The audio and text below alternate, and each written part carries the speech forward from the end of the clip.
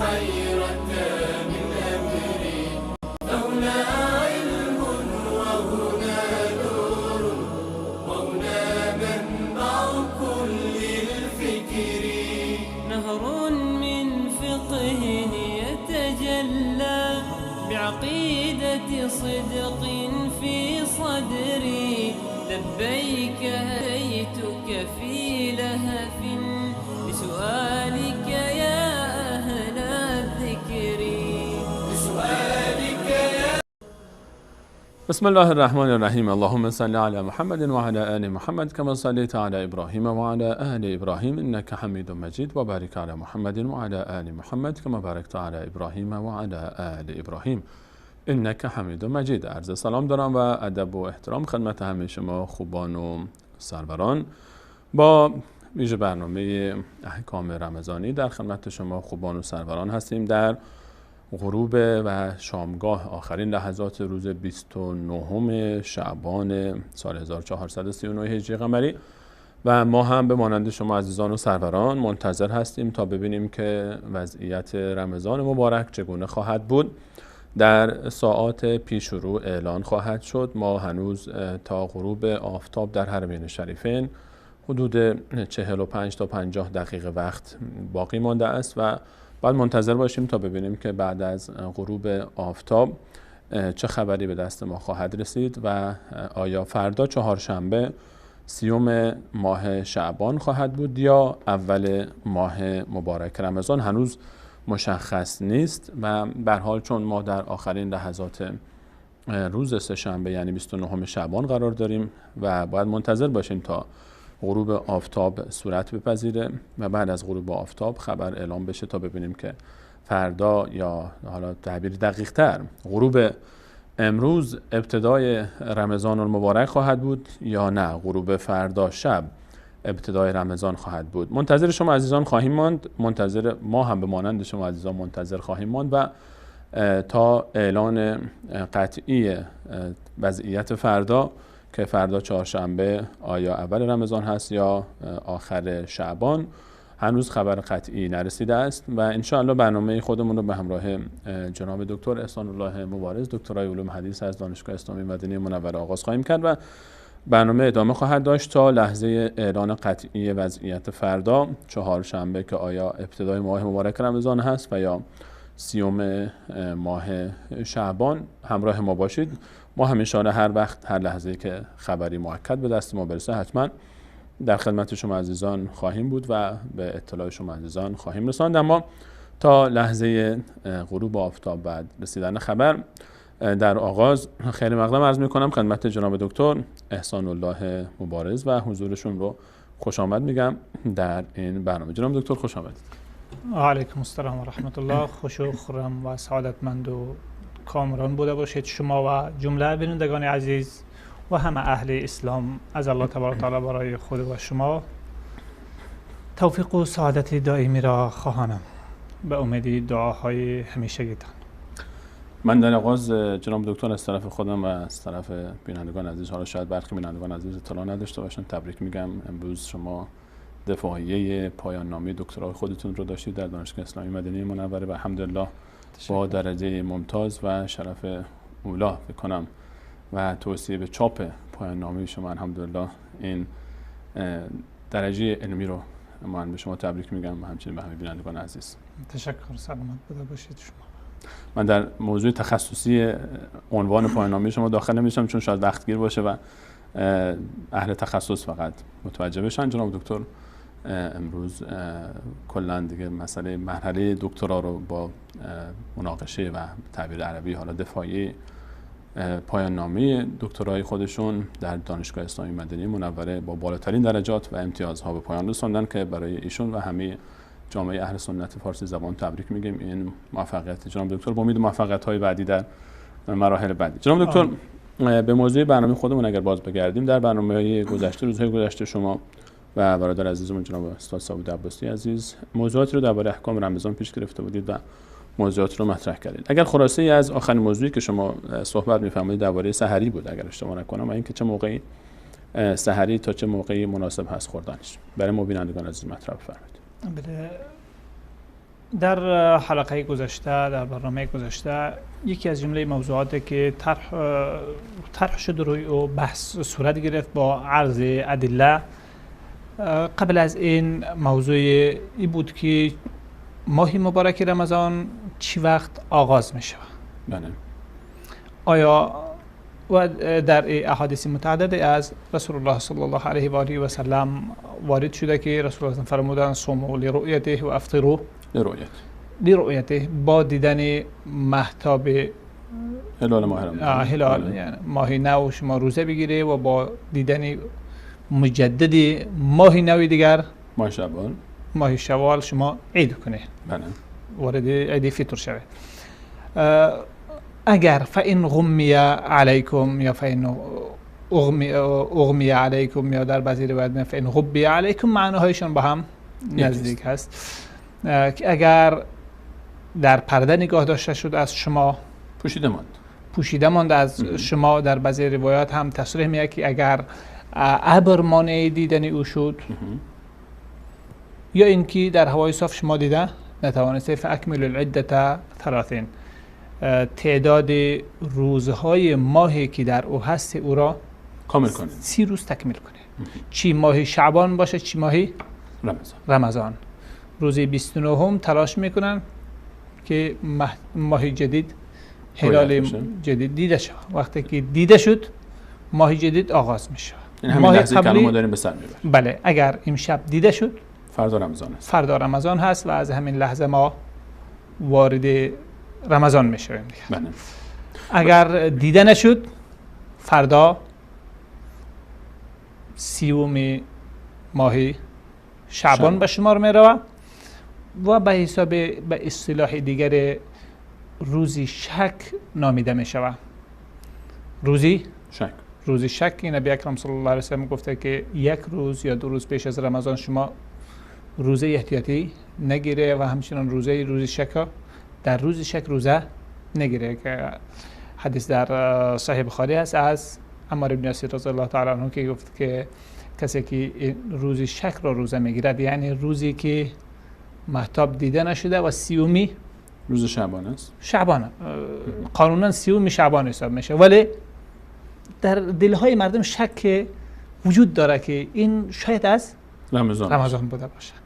دو دلن روزه میگیرن میگن خدا اگر رمضان شد رمضان قبول کن، شعبان بود شعبان قبول کن. این روزی شک، روزه گرفتن این روز در شریعت اسلام ممنوع است و نادرست.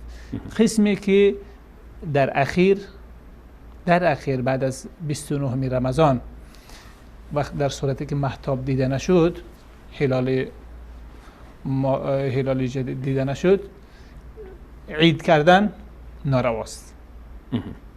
عید کردن باید رمضان 30 تکمیل شود، در صورتی که در 29 ماه دیده نشد. اگر دیده شد فردای آن روز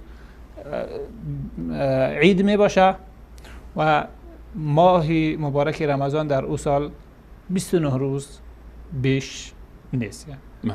یعنی گاه ماه رمضان 29 می باشه. عمومی ماهای قمری، ماهای ماهتابی عموما گاه 29 می باشن، گاه 30 می باشن نسبت به سیری که مهتاب داره و تفاوتی که در او، تفاوتی چند ساعته ای که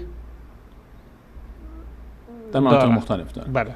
جناب دکتر ببخشید در این موضوع، چون یک موضوعی که مطرح میشه و جای سوال خیلی از بینندگان عزیزم شاید باشه، این که خب ما الان با توجه به پیشرفت علم نجوم و دستگاهایی که ما داریم و مثلا سفینه هایی که در فضا هست، به راحتی ما میتونیم تشخیص بدیم که مثلا آیا هلال ماه رمضان مثلا امشب اتفاق میفته، رؤیت میشه یا نمیشه. علاوه محاسبات علم نجوم ما میتونیم تشخیص بدیم حتی سالهای پیش رو که در چه روزی مثلا ماه رؤیت میشه یا نمیشه بر اساس محاسبات فلکی. آیا این میتونه معیار باشه برای تشخیص ابتدای ماه مبارک رمضان؟ بعضی وقتها میشنویم بعضی از مناطق میگن چون از لحاظ مثلا محاسبات فلکی امکان رؤیت محال است، پس فلان روز رمضان است یا فلان روز رمضان نیست. تا چه حدی میتونه این محاسبات معیار و ملاک باشه و چرا انقدر تاکید هست روی رؤیت با چشم غیر مسلح؟ در اینجا نبی اکرم صلی الله علیه و سلم به وضاحت بیان کردن موضوع علتی ای که اینجا نوع سهولت برای امت در نظر گرفته شده. بله. رسول الله صلی الله علیه و آله میفرماید که انا نحن امه امیه لا نحسب ولا نكتب. عموم امت محمد صلی الله علیه و آله، عموم امت نبی اکرم صلی الله علیه و آله وقتی که آمده بود اصلا در یک مردمی ناخوان و ناآگاه آمده بود. آنها خواندن و نوشتن یاد نداشتند، حسابهای فلکی و این چیزها را یاد نداشتند. باید معیارهای احکام و عبادات ساده و عام فهم باشه تا اینکه به همه افراد امت تطبیق پیدا کنه، قابل تطبیق باشه. بله. در ورنه چند دانه فلکی اگر تنها معیار بوده باشند، اگر اونها نبودن دیگر این تکلیف امت چی میشه؟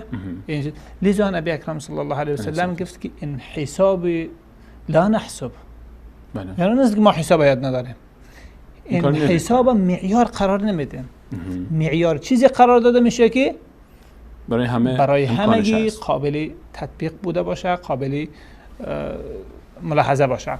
از این جهت نبی اکرم صلی الله علیه و سلم تاکید کرد که صوم با دیدن او روزه بگیره و همیشه مسلمان ها کوشش کردن که با چشم، با دید چشم معیار قرار بدن و با او روزه بگیرن. موضوعی که قبلا یعنی یادآور شده، موضوع حساب‌های دیدی و حساب فلکی.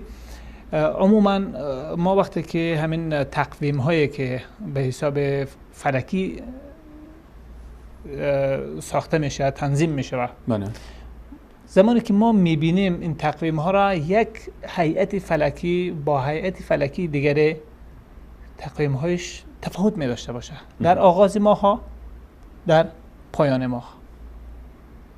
یعنی ما وقتی که از این میبراییم به یک اختلاف بیشتر انتقال میکنیم. یعنی اونجا هم اتفاق نظر وجود نداره. اونجا اتفاق نظر وجود نداره که حتما تخمین، چون عملی تخمینی و اندازه‌ای هست.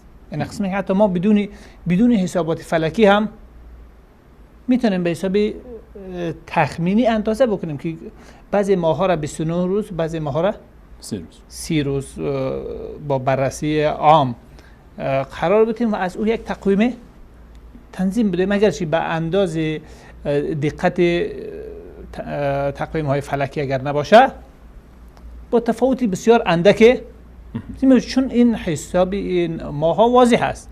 تعداد روزهای سال مشخص است. تعداد روزهای سال 355 روز است در قمری. در بعضی ماها 30 میشه، بعضی ماها 29 میشه. از اون کم میشه نه؟ بیشتر. پس این حساب فلکی هم کی بود؟ به حساب هیئت‌های فلکی، تخمین‌های اینها، این هم این اختلاف متوقع را برطرف نمیکنه. این هست یک موضوع جانبی که تخمین‌ها و اندازه‌های قبلی هیئت‌های فلکی. یکی داریم که تلاش‌های دیدار فلکی مباشر، قسمی که ما تلاش به صورت زنده اعتبار بدن که از طریق بعضی از دوربین‌های آلات و دوربین‌هایی که هست از طریق از اونها ببینن. این اشکالی موردی نداره. این هم یعنی برای تقریبا 2 سال قبل بود. در استانبول مجموعه وزرای هیئت‌های اوقاف کشورهای اسلامی جمع شدن، بالای از بحث شد، 3 روزه کنفرانس گرفتن. بعد از او بجز عربستان سعودی که تحفظ اظهار کرد و یک هیئت دیگری بود، اکثر کشورهای اسلامی با امید این که به یک اتفاق نظر و روزه و عیدی موحد مشترک بیشتر برسن. اونها اعتماد رؤیت فلکی را اتفاق نشد روش، او را اعتماد کردند و با او اتفاق کردند. بالا بر رؤیت فلکی اتفاق گفتم جز هیئت عربستان سعودی بود و 1-2 هیئت دیگر هم بود. بس ما صحبت از بحث کوادر علمی است اینجا. کوادر علمی هست. بحث علمی است.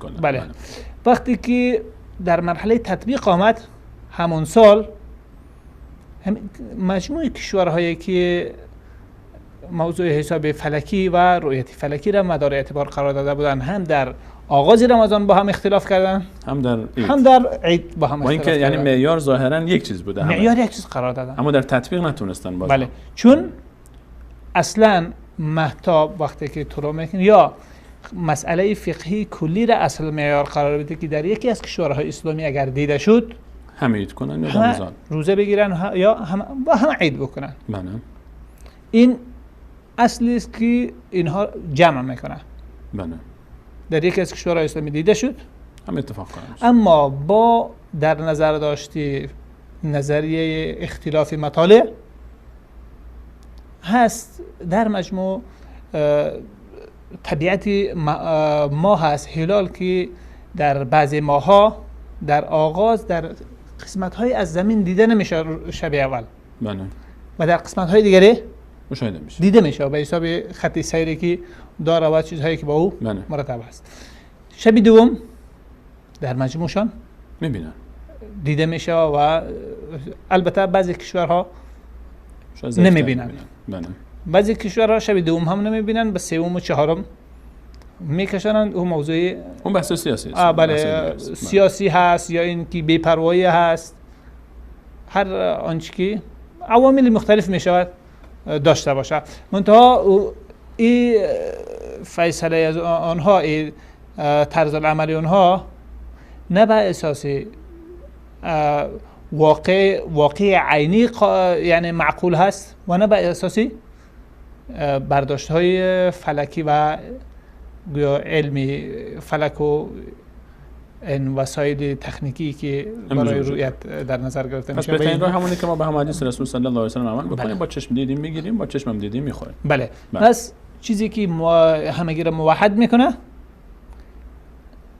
اختلاف مطالع، اعتبار اختلاف مطالع با اعتبار رؤیه فلکی نیست، چون او هم تفاوت خود داره. آنچه که همگی را میتونه که به یک عید، یک رمضان واحد، آغاز روزه واحد و عیدی مشترک واحد برسانه، موضوع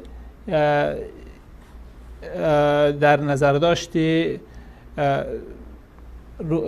رؤیت یک کشور اسلامی و اعتماد به اون، اعتمادش در برای تمام هر کشوری که بود، در هر جایی از کشورهای اسلامی که دیده شد همه اعتماد کنن، همه اعتماد بکنن، چی در کشورشان دیده شده بود یا که دیده نشده. با این عیدشان، روزهشان و عیدشان یکی میشه. اما با اختلاف مطالع، دیدی با چشم با دیدی با فلکی هیچ تفاوتی در وجود اختلاف همچنان باقی میمونه. بله، نمی داشته باشه. جزاکم الله خیر جناب دکتر. درباره سحری و وقت سحری و بله. مواردی که مهم است، سحری هم در آیه صریح قرآن کریم آمده که فالآن باشروهن. بله. از هر سه شروع میکنیم، چون هر سه از اینها ممنوع هستند در جریان روز. بله. و شکننده روزه، سه مورد خوردن و آشام میدن و هم بستری. فالآن باشروهن وابتغوا ما كتب الله وكلوا واشربوا حتى يتبين لكم الخيط الابيض من الخيط الاسود من الفجر. بله. این سه کار، هم بستری با خوردن سحری، بله، و نوشیدن هر آنچه که بود، اینها در طول رمضان، در طول روز رمضان ممنوع است. روز رمضان ممنوع هستند. شب جواز دارند در سحری بخوره و بنوشه تا اینکه يتبين لكم الخيط الابيض من الخيط الاسود من الفجر. بله. تا اینکه سفیدی و سفیدی صبح صادق، روشنایی صبح صادق که صبح در روشنایی که در پهنای آسمان میآید از رخ آفتاب برآمد. یعنی ما دو تا روشنایی در صبح می‌بینیم. یک روشنایی که به صورت عمودی میآید در وسط آسمان بالا میره. بله، اعتبار نیست. آفتاب دورتر میباشه از محیط ما. بله، اولین شعاع از او که میرسه به افق ما خط عمودی به سمت بالا میباشه. بله. وقتی که نزدیک شده میآید در پهنای افق سفیدی، در پهنای افق میآید و بعد از سفیدی سرخی میآید. این سرخی دوم رو میگیم سرخی دوم صبح صادق، تبیین صبح صادق است. این وقت چی هست؟ این وقتی که دیگر سحری خوردن ممنوع می شود و ابتدای اذان صبح هست و اگر کس بعد از این نماز صبح ادا کرد جایز است؟ نمازش ادا می شود. اگر قبل از این 1 دقیقه قبل هم نماز صبح خواند جایز است. نمازش نشده. اما نسبت به موضوع سحری خوردن، سحری خوردن هم تا همین لحظه جایز ظاهر شدن نمودار شدن همین روشنایی که در پهنا هست بله، و شکل رنگ سفید کم رنگ داره. بله، سفیدی به سرخ و قرمز مایل، سفیدی که به قرمز میکشه. بله.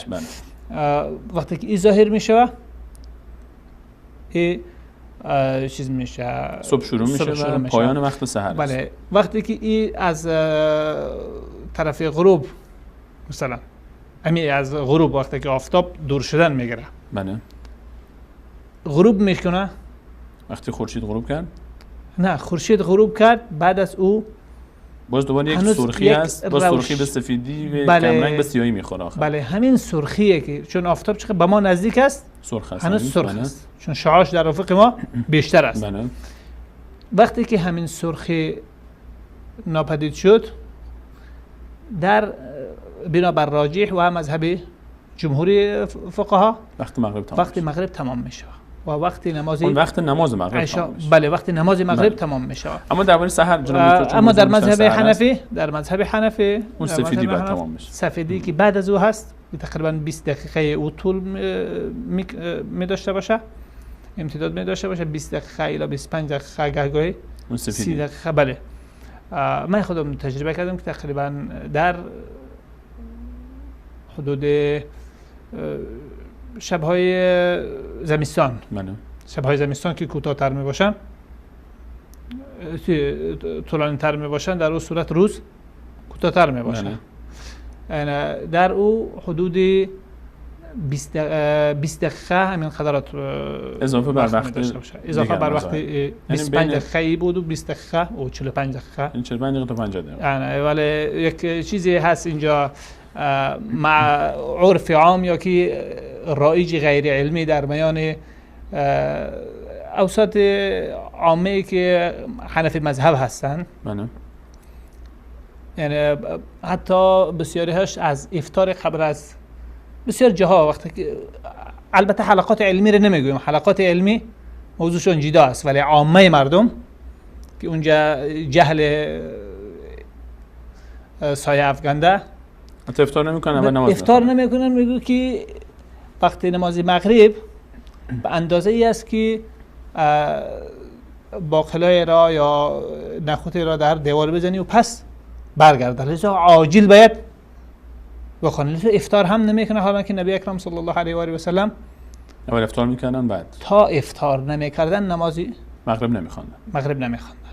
حالا جناب دکتر وقت نماز صبح پس این نقطه میگه که این برخلاف، یعنی کاملا برخلاف آن چیز که در اصل مذهب است. یعنی در دیگر مذاهب نماز مغرب کمتره وقتش، یعنی 25 دقیقه الی نیم ساعت و در روزهای طولانی تابستان هست حدودی 40 دقیقه در دیگر مذاهب وقتی مغرب است. اما در مذهب حنفی در روزهای چیز تا به 1 ساعت بیشتر طول میکشه.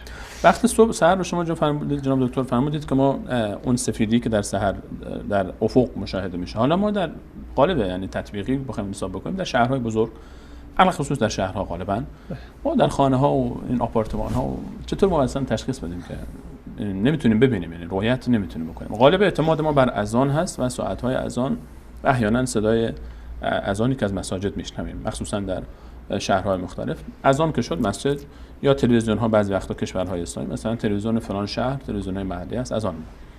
چقدر میشه به این اذان ها اعتماد کرد؟ بله، در صورتی که ما مطمئن شویم با یک تجربه ما مطمئن باشیم چی از حساب هایی که در تقویم ها هست، حتی بعضی ساعت هایی که از الفجر و العصر، این ساعتی که اوقات شرعی دارن، بله اوقات شرعی دارن، به اینا میشه اعتماد کرد؟ باید که اولا ما در شهر خود یک بار متأکد شویم، مثلا تا یک روز چند روز ما مطمئن شویم که این با افق شهر ما مطابق است. تطابق داره. در اون صورت وقتی که ما مطمئن شدیم که مطابقت داره دیگر میشود که با او اعتماد کردیم و دلیلش باز هم ذکر میکنیم. دلیل از حادث. همچنین موضوع اذانها و موضوع مسئله این تلویزیون ها و رسانه هایی که هست، تمام اینها برمیگرده به این یعنی نکته‌ای که در اینجا قیدی که مهم هست، اطمینان به این که اینها به وقتی شرعی که در احادیث آمده، وقتی آغاز غروب آفتاب اینها اذان میدن، اذان مغرب و وقتی نه قبل از او و نه با فاصله بعد از غروب آفتاب. در اون صورت ما میتونیم که بالای از اینها اعتماد بکنیم. دلیلی همون حدیثی هست که در حدیث عبدالله بن عمر رضی الله تعالی عنه است، حدیث جابر رضی الله عنه است، از دیگر صحابه کرام، عایشه صدیقه رضی الله عنها است، همه ایشان روایت میکنن که رسول الله صلی الله علیه و سلم فرمودن که لا یغرنکم اذان بلال. این لفظی بعضی هایشان است ولی مفهومی همشان همین است. شما با اذان بلال فریفته نشوید. اذان بلال چی وقت اذان میگوید؟ اذان میگوید بلال تا اینکه خواب شما را بیدار کنه. کسی که در حال نماز خواندن و تهجد خواندن است او را برای سحر خوردن برگردانه. یعنی اذان بلال جلوتر از وقت بود؟ بله جلوتر از وقت بود. فانه یؤذن بلیل. یعنی بلال رضی الله عنه صبح اذان میداد قبل از دخول وقت اذان میداد؟ نه، اذان برای تهجد میداد.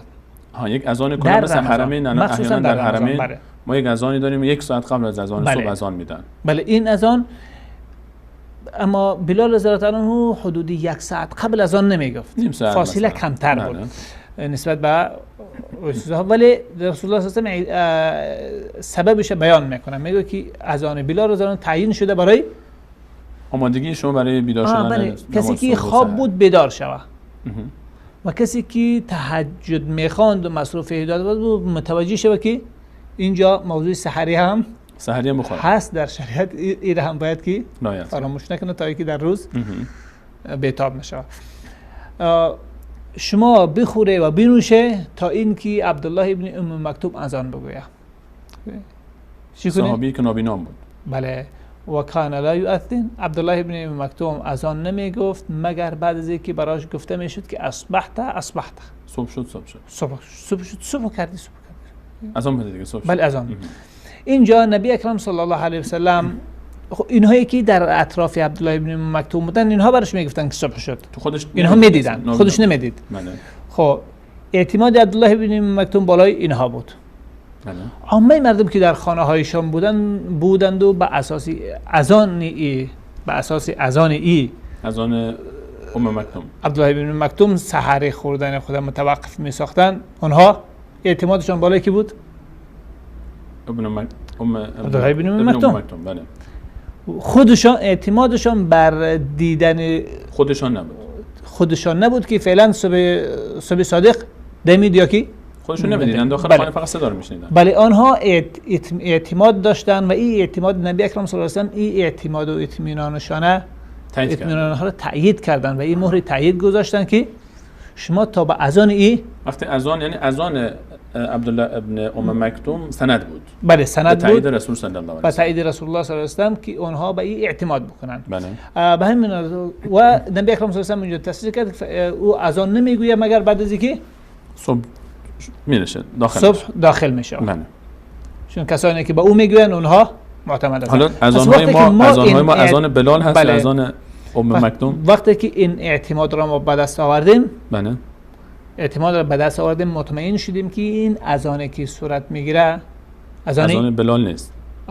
اذانی عبدالله ابن ام مکتوم بعد از طلوع صبح صادق است، یا این تایمی که در ساعت اسلامی که پیش نزد ما هست در ثبت شده دقیقاً مطابق با طلوع صبح صادق هست. بله. طلوع صبح صادق و غروب خورشید تفاوت نداره. همچنان موضوع تقویم هایی که معتمد هستند و صادر می شوند، یا این که اذان هایی که در رسانه های معتمد می باشند. هرگاه ما در مورد یکی از اینها شک کردیم. در مورد یکی از اینها به این نتیجه رسیدیم که این قبل از وقت یا بعد از وقت.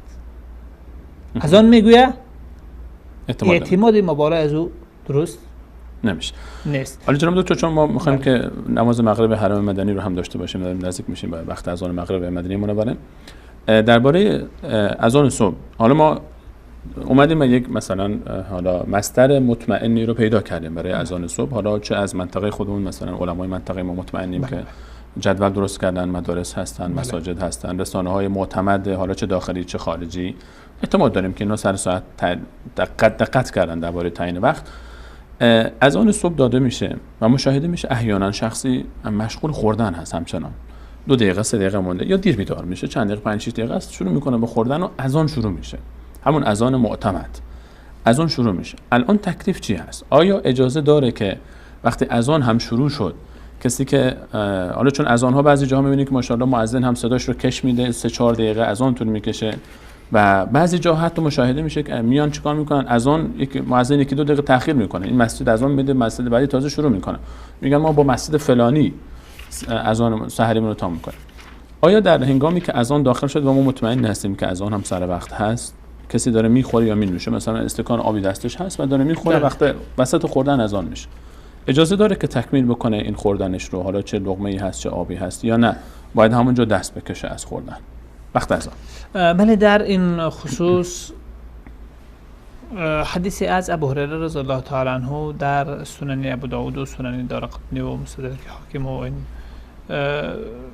کتاب‌های دیگری حدیثی هست. بله. ظاهر سندی در حد حسن میرسه. میتونن میشه به ازش استنباط کرد. میشه که بالایش اعتماد کرد ولی بسیار جدی هم گرفته نمیشه. بله. یعنی که جهت دیگه را بگوی که حتما رأی تو یعنی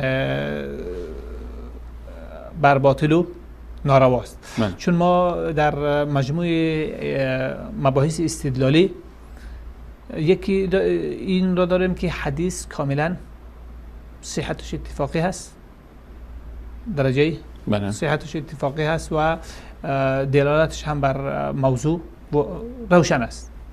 در اون صورت جهت مقابل میتونیم بگوییم که 100% رأی تو اشتباه است. وقتی که در تناقض با هم قرار میگیره، بله. نقطه مقابل رأی مخالف کسی مخالف او رأی میگه. یکی احادیثی هست که یعنی بسیاری از علما با او اعتماد کردن، ولی بعضی از علمای دیگر توقف کردن در اعتماد به او بنابر ضعف خفیفی که در سند او هست. یکی ضعف شدید قول اونها را قوی میسازه، راجح میسازه، اما ضعف خفیف اندکی که باشه باز. مانند این حدیث میگه که رسول الله صلی الله علیه و آله فرمودن اذا سمع احدكم النداء والاناء في يده فلا يضعه حتى يقضي حاجته منه. وقتی که یکی از شما از آن را میشنوه در این حال ظرف آب دستش است، ظرف نگذاره تا اینکه نیاز خود از او برطرف کنه. یعنی اگر میخورد و یا میآشامید ادامه بده. بله ادامه بده. خوردن اما نه اینکه جدید بگیره. همون چیزی که دستش هست تکمیل کنه. دستش هست طرفی دهن خود میبره که ناگهان از آن نمیشه. یا که متوجه میشه که از آن است. صبر میبره. پس در اینجا همین چیزی که حاضر دستش هست میره میل میکنه. ولی جدید قاشق جدید دستهایش گرفت، دستهایش بلند کرده من است. بله این هست این حدیث که بعضی هایی را تحسین کردن حاکم بس و شرطی صحیح مسلم و یعنی عموما در حد حسن این حدیث قرار داره، از حسن لذاته در حد حسن لذاته این حدیث قرار داره، چون در سند محمد بن عمرو بن علقمه وجود داره، صدوق هست و حسن حدیثش تحسین میشه، ولی بالای بعضی از روایاتی که متفرد است ائمه نقد دارند و توقف میکنن، چون قوت حافظه او و قوت ضبط و نقل او در حد نبود که دقت نقل او در حد اعلا قرار نداشت. لذا گهگاهی در احادیثی که چنین تفرد داشته باشه و از طریق‌های دیگر و با سندهای دیگر تأیید او نیامده باشه توقف میکنن. از این جهت گفتیم که تعدادی از ائمه وقتی که ایره تصحیح میکنن قول اعتماد است، تحسین میکنن، اعتماد میکنن، با مبنای از این جواز میتن که چیزی که دستش هست تکمیل میکنن بخواه. اما تعدادی از ائمه دیگر نه تنها از ائمه فقه بلکه از ائمه حدیث مانند ابو حاتم رازی و آنها میگن که این حدیث ما بالاش اعتماد نمیکنیم و با احوط ما استخدام میکنیم، چون محمد ابن عمرو ابن علقمه خودش در سطح اعلای نیست. در میان روایاتش بعضی روایات هست که واقعا در اونها غلطی و سهوی شدید داره، لذا ما احتیاط همین رو اختیار میکنیم که وقتی که مطمئن میشیم که صبح دمید یا اینکه این اذان داده شد یا صبح دمید میبینم، پس باید ما پرهیز کنیم و همین احتیاط اولا هست. حالا همین احتیاط اولا هست. بله، ولی اگر کسی به این حدیث استناد میکنه ما چیزی بهش نمیگیم، چیزی براش گفته نمیتونیم. حالا ما بینندگان عزیز به همون رأی اول عمل میکنیم، اگر از آن شد اون رو تکمیل میکنیم. بله، احتیاط بکنیم بهتر است. اگر احتیاط بشه کرد که خوبه. بعضی وقتا انسان تشنه هست جناب دکتر. تشنه بود باز. حالا جناب دکتر پس خلاصه بحث این است که میشه خورد، یعنی اگر آبی مثلا دست کسی هست و داره میخوره و اذان شد میتونه تکمیل کنه. بله. ولی نگیره دوباره چیز جدیدی، اصلا لقمه در دهانش بود همون رو فرو میبره ولی لقمه جدیدی برنمی‌داره. حالا جناب دکتر احیانا کسی حواسش به ساعت نیست یا متوجه نیست، شروع میکنه به خوردن یا اصلا مشغول خوردن هست، یک دفعه نگاه میکنه که مثلا 2 دقیقه 3 دقیقه از آن گذشته و همچنان این داره ادامه میده، یا اصلا از آن تمام شده و همچنان این داشته میخورده و وقت داخل شده، چند دقیقه هم از وقت گذشته و این تازه متوجه میشه، این چی میشه حکمش؟ آیا این ادامه بده روزش رو، یعنی کلا دیگه روزش باطل شد، اون روز بعد غذایی بگیره، یا نه چون حواسش نبوده من این نداره، اینو هم مثل همون خوردن سهوی در داخل روز رمضان حساب میشه حکمش؟ از اونجا که در خوردن که در سوال ذکر شده قصدی و تعمد قصدی هست، یعنی قصدن میخوره اما با سهو این نیت سحر میخوره، با نیت سحر میخوره اما حواسش نیست که وقت داخل شد. بله، این یک نمونه دیگری هم در پایان روز داره، یعنی قبل از افطار شروع میکنه به خوردن افطاری، فکر میکنه داخل شده، این که داخل شده اما نشده، وقتی غروب آفتاب شده اما نشده، احیانا ابر میباشه، احیانا در ساعت اشتباه میکنه، تشخیص اشتباه میکنه. بله، در این چیزی که صورت میگیره. این دوتا چی میشه حکمشون؟ این دو مورد؟ بله، این دو مورد با هم از مواردی هستن که یعنی اختلاف در این چیزی شدیدتر هست، اما خلاصه بحث راجح در این حالت همین است که یعنی روزه خود ادامه میده، کسی که در ابتدای سحر هست و به طور احتیاط یک روزم قضایی در بعدها قضا میاره، اما یعنی جدی بالای شخص یعنی گرفته نمیشه، مخصوصا کسی که در آغاز میخوره به نیت سحر برای از او اجازه داده نمیشه که بقیه روز را، یعنی اگر به حکم افطار روزه بوده باشه که یعنی در حکم او هم که بوده باشه، بالایش میست که ای روزش باید کامل بکنه، روزه خود باید کامل کنه، ورنه یعنی نوع بی‌نظمی و اخلال اجتماعی در جامعه با وجود میآید. هر یکی برای خودش یک سند میسازه، یا که بسیاری های دیگری که او را میبینن طبعی که متوجه عذرش میشون، جوانا یا مردمای احساساتی هستند و شاید برخورد نامناسب باشه. بله، برخوردهای دیگری میشه. ما مثالی از این در موضوع نماز داریم. جناب دکتر ببخشید، ما اگر اجازه بدید میان برنامه ببینیم، برمیگردیم. اگر یک دقیقه اگر فرصت باشه همه جا یک دقیقه به ما فرصت بدید تا جناب دکتر صحبت بفرمایید. در نماز مثلا نبی اکرم صلی الله علیه و سلم در مینا در حجۃ الوداع بله، نماز ادا کردن، نماز صبح، دیدن که 2 شخص اونجا نشسته است. بله. دور نشستن، در جماعت حاضر نشدن. نبی اکرم صلی الله علیه و آنها را صدا زد، آمدن که دیگر رنگ پریده بود همگی، پریشان. بله که چی میشه. نبی اکرم گفت چرا در جماعت با شما مسلمان نیست؟ بله مسلمان است. در جماعت با چرا حاضر نشدید؟ ما در خانه هایمان نماز خونده بودیم، در خیمه های خود خوانده آمدیم. نبی اکرم صلی الله علیه و گفت وقتی که دوباره این قسم نکنید. وقتی که در خانه های خود، در خیمه های خود خوانده بوده، آمده که با جماعت عمومی مسلمان ها مواجه شده، شامل جماعت شوید، شرکت بکنین تو متهم نشید. بله، یکی از اونها برایتان نفل می باشه. این برایتان نفل به شمار میره، ولی باید شرکت بکنید. این علت شرکت هم به نفع وضعیت، یعنی سلامت وضعیت عام اجتماعی هست، هم به نفع خودی از اونها که متهم قرار نگیرن و احیانا موردی تاخت و تازه قرار نگیرند و هم اجتماعی و نفسی و بدنی متضرر نشوند.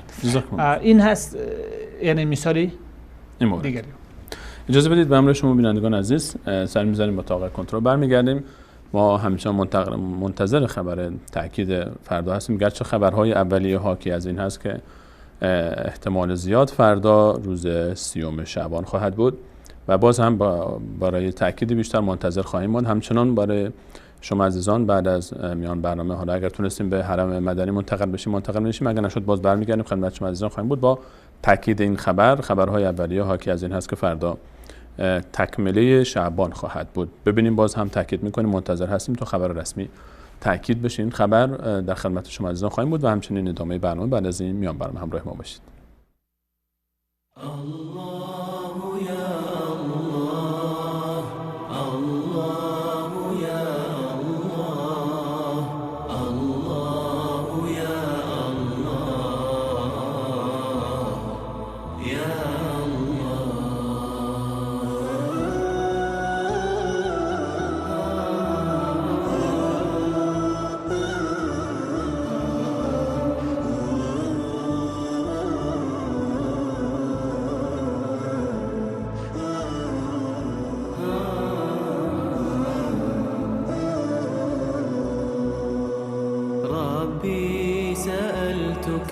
أن تكون خواتمي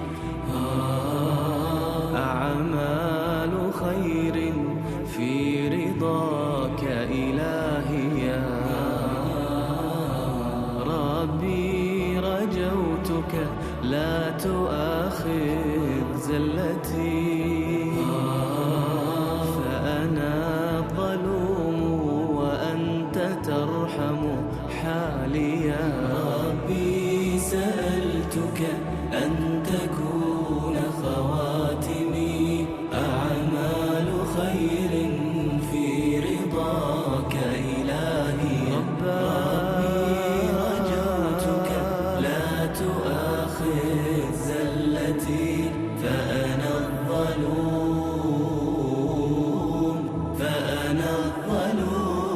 وأنت ترحم حالي يا ربي سألتك جنة عرض الفضاء وبطول جودك يا مليك مناليا ويكون قصر الخير ملكي يوم أن تبيض أعمال فأخلد عاليا ربي سألتك جنة عرض الفضاء وبطول جودك يا مليك مناليا ويكون قصر الخير ملكي يوم أن تبيض أعمال فأخلد عاليا في جنة الفردوس ربي مسكني ولوالدي بجنة متعالية أفديهما بقراب أرض طهارتي وبكل ما ملك الفؤاد وما لي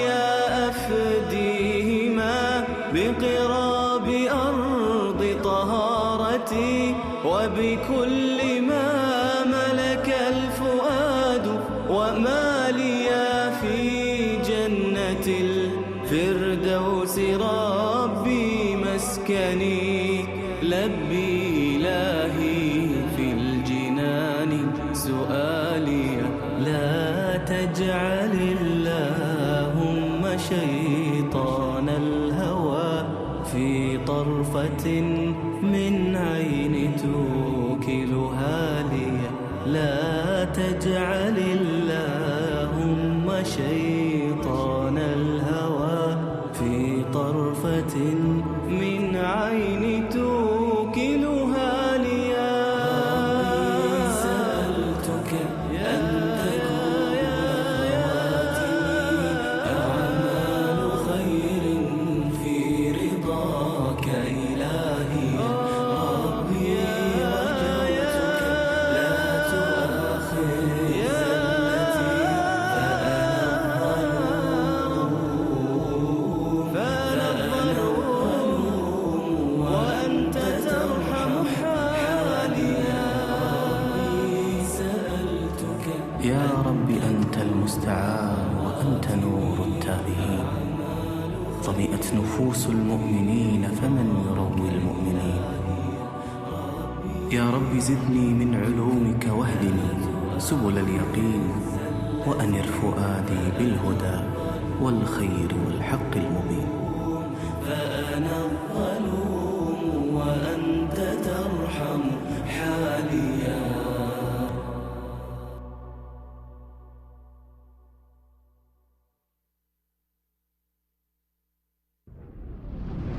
نور في الظلمات أنسي في خلواتي يا سعدي وهنائي القرآن حياتي اتل ما أوحي إليك من الكتاب وأقم الصلاة إن الصلاة تنهى عن الفحشاء والمنكر ولذكر الله أكبر والله يعلم ما تصنعون.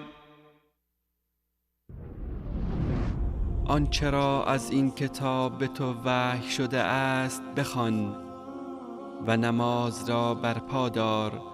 یقیناً نماز از کارهای زشت و ناپسند باز می دارد و همانا ذکر الله بالاتر و بزرگتر است و الله آنچه را انجام می دهید می داند. نور في الظلمات أنسي في خلواتي يا سعدي وهنائي القرآن حياتي.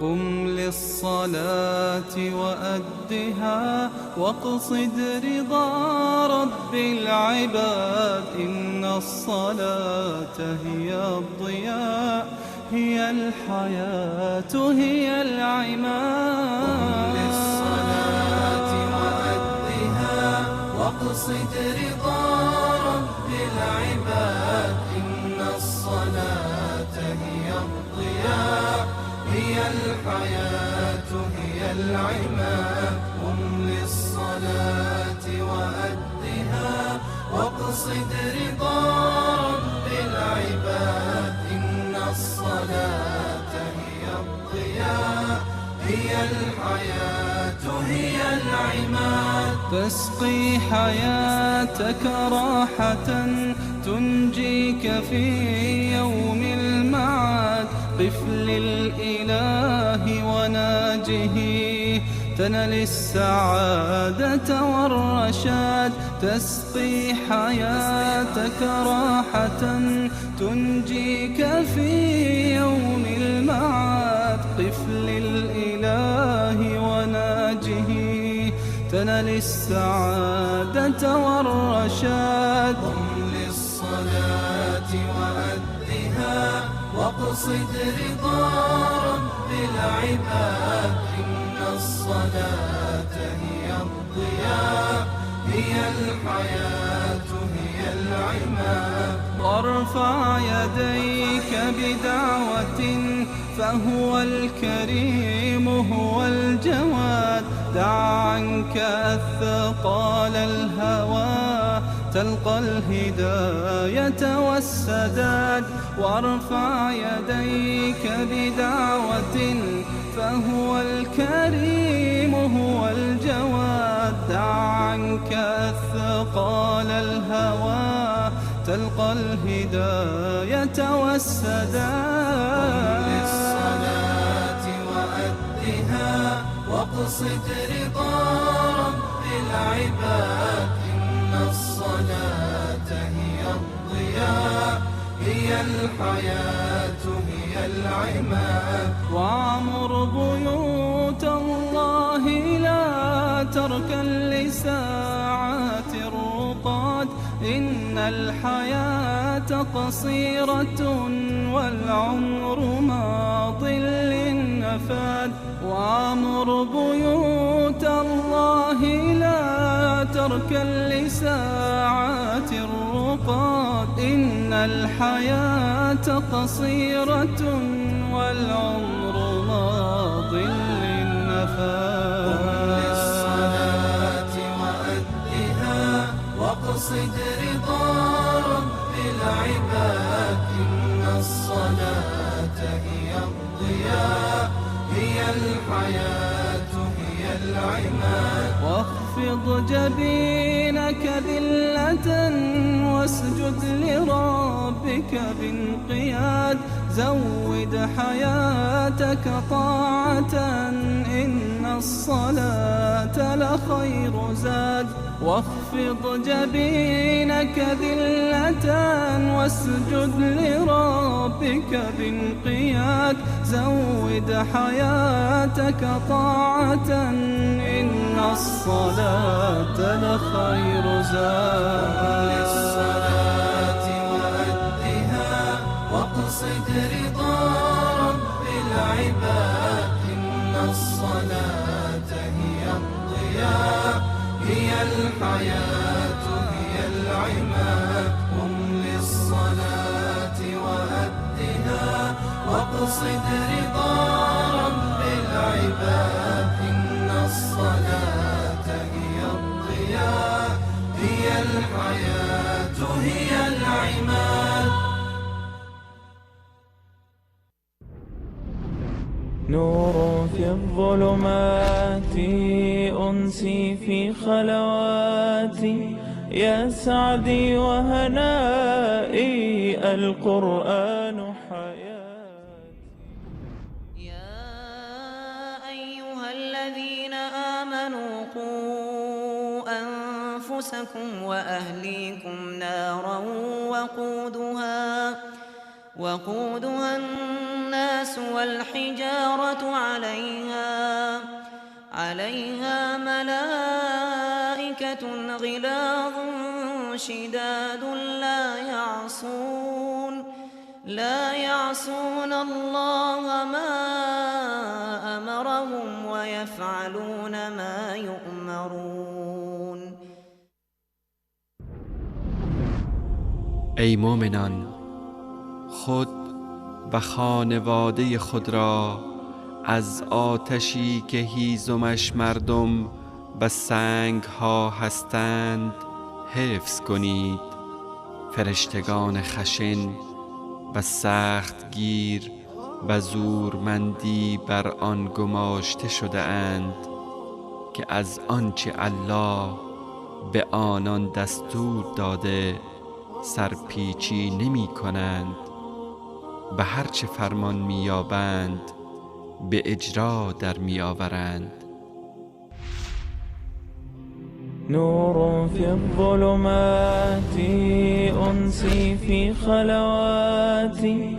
يا سعدي وهنائي القرآن حياتي.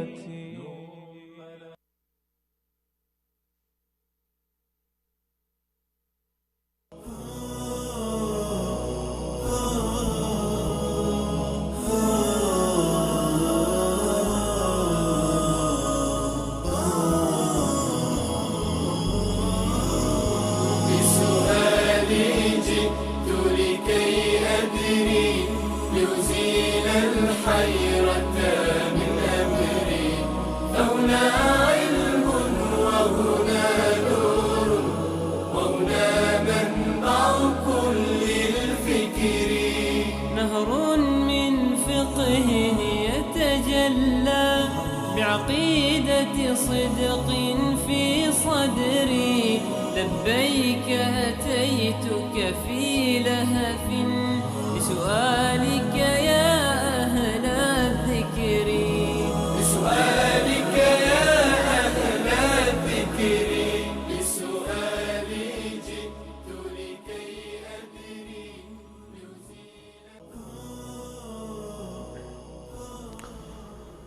با عرض سلام مجدد خدمت همه شما خوبان و سروران، با شما هستیم همچنان با برنامه احکام رمضانی و جناب دکتر احسان الله مبارز، دکترای علوم حدیث از دانشگاه اسلامی مدینه منوره. خبرهای اولیه از حرمین شریفین حاکی از این هست که تاکنون هلال ماه مبارک رمضان رؤیت نشده و به احتمال زیاد فردا 30 ماه مبارک شعبان خواهد بود. ما همچنان منتظر تأکید این خبر از جهات رسمی هستیم تا به صورت رسمی این خبر اعلام بشه و خبرهای اولیه تا به حال حاکی از این هست که در حرمین ماه رؤیت نشده است، اما برای تأکید باز هم همچنان منتظر خواهیم ماند با شما عزیزان تا خبر رسمی به صورت رسمی این خبر تایید بشه و ظاهر احتمال زیاد فردا 30 شعبان خواهد بود و باز هم منتظر بمانید. من و شما همچنان منتظر خواهیم بود تا این خبر تاکید بشه تا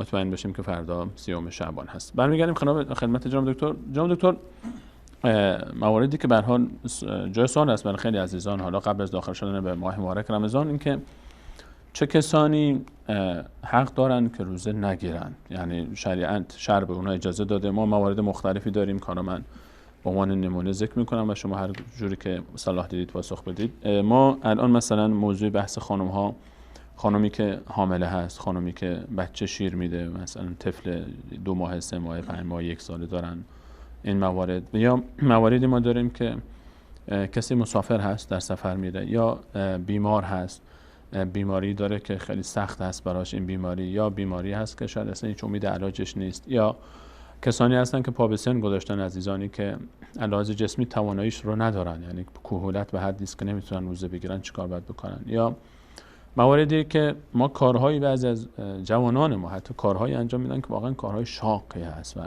نمونه مثلا بیننده فرمودن نانوایی کار میکنن و با توجه به اینکه هوا هم گرم است نانوایی هم خیلی گرم است. حالا خلاصه این موارد کدوم یکی از این موارد چه دسته‌هایی اجازه داده شده به اونها شریعت که روزشون رو بخورن و چه دسته اجازه ندارن بخورن، و اونهایی که میخورن حالا چه دسته باید غذایی به جا بیارن، چه دسته میتونن که به جای غذایی فدیه بدن، یعنی کفارهشون رو بدن و نیازی نیست که غذایی به جا بیارن. در خصوص کسانی که برایشان جواز خوردن روزه یا افطار روزه در شریعت آمده، بله، اونها دسته کسانی هست که یعنی خوردن برایشان حتمی هست. خوردن برایشان حتمی هست، چون اگر نخورن دیگر مشکل سلامتی گاهی باید از این دنیا بروند. خیلی سخت است براشون. بله، بیماری بعضی وقتا شدید میشه. بله، روزه به خاطر این وضع نشده که انسان ها توسط این خدا بکشن. یرید الله بكم اليسر ولا يريد بكم العسر ولا تلقوا بأيديكم الى التهلكه ولا تقتلوا انفسكم. موارد مختلف، حتی در مواردی، حتی در حدود حتی تجویز داده نشده که مثلا کسی که حدش چیز است، مجازات کتک است، مثلا 80 ضرب شلاق یا این که 100 شلاق حد حدودی داره، به حد زده شود که زیر این شلاق جان ببازه. نه بعد اینطور میشه. نه این درست نیست، بلکه در حدی که چون حدی او قتل نیست. بله. در اینجا یک داستان بدون هیچ نوع معیار سندی داستان دروغین مشهور شده که امیرالمومنین عمر بن خطاب رضی الله عنه بچه خودش پسرشان حضرت تا مرد. بله روایت دروغین آسم بود و بله. بود شراب نوشیده بود او را 80 دوره زد تا یک در نیمی از او جان باخت و باقیش بعد از مردن زد تا یکی میگه در دین الله هیچ نوع معامله حظی نفس و حظی یعنی رأفتی در اجرای حدود در نباشه. دین الله بله اون بحث جدا است.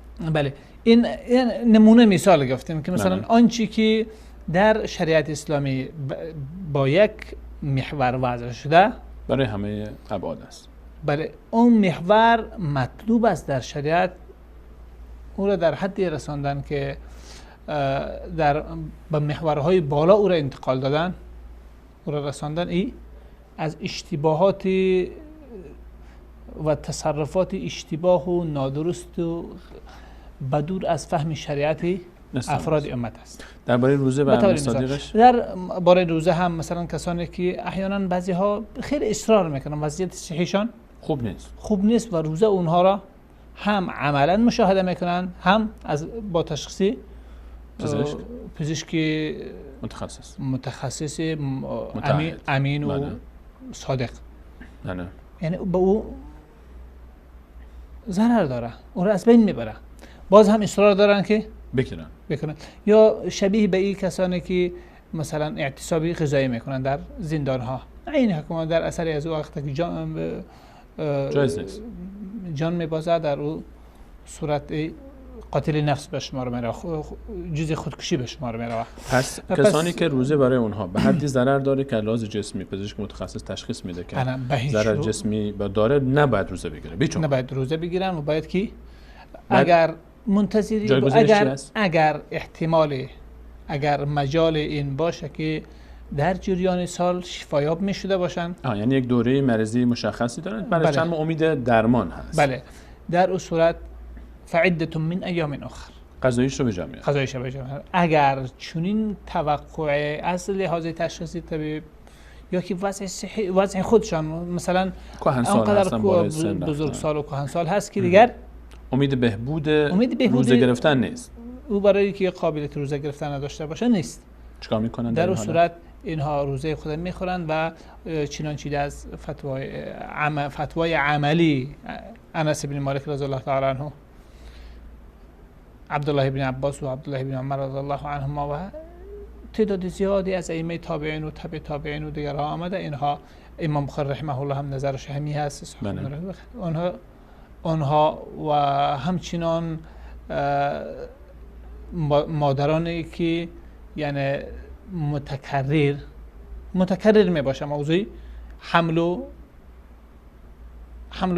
رضاعتشان، یعنی مثلا دوران حمل و رضاعت پشت سر هم هست. این حمل هست بعد رضاعت 2 سال تمام نشده دوباره حمل دیگری میاد دوباره رضاعت. بله پس این تکرار میشه در هر یا در این رمضان اگر حمل است، در رمضان دیگر رضاعت بچه شیر رضاعت است، رمضان دیگر باز نرسیده که حمل است. باز حمل است. این وضعیت متکرر است برایشان. یعنی احساس میکنید فرصتی برای روزه گرفتن نداره. بله اینها فتوای عبدالله بن عباس، عبدالله بن عمر رضی الله عنهما در خصوص اینها چی است؟ همین است که اینها میخورند و غذایی ندارن؟ فدیه میدن. فدیه چقدر است؟ برای هر مسکین یک وعده غذایی؟ یک وعده نه 2 وعده غذایی. 2 وعده غذایی؟ 2 وعده غذایی یک مد حساب میشه. یعنی به ازای هر روز 2 تا مسکین رو غذا میدن. بله 2 تا مسکین غذا. یک وعده غذایی حالا چه بود؟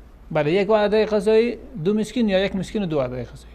یعنی خلاص 2 وعده غذایی به جای هر روز. بله به جای هر روز این اصل هست. یعنی کل رمضان اگه نگیره 60 وعده غذایی آمده در بعضی روایت یعنی کیلو نصف کیلو. اگر بخوایم حالا این رو به عنوان عملی تر، چون حالا اون مد و کیلو اینا رو شاید خیلی از عزیزان نفهمن، یعنی 2 وقت غذا. هر کسی که نمیتونه روزه بگیره و امید بهبودش هم نیست یا خانمایی که شما فرمودین بدیل خود یک انسان یک مسکین را سیر میکنن. بله به جای هر روز 2 وعده غذایی، حالا یا 2 وعده به یک نفر یا 2 نفر و 1 وعده غذایی، یعنی 30 روزش میشه 60 وعده غذایی. بله انس رضی الله تعالی عنه 60 مسکین یک جا غذا میداد و در 2 سال اخیر عمرشان، چون عمرشان از 100 بالا نمیتونستن روزه بگیرن، در 60 مسکین غذا میدادن عوضی روزه رمضان. 3 روزه رمضان. پس این حکم کسانی است که حالا چه پا به سن گذاشتن یا مریضیشون امیدی به بهبودشون نیست، یا خانم‌هایی که شما فرمودین حالا شرایط زندگیش طوری خودش میدونه که یعنی فرصتی برای رمضان نیست، حمل و شیرخوری پشت سر هم میشه. این حکم این هست. حالا کسانی که از این دست امید بهبود دارن طبیعتاً باید روزه بگیرن، غذایی به جا بیارن. اما این چیزی که فإن كنتم مرضى و علی سفر فعدة من ایام اخر. حتی در خصوص فتوای عبدالله بن عباس و عبدالله بن عمر رضی الله عنهما در خصوص مادرانی که طفل شیرخوار دارن یا که حامله هستن عام هست. حالا اینها تخصیص نیست، ولی بیشتر صحبت کنیم. کسانی که شیر میدن بچه‌شون رو، آیا همه کسانی که شیر میدن اجازه خوردن دارن؟ نه، کسانی که طفلشان اعتماد غذاییش بالای شیر مادر است، یعنی جز شیر چیز دیگری نمیخوره. بله، اعتماد غذاییش بالای چیزی نیست. وقتی که این روزه میگیره شیر او کم میشه، باعث سوء تغذیه این فرزند میشه، طفل میشه. یعنی اگر احساس کرد که سوء تغذیه ایجاد نمیشه میتونه ادامه بده. میتونه ادامه بده. یا اگر سوء تغذیه ایجاد نشد آیا اجازه خوردن داره؟ بله. آیا کسی هست مثلا اگر روزه هم بگیره شاید براش مشکلی نباشه اما میخوره، مانعی نداره؟ وقتی که هیچ مشکلی نداره برای اصلا این براش رخصت آمده به خاطر در نظر داشت حالت سلامتی بچه. وقتی که با او هیچ نوع مشکل ایجاد نمیکنه، باز اصلا انگیزه و عامل این سهولت شرعی وجود نداره. یعنی پس کسانی که بچه شیر میدن بستگی داره به سلامت بچه. اگه مثلا یک روزه گرفت بعد دید که در بچه مشکلی در شیرش ایجاد شده و بچه رو نمیتونه شیر بده، من دیگه نمیگیره. اما اگر دید که مشکلی ایجاد نمیشه، عادی هست، باید ادامه بده. بله، این چیزایش است. اگر در بعد یعنی میتونسته باشه که در جریان سال روزه بگیره، قضا بیاره، باید کی قضا بیاره. اگر نمیتونست و باز چنین حالت پیش آمد، پس فدیه میده. این صبر میکنه تا سال تمام بشه یا قبل از رمضان فدیه میده؟ در مجموع برایش فرصت هست کسایی که بیماری محور میشون در رمضان، یا اینکه به این علتهای دیگری، یا حاملگی چی میشه؟ به هر عذر روزه را میخورن. یا حاملگی هست که یعنی جریان حمل مخصوصا در این روزهای طولانی حتما چیز میشه. همین فرق نمیکنه در چه ماهی باشه. بالایش نه، بستگی داره به اینکه بالای وضعیت صحی از او فشار میاره یا نه، یا که بالای خود او فشار میاره، یا که وضعیت طفل فشار ایجاد میکنه. یعنی این باید همین که احساس کرد که ضرر میکنه میتونه بخوره. بله، احساس کرد که ضرر میکنه، احساس کرد که اینجا یعنی وضعیت او به ناخوبی پیش میره در اون صورت میخوره. وقتی که چنین احساس عادی پیش میرفت، عادی مشکل نیست، اصلا عاملی یعنی انگیزه برای خوردن وجود غذایش بعداً در طول سال غذایی میگیره، نتونستم در طول سال تا به رمضان دیگر فرصت غذایی داره. مثلا چند روزش 1 ماه میگیره، چند روزش دیگر ماه میگیره، یا که همگیش در زمستان میگیره در روزهای کوتاه. اگه تا رمضان نشد میتونه بعد از رمضان سال بعدش چیز کنه یا نه؟ حتما قبل از رمضان یا بعد غذایی بگیره یا بعد در این میگن که باید که یعنی پس علما اختلاف دارن بنا بر عدم وجود نص صریح. لذا بعضی‌ها میگن وقتی که آمد ماه رمضان جدید بله تا به حال نگرفته بود، اینجا یک نوع تقصیر بالایش هست که این شرعاً باید که مسئولیت پذیری او باشه، چون کوتاهی کرده.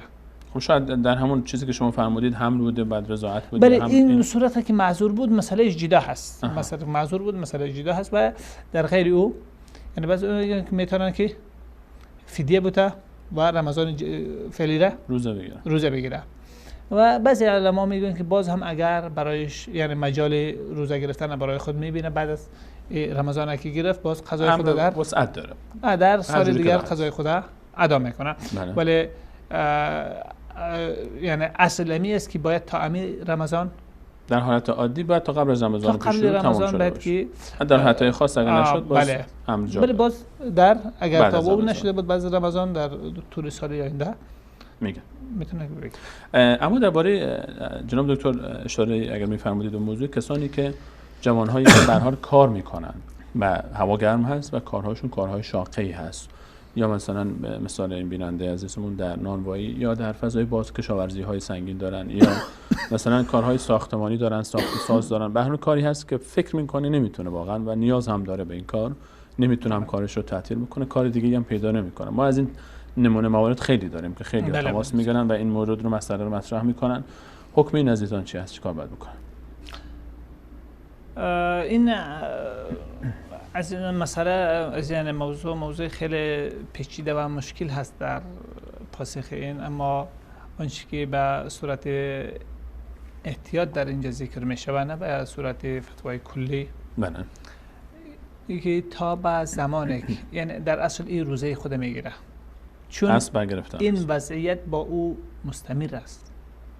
این وضعیت با او عموما یعنی همه سال کار میکنه، این پیشه ایش از کارش هست، در همین کارش دیگه طبیعتاً همین نفر پیش میبره کار میکنه.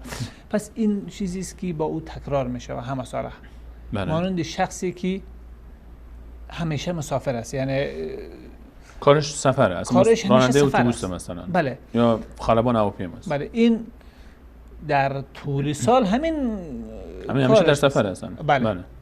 راننده کامیون‌های، ماشین‌های باری سنگین مثلا، همین موارد هست. این مواردی از حالات که هست، اینها در اصل روزه خود میگیرن، یعنی احوط برایشان همین است که روزه خود میگیرن، چون این نوعی به طبعشان به همین در طول سال همین، یعنی فرصتی برای غذایی ندارن.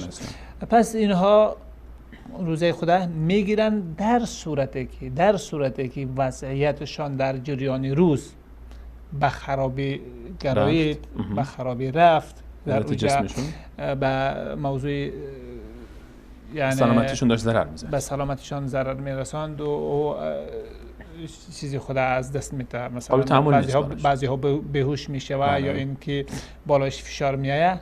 پیش از اینکه به این وضعیت برسه، البته نه که باید به اون وضعیت برسه و از بین بره و میکنه، خودش میفهمه که داره این سمت میره، احساس میکنه که وضعیت او خراب شده روان است. در این صورت از باب اضطرار و ضرورت شرعی میخونه روزه، ان شاء الله الرحمن مشکلی نداره. باز در بعدها در روزهای زمستان مثلا قضایی رو میاره، ولی به صفت عام این عادت کلی خود قرار نسازه که کاملا بخوره و بدون اینکه چنین حالت چنین مشکلی برایش پیش بیاد و یا در بد بگیره، یا اینکه خود به مانند همون زنای متکرر الحمل یا اینکه کهنسالا اونها خود به فدیه سوق بوده. نه، چنین حالت نمیکنه، بلکه کوشش میکنه که روزه خود بگیره. زمانی که مشکل برایش پیش آمد اجازه داره بخوره. آیه قرآن کریم صریح است که لا یکلف الله نفسا الا وسعها. الله تبارک و تعالی نفسی را مکلف نمیسازه مگر به اندازه توانش. حالا او از توانش خارج است، نه تنها از توانش خارج است، بلکه شامل میشه در آیه دیگری که ولا تلقوا بایدیکم الی التهلکه، خود به هلاکت نه اندازه، به دست خود به هلاکت نه اندازه.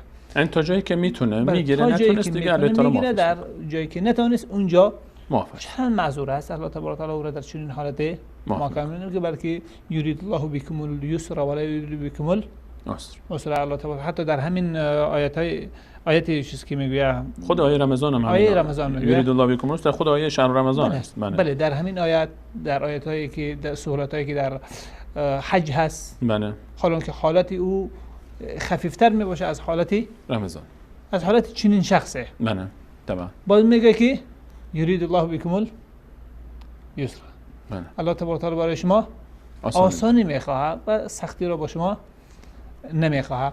پس این رخصت الهی در صورت وجود داره و مجال ترددی در این نیست. البته قسمی که قبلا داشتیم ایرا یعنی با تصور ذهنی، با محض تصور ذهنی این را بهانه برای افطار قرار نمیده، یک امر واقع برایش پیش آمد، در این صورت معذور هست و دیگر افطار میکنه، میخوره و غذای او را در وقتش ادا میکنه.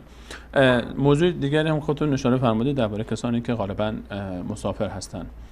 خود مسافر حالا به صورت عادی، حالا کسانی که همیشه مسافر هستن شما اشاره فرمودید، کسانی که کارشون به شکلی است که همیشه در سفرن، حالا یا تاجر هست یا راننده ماشین های سنگین یا اتوبوس یا خلبان یا امثال این عزیزان که همیشه در سفرن، اصل برای اینها این هست که روزشون رو بگیرن و جاهایی که با شما اشاره فرمودید دیدن واقعا نمیتونن دیگه اون اجازه رو دارن که بخورن در روزهای دیگری در سال که هوا خنک‌تر هست و ساعت‌ها کمتر است غذایش به جمع.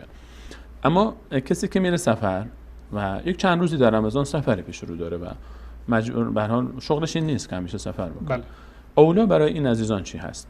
آیا گرفتن برایشون اولاتر هست یا خوردن اولاتر هست برای این هست؟ این برمیگرده به وضعیت آنها در سفر. بله. به وضعیت آنها در سفر. اگر این سفر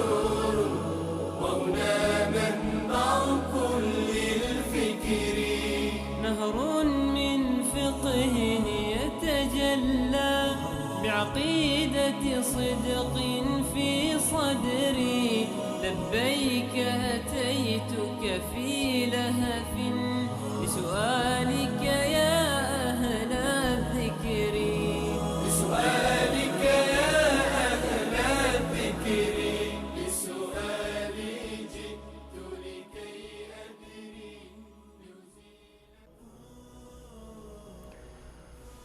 بسم الله الرحمن الرحيم. الحمد لله رب العالمين والصلاة والسلام على أشرف الأنبياء والمرسلين سيدنا ونبينا ومولانا محمد وعلى آله وأصحابه أجمعين. با یاد و نام الله متعال برنامه امروز را آغاز می کنیم. عرض سلام و خسته نباشید داریم خدمت یکایک شما بینندگان عزیز. اوقات خوشی را برای شما آرزومندیم در هر کجا که هستید و امیدوارم که در کانون گرم خانواده همیشه شاد و خوش و خرم باشین. در خدمت شما بزرگواران هستیم با برنامه روزهای دوشنبه، برنامه پرسش و پاسخ که کارشناس محترم امروز برنامه جناب دکتر احسان الله مبارز هستند که خدمت ایشان نیز عرض سلام و خسته نباشید داریم. جناب دکتر بفرمایید. و علیکم السلام و رحمت الله و برکاته. من هم خدمت شما و جمله بینندگان عزیز سلام عرض می دارم و از الله متعال مسئلت دارم که به ما و شما و جمله اهل اسلام توفیق و هدایت کامل نصیب کند و به ما و شما توفیق عنایت فرماید تا در سایه لطف و کرم او تابع شریعت نازل کرده او زندگی کنیم و با او از این جهان رخت ببندیم ان شاء الله. جزاکم الله خیر. بینندگان عزیز، امروز چون در آستانه ماه مبارک رمضان هستیم، سوالها و پرسش هایی که مربوط به ماه رمضان هست را انشالله از جناب دکتر میپرسیم و شما هم میتونین که مشارکت داشته باشین. انشالله تماس های تلفنی هست و همچنین از طریق فیسبوک میتونین سوالاتون رو مطرح بکنین، چون به صورت زنده برنامه در فیسبوک هم گذاشته میشه و میتونین سوالاتون رو در اونجا بفرستین. جناب دکتر، در روز گذشته در مورد بعضی از مسائل مهم ماه رمضان و روز اهمیت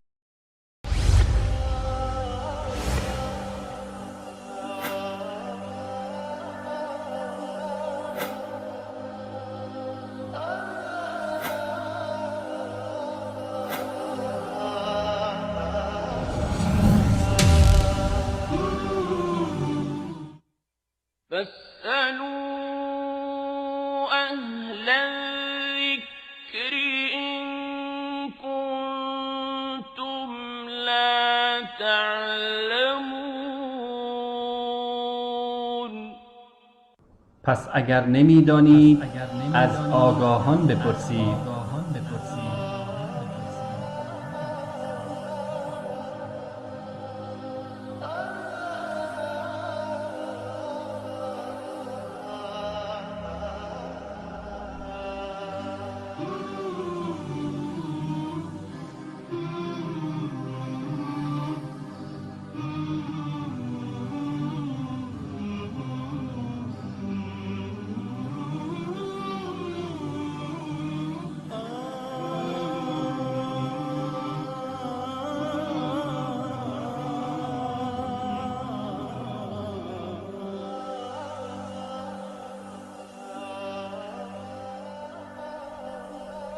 بسم الله الرحمن الرحیم. الحمد لله رب العالمین و صلاة و السلام علی اشرف الانبیاء و المرسلین سیدنا و نبینا و مولانا محمد و علی آله و اصحابه اجمعین.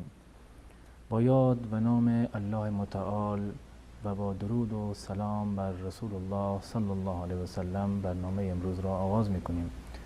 عرض سلام و خسته نباشید دارم خدمت یکایک شما بینندگان عزیز. امیدوارم که عبادات و طاعاتتان و بخصوص عبادت روزه های تاسوعا و عاشورا مورد درگاه حق تعالی قرار واقع شده باشد. در خدمت شما عزیزان هستیم با برنامه پرسش و پاسخ که در این برنامه نیز از محضر جناب استاد گرامی مولانا عبدالقدوس دهقان بهره مند می‌شویم. خدمت ایشان نیز عرض سلام و خسته نباشید دارم و بفرمایید. من خدمت شما و تمامی بینندگان عزیز و ارجمند عرض ادب و سلام دارم. السلام علیکم و رحمت الله و برکاته و در خدمت جناب عالی انشاءالله خواهم بود. خواهش میکنم جناب شیخ اگر از سوالهای بینندگان که از طریق SMS و پیامگیر برنامه فرستادن آغاز بکنیم. اولین بیننده سوالشان این است که من 5 سال پیش گوسفند نذر کردم اما پول نداشتم که بخرم. الان میخوام بخرم، آیا باید گوسفندی هر اندازه باشد بخرم یا اینکه هر سال که گذشته رفته بالا باید گوسفند هم سنگینیش بیشتر باشد؟ آیا این کار به چه صورت باید باشد؟ بفرمایید. بسم الله الرحمن الرحیم و به نستعین و صلی الله علی نبینا محمد و علی آله و صحبه اجمعین. در مورد نظر این مطلب رو من عرض بکنم که نظر کردن اساساً یک کار مکروهی هست و نامناسب، بدین معنی که انسان نباید منتظر باشد و صبر بکند که به مرحله نظر کردن برسد که نظر بکند که اگر فلان کار من فلان حاجت من روا بشود نظر بکند که فلان عبادت رو و فلان کار رو برای خداوند متعال انجام بدهد. انسان مسلمان باید پیش دستی بکند، همیشه آنچنان پایبند احکام دین باشد، پایبند دستورات قرآن و دستورات رسول الله صلی الله علیه و سلم باشد که اگر موردی پیش آمد و در تنگنایی قرار گرفت به جای این که نظر بکند که در آینده چنین کاری رو انجام بدهد توسل به اعمال صالحش بکند و بگوید پروردگارا من فلان کار را به خاطر تو و به خاطر رضای تو انجام دادم، به خاطر اون اخلاصی که من داشتم، به خاطر اون عملی که من فقط و فقط به خاطر رضای تو انجام دادن فلان مشکل مرا حل بکن. پس بنابراین صبر کردن تا این که انسان در تنگنا گیر بکند و دچار مشکلی بشود بعد از این نظر بکند که اگر مشکلم حل شد من فلان عبادت را انجام میدهم، این کار شایسته ای نیست و رسول الله صلی الله علیه و سلم هم در این زمینه فرمودند که انما یستخرج به من البخیل. این نظر کردن یک روشی هست، راهکاری هست برای اینکه از یک انسان بخیل چیزی رو بیرون بکشن. یعنی این که انسان نه صدقه ای رو بدهد نه عبادت مضاعف و نفلی رو انجام بدهد مگر اینکه در تنگنا گیر بکند. به این تعبیر رسول الله صلی الله علیه و سلم هست که میفرمایند که با نظر از انسان‌های بخیل چیزی رو بیرون میکشند. تا زمانی که دچار مشکل نشدند حاضر نیستند چیزی رو صدقه بدهند یا کاری خیری رو انجام بدهند. این به صورت مبدئی هست و اساسی که نظر کردن حکم اصلیش کراهت هست، یعنی تا زمانی که انسان انسان دچار تنگنا نشده کار خیر رو انجام نمیدهد، بعد این به خاطر حل شدن مشکل خودش میاد و یک نظری رو انجام میدهد. یعنی اینگاه یه نوع شرط هم میذاره که اگر این کار شد من عبادت انجام بدم. و اولاتر و بهتر این است که انسان در طول زندگیش کارهای خیری رو انجام بدهد، کارهای خالصانه برای الله متعال باشند که در هنگام گرفتاری توسل به اون اعمال خیرش بکند. مانند حدیث معروفی که رسول الله صلی الله علیه و میفرمایند که در زمانهای گذشته چند نفر رفتند به یک راهی و در مسیر راه باران گرفت و مجبور شدند داخل غاری بروند و در اثر طوفان دهانه غار در واقع بسته شد، یک صخره غلطید و دهانه غار را گرفت. در اونجا چند نفری که اونجا بودند به اعمال خودشون توسل کرده بودند. یکی از اونها گفت که پروردگار من، برای من بستر گناه فراهم شده بود اما من به خاطر تو این گناه را انجام ندادم. الله متعال یک قسمتی از اون دهانه غار باز شد. و چند نفر دیگر هر یکی اون اعمال صالحی رو که انجام داده بودند اون رو در واقع مطرح کردند و به اون توسل کردند و نهایتا الله متعال اونها رو از اون تنگنا و از اون مهلکه در واقع نجات داد. پس بنابراین انسان باید همیشه در فکر این باشد که اعمال خیر و صالحی را از طرف خودش بدون مناسبت انجام بدهد تا اینکه در هنگام گرفتاری بتواند به اون اعمالش توسل بکند. اما بعد از این که انسان نظری رو انجام داد، از نظر شرعی وفای به نظر واجب هست. این کاری که نظر کرده قبل از اینکه نظر بکند بر زبان خودش جاری بکند چیزی بر اون لازم نبوده، واجب هم نبوده.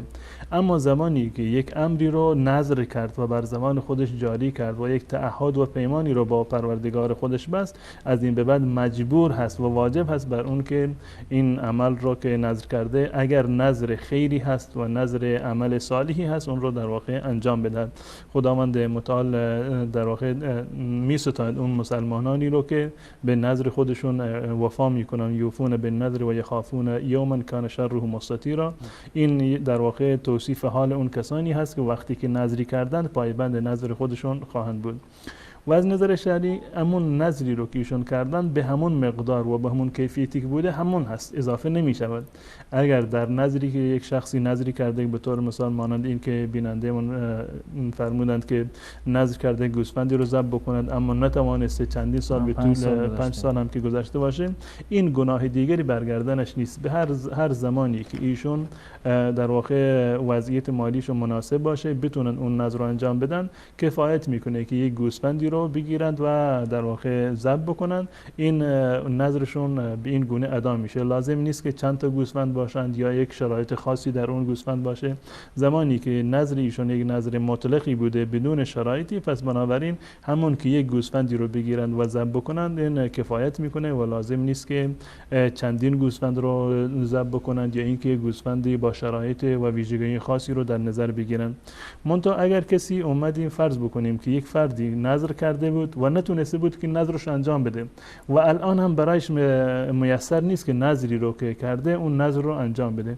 در این زمینه روایتی هست، حضرت عقبه ابن عامر رضی الله تعالی عنه روایت کرده که کفاره النظر کفاره الیمین، کفاره نظر یعنی کسی که نظری کرده و نظری انجام نداده دقیقاً همون کفاره یمین هست. و این روایت در سنن و صحاح مانند سنن نسائی و بقیه کتابها اومده که کفاره نظر همون کفاره یمین هست. یعنی این که اگر کسی نظری کرده بود و نظرش رو انجام نداده بود مانند این است که قسم خورده باشه و حانث شده باشد و کفارش همون کفاره قسم هست. یا 10 مسکین رو غذا بدهد یا لباس بدهد یا اینکه بردی رو آزاد بکند. این 3 مورد اگر نتوانست 3 روز به جای آن روزه بگیرد. جزاکم الله خیر. سوال بعدی بیننده در مورد وام هست و سوالشون هم به این صورت که آیا وام گرفتن با کارمزد 2% برای خرید خانه حرام است یا حلال؟ ربا همون گونه که در آیات قرآن اومده و در احادیث رسول الله صلی الله علیه و سلم اومده یکی از بزرگترین گناهان و در حساب و شمارش گناهان کبیره هست.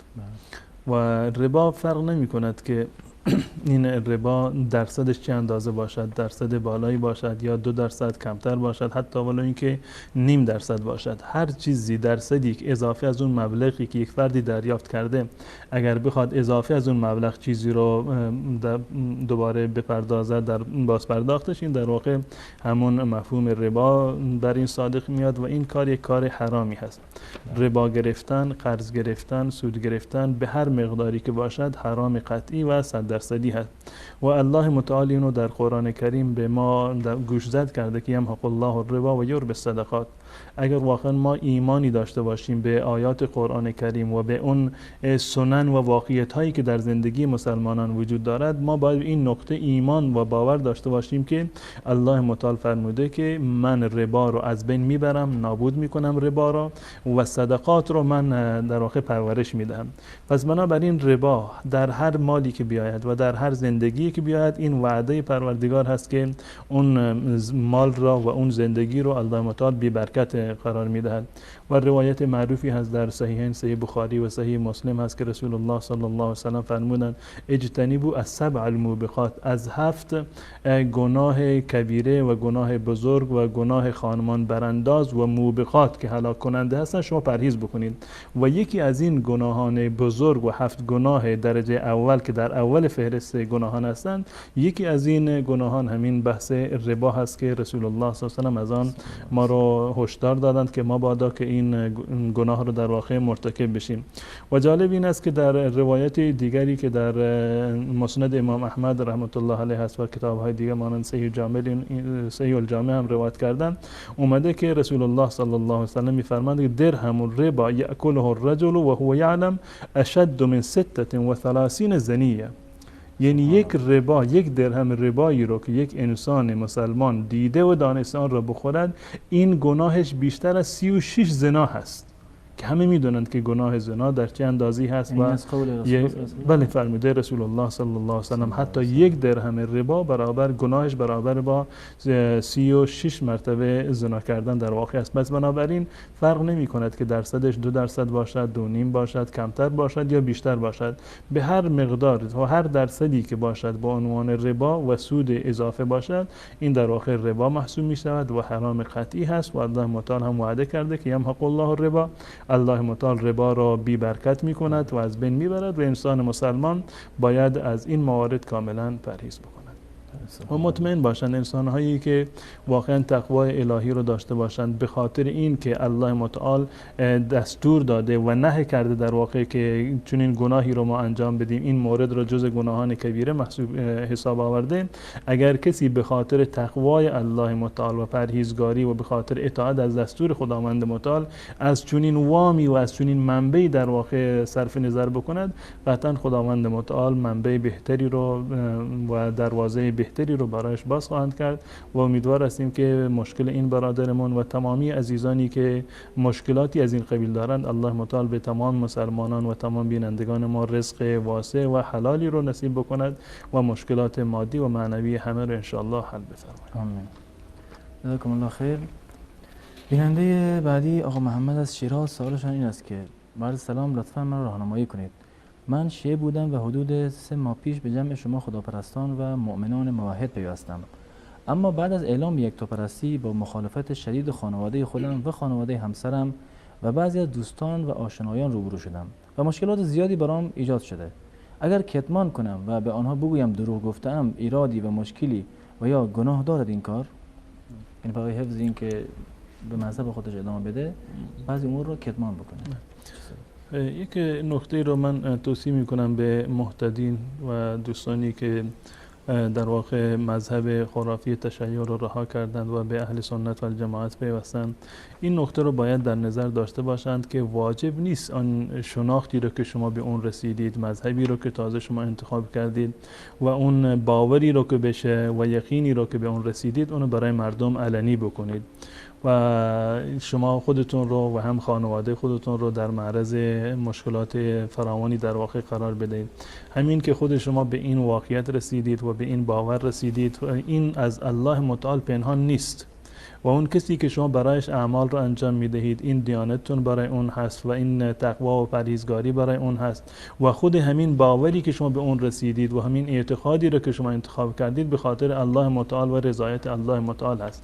اعمالی رو که شما انجام میدهید قطعا از دید و نظر الله متعال مخفی نیست، پس بنابراین سعی بکنند که یک مقدار با حکمت برخورد بکنند، با آرامش برخورد بکنند. لازم نیست که در همون مرحله اول بدون اینکه بستری فراهم بشه، زمینه سازی بشه، شما هر چه را که به آن رسیدید اینو برای مردم بازگو بکنید.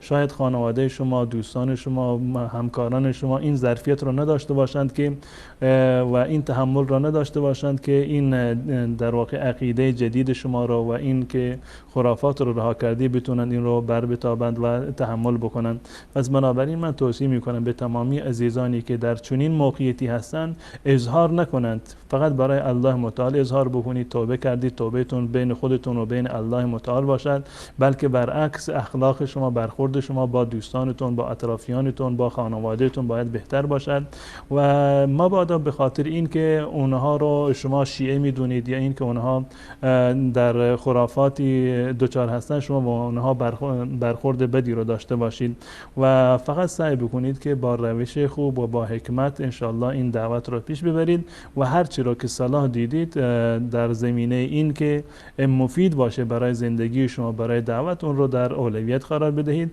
و هیچگاه به خاطر این که بخواید اعلام وجود بکنید، اظهار وجود بکنید، اصل دعوت رو و اصل دین و عقیده رو و خودتون رو در معرض سختی و مشکلات و شکنجه قرار ندهید.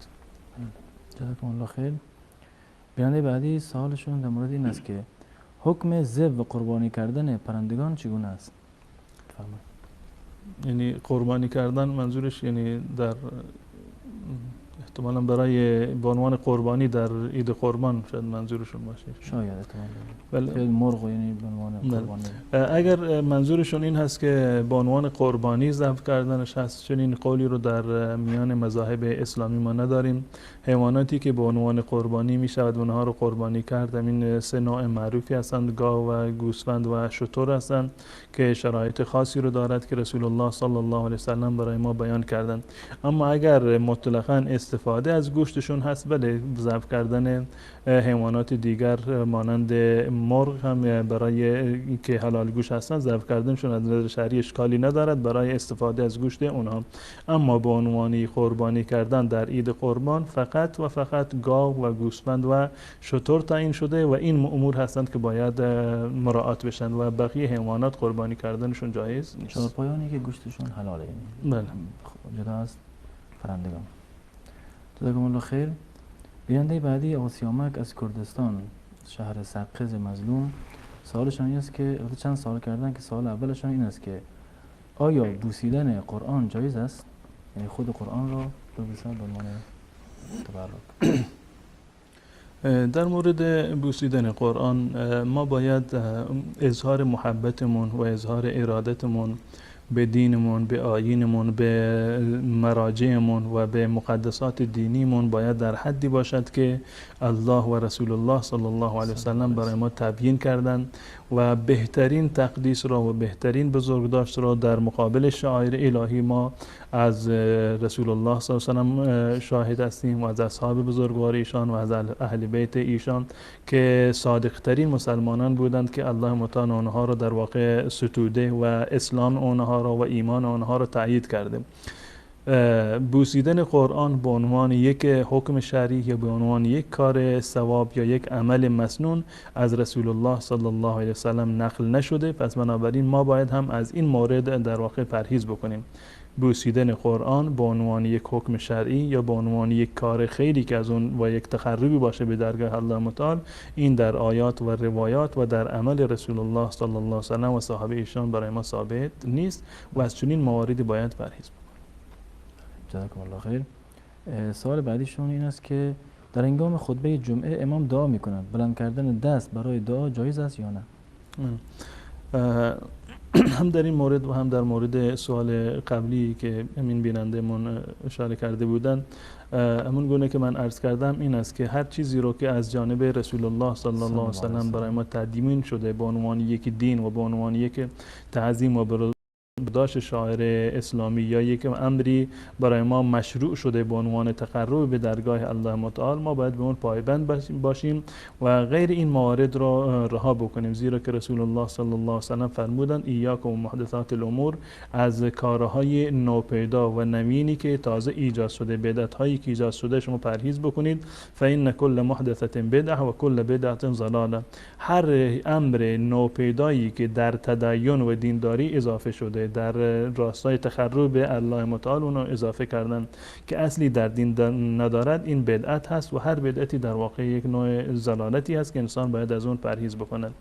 در مورد بلند کردن دسته ها در هنگام دعا و اون هم زمانی که خطیب بر بالای منبر هست و دعا می کند، حدیث معروفی هست از حضرت عماره رضی الله تعالی عنه که در زمان بنی امیه دیدن یک از حکام بنی امیه سر منبر دستها رو بلند کرده بود، هنگامی که خطبه میخوان دستها رو بلند کرده بود و دعا میکرد. عماره رضی الله تعالی عنه فرمود قبح الله هاتین الیدین، این دوتا دست رو الله متعال ناکام بگرداند و پیروز و کامروان نباشند.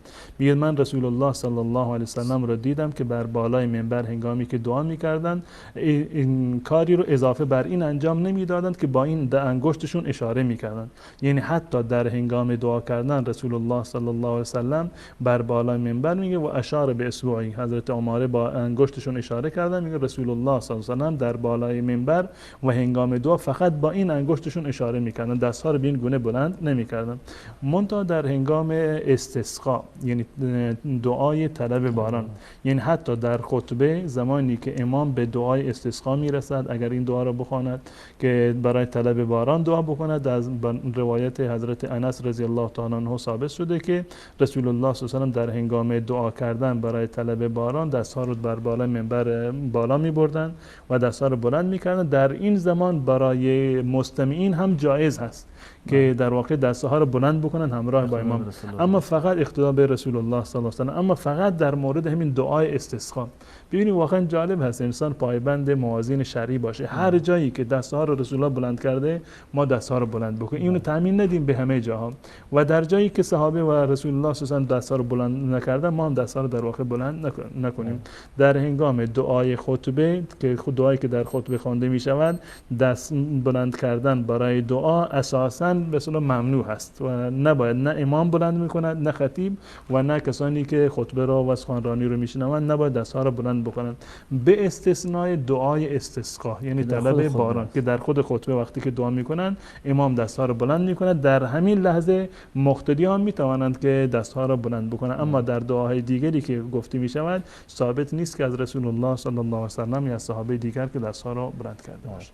و اینکه دست بلند نمیکنن دلیل بر این نیست که انسان آمین نگه، یعنی میتونه در حال دعا آمین بگه ولی فقط این کارو انجام نده. قطعا آمین گفتن هیچ گونه اشکالی رو ندارد، فقط بحث ما روی بلند کردن دست از در جایی که رسول الله دستهاشون بلند کردن در هنگام دعا که دعای استسقا هست دستها رو بلند بکنن، در غیر این موارد بلند کردن دعا در هنگام دعای خطبه جایز نیست. جزاکم الله خیر.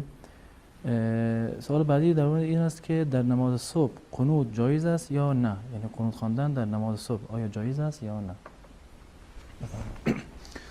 درباره قنوت که قنوت در واقع نماز صبح باشه، معروف است که مذهب امام شافعی رحمت الله علیه این است که قنوت رو در واقع مسنون میدونن در نماز صبح، و روایتی در این زمینه وجود داره از حضرت انس رضی الله تعالی عنه که حاکم اینو روایت کرده و این روایت رو صحیح هم قرار داده که ایشون میگویند که ان النبی صلی الله علیه و سلم قنت شهرا یدعو علی قاتل اصحابه، که رسول الله صلی الله علیه و سلم یک ماه کامل قنوت خوندن در نمازها تمامشون که دعای بد میکردن، نفرین میکردن برای اون کسانی که 70 نفر از اصحاب رسول الله صلی الله علیه و سلم رو در بئر معونه در واقع به شهادت رسیدن. در ادامه این روایت اومده ثم ترک، بعد از این دعا رو ترک کردن، یک ماهشون دعا کردن و بعد از این ترک کردن. در ادامه این روایت این حضرت انس رضی الله تعالی عنه میگه که فاما الصبح فلم یزل یقنت حتی فارق الدنیا،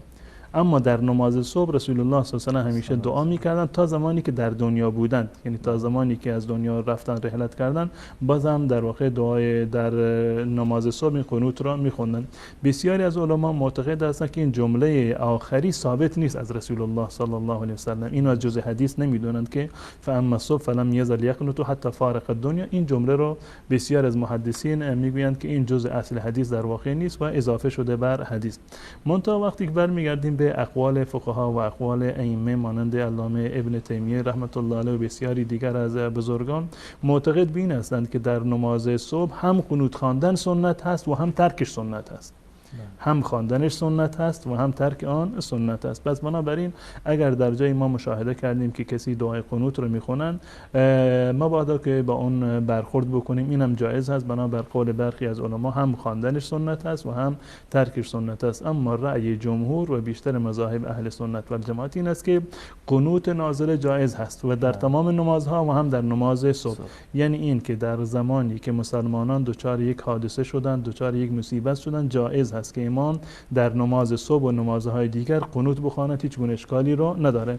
اما به صورت استمرار بقیه مذاهب یک مقدار در واقع حساسیت بیشتری نشون دادن، گفتند که قنوت فقط جایش در همون نماز وتر هست و در نماز صبح در واقع اینو سنت نمیدونند که برای همیشه در طول سال انسان قنوت رو بخونه. پس بنابراین در این زمینه باید احتیاط بکنند. اولاتر این است که عمل نکنند، قنوت نخونند.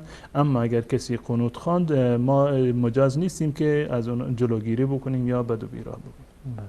جزاکم الله خیر. سوال بعدی بیننده این است که گفتم خواهرزاده‌ام در سن 17 سالگی دارد علم فقه می‌آموزد، ولی متاسفانه بدعت یادشون میدن. چون عید قربان امسال دور هم که جمع شده بودیم میگفت که ما باید شیخ عثمان و امثالهم را واسطه بین خود و خدا قرار بدهیم، چون که ما گناهکاریم و خدا به ما جواب نمیدهد. ولی اگه شیخی یا افراد صالحی را واسطه قرار بدهیم، اون وقت اون شخص صالح ولو اینکه مرده باشد به خدا نزدیکتره و توبه و دعای ما را به خدا میرساند. آیا این شرک نیست؟ سوالش اینه. کسانی که در دعا کردن میخوان یک واسطه‌ای باشه بین اونها و بین الله متعال و تعلیلشون و توجیهشون این است که ما انسانهای گناهکاری هستیم و پیش الله متعال جایگاهی رو نداریم، یا به تعبیر عامیانه روی رو نداریم که خداوند متعال دعا بکنیم پیش پروردگار، یا اینکه الله متعال به دعای ما اهمیتی قائل نمی شود و فقط انسانهایی که در واقع پسندیده هستند نزد الله متعال و مقربین درگاه الهی هستند اونها باید برای ما دعا بکنن. اون کسانی که چنین عقیده و چنین باوری رو دارند در واقع خداوند متعال و الله متعال را نشناختند. کسانی که الله متعال را شناختند اون گونه که الله متعال خودش در قرآن خودش را معرفی میکند، هیچ وقت به چنین توجیهی و به چنین تعبیلی تن در نمیدهند. الله متعال در قرآن کریم صراحتاً برای همین انسانهایی که گناهکارند، همین انسانهایی که بیشتر از همه گناه کردن، حتی به تعبیر قرآن اسراف کردن در گناه، اسراف در گناه کردن، نه تنها اینکه گناهکار هستند، گناه و خطایی از اونها سر زده، بلکه اونهایی که زیاد گناه کردند. بله خداوند متعال میفرماید قل یا عبادی الذین اسرفوا علی انفسهم لا تقنطوا من رحمت الله. ای پیامبر من اعلام بکن به بندگان من، یا عبادی الذین اسرفوا علی انفسهم، ای بندگان من، ای آن دسته از بندگان من که شما بر خودتون ستم کردید، اسراف کردید، یعنی زیاده روی کردید در مخالفت و نافرمانی الله متعال، لا تقنطوا من رحمت الله، از رحمت الله متعال مبادا شما ناامید باشید. ان الله یغفر الذنوب جمیعا، زیرا که الله متعال تمامی گناهان را میبخشد. انه هو الغفور الرحیم، الله متعال غفور و رحیم است. پس بنابراین این که من گناه کردم، زیاد گناهانم زیاد هست، این دلیل بر این نمی شود که من از الله متعال اعراض بکنم و رویم نشود که بروم طلب دعا و طلب مغفرت بکنم از الله متعال، بلکه برعکس هست. وقتی که انسان ولو این که اسراف در گناه کرده باشه، خیلی در واقع غوطه‌ور باشه در دریای گناه، بازم برود استغفار بکند، قطعا الله متعال گناهانش را میبخشد. و جالب این است که در آیه دیگر خداوند متعال میفرماید و اذا سألك عبادی عنی فإنی قریب، هر وقتی که بندگان من از تو سوال کردن ای پیامبر من که در مورد من سوال کردن فانی قریب، من نزدیک هستم. جالب این است که در قرآن کریم در هر جایی که اومده که درباره الله متعال یسألونک مثلا سوال کردن، خداوند متعال بعد میگه که قل، وقتی که میفرماید که الله متعال که از تو چنین و چنان سوال میکنه. تقریبا حدود 14 مورد که در قرآن کریم اومده، در تمامی این موارد الله متعال خطاب به رسول الله صلی الله علیه و سلم میفرماید قل، جوابش این است به اونها اینطوری بگو. اما در این مورد که و اذا سألک عبادی عنی، اینجا دیگه الله متعال نمیفرماید قل، مباشرتا بدون هیچ گونه تأخیری بلا فاصله الله متعال میفرماید فانی قریب اجیب دعوت الداع، بدون اینکه قل حتی بگی. یعنی این که حتی قل بگه این یک فاصله زمانی میخواد، یک نوع فاصله شاید معنوی ایجاد بشه و خود خداوند متعال مستقیما جواب میده که فانی قریب، من قریب هستم. و جالب این است که قرب خداوند متعال به چی معنی هست. در ادامه میفرماید که فانی قریب اجیب دعوت الداعی، هر کسی رو که دعا بکند من دعایش رو در واقع قبول میکنم هر زمانی که از من بخواهند و دعا بکنند. و همون گونه که من قبلا عرض کردم، کسانی که الله متعال رو میشناسند به هیچ عنوان به خاطر اینکه گناهی رو انجام دادند این بهانه قرار نمیگیره و این دلیل نمیتونه باشه برای اینکه از الله متعال در واقع فاصله بگیرن. در حدیث قدسی هست، در صحیح مسلم هست که رسول الله صلی الله علیه و سلم نقل میکنند از الله متعال که الله متعال میفرماند که یا عبادی انکم تخطئون باللیل و النهار، ای بندگان من شما شب و روز گناه میکنید. یعنی گناه کردن، خطا کردن از سرشت و فطرت انسانی هست. بدین خاطر الله متعال میفرماید یا عبادی انکم تخطئون باللیل و النهار و انا اغفر الذنوب جمیعا، و من تمام گناهان رو معاف میکنم، فاستغفرونی اغفر لكم، از من بخواید که گناهان شما رو معاف بکنن من معاف میکنم. در اینجا خداوند متعال نگفته که بروید واسطه‌ای بیارید، کسی رو واسطه قرار بدید که اون از من بخواهد که من شما رو ببخشم. فقط مستقیما خداوند متعال فاستغفرونی اغفر لكم، از من طلب مغفرت بکنید تا اینکه من شما رو اجابت بکنم، مغفرت بکنم. یا این فانی قریب اجیب دعوت الداع، من خودم نزدیک هستم و دعای کسانی رو که دعا میکنن میشنوم و اونها رو پاسخ میدم. پس بنابراین انسان مسلمان هرچند که بیشتر گناه کرده باشه باید امیدوارتر باشه به رحمت الله متعال و مطمئن باشه که الله متعال انسانهای گناهکار رو، هر گناهی رو در هر حدی رو که انجام داده باشند، الله متعال انسانهای توبه کار رو و اونایی رو که توبه میکنند از درگاه خودش نمیراند، بلکه یکی از گروه ها و انسانهایی که نزد الله متعال محبوب هستند و پسندیده هستند توابین هستند. ان الله یحب التوابین، که الله متعال توابین را، اونهایی رو که بار توبه میکنن، یعنی به مجرد اینکه گناهی رو انجام دادن فوراً بیادشون میاد و متوجه میشن که گناهی رو انجام دادن، میرن توبه میکنند. خداوند متعال این انسانهای توبه کار را، اونهایی که استغفار میکنند و توبه و رجوع میکنند به الله متعال، الله متعال چنین انسانها را دوست میدارد. پس بنابراین در میان خودتون و در میان پروردگارتون هیچ واسطه‌ای رو قرار ندهید. و جالب هم این است که وقتی که از مشرکین مکه وقتی که کل مشرکین سوال میکردن که چرا این مرده‌ها رو میپرستین، میگفتن ما نعبدهم الا لیقربونا الی الله زلفا، یعنی ما اونها رو نمیدونیم. همین دلیلی که این شخص آورده که اون شخص به خدا نزدیکتره و دعای ما رو به خدا میرسونه، یعنی خود مشرکین هم همین دلیل می آوردن. بله، اون چیزی که انسان رو به خداوند متعال نزدیک میکند، محبوب الله متعال میشود، یکی از مواردش همین موارد هست. یعنی وقتی که انسان رو خداوند متعال دوست بدارد، یکی از اون کسانی رو که انسان الله متعال دوست می‌دارد همین توابین هستند. اونهایی که نزد الله متعال مقام دارند، منزلت دارند، به خاطر این نیست گناهی رو انجام ندادند. حتی ائمه و بزرگان ما مجتهدین در واقع گناهی رو انجام دادن. هیچ انسانی معصوم از گناه نیست، اما به خاطر توبه‌ای که انجام دادن، به خاطر انابه و استغفاری کردن، این با در واقع جایگاه خاص رو نزد الله متعال کسب کردن. من و توی گناهکار هم اگر توبه بکنیم، استغفار بکنیم، مطمئن باشید که میتونیم به جایگاه قرب الله متعال در واقع نائل بیاییم. ان شاء الله. از اتاق فرمان خواهش میکنم که شماره تماس بینندگان را زیرنویس بکنن تا بینندگانی که قصد دارن از الان تماس بگیرن این فرصت براشون فراهم باشه که تماس بگیرن.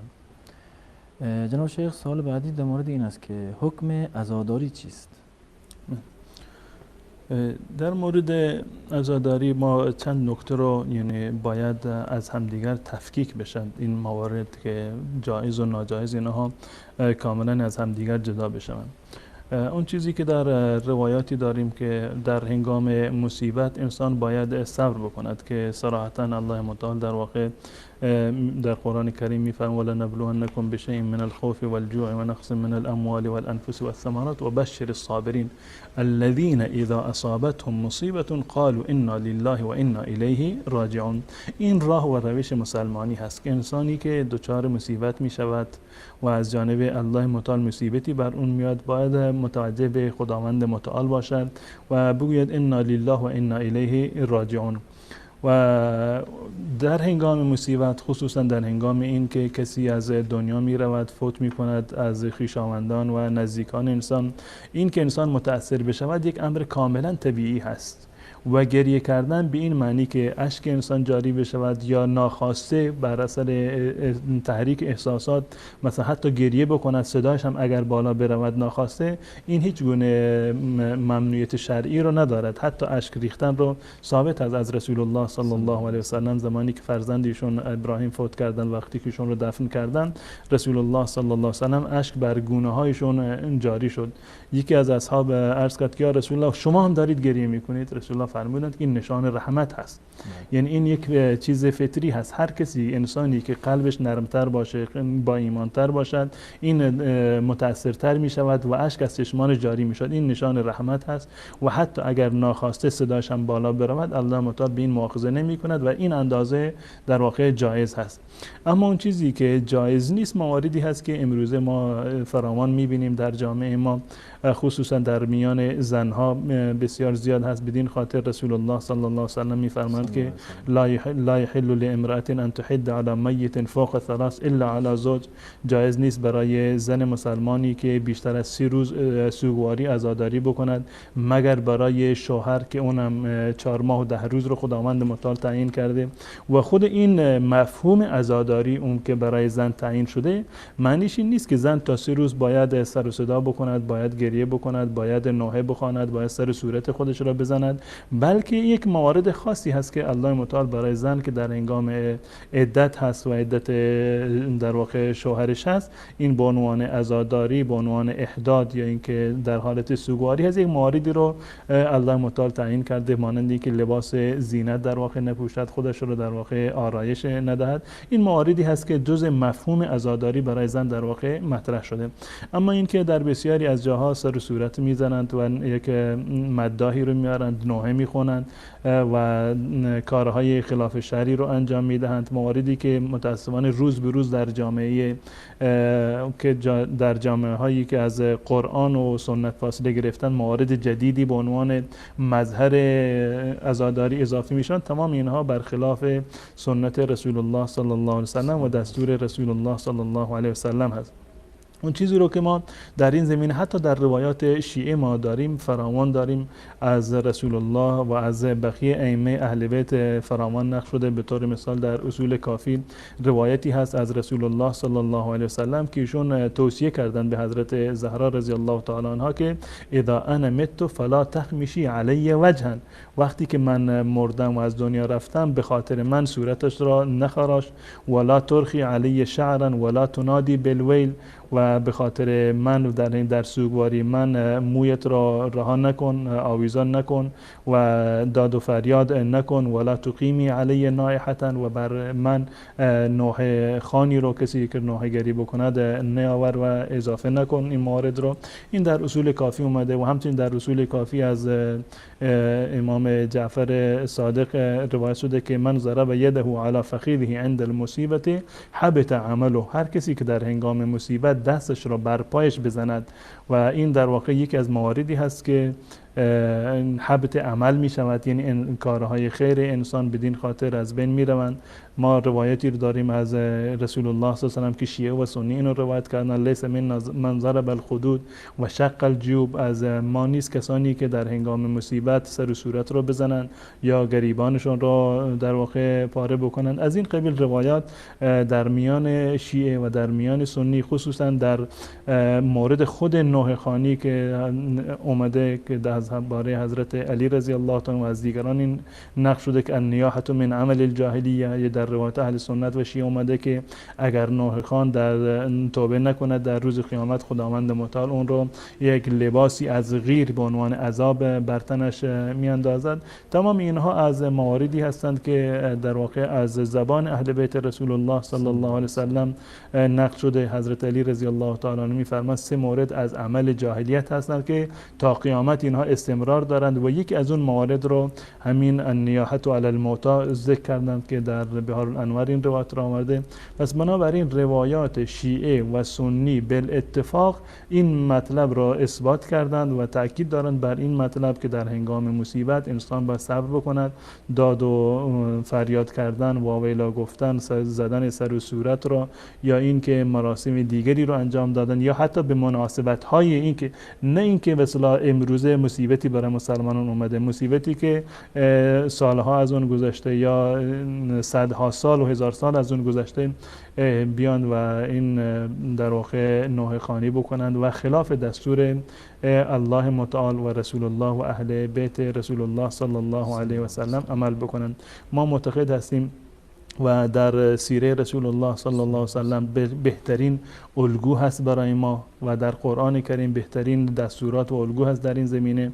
ما می‌بینیم که در زمان رسول الله صلی الله علیه و سلم عزیزانشون رو از دست دادن. حضرت حمزه رضی الله تعالی عنها شهید شدند و همچنین از فرزندان رسول الله صلی الله علیه و سلم همه‌شون به استثناء حضرت فاطمه زهرا در حیات ایشان از دنیا رفتند. عزیزان رسول الله صلی الله علیه و سلم از دنیا رفتند و در هیچ موردی ما نداریم که رسول الله صلی الله علیه و سلم در سالگرد وفات این عزیزان عزاداری رو برپا کرده باشه، در مدینه زمان عزاداری باشه، دسته های سینه زنی به راه انداخته باشند برای حضرت در واقع حمزه رضی الله تعالی عنه و بقیه دوستان و عزیزان رسول الله و اهل بیت رسول الله صلی الله علیه و سلم یا حتی حضرت علی رضی الله تعالی هیچگاه برای حضرت فاطمه زهرا مراسم ترحیمی رو نگرفتند، نه در اون سالی که وفات کردند نه در زمان حکومت خودشون. و همچنین برای حسن و حسین میبینیم که اهل بیتشون هیچ کسی به خاطر وفات یک شخصی در واقع نیومدن عزاداری رو و ماتمی رو اعلام نکردن. و یک نقطه جالبی هم که اینجا واقعا یعنی جای تأمل دارد و اون نقطه این است که شیعه برای ولادت ائمه خودشون جشن میگیرند و هم برای ولادت ائمهشون و هم برای شهادت یا وفات ائمه خودشون هم برای ولادت جشن میگیرند و برای وفات یا شهادت ماتم میگیرند و مراسمی رو که همه شاهد هستیم اینو برگزار میکنند. اما جالب اینجا هست که برای هیچ امامی روز امامتش رو جشن نمیگیرند. روز امامت، جشن امامت ما نداریم در میان شیعه به استثناء سیدنا علی رضی الله تعالی عنه، اونم که روز قدیر خم قرار دادن، اونم که روز امامت سیدنا علی نیست. بالفرض که ما قبول بکنیم که اعلام امامت شده اما روز به امامت رسیدن علی رضی الله تعالی عنه نیست بعد از اینکه رسول الله وفات کردن، بالفرض هم که قبول بکنیم بنابر مبنای شیعه این امامت به سیدنا علی رضی الله تعالی عنه رسیده. میبینیم که برای جشنی به عنوان جشن امامت وجود نداره. اگر واقعا امام ارزش داره ولادتش برای ما اون اندازه اهمیت نداره که امامتش اهمیت داره، نه ولادتش چندان اهمیتی داره و نه وفاتش. اون چیزی که از زندگی امام برای ما مهم هست همون امامتش هست. پس بنابراین باید جشن امامت میگرفتن. اما چون که دقیقاً در همون روزی که امامت یک امام شروع می شود مصادف هست با درگذشت یا شهادت یا وفات امام قبلی، نمیتونن چون این چیزی رو در واقع برگزار بکنن. این یک تضادی هست که در مذهب شیعه وجود دارد که بزرگترین موردی که از امام دارند امامت ائمه هست، نمیتونند که در این زمینه در واقع جشنی رو بگیرند و شادمانی بکنند که زیرا که دقیقاً همون روز وفات امام قبلی است. زیرا که تمام اینها مواردی هست که هیچ دستوری از جانب الله و رسول الله صلی الله علیه و سلم در این زمینه صادر نشده که ما به این صورت عمل بکنیم. نه جشنی به عنوان تولد و نه ماتمی به عنوان در واقع درگذشت یا شهادت و نه هم جشن و عیدی برای امامت. تمام اینها ساخته و پرداخته انسان‌هایی است که صلاح خودشون رو و صلاح دین و دنیاشون رو در واقع در این میبینند که مردم دچار خرافات و بدعات باشند. بله، البته همین اشاره بکنم که خب بالاخره روحانیان شیعه بیشتر دوست دارن که مردم شیعه در عذاب و غصه و گریه باشن تا اینکه به جشن و شادی مشغول باشن. برای همین این گریه ها رو ترجیح میدن چون چیزیه که یعنی برگ برنده‌ای برای بقای این مذهبشون دیگه. متاسفانه این گونه هست و عموم مردم ما و در واقع شیعیان عزیزی که ما دیدیم در ایران و با آنها برخورد داشتیم، ما در این هیچ گونه شک و تردیدی رو نداریم که با اهل بیت رسول الله صلی الله علیه و سلم محبت دارند، همون گونه که اهل سنت و الجماعت محبت دارند. و این شیعیان ما مطمئن هستیم که به اهل بیت رسول الله صلی الله علیه و احترام قائل هستند، محبت قائل هستند. اما اون چیزی که در واقع مصداق محبت از با اهل بیت رسول الله صلی الله علیه و و لازمه محبت با رسول الله، با الله متعال، با رسول الله و اهل بیت هست، اطاعت و پیروی از دستورات اونها هست. ما بیایم ببینیم در هنگام شادمانی علی چه کار میکرد، در هنگام غم و اندوه حضرت علی رضی الله تعالی عنه چه کار میکرد. کاری رو که علی انجام نداده در هنگام شادمانی، در هنگام مصیبت و دین نبوده برای علی و تقربی نبوده برای سیدنا علی رضی الله تعالی عنه، مطمئنا امروزه برای ما هم تقرب نیست و بلکه این از مصداق بدعت هست و یک نوع احداث و نوآفرینی در دین هست و بدعت و ضلالتی هست. و به جای این که ما مصاب باشیم و امیدوار پاداش باشیم که از الله متعال، بلکه باید منتظر این باشیم که الله متعال ما را مؤاخذه بکنند که چرا خلاف دستور الله و رسول الله و خلاف سنت رسول الله و روش اهل بیت ایشون ما در واقع عمل کرد. جزاکم الله خیر. تماس بینندگان رو میگیریم. بیننده اول، سلام علیکم، بفرمایید. سلام. و علیکم السلام و رحمت الله، بفرمایید. تلفن نمیگیرین؟ صداتون داره وصل میشه و صدا شما داره پخش میشه. منتظر سوال شما هستیم بیننده عزیز. داخل سوال شما خب سوال میگین اون زمان امیرالمومنین چیزی نکرده، خب اون زمان همه وهابی بودن، یاریاوری نداشتن. بله، سوالی اگر دارین لطف کنین بفرمایین. سوال شرعی لطفا اگر دارین. دارم تماسشون قطع شد. بیننده بعدی رو بگیریم. سلام علیکم، بفرمایین. سلام علیکم، بفرمایین.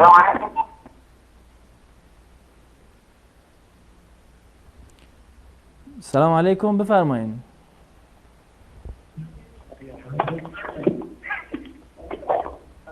الو. سلام علیکم، بفرمایین. الو. سلام علیکم. خسته نباشید. سلامت باشین، بفرمایین. از ایران صحبت میکنم. در خدمت شما هستیم، بفرمایید. این قرآن بوسیدن گناهه یا ثواب؟ واسه اینو بدونم من. بوسیدن قرآن؟ قرآن ببوسه. بله. ببینم گفتم ثوابه یا گناه. بله، ان شاءالله پاسخ رو دریافت خواهیم کرد. سوال دیگه هم دارین؟ سوال دیگه هم دارین؟ صدا شما بد میاد. ان شاءالله پاسخ رو دریافت خواهیم کرد. الو. بیننده بعدی رو بگیریم.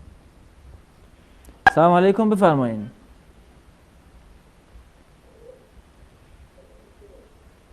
الو. سلام علیکم، بفرمایین. سلام، خسته نباشید. سلامت باشین، بفرمایین. در خدمت شما هستیم. اگر سوال شرعی دارین بفرمایین. سلام علیکم، بفرمایین. خسته نباشید. سلامت باشین، بفرمایین. زنده باشید. میگم من افغانی هم از ایران تماس میگیرم، سنی هم.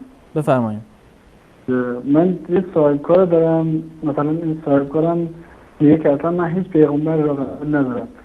الان من پیش این کار میکنم، به من قضا چیزی موقعی که میاد خودش میده من یه چیزی ازش بگیرم بخورم، درست یا نه؟ یعنی شما کارتون رو نذارون ادامه بدین یا نه؟ سوالتون اینه؟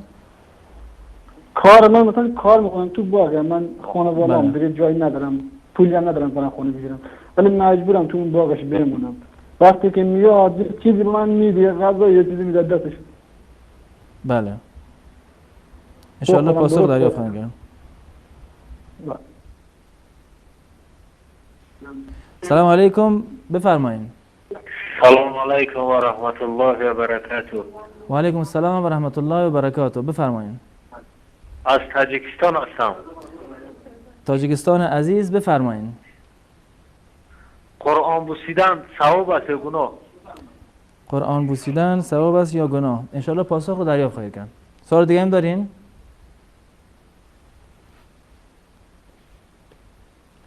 بیننده بعدی رو بگیریم. سلام علیکم، بفرمایید. بله، سلام علیکم. من از آلمان گپ میزنم، نام من نجاست.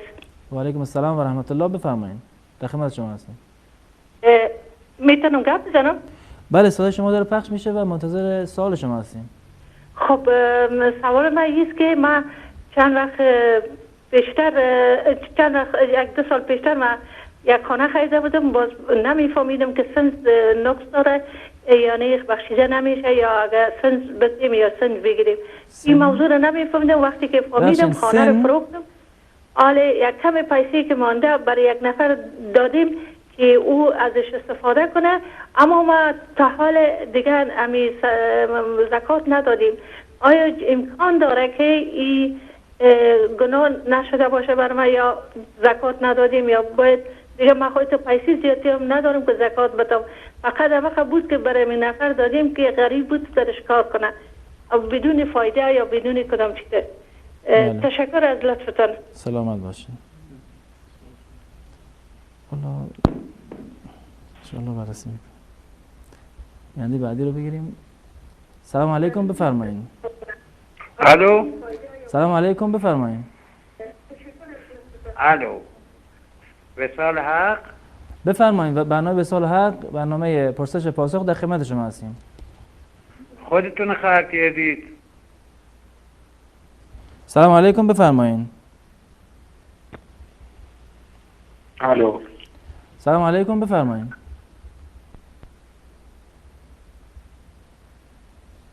سلام علیکم بفرمایید.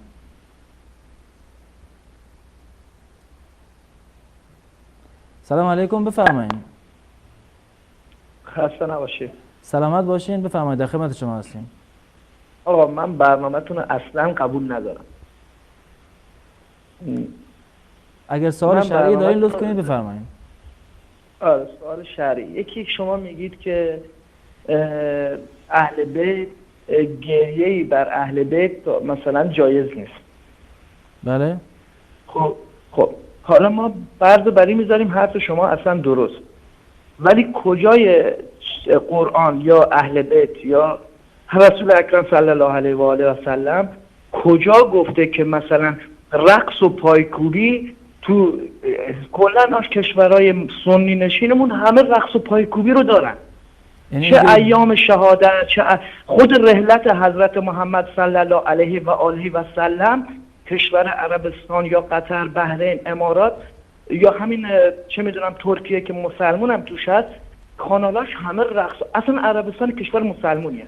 چرا بیننده عزیز به نظر خودتون نیا بکنین در نزد اهل سنت در روز عاشورا و تاسوعا سنته که مردم روزه بگیرن، یعنی اصلا کلا هیچ چیزی نخورن. تاسوعا رو ما کار نداریم، ما میگیم بنا رو بر این میذاریم. کلا تضاد داره با واقعیتی که مردم میبینن و کسانی که واقعا آگاهانه نگاه بکنن میبینن که اهل سنت در کل کشورها به خصوص کشورهای اسلامی روزه هستن در روزهای تاسوعا و عاشورا، در حالی که رقص و عزاداری و شعار و شعر خواندن در کشورهای شیعه‌نشینه که اوج این چیزا هم در عاشورا و تاسوعا است که غذا و خورد و نوش و عیش و نوش بیشتر تا اینکه حالت گریه و جشن ناراحتی باشه توش. تشکر میکنم از شما. بیننده بعدی رو بگیریم. سلام علیکم بفرمایید.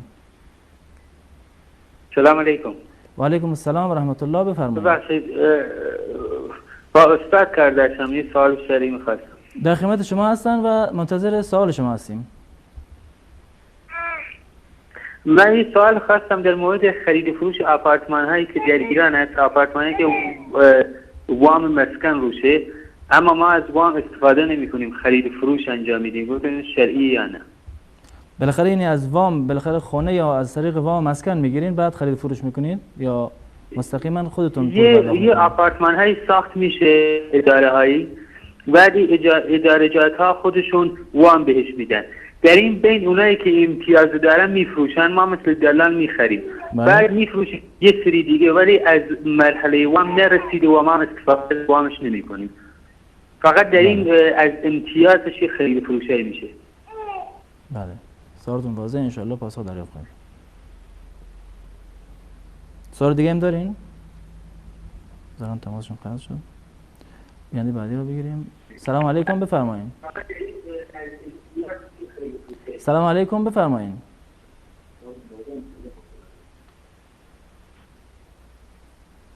سلام علیکم بفرمایید. سلام علیکم.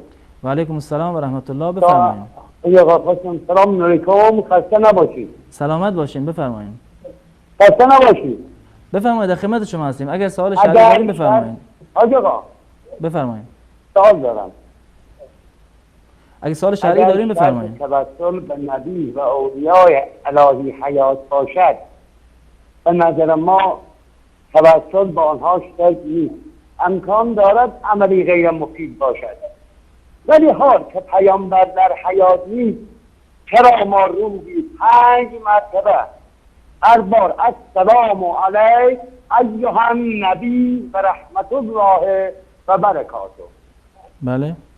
آیا سلام به پیامبر عملی لغوی و پیامبر سلام ها را نمی‌شود؟ ما معتقدیم که پیامبر و اولیاء الهی حیات برزخی دارند. عند ربهم یرزقون. خداوند صراحتاً در قرآن می‌فرماید بله. شهدا راه حق زنده‌اند و انبیا و اولیاء الهی بیشتر در زمره شهدایند، مقامی بالاتر دارند. سوالتون واضح است، انشالله پاسخ دریافت خواهیم کرد. بالاتر دارند. اگر تبرک جستن به آثار الهی، قرآن آن را تایید می کند. وقتی که یعقوب از فراق یوسف از شدت گریه بله وقتی که حضرت یعقوب، اگه میشه به صورت مختصر و به صورت سوالی سوالتون رو مطرح کنید خیلی بهتره تا اینکه کلا یک توضیح روی سوال داشته باشیم، چون وقت کمه و بینندگان دیگه نیست پشت خط هستن. سوالتون واضح بیننده عزیز، انشالله پاسخ رو دریافت خواهیم کرد. این منتظر پاسخ باشین تا بعد از اینکه تماس رو بگیریم پاسخ رو دریافت کنیم انشالله. بیننده بعدی رو بگیریم. سلام علیکم، بفرمایید. سلام علیکم. و علیکم السلام و رحمت الله. میخواستم بگم ما متحدیم، این تا چند میتونه آدم متحد از خونه دوری کنه؟ انسان متأهل تا چند روز میتونه از خونه دور بشه؟ تا چند ماه، تا چند از افغانستان میریم تو ایران، تا چند ماه میتونه بگم لطفا اگه این باقا درست توضیح بدید.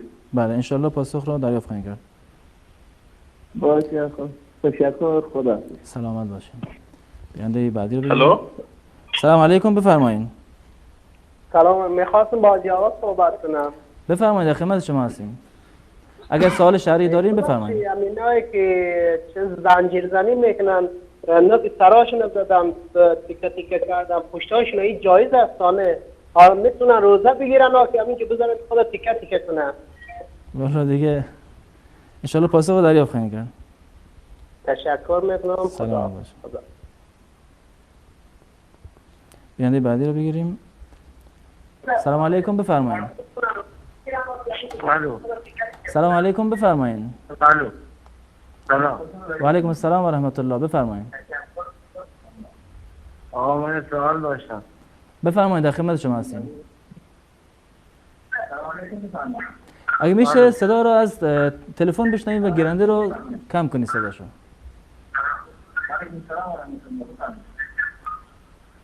سلام علیکم، بفرمایید. سلام علیکم، بفرمایید. علیکم سلام، خسته نباشید. سلامت باشین، بفرمایید. میخواد یه سوال شرط داشتم. در خدمت شما هستیم، بفرمایید. اگه میشه یکم بلندتر صحبت کنید چون صداتون خیلی کمه، پایینه. سوال خیلی من میشم. میخواستم بگم یه خوبی ما داریم در این نجاره، داریم به رهن کامل. بله. حدوداً مثلا بدون کرایه نگرفتیم. بله. باشه چشم. بعد این کرایه ازش نمیگیریم، همین داریم رهن کامل. آیا این حکمش چیه؟ بعد این زکاتش میگیریم یا نمیگیریم؟ خواستم جواب تو اصلا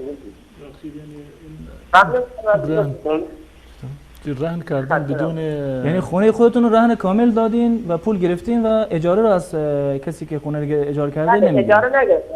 بله. یعنی اجاره ماهیانه نگرفتیم، بله. رهن کامل. رهن کامل داریم. بله.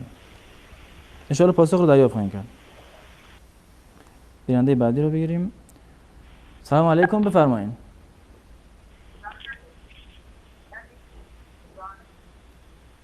سلام علیکم، بفرمایید. سلام علیکم، خسته نباشید. میخواستم بدونم علت این که شیعه عمر رو قبول ندارن علتش چیه؟ والله انشاءالله پاسخ دریافت خواهیم کرد. بیننده بعدی رو بگیریم. سلام علیکم، بفرمایید. خب من دیدید حرف دارم میزنم قطع کرد. سلام علیکم، بفرمایید.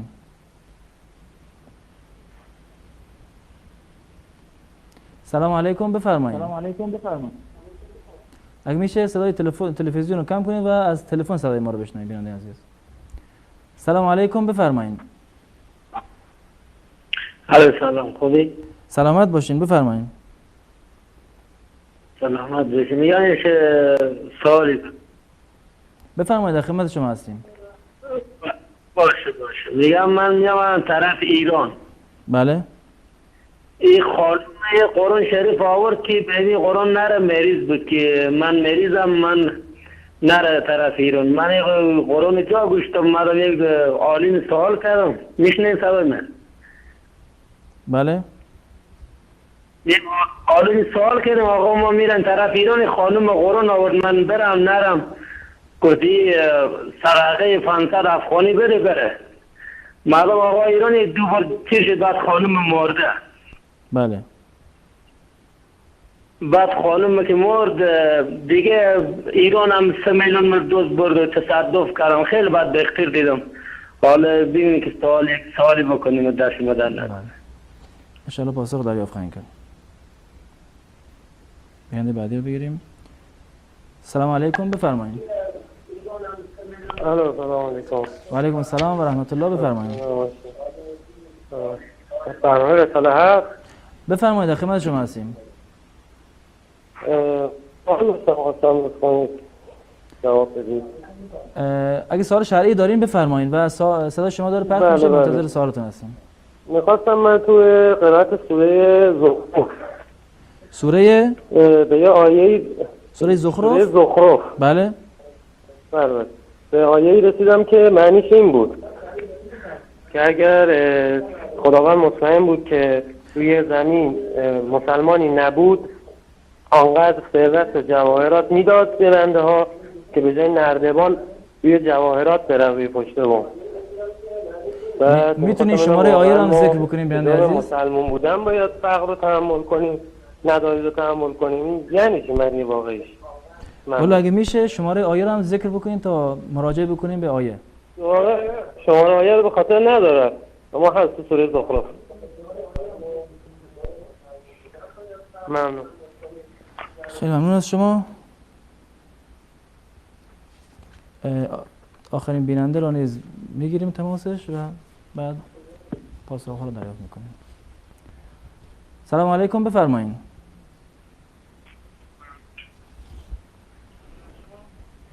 الو سلام علیکم، بفرمایید.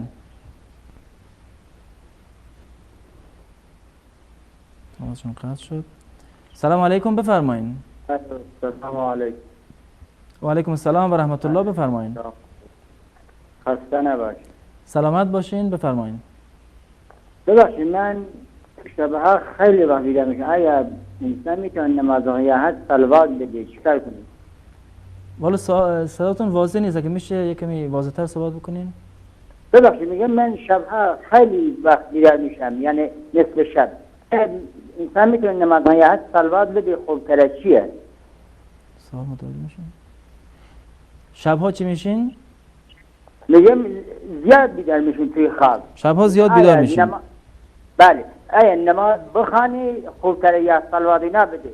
بخاطر بله با هم دیگران نشه. با هم دیگران نشه بخاطر. بله انشالله جواب رو دریافت میکنیم.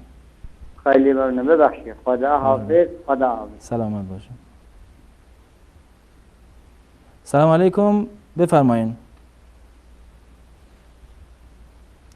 سلام علیکم، بفرمایین.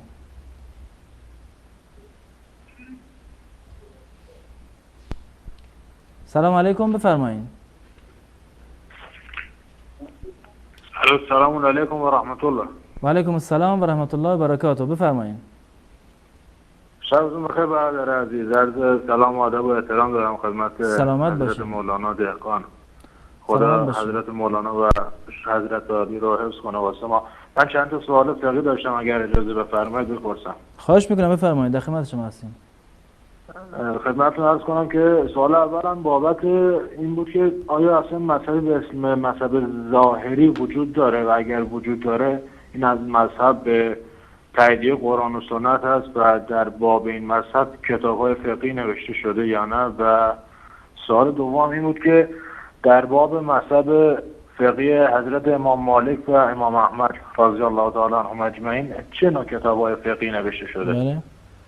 مذهب مالک و امام احمد. ممنون و متشکرم از ممنون و متشکرم از برنامه خوبتون. حضرت مولانا را هم سلام برسونید، مخصوصا استاد انصاری رو. ببخشید مزاحمتون شدم. شبتون بخیر. سلامت باشین. ان شاء الله پاسخ رو دریافت خواهیم کرد. سلام علیکم بفرمایید.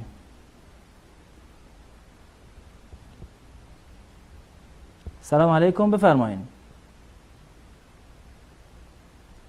سلام علیکم بفرمایید.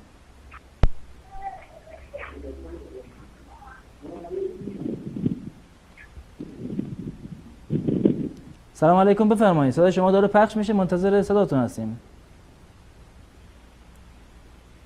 گفتم الو. بفرمایید. سلام علیکم. و علیکم السلام و رحمت الله. سلام علیکم. و علیکم السلام و رحمت الله. بفرمایید. خیلی باشید. سلامت باشین. سلامت باشین. خوبین؟ سلامت باشین. اگر سوال شرعی دارین لطف کنین بفرمایید که بینندگان دیگر نیز پشت خط هستن. والا صداشون داره با تلویزیون گوش میکنه که طول میکشه و مشکل پیدا میکنه. سلام علیکم بفرمایید.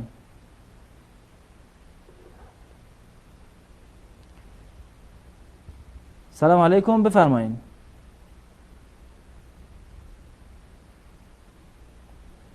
سلام علیکم بفرمایید.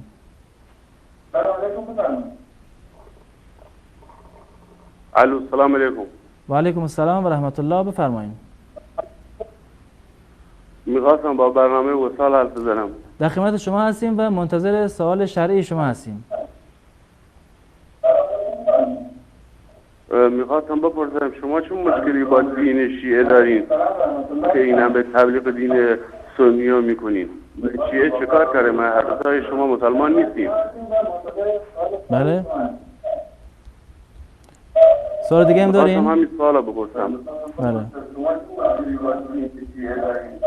این سوالتون اینه که شیعه چیکار کرده که شما دارین دفاع از دین اهل سنت میکنید؟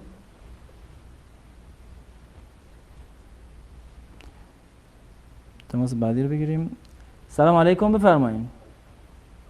سلام علیکم. و علیکم السلام و رحمت الله. بفرمایید. سلام علیکم. حال شما خوبه؟ سلامت باشین. بفرمایید.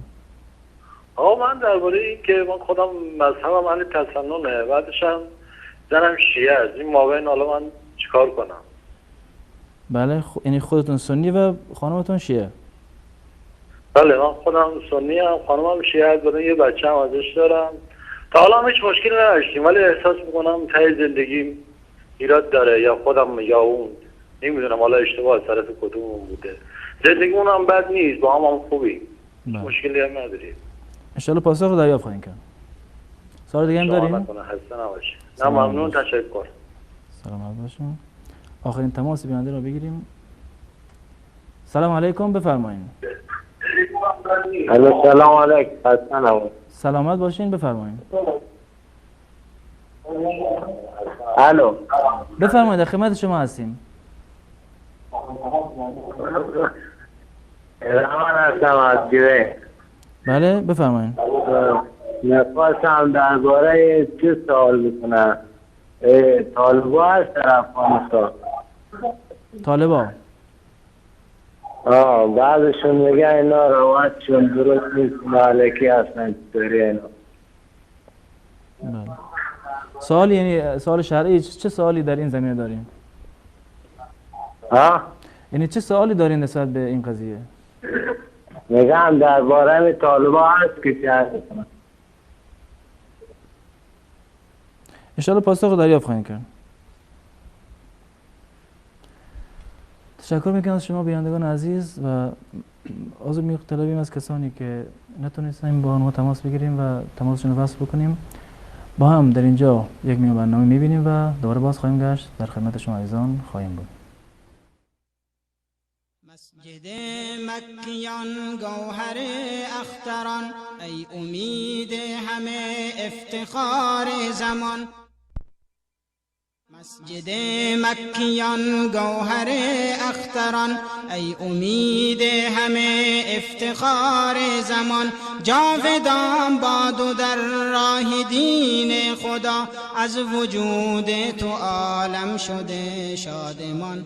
حفظ کن ای خدا مسجد مکیا، حفظ کن ای خدا مسجد مکیا.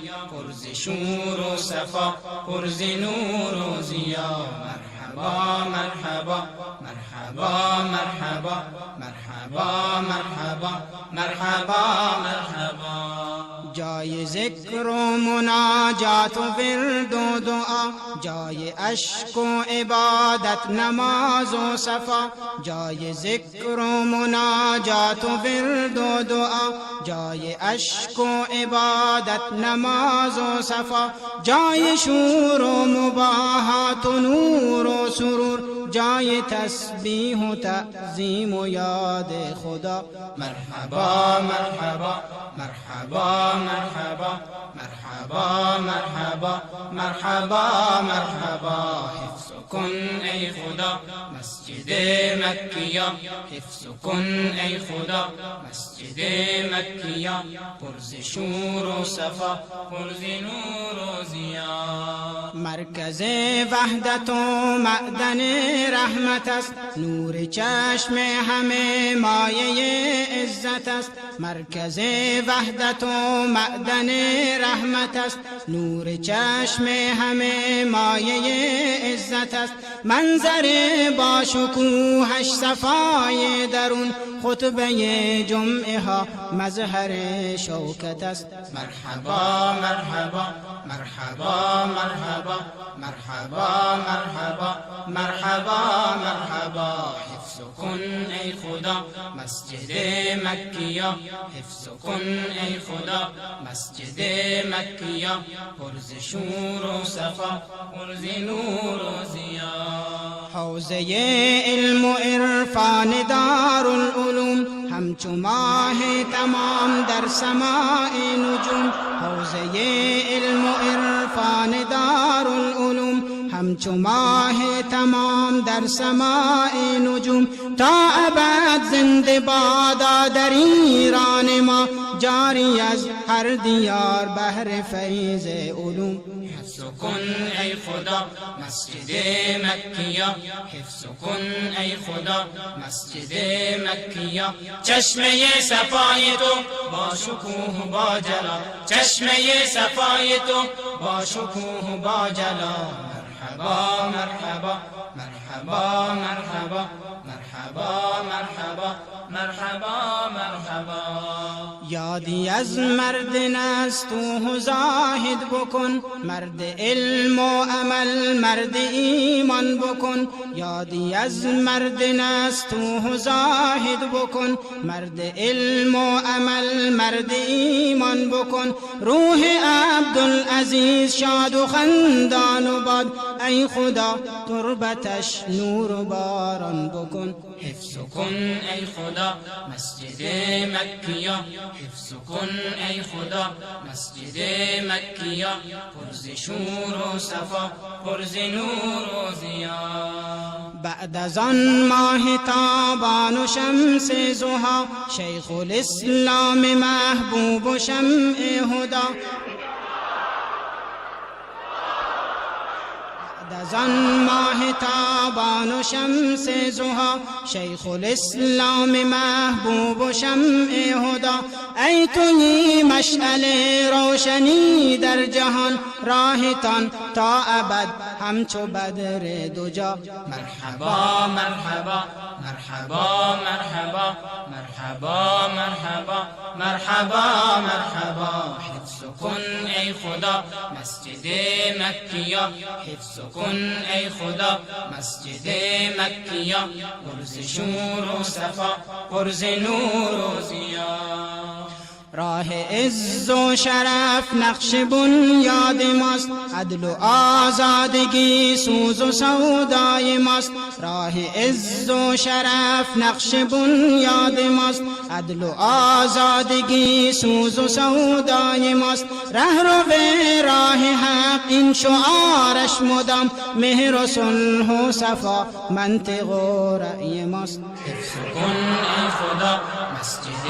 مکیا حفظ کن ای خدا مسجد مکیا پرز شور و صفا پرز نور و ضیا هر که با مال خود دین و یاری کند یا که در راه حق جان نثاری کند هر که با مال خود دین و یاری کند یا که در راه حق جان نثاری کند هر بلا را خدا دور سازد ز او در بهشت جای او جاودانی کند مرحبا مرحبا مرحبا مرحبا مرحبا مرحبا مرحبا مرحبا مرحبا مرحبا مرحبا مرحبا مرحبا مرحبا مرحبا مرحبا ای خدا سنگر ما حفاظت بکن ایمن از هر گزند و شرارت بکن ای خدا سنگر ما حفاظت بکن ایمن از هر گزند و شرارت بکن در بنای درت حسبنا الله کنیم معبد و خانعت را صیانت بکن حفظ کن ای خدا مسجد مکیا حفظ کن ای خدا مسجد مکیا پرز شور و صفا پرز نور و ضیا ای خدا سنگر ما حفاظت بکن ایمن از هر گزند و شرارت بکن در بنای درت حسبنا الله کنیم معبد و خانعت را صیانت بکن حفظ کن ای خدا مسجد مکیا حفظ کن ای خدا مسجد مکیا چشمه صفای تو با شکوه با جلا چشمه صفای تو با شکوه با جلا مرحبا مرحبا مرحبا مرحبا مرحبا مرحبا مرحبا مرحبا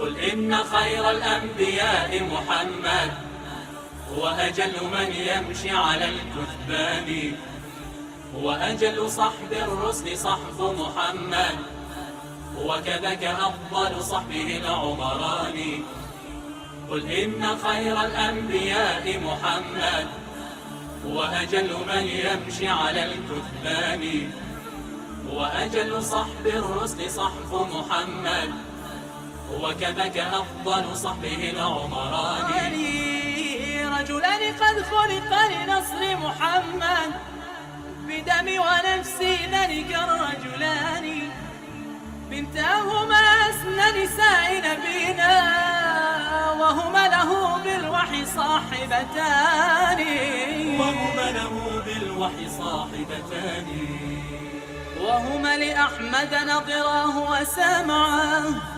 وبقربه في القبر مضطجعان وهما لأحمد نظراه وسمعاه وبقربه في القبر مضطجعان كان على الإسلام أشفق أهله وهما لدين محمد جبلان وهما لدين محمد جبلان قل إن خير الأنبياء محمد وأجل من يمشي على الكثبان وأجل صحب الرسل صحب محمد وكذاك أفضل صحبه العمران قل إن خير الأنبياء محمد وأجل من يمشي على الكثبان وأجل صحب الرسل صحب محمد وكذاك أفضل صحبه العمران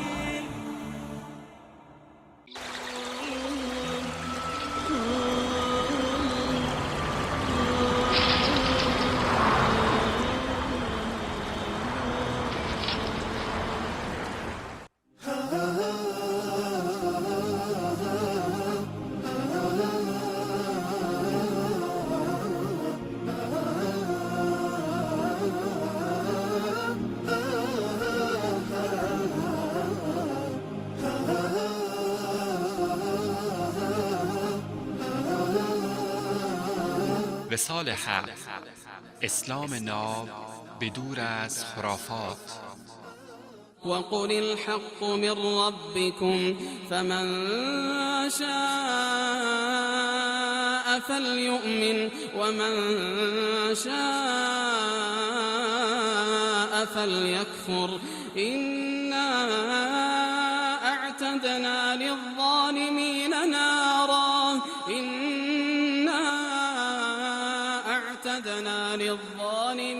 نارا أحاط بهم سرادقها وإن يستغيثوا يغاثوا بماء كالمهل يشوي الوجوه بئس الشراب وساءت مرتفقا. و بگو این سخن حق از سوی پروردگار شماست، پس هر که می‌خواهد ایمان بیاورد و هر که می‌خواهد کفر بورزد. به راستی ما برای ستمکاران آتشی فراهم نموده ایم که دیوارهایش آنان را از هر سو محاصره می‌کند و اگر درخواست آب کنند آبی چون مس گداخته به آنان داده می شود که چهره ها را می سوزاند. چه آشامیدنی بدی و دوزخ جایگاه بسیار بدی است.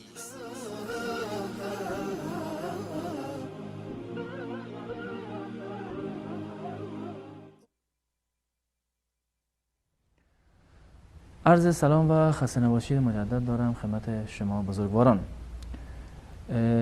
جناب استاد، دو تا از بینندگان سوالشون این بود، یعنی توضیح هم در سوال قبلی داده بود در مورد قرآن که بوسیدن قرآن، که سوالشون این بود که بوسیدن قرآن چه حکمی دارد؟ آیا بوسیدنش ثواب دارد یا گناه؟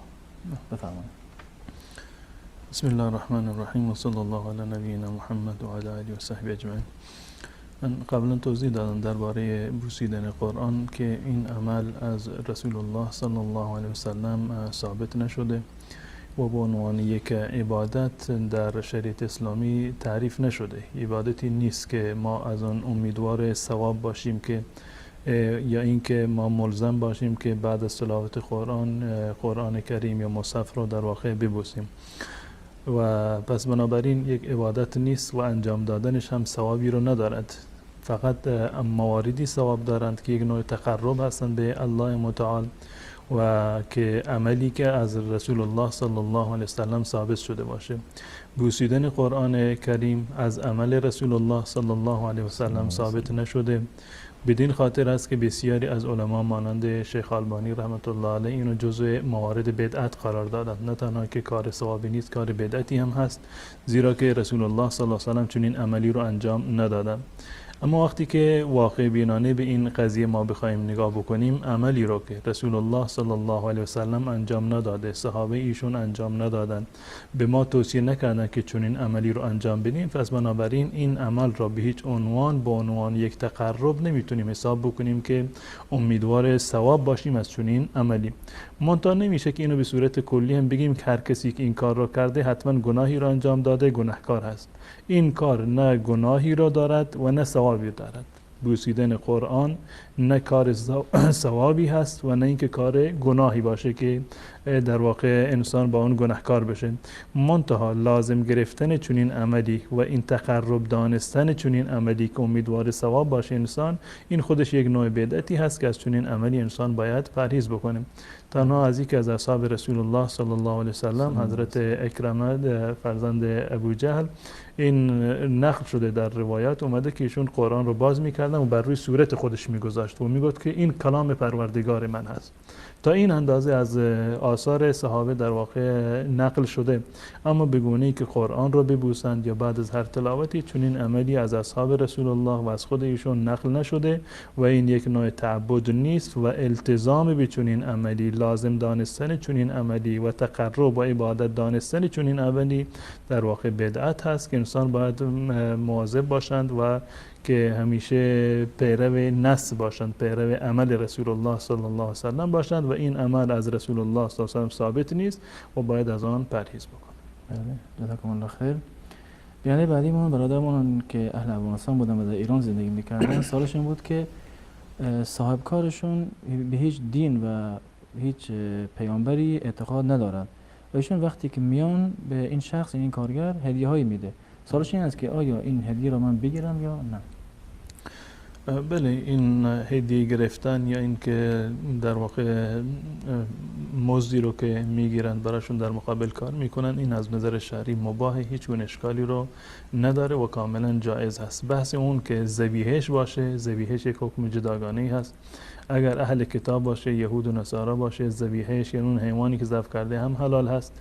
اما اگر غیر از این باشه، یعنی کسی که به هیچ دین الهی ایمان نداشته باشد، اون غذایی که میآورن اون غذا حلال هست، هر چیزی که باشد، فقط در مورد ذبیحه‌اش که ذبیحه‌اش در واقع حرام هست و خوردنش جایز نیست. اگر مطمئن است که واقعا این حیوانی گوشتی رو که براش آوردن ذبیحه خودش هست، اون کسی که اصلا به هیچ دین الهی ایمان نداره، اگر مطمئن است که خودش ذبح کرده، در این صورت حرام هست. اگر باز هم مال کسی دیگر از قصابی از شهر گرفته، در این صورت حلاله، هیچ گونه شک و شبهه‌ای در این وجود نداره و حتی مزدی که از ایشون میگیره کاملا برایشون حلال هست، زیرا که در مقابل کاری هست که ایشون انجام دادن.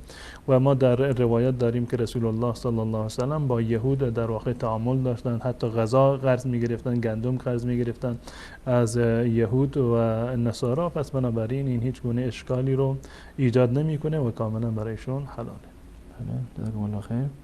سوال بعدیمون خواهرمون منیجه از آلمان تماس گرفتن که من از ایشون خواهش میکنم که بعد از پایان برنامه دوباره تماس بگیرن و سوالشون رو توضیح بدن، چون ما 2 بار سوال کردیم ولی خوب سوال برامون واضح نبود. برای همین اگه میشه بعد از پایان برنامه دوباره تماس بگیرن و توضیح بدن تا بتونیم جواب درستی که میخوان رو بهشون بدیم. سوال دیگه که یک از بینندگان کردیم بود که خب اگر گریه بر اهل بیت جایز نباشه، خب کجای قرآن گفته بود که در موقع یعنی عزاداری یا این چیزها انسان رقص و پایکوبی بکنه، که گفت یعنی اینجور اهل سنت رو اینجور متهم کرد که موقع عزاداری شیعیان رقص و پایکوبی دارن، به خصوص در قضیه عاشورا. الحمدلله اهل سنت و الجماعت در تمامی موارد اینو بارها ما اعلام کردیم که ما هم در شادمانی ها و خوشحالی هایمون، هم در جشن و عید هایمون و هم در هنگام مصیبت ها و عزایمون پایبند شریعت هستیم. هر چیزی رو که الله متعال به ما دستور داده و هر روشی رو که رسول الله صلی الله علیه و سلم برای ما تدوین کرده و عملا ایشون عمل کردن، ما پایبند اون هستیم.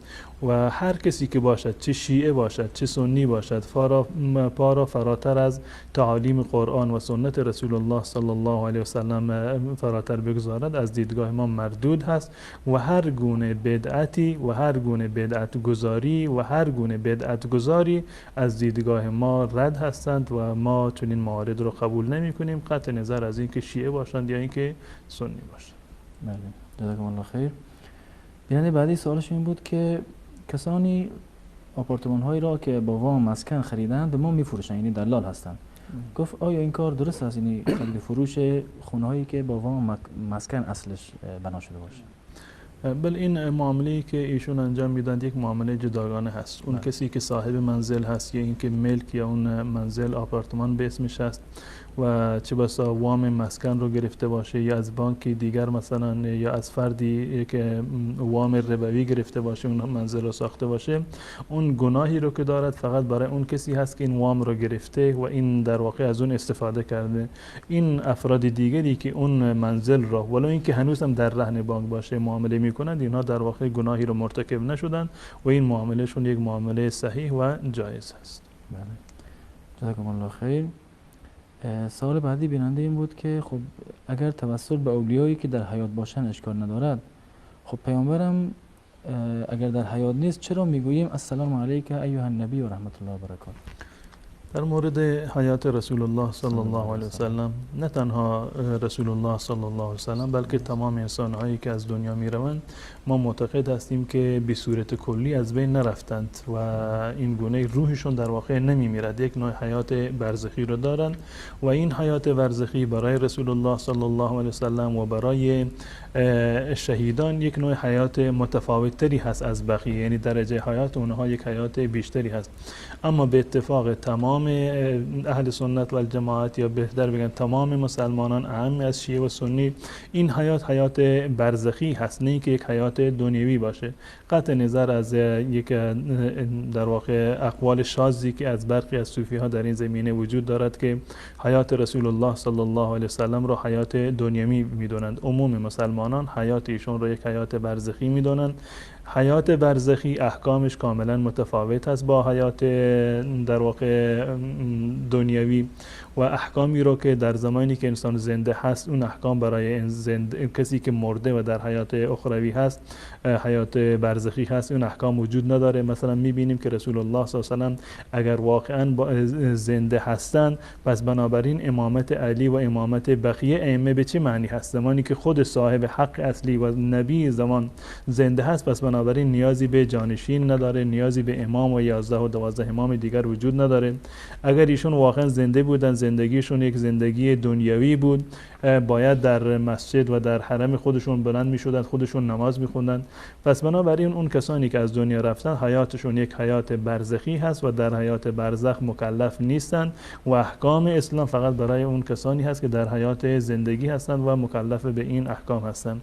اما در مورد این دعایی که و در واقع درودی که فرسته میشه، السلام علیک ایها النبی و رحمت الله و برکاته، که در نماز خونده میشه، این یک نوع تعبد هست. یک نوع تعبد هست. در زمان رسول الله صلی الله علیه و این گونه بوده و بعد از زمان رسول الله صلی الله علیه و این گونه هست و ما در روایات داریم که این رو در واقع فرشتگان میرسانند به رسول الله صلی الله علیه و سلم. این وقتی که ما میگیم السلام علیک ایها النبی و رحمت الله و برکاته، یا السلام علی رسول الله، یا صلی الله علی نبینا محمد، یا هر درودی که فرستاده میشه به رسول الله صلی الله علیه و سلم، این رسول الله فرمودند هر کسی که بر من درود بفرستد، فرشتگانی رو خداوند متعال موظف کرده که این درود و سلام رو به من میرسونند. و این دلیل بر این نمی شود که ما استغاثه بکنیم و طلب توسل بکنیم از رسول الله صلی الله علیه و سلم. بحث درود فرستادن بر رسول الله صلی الله علیه و سلم یک چیز دیگر هست، جداگانه هست، و بحث توسل به رسول الله صلی الله علیه و سلم بعد از وفاتشون یک چیز دیگری هست که این نه از اصحاب رسول الله ثابت هست و نه از اهل بیت بزرگوار ایشون. بله، جزاکم الله خیر. بیننده بعدی سوالش این بود که از نظر شرعی انسان متأهل تا چند وقت میتونه از همسرش دور بشه؟ در این زمینه در آیات و روایات یک زمان مشخصی تعیین نشده که حتما باید یک زمان مشخصی باشه که کمتر از اون یا بیشتر از اون در واقع ناجایز باشه. این برمیگرده به توافق خود زن و شوهر که با هم دیگه توافق بکنند و به هر مقداری رو که زن در واقع اجازه بدهد، راضی باشد، از حق خودش بگذارد، شوهر بتواند که دور از منزل یا در شهر یا کشور دیگر در واقع زندگی بکند برای کسب و کار. منتها در آثار اصحاب رسول الله صلی الله علیه و سلم از حضرت عمر رضی الله تعالی عنه نقل شده که در زمان خودشون 4 ماه رو تعیین کردند. اینو به عنوان بخشنامه در آورده بودند و اعلام کرده بودند به کسانی که در جهاد هستند و همچنین کسانی که برای کسب و کار هم رفتن. حکمشون هم این است که تا 4 ماه میتونند حتی بدون اجازه همسرانشون در واقع دور از ایشون باقی بمانند. اما همون گونه که عرض کردن در این زمینه زمان مشخصی از در آیات و روایات رسول الله صلی الله علیه و سلم تعیین نشده. این بستگی دارد به خود سلیقه اون زن و شوهر و رضایت و توافقی که در این زمینه در واقع باید داشته باشه. بله، جزاکم الله خیر. یعنی بعدی سوالش این بود که در این ایام کسانی هستن که زنجیر زنی میکنن، سینه زنی میکنن. خب این کار از نظر شرعی آیا جایز است یا نه؟ واقعیت این است که همون کسانی که تبلیغ میکنن زنجیر زنی رو یا قم زنی رو یا حتی سینه زنی رو، نوخ خانی رو، عاجز موندند از این که ثابت بکنند که یک روزی هم سیدنا علی رضی الله تعالی عنه زنجیر زده باشه، سینه زده باشه یا محفل عزاداری رو برگزار کرده باشه. ما اهل سنت و الجماعت این افتخار رو داریم که اصلیمون برمیگرده به زمان رسول الله صلی الله علیه وسلم و دعوت ما و فراخوان ما هم از تمام مسلمانان، اهم از اهل سنت و غیر اهل سنت، این است که ما بیاییم همان زندگی رو که رسول الله داشتند، هم در بعد به اصطلاح دنیویشون، هم در بعد معنویشون، در بعد عبادیشون، ما به همون زمان بر بگردیم. اعمالی رو که رسول الله صلی الله علیه وسلم به عنوان تقرب انجام دادند، یا اصحابیشون یا سیدنا علی رضی الله تعالی به عنوان تقرب به درگاه الهی انجام دادند، یا شعائر و مراسمی رو که ایشون داشتن در هنگام شادمانیشون یا در هنگام عزایشون، ما به همون زمان اکتفا بکنیم. اون چیزی که برای سیدنا علی، برای رسول الله، برای صحابه، برای اهل بیت دین بوده، اونها تقرب انجام دادن و تقرب جستن به وسیله اون، ما اون دین رو انجام بدیم، اون شاعر رو انجام بدیم. اما شاعری که از من درآوردی هست، خود به اصطلاح علما و مراجع تقلید برای منافع شخصیشون، برای منافع دنیویشون تدوین کردند یا تبلیغشون میکنند که در زمان علی نبوده، فکر نمیکنن حتی عقلای شیعه هم به اون راضی باشن. و ما قطعا میدونیم که بهترین دیانت و بهترین دینداری و بهترین ایمان و بهترین در واقع اسلام اونی بوده که در زمان سیدنا علی رضی الله تعالی عنه بوده. خود حضرت علی رضی الله تعالی عنه عامل بر اون بودن. اون مراسم و اون در واقع وسایلی که در اون زمان ایشون به کار می بردن، اعمالی رو که انجام میدادن، ما دعوتمون این است که ما بر بگردیم به همون عمل و به ایمان و عقیده سیدنا علی رضی الله تعالی عنه و این زنجیرزنی و سینه زنی و نوحه‌خوانی هایی که امروزه به وجود آمده. این حتی علمای شیعه هم اینو اعتراف دارند که در زمان سیدنا علی، در زمان رسول الله، برای بزرگان صحابه، برای بزرگان اهل بیت رسول الله صلی الله علیه و آله هیچ کسی از بزرگان اهل بیت، نه رسول الله و نه اهل بیت بعد از ایشون چنین مراسمی رو نداشتن. پس بنابراین اون چیزی که برای علی و اهل بیت و برای رسول الله دین نبوده، امروز برای ما دین هم نیست و نباید اینو به عنوان یک عبادت و مراسم دینی تلقی بکنیم و امید ثوابی رو در این زمینه نباید داشته باشیم. جزاکم الله خیر. سوال بعدی بیننده سوالشون در مورد رهن است که گفتن خونه دارم و خونم را به صورت کامل رهن دادم بدون اینکه کرایه ماهانه بگیرم. آیا این حکمش نظر شرعی چیست؟ مفهوم رهن که در شریعت اسلامی اومده کاملا مغایر با این مفهومی هست که امروزه در ایران متاسفانه رواج داره و اینو رهن میگوین. اینی که عملی که ایشون انجام دادن رهن نیست و نمیشه اسمشو گذاشت که رهن. رهن یعنی این که شما از من یک طلبی رو دارید، یک قرضی رو در واقع از من میخواهید، مالی از من طلبکار هستید، یک نوع تضمینی باشه که من این مال شما رو، حق شما رو به شما برگردانم. یک چیزی رو از من به عنوان گرو میگیرید، به عنوان رهن میگیرید که اگر حق ما رو پرداخت کردید، این مال شما رو، این زمین شما رو، ماشین شما رو یا هر مورد دیگری که باشه به شما برمیگردم، وگرنه این تضمین باشه برای اینکه حق من دوباره به من برسه. این مفهوم اصلی رهن هست در شریعت اسلامی و استفاده از رهن به هیچ عنوان جایز نیست. پس بنابراین اون چیزی که امروزه در ایران رواج داره به عنوان رهن، اینو نمیشه که اون معنی اصلی رهن نیست و رهن شرعی هم حساب نمیشه. این عملی که این بینندمون انجام داده، این در واقع قرض هست. یک قرضی رو گرفتن از اون صاحب، از مستاجر خودشون به هر مقداری که باشه، الان اسمشو گذاشتن رهن.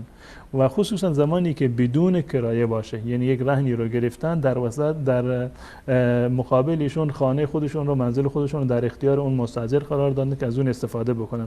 در مقابل چی؟ یک اجاره ماهانه نیست که با هم توافق کرده باشند که اجاره ماهانه‌ای باید پرداخت بکنند، یا این از همون رهنی که مثلا تحویل گرفته به اصطلاح که رواج داره از اون کم بکنن ماهیانه، یا کل مثلا اجاره چندین سال رو یک جا داشته باشه که اون صاحب منزل اجازه داشته باشه از نظر شرعی که از اون مال استفاده بکنه. چون این صورتی در این رهن وجود نداره و این رهن یک رهن غیر شرعی هست و این در واقع یک نوع قرضی هست که قرضی رو گرفته از یک کسی، در مقابل اون کسی که قرض رو داره استفاده میکند. یا به تعبیر فقها که در این زمینه قاعده رو دارن، کل قرض جر نفعا فهو ربا. هر قرضی که به کسی دادی که از به خاطر این قرض شما یک منفعتی رو دارید برداشت میکنید، این در واقع ربا هست. یعنی این که صاحب قرض، یعنی اون کسی که مستاجر هست، قرضی رو داده به صاحب منزل و در مقابل این که یک احسانی رو کرده و این قرض رو داده، یا به تعبیر که امروزی که رهنی رو داده به صاحب خانه، در عوض استفاده میکنند از این منزل. خب آیا راه کردی هم هست برای حل این مشکل؟ از نظر شرعی اگر بخوان اینو تکییف شرعی بکنند، یعنی با موارد شرعی اینو به گونه‌ای عمل بکنند که سازگار باشه، بهترین صورتش این است که از یک طرفی مثلا صاحب منزل میخواد یه مبلغ زیادی رو امروزه در اختیار داشته باشه، از مستاجر بگیره که بتونه از اون استفاده بکنه و مستاجر هم میخواد یه منزلی رو در اون داشته باشه که در اون در واقع سکونت بکنه. بهترین راهش این است که اینا توافق بکنند با هم دیگر، کرایه ماهانه و اجاره منزل مشخص باشه. به طور مثال ماهیانه این منزل 100,000 هم اجارهش هست، من میخوام 5 سال اینو با شما قرارداد میبندم، 5 سال مثلا به طور مثال قرارداد باشه، مبلغی رو که به عنوان رهن میخواد بگیره اونو تقسیم میکنن در این ماها یا مجموع این ماها رو جمع بکنن، میگه این مبلغ میشود کل کرایه چندین سال رو که با هم قرارداد بستن یک جا تحویل بگیرن. این از نظر شرعی هیچ گونه مشکلی رو نداره، کاملا جایز هست و برای صاحب منزل هم جایز هست که از اون مال و از اون در واقع پولی که امروزه به عنوان رهن گرفته میشه یا اجاره‌ای که گرفته کاملا استفاده بکنه و این محظوریت شرعی و ممنوعیت شرعی رو هم در اون در واقع وجود نخواهد داشت. جزاکم الله خیر. بیننده بعدی سوالشان این است که چرا شیعیان فاتح ایران عمر را قبول ندارند؟ اینو باید از خود شیعه پرسید که چرا عمر را یا هر کسی دیگر را، تنها عمر نیست که قبول ندارن، کدام یک از اصحاب رسول الله صلی الله علیه وسلم را که نقشی داشته در واقع گسترش اسلام، شیعه اون قبول دارن. در گسترش اسلام بعد از رسول الله صلی الله علیه وسلم به اعتراف تاریخ حتی دشمنان اسلام، اون کسانی که دشمن اسلام هستند اصلا مسلمان نیستند، اعتراف کردن به این که کسانی که در گسترش اسلام نقش داشتن حضرت ابوبکر بوده، عمر بوده، عثمان بوده. بعد از سیدنا علی رضی الله عنه بنی امیه خیلی نقش‌های به اصطلاح بارزی رو داشتن در گسترش اسلام و در فتوحاتی که در زمان اونها بوده، حتی بنی عباس هم این گونه بودن. الان این سوال رو شیعه باید پاسخ بدن، چرا با کسانی که اسلام رو منتشر کردند در واقع ناسازگاری دارند و اونها رو دشمن خودشون قرار میدن؟ من گمان نمی کنم کسانی که ولا و برایشون به خاطر اسلام باشه، به خاطر دین باشه، به خاطر خدا و رسول الله صلی الله علیه وسلم باشه، بیایند و بتوانند با کسانی که به خاطر الله و رسول الله و دین خدا و رسول رو در دنیا منتشر کردن بتوانند دشمنی بکنند یا اونها رو مورد لعن و نفرین قرار بدن. تمام اینها زاییده افکار و خرافات و بدعاتی هست که متاسفانه در طول تاریخ علمای شیعه تونستند که تزریق بکنند به جامعه اسلامی و این باور را در قلوب بسیاری از شیعیان ساده‌لوح و ساده اندیش در واقع تزریق بکنند که این هیچ گونه جایگاهی رو در اسلام نداره.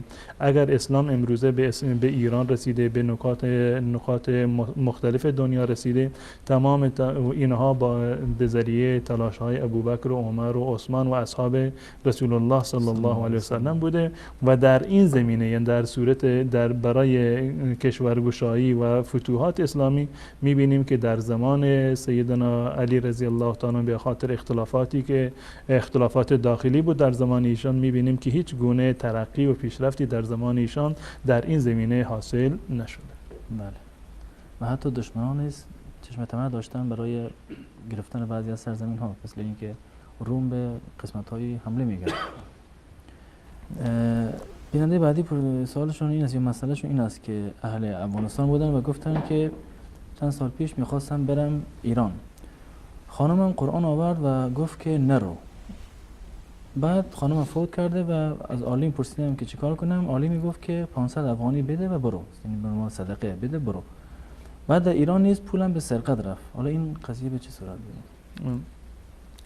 در مورد گرفتن فال از قرآن، در من سوالشون در مورد این بود که فال گرفتن از قرآن رو باز میکنن، فال میگیرن که این کار رو انجام بدن یا این کار رو انجام ندن. این فال یک فال ناشرعی هست، غیر شرعی و غیر مشروعی هست و چون این فالی رو ما در اسلام نداریم که قرآن رو باز بکنند و بگند که مثلا فلان آیه به شما این توصیه رو کرده که این کار رو انجام بدید یا این کار رو انجام ندید، چون این فالی در واقع وجود نداره و بدشگونی هم در دین مبین اسلام چنین جایگاهی رو نداره و رسول الله صلی الله علیه و سلم چنین موارد رو کاملا رد کردن. در زمان جاهلیت از در واقع نوع پرندگان فال می گرفتند یا اگر این پرنده به سمت راست میرفتی یا چپ میرفتین و به فال خیر یا فال بد میگرفتن که تمام اینها رو رسول الله صلی الله علیه و سلم نفی کردن، چون این چیزی وجود نداره. پس بنابراین ایشون نباید وسواس داشته باشند. این عملی که ایشون انجام دادن، یعنی فالی قرآنی گرفتن، هیچ گونه تأثیری در سرنوشت ایشون نداشته که به خاطر اینکه جناب شیخ شما از این سوالشون اینجوری بود که طرف میخواد از به صورت فال استفاده بکنه و بخواد که فال بگیره تا اینکه مشکل رو حل بکنه، یا اینکه خود به خود یعنی به عنوان آیه قرآن استفاده میکرد.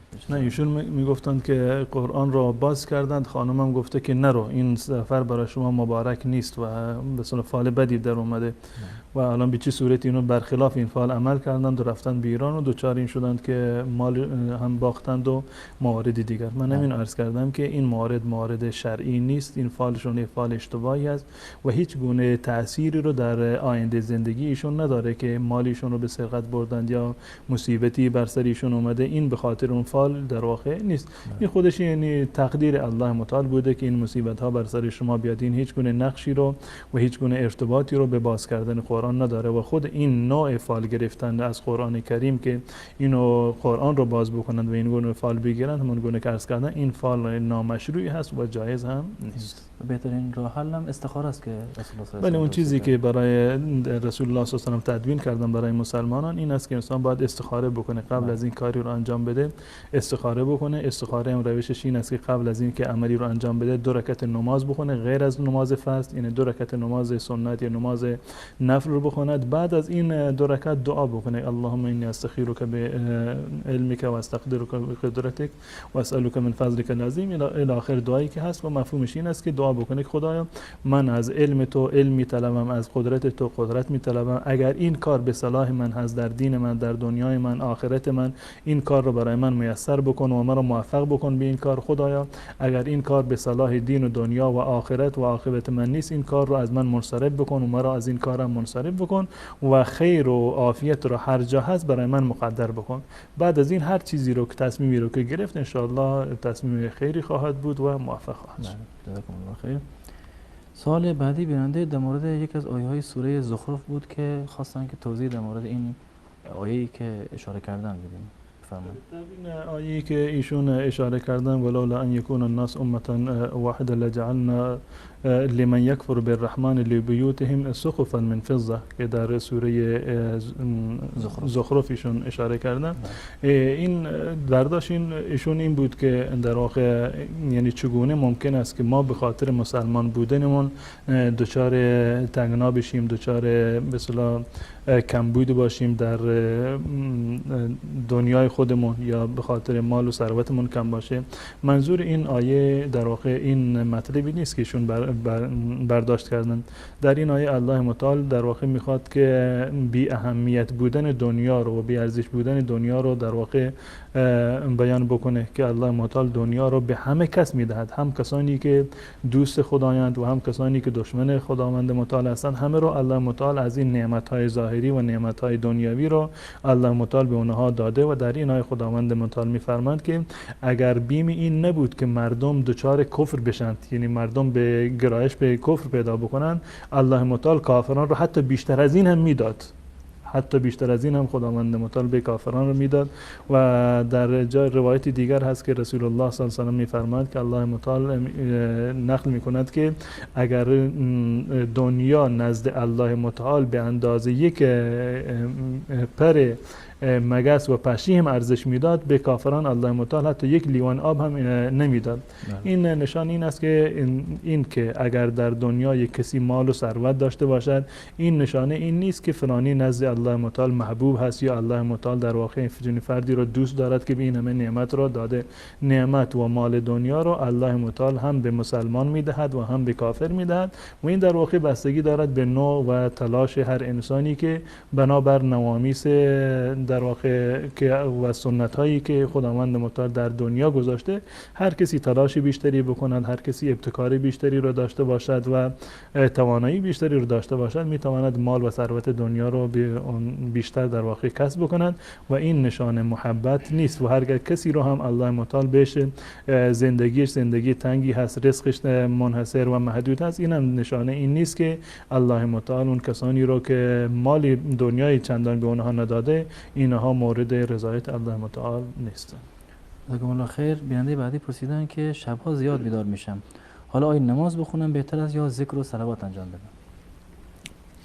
اصل بر این است که انسانی که بیدار می شود در هنگام شب لازم نیست که هر وقتی که بیدار شد باید بلند بشود و نماز بخواند، اما خواندن نماز سحر توصیه شده در آیات قرآن و در احادیث رسول الله صلی الله علیه و سلم و دعو و روش صالحین بوده که در هنگام شب یک پاسی از شب رو در واقع برمی‌خواستند و این عبادت و نماز تهجد رو انجام میدادند. اگر ایشون بتوانند بلند بشوند، وضو بگیرند و عبادت بکنند، نماز تهجد بخوانند که این نور علی نور هست و بهترین کاری هست که ایشون میتوانند انجام بدن. اما در هنگامی که انسان بیدار می شود و شاید وقت بیدار شدن نیست، وقت این نیست که بلند بشود و نماز بخواند، هنوز تا سحر وقت زیادی رو مونده، در این زمینه بهتر است که ایشون دعای استغفار بخونند، میگونه که در روایت اومده وقتی که انسانی از در پاسی از شب بیدار می شود و در وقتی که بیدار شد دعا می کند که پروردگار گناهان ما را ببخش، الله متعال انشالله گناهان چنین شخصی را میبخشد. همون دعا و استغفاری که ایشون میکنن این در واقع هم مسنون هست که این کار را انجام بدند و اگر تونستن نهایتا قبل از فجر بلند بشوند و نماز تهجد بخوانند که این در واقع یک عبادت جداگانه و مستقلی است. جزاکم الله خیر. بیننده بعدی که 2 سال داشتن، سال اولشون این بود که آیا مذهب ظاهری وجود دارد و از نظر اسلامی چه حکمی دارد؟ مذهب ظاهری برمیگرده به نوع اجتهادی که در واقع در اصحاب این مذهب داشتن. البته اینو عرض بکنم که امروزه به عنوان یک مذهب در میان مذاهب منتسب به اسلام در واقع مذهبی به عنوان مذهب ظاهری وجود ندارد که پیروانی داشته باشد، ائمه‌ای داشته باشد. بله، مذهبی به عنوان مذهب ظاهری وجود ندارد. بنیانگذار این مذهب داوود ابن علی بوده که معروف از داوود ابن علی اصفهانی که اهل اصفهان بوده و 2 شخصیت در مذهب ظاهری بسیار مشهور و معروف هستند. اولین خود بنیانگذارش است که داوود ابن علی اصفهانی بوده و دومیش علامه ابن حزم اندلسی هست که معروف بودند که و نوع گرایش اینها و نگرششون در واقع به نصوص شرعی این بوده که ظاهر نصوص رو بیشتر اعمال میکردند، یعنی مخالف قیاس بودند و ظاهر نص، هر چیزی رو که از ظاهر نص و ظاهر آیات قرآن و حدیث رسول الله صلی الله علیه و سلم برداشت میشد بیشتر به اون در واقع عمل میکردند و بدین خاطر این مذهب هم معروف شده به مذهب ظاهری، یعنی فقط به ظاهر نصوص در واقع نگاه میکردند و این روش از دیدگاه عموم اهل سنت و علمای اسلام در واقع یک روش نامناسبی بوده و مورد تایید نبوده که فقط ظاهریه باشند، یعنی ظاهر آیات و روایات رو ببینند، زیرا که در برخی از موارد میبینیم که تعبیرهایی که وجود داره یک تعبیری هست که انسان نمیتواند تنها به ظاهر اون تعبیر یا فقط به اون مورد نص در واقع اکتفا بکنه، بلکه این موارد رو در واقع به خاطر اتحاد علت در واقع به موارد دیگر هم تعمیم دادند احکام رو. جزاکم الله خیر. و سوال بعدی این بیننده نیز این بود که در مذهب امام مالک و امام احمد بن حنبل چه کتاب‌هایی نوشته شده است؟ بله، مذهب امام مالک رحمت الله علیه که یکی از مذاهب اربعه هست و صاحب این مذهب امام مالک ابن انس رحمت الله علیه هستند.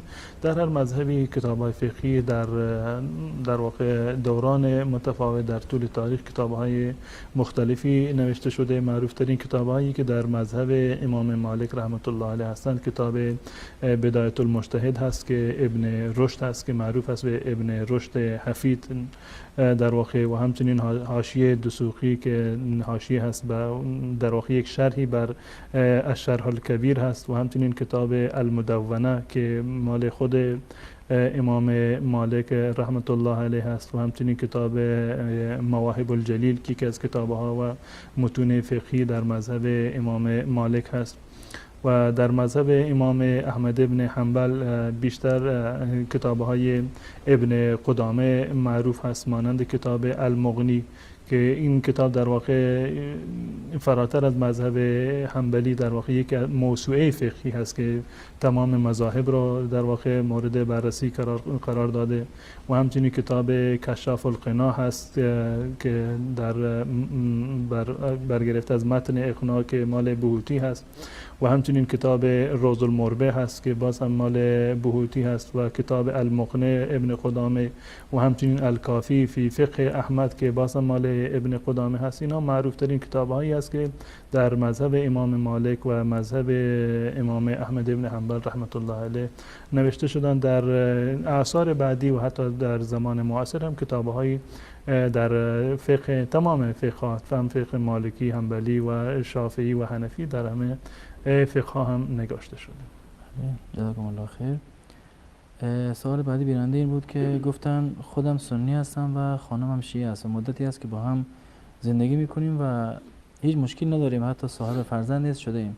حالا از نظر شرعی میگه این زندگی چه صورت؟ ما دعا میکنیم که این عزیزانمون همون گونه که تا حالا مشکلی رو نداشتند انشالله در زندگی خودشون هیچ مشکلی رو نداشتند، به قول عامیانه خودمون به پای هم پیر بشوند، خوشبخت بشوند زندگیشون و زندگی اونا هیچ گونه اشکالی از نظر شرعی ندارد و کاملا با همدیگر بر همدیگر حلال هستند زندگیشون و این ازدواجشون یک ازدواج کاملا شرعی هست و ما بارها اینو گفتیم که ازدواج شیعه و سنی تفاوتی رو نداره که زن شیعه باشه یا مرد شیعه باشه، هر گونه که باشه از نظر اصلی و اساسی این جایز هست، زیرا که همه مسلمان هستند و کلمه گوی لا اله الا الله و محمد رسول الله صلی الله علیه و آله هستند.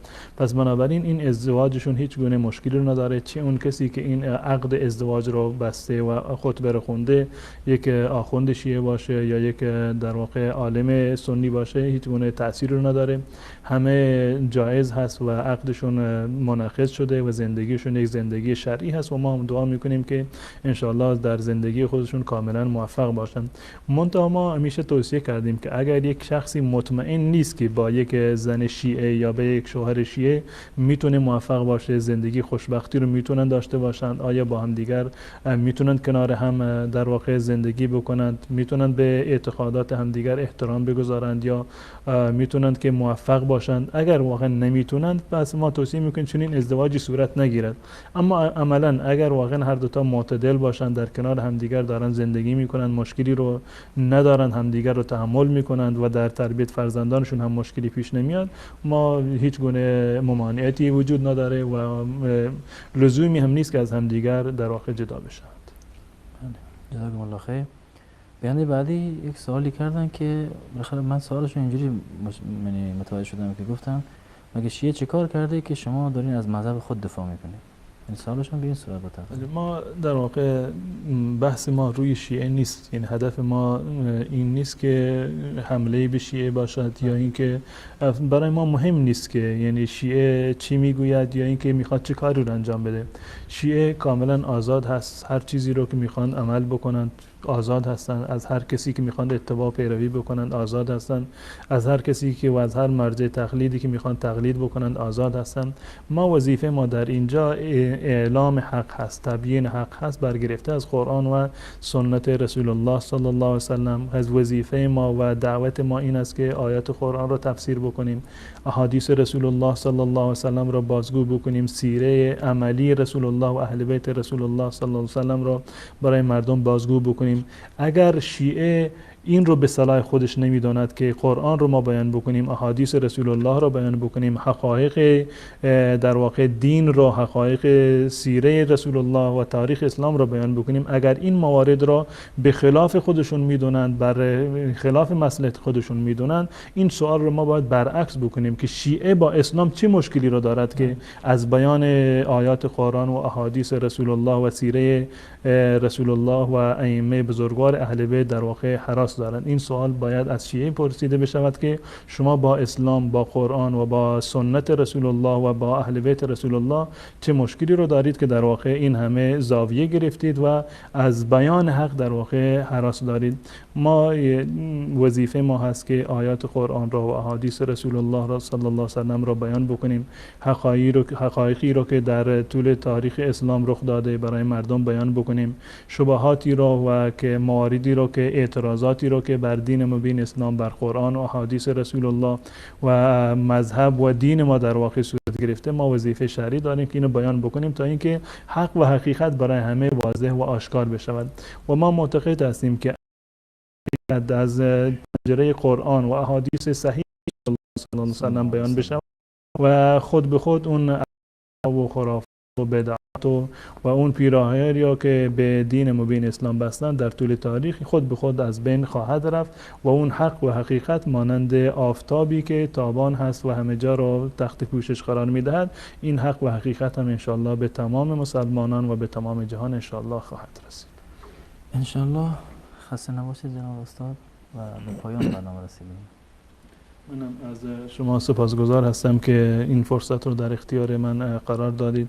البته باید عذر بخواهم که گلوی من وضعیت مناسبی رو نداشته و شاید برای بینندگان که تحمل کردند این صدای در واقع سنگین ما رو من از همه تشکر میکنم و امیدوار هستم که الله متعال همه ما رو، اعم از شیعه و سنی رو، به راه قرآن و راه سنت رسول الله و اهل بیت رسول الله صلی الله علیه و سلم هدایت بکنن و ما رو در دنیا و آخرت انشاءالله سرفراز و سربلند گردن. آمین. و ما هم از شما تشکر میکنیم که با وجود این مریضی که داشتین دوستان خود رو تنها رها نکردین و اومدین و به سوالهای دوستان و بینندگان پاسخ دادین.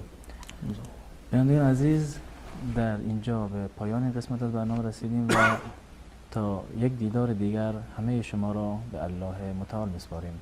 السلام علیکم و رحمت الله و برکاته.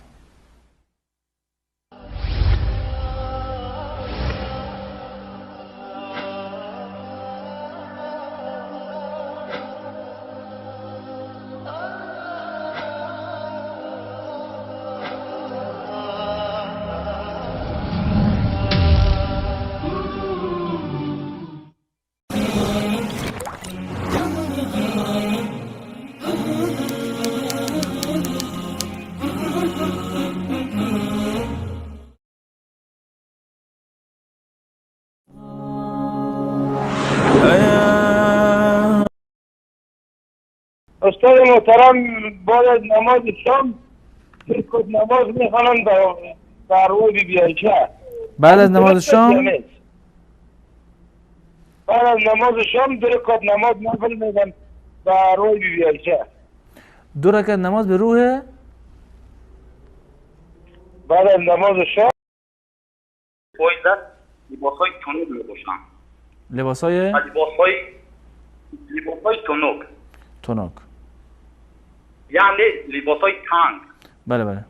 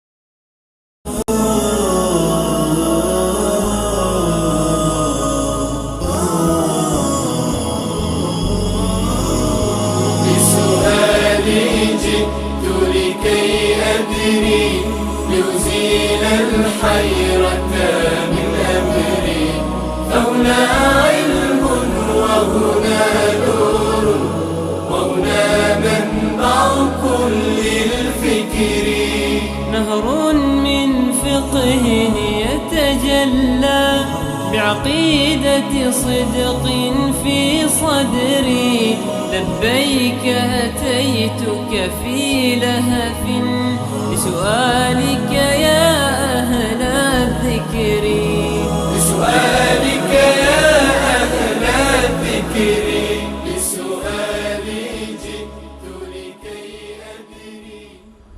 بسم الله الرحمن الرحیم. اللهم صل علی محمد و علی آل محمد كما صليت على ابراهیم و علی آل ابراهیم انك حمید مجید و بارک علی محمد و علی آل محمد كما بارکت علی ابراهیم و علی آل ابراهیم انك حمید مجید. عرض سلام دارم و ادب و احترام خدمت همه شما بینندگان عزیز و ارجمند. امیدوارم هر کجا که هستین و هر جا که تصویر و صدای ما رو دارید در هر گوشه از این گیتی پهناور هر لحظه شما زیباتر از لحظات گذشته و هر روز شما زیباتر از روزهای قبل در عبادت الله متعال سپری بشه. و یکی دیگر از برنامه‌های پرسش و پاسخ در خدمت شما عزیزان خواهیم بود و پاسخگویی به سوالات مطرح شده از سمت شما عزیزان از طریق SMS، ایمیل و یا از طریق تماس‌های تلفنی به صورت زنده در برنامه‌ای که پیش رو داریم در خدمت حضرت مولانا عبدالقدوس دهقان خواهیم بود و پاسخگویی به سوالات شما عزیزان و خوبان. من در ابتدای برنامه عرض ادب دارم و سلام و احترام از طرف خودم و به نمایندگی از شما عزیزان خدمت حضرت مولانا. خوش آمدید. من در خدمت جناب علی عرض ادب و سلام دارم و همچنین تمامی بینندگان عزیز و ارجمند. السلام علیکم و رحمت الله و برکاته و ورود شما رو هم به این برنامه من خوش آمدید عرض میکنم. باعث افتخار بنده است. من کمتر فرصت شده بود تا در این برنامه خدمت حضرت مولانا باشیم و الحمدلله که این افتخار نصیب شد. حضرت مولانا اگر اجازه بدید به خاطر استفاده بهتر از وقت و حجم زیاد سوال‌های بینندگان مستقیم بریم سراغ پاسخ به سوالات. بیننده‌ای فرمودن سلام علیکم. السلام.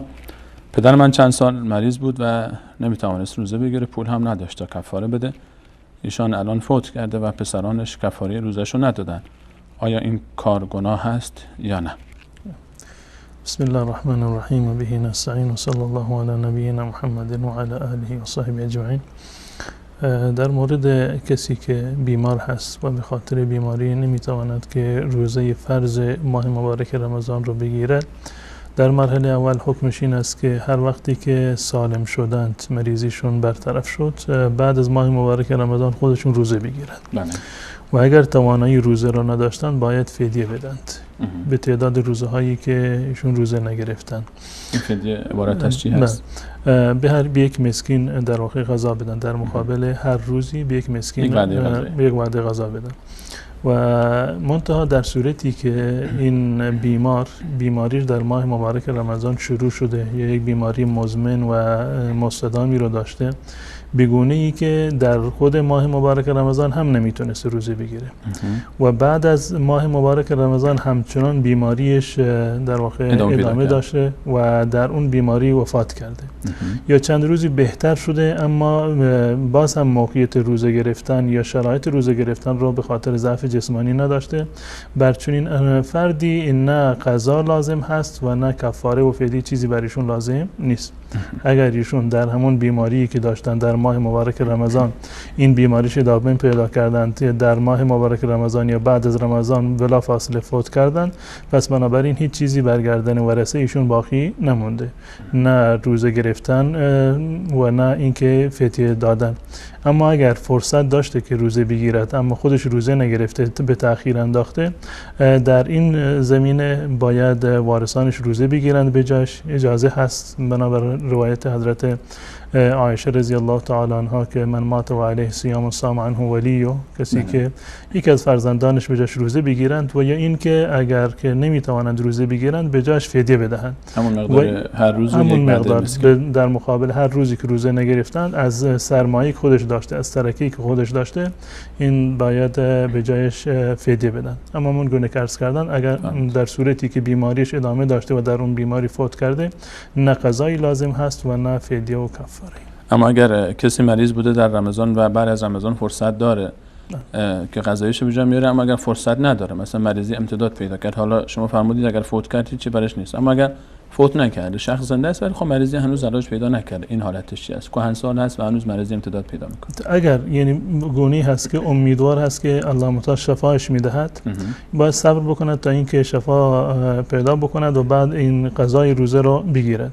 و اگر پیرمردی هست و در رختها به پیری و بیماری افتاده و امید بهبودی نیست، از زمان ابتدا حکمش این است که فدیه بدهد، در مقابل هر روزی به یک مسکین غذا بده. اونی که زنده هم باشه، همونی که زنده باشه، زنده هست، بیمار هست، بیماریش ادامه داره، یا پیر هست، بیمار هم نیست، پیر هست بر اثر فرط ضعف و کهنسالی نمیتونه روزه بگیره، حکمش این است که بجاش فدیه بده. جزاکم الله خیر.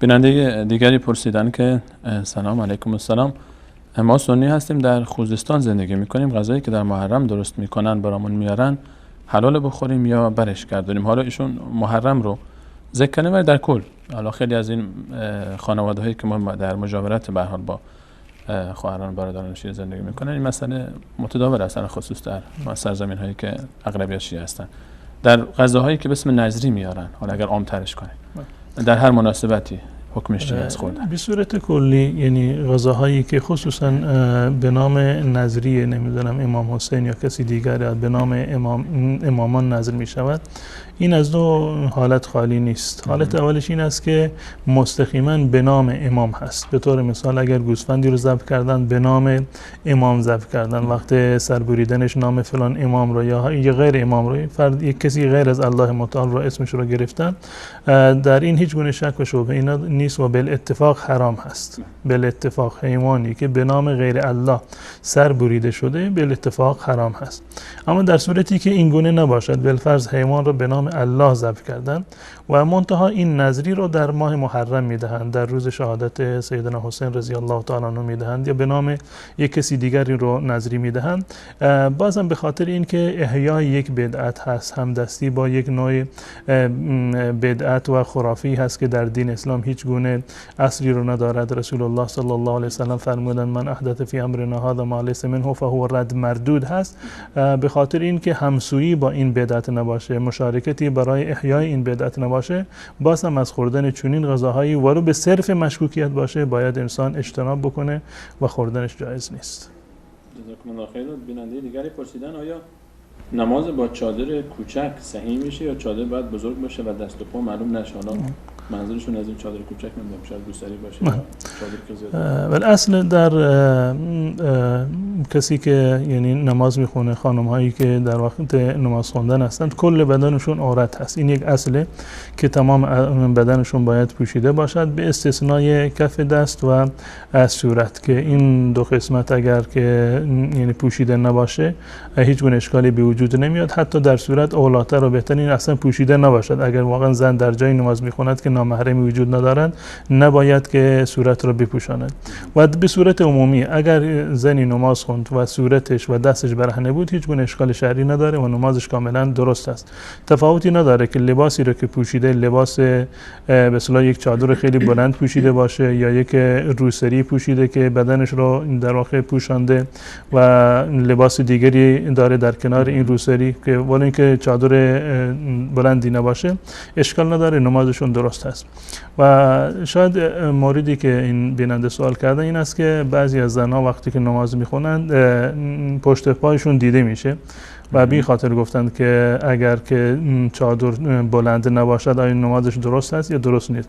نزد جمهور اهل سنت و الجماعت و فقهای اهل سنت و الجماعت یعنی پوشاندن پشت پا لازم نیست. یعنی منظور از پشت پا از قوزک به پایین هست؟ از قوزک به پایین و یعنی کف پا زیر پا، نه پشت پا در واقع قسمتی که معمولا کفشون رو میپوشاند. و این قسمت اگر که اولاتر و بهتر این است که باید پوشیده بشود بنابر روایتی که در این زمینه از حضرت ام سلمه رضی الله تعالی عنها نقل شده که از ایشون سوال شد که آیا زن میتواند که در یک چادر خمار نماز بخواند؟ ایشون گفتند که بله اذا کان الخمار ساترا یغطی ظهور قدمه، اگر چادر به اندازه‌ای هست که پشت پا را میپوشاند یعنی کل بدن را میپوشاند اشکالی نداره، میتونه تنها در یک تکه پارچه نماز بخونه که همین به اصطلاح چادر باشه. اما بنابر قول جمهور عرض کردم که این واجب هست، باید پوشیده بشه، گرچه که برخی از علما مانند علمای احناف هم گفتند که جز واجبات نیست، یعنی دلیلی برای پوشیدنش که واجب باشه و خصوصا این حدیث که بسیاری از علما در موردش یعنی گفتند که ضعیف هست. اما اولاتر و بهتر این است که پوشیده بشود یعنی بر رأی جمهور عمل بکنند این اولاتر و بهتر هست. در وقت نماز خوندن یا چادر بلندی باشه که کل بدن را و من جمله پا را بپوشاند یا اینکه جورابی را در هنگام نماز خوندن به پا بکنند، این اولاتر و بهتر هست. اما اگر پوشیدم نشد نمازشون صحیح است. بنابر رأیی که گفتند که مثلا واجب نیست، نمازشون صحیح است. جزاکم الله خیر. بیننده دیگری پرسیدن آیا شرابخوار میتواند نماز بخواند؟ بله قطعا شرابخوار میتواند نماز بخواند و باید هم نماز بخواند، و چون که به این دلیل که شراب خورده، این دلیلی برای ترک نماز در واقع نیست. حتما باید نماز بخواند و نماز همچنان برگردن فرد شرابخوار واجب هست و کسی از علما نگفته که شرابخوار اجازه ندارد که نماز بخواند یا اینکه نباید نماز بخواند، چون این حکمی در شریعت اسلامی نیست. در این زمینه روایت اومده از حضرت عبدالله ابن عمرو بن عاص رضی الله تعالی عنهما در صحیح ابن ماجه هست که رسول الله صلی الله علیه و سلم فرمودند که من شرب الخمر و سکر لم تقبل له صلاة 40 صباحا. کسی که شراب خورد و مست شد تا 40 شبانه روز نمازش قبول نمی شود. اما این قبول شدن نماز به این معنی نیست که نباید نماز بخواند. یعنی نماز ازش ساقط نمیشه. نماز ازش ساقط نمی شود، باید نماز بخواند، اما به عنوان یک عقوبت و یک مجازاتی الله متعال این نماز رو در واقع برایش ثوابی مترتب نمی شود. از برکات این نماز محرومه.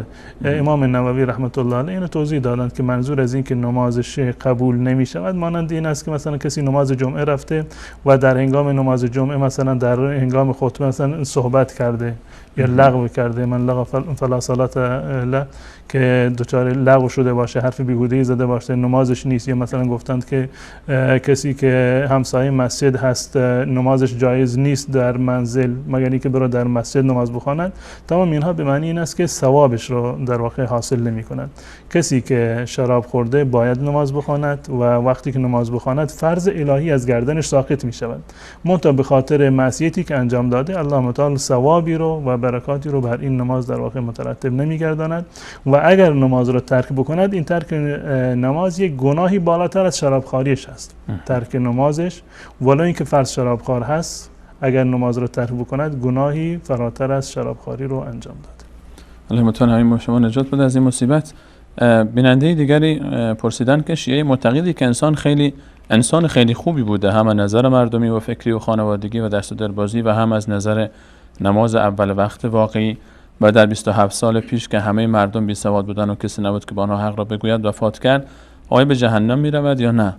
میدونم که خداوند در همه راهمین است، ولی میخواستم بدونم که مشرک از دنیا رفته یا کافر، چون کسی نبوده که بهش بگه به هر حال و توضیح بده بهش، و ما چیکار میتونیم براش انجام بدیم، چون خیلی دوستش داشتم و پدر بزرگم بود. در مورد کسانی که بر روی اعتقادات یعنی شرک آمیز از دنیا رفتند، اعتقادات کفر آمیز رو احیانا داشتند و از دنیا رفتند، الان این مسئله برمیگرده به این که آیا برای چنین افراد یعنی اتمام حجت شده یا خیر. ما میدونیم که جامعه ایران خصوصا قبل از اینکه این شبکه‌های توحیدی شروع به کار بکنند، کسی نبوده که صدای حق را و حقیقت و واقعیت را به ملت ایران برساند و صدای اهل سنت و صدای توحید در داخل ایران بسیار محدود بوده و در واقع به هیچ عنوان نمیگذاشتند که حتی به گوش خود اهل سنت برسد، چه برسد به جایی که بتونن شیعه را مخاطب قرار بدن. کسانی که بالفرض یک عقیده شرک‌آلودی رو داشتند یا اعمال شرک‌آلودی رو انجام میدادند، اما از روی نادانی بوده، از روی جهالتی بوده که آخوندهای شیعه اونو تحمیل کردند، از جامعه رنگ گرفته بوده، انشالله امیدواریم که اینها در روز قیامت معذور باشند. یعنی تا زمانی که اتمام حجت نشده باشه، حکمشون این است که الله متعال اونها رو معاف میکند، از اونها در میگذرد. اما بعد از این که اتمام حجت شد، حقیقت برایشون واضح و آشکار شد که این مواردی که شما انجام میدید بدعت هست، خرافات هست، شرک هست، انسان باید از اونها دست دست بکشد، وگرنه اون گونه که الله متعال در قرآن کریم با صراحت فرمودند که الله متعال هر گناهی را میبخشد به استثنای گناه شرک را. اون کسی که دیده و دانسته شرکی را مرتکب میشود و شرکی را انجام میدهد، الله متعال گناه اون را نمیبخشد بدون توبه، ولی باز هم اگر توبه بکند الله متعال اون را میبخشد. اما اون کسی که کاری رو به نادانی انجام داده، نمیدانسته که شرک هست، کسی نبوده که بهش تذکر بدهد، انشالله که در مشیت الله متعال هست و الله متعال رو میبخشد و برای چنین افراد ما باید دعای رحمت و مغفرت بکنیم. بخش دوم سوالشون که ما چیکار میتونیم برای اونا بکنیم؟ همین که عرض کردم، یعنی میتونند که برایشون دعا بکنند. یکی از مواردی هست که برای میت میرسه ثوابش. رسول الله صلی الله علیه و سلم فرمودند که وقتی که ابن آدم اذا مات ابن آدم انقطع عمله الا من ثلاث، وقتی که انسان میمیرد اعمالش قطع میشوند، یعنی ثوابی در نام اعمالش ثبت نمیشوند مگر در 3 مورد. و یکی از این 3 مورد ولد صالح یدعو له، این است که انسان فرزند صالح و نیکوکاری داشته باشه و برایش دعا بکنه. دعا کردن برای میت بهترین مورد هست و صدقه دادن برای میت جایز هست، حج رفتن و عمره رفتن برای میت جایز هست و مهمترینشون همون دعای خیر و دعای رحمت و مغفرت هست. جزاکم الله خیر. بیننده دیگری درباره حکم خودکشی پرسیدند، چه حکمی داره؟ به صورت کلی قتل نفس، چه خود انسان باشه یا غیر باشه، به صورت کلی حرام هست و انسان اجازه نداره که یک انسانی رو که حرمتی رو الله متعال برایش قائل شده، چه خودش رو یا فرد دیگر رو بکشد. و تنها مواردی رو که در واقع قتل انسان جایز هست، موارد خاصی است که در شریعت اسلامی تعریف شده.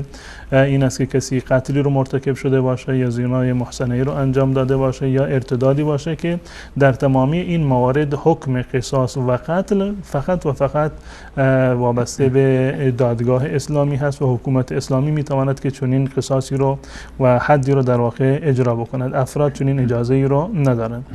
و حتی این که انسان خودش رو بکشد، این هم یک از گناهان کبیره هست و در این زمینه روایتی هست از حضرت ثابت بن ضحاک رضی الله تعالی عنه که در صحیح بخاری و مسلم آمده که رسول الله صلی الله علیه و سلم فرمودند من قتل نفسه بشیء فی الدنیا عذب به یوم القیامه. هر کسی که در دنیا خودش رو با یک ابزاری بکشد، در روز قیامت با همان ابزار الله متعال رو عذاب و شکنجه می‌کند. حتی در روایت حضرت ابو هریره رضی الله تعالی عنه که متفق علیه هست به صورت مفصل اومده اگر کسی خودش رو از بالای کوهی بیاندازد یا اگر کسی به وسیله سمی خودش رو از بین ببرد یا به وسیله یک ابزار تیزی خودش رو از بین ببرد، در روز قیامت با همون ابزار در آتش جهنم خودش رو در واقع عذاب می‌دهد. و همچنین در روایت جابر بن سمره اومده در صحیح مسلم که یک فردی خودکشی کرده بود، با یک نیزه خودش را کشته بود. اومدند پیش رسول الله صلی الله علیه و سلم برای نماز جنازه، ایشون از خوندن نماز جنازه امتناع کردند. فرمودند خودش ما برید برای این نماز جنازه بخونید. به صورت کلی خودکشی حرام هست، یکی از گناهان کبیره هست. وعید بسیار سخت و شدیدی در این مورد اومده که برای همیشه در آتش جهنم این در روز قیامت عذاب می‌بینند. منتها باز هم این به این معنی نیست که کسی که خودکشی کرده یعنی از رحمت الله متعال به صورت کلی محروم باشه. یعنی که ما بگیم که مستقیم رفت دوزخ خود دیگه نه، بیچ عنوان. عقیده اهل سنت و الجماعت این است که تمام کسانی که اهل توحید هستند، یعنی مسلمان هستند، کلمه گوی لا اله الا الله هستند، منتها گناهی رو انجام دادند، قتلی رو انجام دادند، خودکشی کردند، گناه دیگری رو انجام دادند، عقیده اهل سنت و الجماعت در تمامی این موارد این است که تمامی این گناهان به استثنای شرک بدون توبه در دایره مشیت الله متعال هستند. الله تعالی بخواد میبخشه. الله متعال بخواهد میبخشد و اگر بخواهد وعیدی رو که اعلام کرده وعید رو اجرا میکنه. این بستگی به در واقع اراده الله متعال داره. چه بسا اون کسی که خودکشی کرده اینقدر اعمال صالحی رو داشته که جبران بکند این موارد رو. پس بنابراین کسی رو که خودکشی کرده معنیش این نیست که جهنمی هست. معنیش این نیست که ما اجازه نداریم که برایش دعای رحمت بکنیم، بلکه برعکسش انسان گناهکاری بوده، گناهی رو انجام داده، ما باید برایش دعای رحمت و مغفرت بکنیم و حتی نماز جنازه خوندن هم باید بخونن. معنی حدیث این نیست که جابر بن سمره، یعنی معنی حدیثش این نیست که نباید نماز بخونیم. رسول الله صلی الله علیه و سلم به خاطر تنبیه بعضی از موارد یا اینکه مردم رو هشدار بدهند، برخی از موارد رو نماز جنازه روشون نمیخوندن. مانند کسی که مقروض بود، رسول الله صلی الله علیه و سلم گفتن من روی این نماز نمیخونم، خودتون نماز بخونید. یکی از صحابه گفت یا رسول الله این قرضش رو من میپردازم، اون وقت رسول الله نماز خوندن. یا کسی رو که خودکشی کرده بود گفت من به سرش نماز نمیخونم، نماز جنازه خودتون بخونید. به عنوان یک نوع تنبیهی هست و یک نوع هشداری هست. کسانی که جز علمای برتری هستند و چه بسا که افرادی باشند که آرزو داشته باشند که فلان عالم ربانی نماز جنازه ما رو بخواند، و اگر این افراد و این علما بگویند که هر کسی این کار رو انجام بدهد، خودکشی بکند یا فلان مورد رو انجام بدهد، من به شخصی نماز جنازه رو نمیخونم، این جایز هست، اشکالی رو نداره. اما یک فرد دیگر نماز جنازه رو بر اون باید بخواند. حتی کسی که خودکشی کرده حکمش این است که مسلمان از دنیا رفته، گناهی رو انجام داده، این تحت مشیت الله متعال هست. اگر الله بخواهد میبخشد و اگر نخواهد اون وعیدی رو که فرموده اون رو در حقش اجرا میکند و مسلمانان باید اون رو غسل بدهند و کفنش بکنند و دفنش بکنند، نماز جنازه بر اون بخونند و برایش دعای رحمت و مغفرت بکنند. جزاکم الله خیر. قبل از اینکه سوال بعدی رو مطرح بکنیم، من از دوستان اتاق کنترل میخوام که شماره‌های تماس بینندگان عزیز رو هم زیرنویس بکنن تا عزیزانی که دوست دارن در برنامه مشارکت بکنن به صورت صوتی و از طریق تلفن بتونن سوال خودشون رو مطرح بکنن تا تماس‌های شما عزیزان وصل بشه. بیننده دیگری فرمودن که نماز تهجد چند رکعت میشود؟ نماز تهجد که از نمازهای نافله هست، یا اینکه بگیم سنت هست که انسان بخواند. رسول الله صلی الله علیه و سلم میخوندن و جز سنت و جز فرایض بوده برای رسول الله صلی الله علیه و سلم، اما برای امت جز فرایض نیست. یک نماز اختیاری هست که هر کسی میتواند که بخواند. و در مورد تعداد رکعاتش هم هیچ گونه یعنی محدودیتی نیست، یعنی که الزام باشه که حتما چند رکعت باید بخوانید. رسول الله صلی الله علیه و سلم صورت عمومی فرمودند صلات اللیل مثنا مثنا، نماز شب دو رکعت هست. و اذا خشی احدکم الصبح فلیوتر برکعت، و وقتی که ترسیدید که الان وقت فجر، اذان فجر میدهد، یک رکعت دیگر اضافه بکنید که وترتون بشه. یعنی 2 رکعت خوندید هم خوبه، 4 رکعت خوندید هم خوبه، 6 رکعت، 8 رکعت، 10 رکعت، هر کسی به اندازه توان خودش. اما عموما روش رسول الله صلی الله علیه و سلم بیشتر این بوده که ایشون 8 رکعت نماز تهجد میخوندن به اضافه نماز وترشون که 1 رکعت یا همون 3 رکعت بوده که مجموعاً 11 رکعت یا 13 رکعت رسول الله صلی الله علیه و سلم میخوندن. خیلی ممنونم، جزاکم الله خیر. اجازه بدید تماس‌های بینندگان عزیز رو هم داشته باشیم. با اجازه شما اولین بیننده امروز. سلام علیکم، برنامه پرسش و پاسخ بفرمایید. سلام علیکم و رحمت الله و برکاته. علیکم السلام و رحمت الله و برکاته. در خدمت شما هستیم، سوالتون مطرح بفرمایید برنده. نام من حسن است، از کشور روسیه زنگ میزنم. بله بفرمایید سوالتون مطرح کنید. سوال اول اینم که آیا در وقت حج عمره میتوان در یک روز هم با حج عمره کرد؟ صدای شما واضح نبود پیش من، یک بار دیگه بفرمایید. در عمره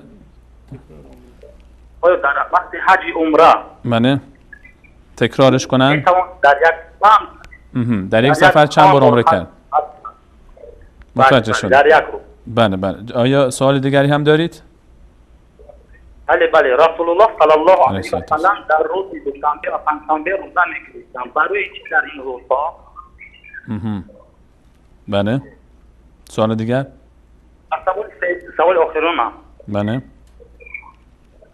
شخصی که 4 سال پیش مالش به زکات رسیده است و در این 4 سال زکات مالش را نداده است، میتواند که این سالهای گذشته را یک جا بپردازد؟ 4 سال پیش رو چه فرمودید که زکات ندادن؟ مولانا سوال شما رو بهتر از من دریافت میکنن، تجربهشون بیشتر از این موضوع. حضرت مولانا سوالتون رو دریافت کردن. 4 سال زکات ندادن، الان چیکار باید بکنه؟ بله. من از مولانا عبدالقادر دهقان بسیار تشکر از شما. تشکر از شما. سوالای شما دریافت شد؟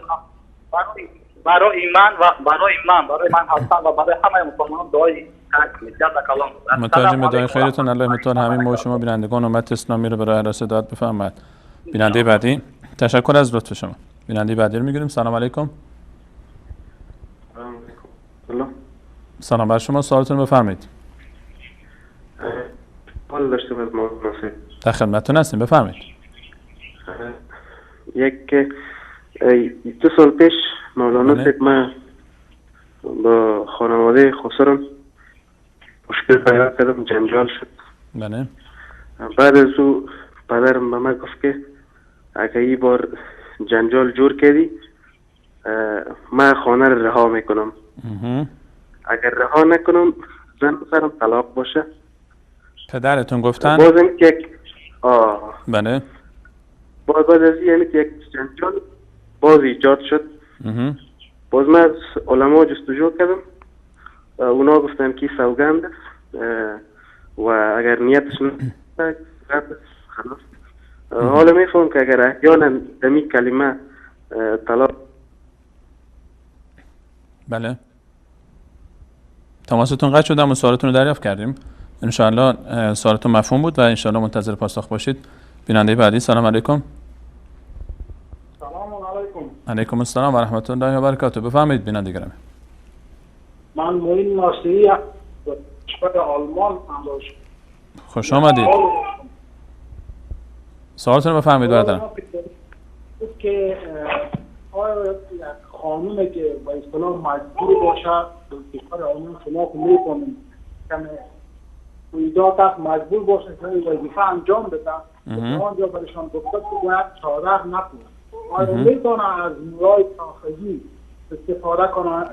نظر شما در این مورد؟ متوجه شدم. سوال دیگری هم دارید؟ نخیر، تشکر. زنده. تشکر از لطف شما، ممنونم از شما. بیننده بعدی. سلام علیکم. سلام بیننده گرامی، سلام بر شما، بفرمایید. علیه سلام، خسته نباشین. سلامت باشید خواهرم. شما سوالتون رو بفرمایید.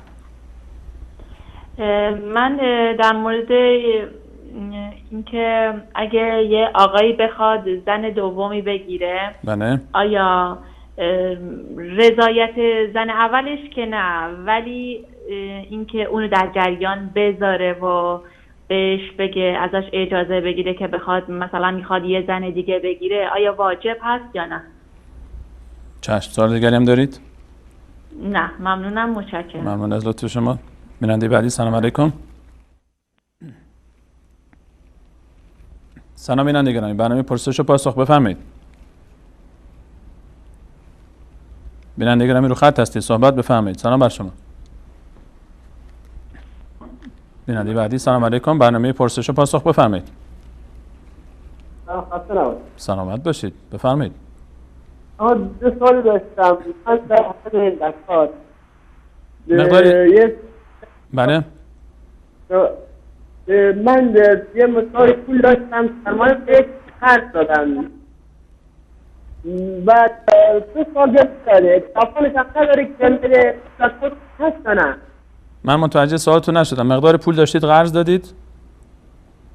قرض دادم، یه که مثلا سرمایه انجام بود یکی خرج دادم، الان 2 سالم که پولم پر نگردم، توان نداره که بره، بعد میگه تکال رو من میشه یا نه؟ مولانا متوجه سوالشون شدید؟ من طرف بر نمیگردن و نمیتونه برگردونه. اگر یک بار دیگه واضح‌تر لطف کنید، من شرمنده‌ام که متوجه کامل سوالتون نشدم. فقط این قسمتش رو متوجه شدم که فرمودید مقدار پول داشتید قرض دادید. بله. بعدش قرار یک قرض کرده، اولا تمام 2 سال تمام نداره تو قرضم پرداره، پولو خاطر روش هست یا نه؟ پول قرضی که الان پیش شما نیست، آیا زکات برش تعلق میگیره یا نه؟ روی نفت ندادم که برای نفت داشته باشم. بدون نفت دادید، یعنی همینجوری قرض الحسنه دادید بشه. قرض الحسنه. باشه چشم، ان شاء الله مطرح خواهم کرد. تشکر از شما. بیننده بعدی. سلام علیکم. سلام علیکم و رحمت الله. و علیکم السلام و رحمت الله و برکاته. در خدمتتون هستیم. سوالی داشتیم. بفرمایید قربان. سوال ما این بود که این آیه مباهله حکمش منسوخه یا نه هنوز حکمش باقی؟ کدوم آیه مبارک؟ کم؟ آیه مباهله؟ بله فمن حاجك بله بله آقای شایسته کالمران. بله چشم میشن. چشم میشن. تشکر از شما. بیننده بعدی. سلام علیکم. علیکم السلام و رحمت الله. حال شما؟ در خدمتتون هستیم. یک سوال دارم. بفرمایید 2 تا سوال بپرسید. انشاءالله بفهمید. یعنی من رقیه میخونم که و انسان جن زده را که با اصطلاح ما بین کسر میگن امورا چی اوی مخصوص یا که سوای مخصوص خوندنش آدمی مخصوص میخونه چون که هر کی بتونه هر جای قرآن بخونه. درباره رقیه شرعی و شکل خواندنش که چطوری باشه و کی بخونه؟ طرق سنتی. بله. بهم سوال این که سوال دیگری هم دارید؟ بله. بفرمایید.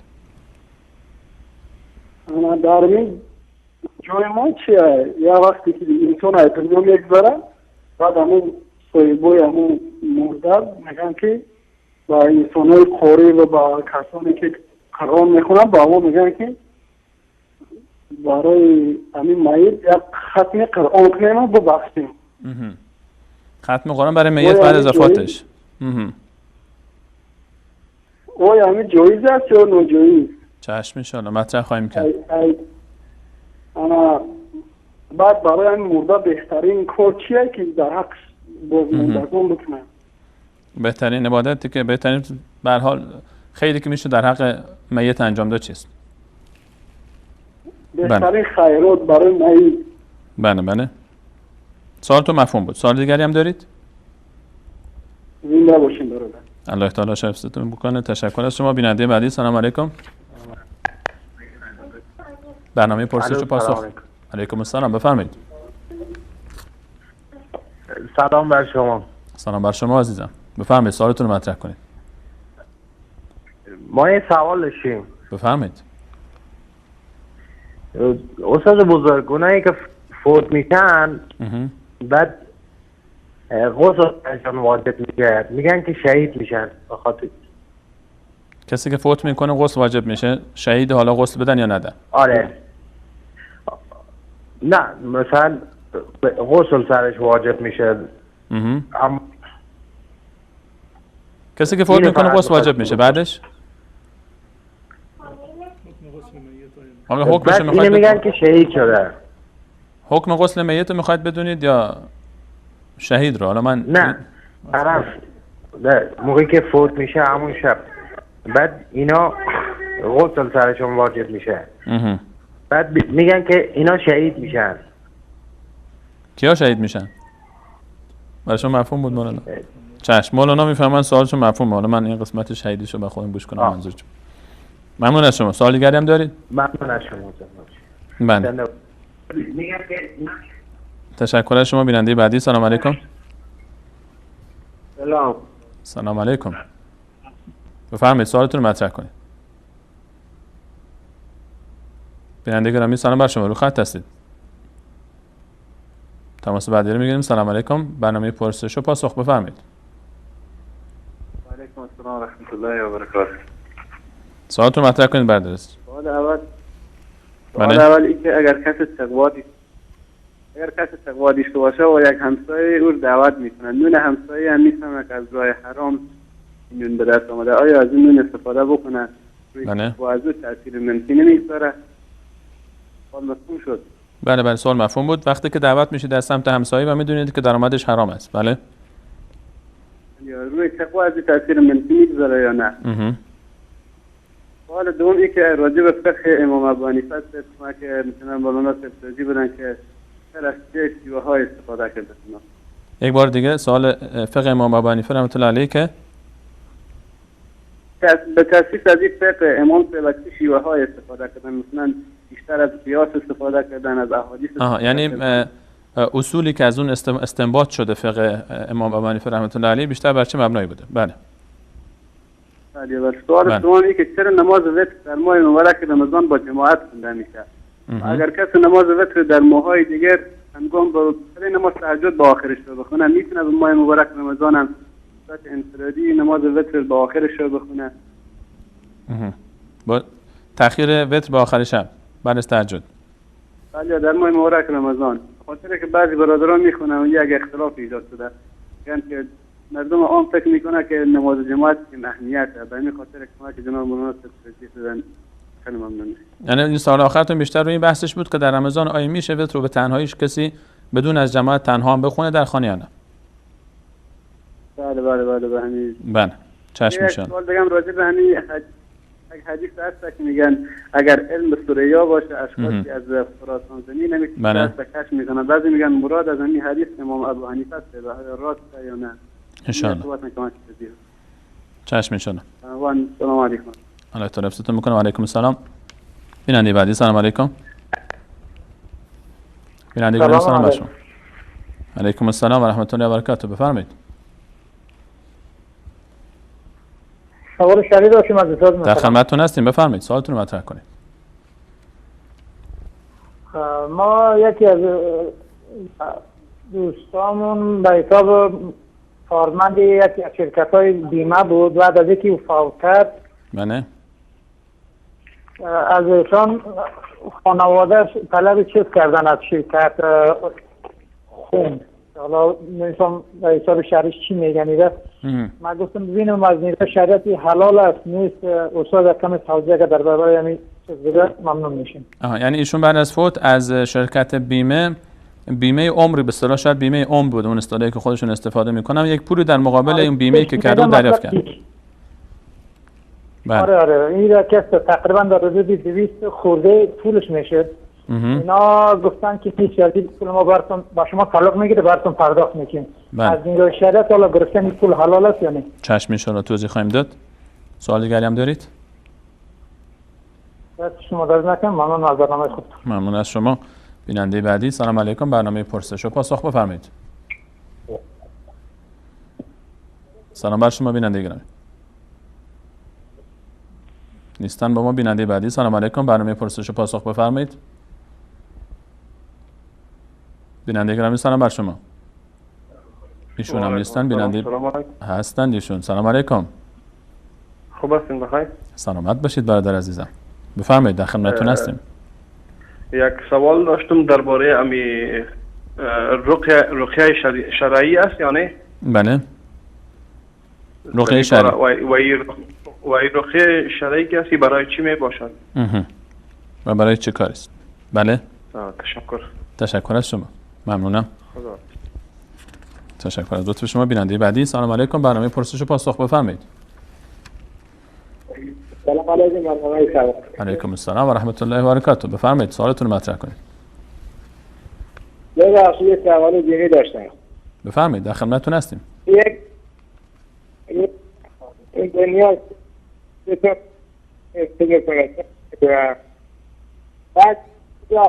یک بار دیگه از اول لطف کنید. من متوجه سوالتون نشدم. صداتون مقداری قطع وصل شد. دوستان میگن اگر لطف کنید دوباره تماس بگیرید. ظاهرا مشکل تماس داریم. این عزیز رو در اولویت بگذارید. اگر تماس گرفتن دوباره وصل کنید. بیننده بعدی. سلام علیکم. برنامه پرسش و پاسخ بفرمایید. سلام علیکم و رحمت الله. علیکم السلام و رحمت الله و برکاته. یک اختلاف با این موقعیت برای که مرده وقتی فوت میکنه سرتخته جایز است؟ سرتخت؟ گفتم که سرتخته یعنی این سرتخته رو ما متوجه نشدم حضرت مولانا. این سرتخته چی هست؟ وقتی مرده فوت میکنه بعد وای یک موله رو ضبط میکنه برای وای.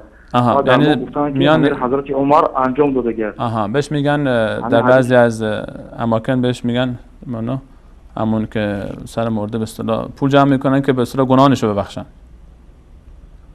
میگن نماز نخونده مثلا اینقدر پول نماز هاست روزه نگرفته اینقدر پول نماز روزه هاش اسقاط.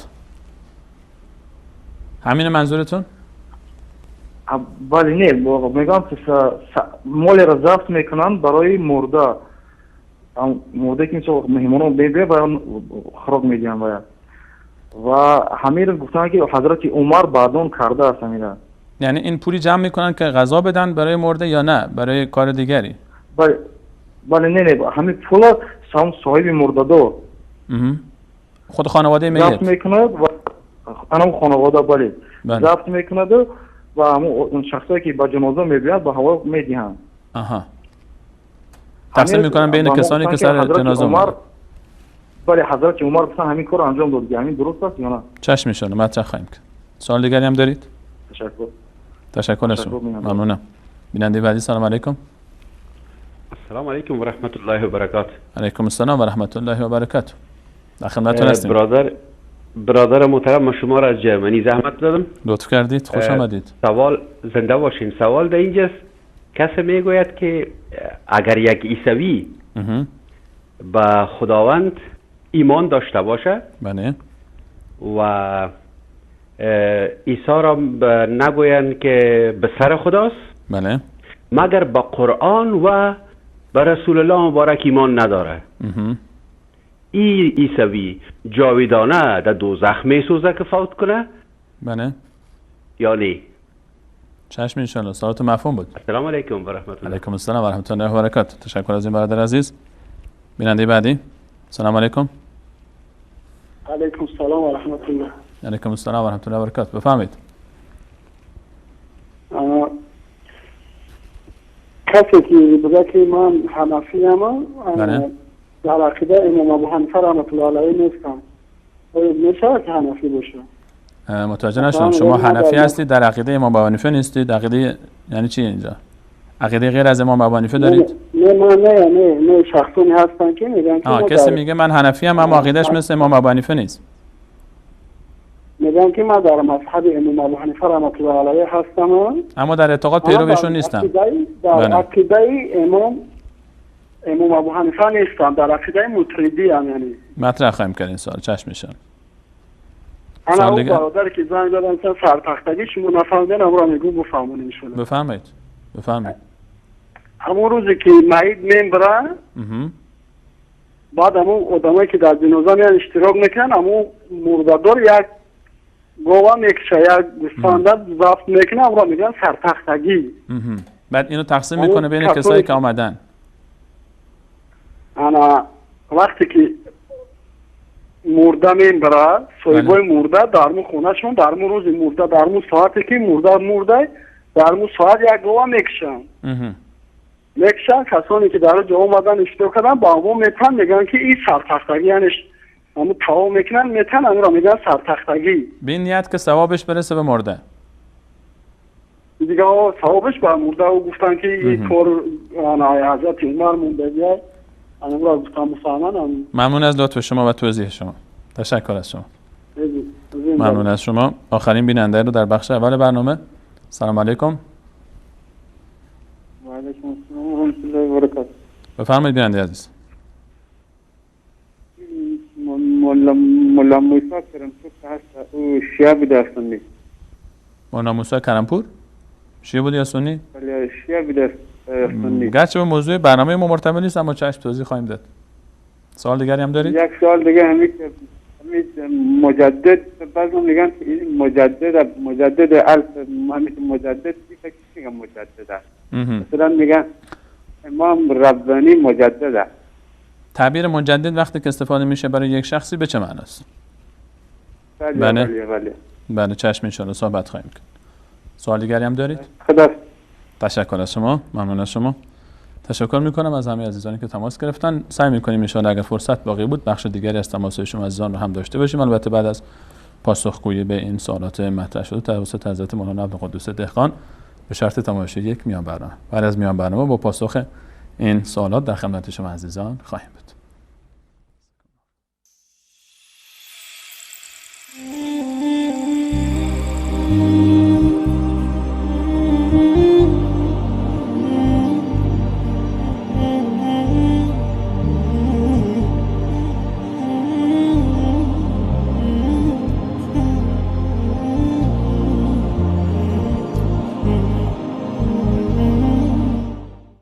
حبيب الله يا خير البرايا ويا عالي المناقب والمزايا ويا أعلى الخلائق عند ربي متى ألقى فاللقيا منايا حبيب الله حبيب الله حبيب الله حبيب الله أمير الحوض مشكة الجمال الله الله يا الله شفيع الخلق نبرس الهداية الله الله يا الله أمير الحوض مشكة الجمال الله الله يا الله شفيع الخلق نبرس الهداية الله الله يا الله تناهت من معاليك المعالي أضيئت من سجاياك السجايا تناهت من معاليك المعالي أضيئت من سجاياك السجايا أضيئت من سجاياك السجايا حبيب الله يا خير البرايا ويا عالي المناقب والمزايا ويا أعلى الخلائق عند ربي متى ألقى فاللقيا منايا حبيب الله حبيب الله حبيب الله حبيب الله بشمل الحسن نورت المدينة الله الله يا الله وبالقصواء شرفت المطايا الله الله يا الله بشمل الحسن نورت المدينة الله الله يا الله وبالقصواء شرفت المطايا الله الله يا الله وأهديت النوايا كل فخر الله يدعى الله حبيب الله حبيب الله حبيب الله الله الله الله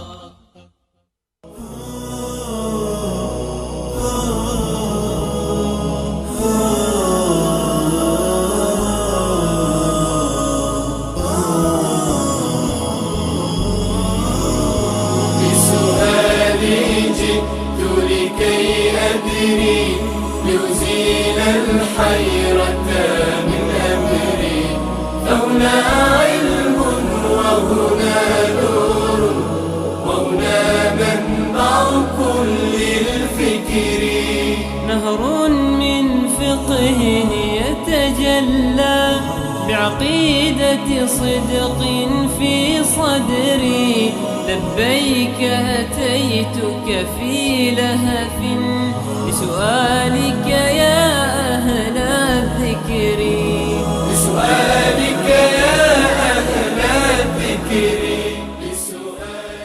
بعد سلام مجدد خدمت همه شما دوستداران علم و هدایت، پویندگان حق و حقیقت، در خدمت شما هستیم با پاسخ به سوالات مطرح شده از سمت شما عزیزان و خوبان.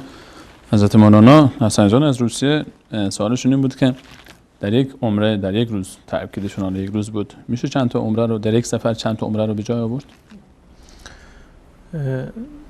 تکرار عمره در یک سفر از رسول الله صلی الله علیه وسلم و از اصحابشون ثابت نشده، بلکه برعکسش در حج رسول الله صلی الله علیه وسلم که بعد از حجة الاسلام که یک باریشون در واقع حج رو انجام دادن و بعد از سالهای طولانی بود که منتظر حج بودند و همچنین بسیاری از اصحاب رسول الله صلی الله علیه وسلم با اینکه سالیان درازی دور بودند از مکه مکرمه و حج رو انجام نداده بودند، زمانی که با رسول الله صلی الله علیه وسلم حجة الوداع را انجام میدادند و همراه رسول الله صلی الله علیه وسلم بودند، اتفاقی افتاد برای حضرت عایشه رضی الله تعالی عنها که قبل از ورود به مکه ایشون عادت ماهیانهشون شروع شد و نتونستند که عمره رو به جا بیاورند و ناراحت شدند، گفتند یا رسول الله همه کسانی که همراه من هستند دو تا ثواب دارند، هم حج رو انجام میدن هم عمره رو انجام میدن، من الان که نمیتونم عمره رو انجام بدم.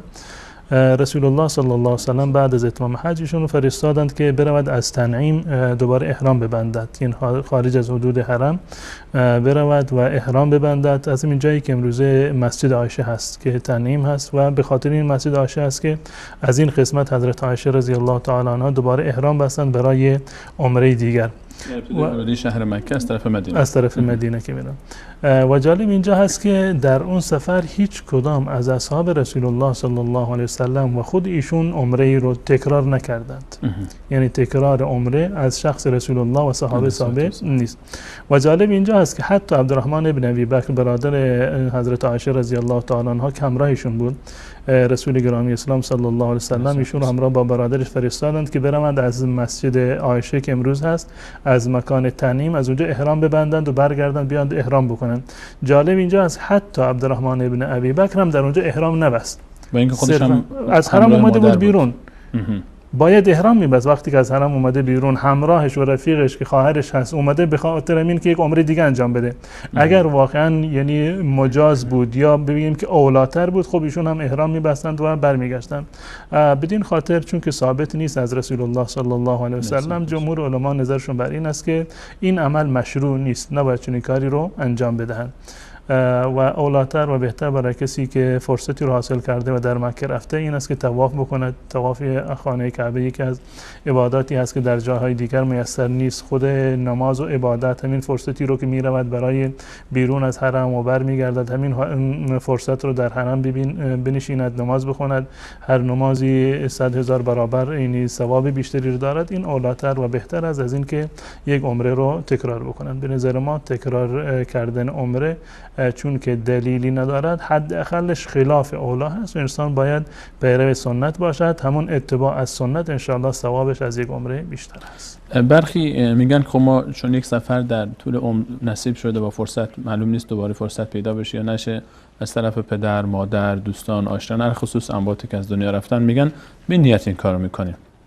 به هر صورت این مسئله اختلافی هست. نظر ما بر این است که این کار رو نکنند اولاتر و بهتر هست. یعنی خانوادتی برای والدینشون ببخشن، جایگزین دیگری هست. بله جایگزین دیگری هست. خودشون در خود حرم براشون دعا بکنند. این بالاترین موردی هست که رسول الله صلی الله علیه و سلم به عنوان ایصال ثواب در آخر ذکر کردند. گرچه که حج کردن و عمره کردن برای اموات از نظر شرعی جایز هست، اشکالی رو نداره، اما سعی بکنند که در یک سفر باشه. اگر واقعا میخواند که یک ثواب کاملی به پدر و مادر و امواتشون برسه، از همون شهر خودشون وقتی که نیت کردند، حرکت کردند، از اونجا با همون نیت بیان، قطعا چنین ثواب، چنین حجی رو و عمره رو ثوابش بیشتر از این است که انسان خودش در مکه باشه بخواد عمره بکنه. عمره کسی که از هزاران کیلومتر اون طرفتر اومده و زحمتی رو متقبل شده، خرج و هزینه‌ای رو متحمل شده، ثوابش بسیار بیشتر از عمره هست که انسان هم اونجا نشسته و چندین بار بخواد که عمره رو انجام بده، با توجه به این که این ثابت هم نشده که رسول الله صلی الله علیه و سلم یا صحابه این کار رو انجام داده باشند. اولاتر و بهتر این است که این کار رو انجام ندن به خاطر اتباع سنت رسول الله صلی الله علیه و سلم. اگر هم انجام دادند، خب تعدادی از فقها نظرشون است چون که ممنوعیتی نیومده، صراحتا در حدیث رسول الله صلی الله علیه و سلم نیومده که شما اجازه ندارید که در یک سفر 2 تا عمره رو انجام بدید. به خاطر این عمومی که در این زمینه هست و نهی اساسا وارد نشده، برخی از علما گفتند که اشکال نداره، جایز هست که کسی این رو انجام بده، اما اولاتر و بهتر ترک این عمل هست. همچنین پرسیدن که رسول الله صلی الله علیه و سلم روزهای دوشنبه و پنجشنبه در سنتشون ثابت است که ایشون روزه میگرفتن، روزهای نافله رو، و حالا تعبیرشون این بود که حالا چرا گفتن، ولی خب حکمت چی بوده که این 2 روز اختصاص دادن؟ معمولا رسول الله صلی الله علیه و سلم روزهای دوشنبه و روز پنجشنبه رو روزه میگرفتن. حتی در روایت اومده کان یتحرى صوم الاثنین و الخمیس، یعنی دنبالش بودند، یعنی پایبند بودند و منتظر بودند که کی روز دوشنبه و پنجشنبه میشود که ایشون روزه بگیرند. از ایشون سوال شد که یا رسول الله شما رو میبینیم که پایبند این روزه دوشنبه و پنجشنبه هستید. روایت حضرت ابو هریره رضی الله تعالی عنه از در سنن ترمذی، رسول الله صلی الله علیه و سلم فرمودند تعرض الاعمال الی الله یوم الاثنین و یوم الخمیس. اعمال انسانها روز دوشنبه و روز پنجشنبه عرضه می شود پیش الله متعال، یعنی فرشتگان اعمال انسانها را عرضه می کنند و ایشون فرمودند که احب ان یعرض عملی و انا صائم. من دوست دارم زمانی که عمل من به پیشگاه الله متعال عرضه می شود، من در اون زمان روزه باشم، یعنی حتی در خود اون حالت من یعنی حالت عبادت باشه، در اون روزی که اعمال من عرضه می شود من در واقع در حالت یک عبادت و در حال انجام یک عبادت باشم. این حکمت و فلسفه‌ای هست که رسول الله صلی الله علیه و سلم برای روزه دوشنبه و پنجشنبه بیان فرمود. جزاکم الله خیر. بیننده بعدی فرمودن که در 4 سال گذشته زکات پرداخت نکردن، الان امسال حکایت چی میشه؟ حالا چه 4 سال چه چند سال گذشته کسی که زکات پرداخت نکرده الان حکمش چیست؟ زکات وقتی که بر انسان فرض شد، یعنی شرایط زکات فراهم بود به این معنی که مالی رو داشت که به سقف نصاب زکات رسیده بود، یعنی معادل 85 گرم طلای 24 عیار یک فردی مالی رو داشته باشه و 1 سال کامل 1 سال قمری بر آن گذشته باشه. این 2 شرطش هست: مال داشته باشه، به اندازه سقف زکات برسن، نصاب شرعی برسند، یعنی معادل 85 گرم طلای 24 عیار برسند و 1 سال کامل از زمانی که این مال رو به دست آورده در ملکیتش اومده گذشته باشند. پول نقد است یا هر مالی؟ پول نقد باشه یا طلا باشه یا نقره باشه و این ذخیره کرده اینها رو 1 سال که بر اینها گذشت در واقع زکات بر اون واجب می شود و زکاتش هم 2.5% هست. یعنی کل مبلغ رو حساب بکنن 2.5%ش یا به تعبیر عامیانه 41ش تقسیم بر 40 بکنن تقسیم کنن و یک قسمتش رو به عنوان زکات پرداخت بکنن. و دادن زکات قبل از موعد جایز، اشکال نداره. شما هنوز مالتون 1 ساله نشده، میخواید که 1 ماه 2 ماه قبل از این که موعد زکات برسه قبلا زکات بدید، هیچ گونه اشکال شرعی نداره و جایز است و گناهی رو هم نداره. و موعد زکات شما بعد از 2 ماه شروع میشه، یعنی تاریخ عوض نمیشه. امروز شما زکات دادی پس بنابراین سال دیگر همین روز باید زکات بدید، نه، همون 2 ماه بعدش که موعد 1 سال شدن مال شما هست اون وقت باید زکات بدید. اما تأخیر زکات از وقتش این گناه است، جایز نیست. تأخیر زکات از وقتش. امروز مالی رو که شما داشتید و به اندازه نصاب بوده 1 ساله شد، بر شما لازم هست که فوراً این مال رو جدا بکنید و به مسکین و فقرا و کسانی که مستحق هستند پرداخت بکنید. الان 1 سال 2 سال 3 سال 4 سال 10 سال اگر این مال رو ندادید، این حق مال هست و ثابت است در این مال شما و حق الله و حق بندگان در این مال شما هست و باید اونو در اولین فرصت باید پرداخت بکنن. چه زکات 1 سالش باشه چه زکات چندین سالش باشه که بر اون گذشته، باید اون رو پرداخت بکنه، خارج بکنه از مال خودش و استغفار بکنه به خاطر تأخیر زکات و عدم انجامش سر وقت. یعنی میفهمید این 4 سالی که مثلا گذشته هر سال به تنهایی پرداخت کنه یا نه الان دیگه 4 سال گذشته ببینید چقدر پول داشته، از 4 سال گذشته تا الان همه رو با هم به یک دفعه بده؟ نه، هر سال جداگانه. یعنی هر سال 41 سال اول مثلا سرمایه‌شون چه اندازه بوده و 2.5%ش یا 41ش چه اندازه بوده، اون رو پرداخت کنه. مال دوم را کل سرمایه چه اندازه بوده به اضافه مال قبلی و مال جدیدی رو که داشته محاسبه بکنه و همچنین مال سال سوم و سال چهارم را. یعنی هر سال به تنهایی جدا میشه. بله، هر سالی رو به تنهایی حساب بکنند که چه اندازه مال داشتن در اون سال و اگر دقیقاً نمیدونن لازم نیست حتما دقیق باشه، سعی بکنن تخمین بزنند و تخمینی عمل بکنن طوری باشه که حق الله برگردنش نباشه. همون گزینه رو که بیشتر هست اونو در نظر بگیرند که به جای اینکه برگردنشون چیزی بماند ایشون یک صدقه رو اضافه داده باشند. هر 4 سال رو جداگانه باید زکاتشون حساب بکنند و باید پرداخت بکنند. بیننده دیگریمون در همین باب، حالا گرچه دیرتر بود سوالشون ولی چون مرتبط به موضوع هست، درباره زکات سوالش این بود که من پول دارم نزد دیگران اما این پول رو به عنوان قرض حسنه بدون هیچ گونه منفعتی گذاشتم، آیا این پولی که من پیش دیگران دارم قرض این هم زکات داره یا نه؟ بله، قرض دادن همون گونه که خود این بیننده گفتن این بدون منفعت هست، یعنی یک جزء به اصطلاح عقودی هست که یک نوع تبرع هست، یک نوع احسانی هست که شما به یک فردی میکنید، یک مالی رو در اختیارش گذاشتید تا اینکه مشکل خودش رو حل بکنه. در مقابل این احسان شما نباید یک چیزی رو دریافت بکنید و به خاطر این هست که یعنی یک قاعده کلی هست در فقه اسلامی که کل قرض جر نفعا فهو ربا. اگر به خاطر یک قرضی که شما به یک کسی دادید از اون یک منفعتی رو دریافت بکنید، این در واقع ربا هست. یعنی یک منفعتی هست که در مقابل پولی که شما به یک کسی قرض دادید دارید از اون استفاده میکنید و چون این چیزی جایز نیست. پولی رو که شما به یک کسی قرض دادید مال شما هست، ملکیتش دقیقاً مال شما هست، هر وقتی خواسته باشید میتونید اون رو پس بگیرید، پس بنابراین زکاتش هم برگردن شما هست. زکات برگردن اصل صاحب مال هست. اون کسی که قرض را گرفته اون برگردن اون زکاتی نیست، ولی اینکه 1 سال باشه 2 سال باشه 10 سال باشه اصل بر این است که زکاتش رو باید صاحب مال پرداخت بکنه. منتها در صورتی که به یک کسی قرض داده و الان ناامید هست، طرف نمیدونم که ورشکسته شده و به افلاس رسیده، نمیتونه که قرض شما رو پرداخت بکنه و الان اگر قرار باشه شما یک مالی رو که اصلا امیدشو ندارید که دریافت بکنید هر ماه قرض بدید، خب یک ضرر هست. به قول معروف خواستید که ثواب بکنید و کباب شدید. حکم شرعی در این مورد این است که صبر بکنه، اگر از کسی که برای گردن کسی شما قرضی دارید که ناامید هستید از این که اون بتونه قرض شما رو بده، مفلس هست و نداره چیزی یا اصلا انکارش کرده گفته من شما از من حقی رو طلب نیستید، در این زمانه صبر بکند و هر وقتی که اون مال رو دریافت کرد 1 سال زکاتش رو بدهد. فتوای امام مالک رحمت الله علیه هست قرضی را که شما از آن ناامید هستید، قطع امید کردید، هر وقتی که شما دریافت کردید به دستتون رسید 1 سالش رو زکات بدید. این انشالله کفایت میکنه. انشالله. بیننده دیگری فرمودن که 2 سال پیش با خانواده خسرم، حالا به تعبیر خودشون همون پدر خانم، برای خانم عزیزانی که شاید آشنا نیستن با این تعبیر، با خانواده پدر خانم مشکل پیدا کردن و جنجال شد و درگیری شد. باباشون ایشونو تهدید کردن که اگر یک بار دیگه این اتفاق بیفته من خانممو طلاق میدم دیگه، ظاهرا مادرشون رو. و باز هم این مشکل متاسفانه تکرار شده.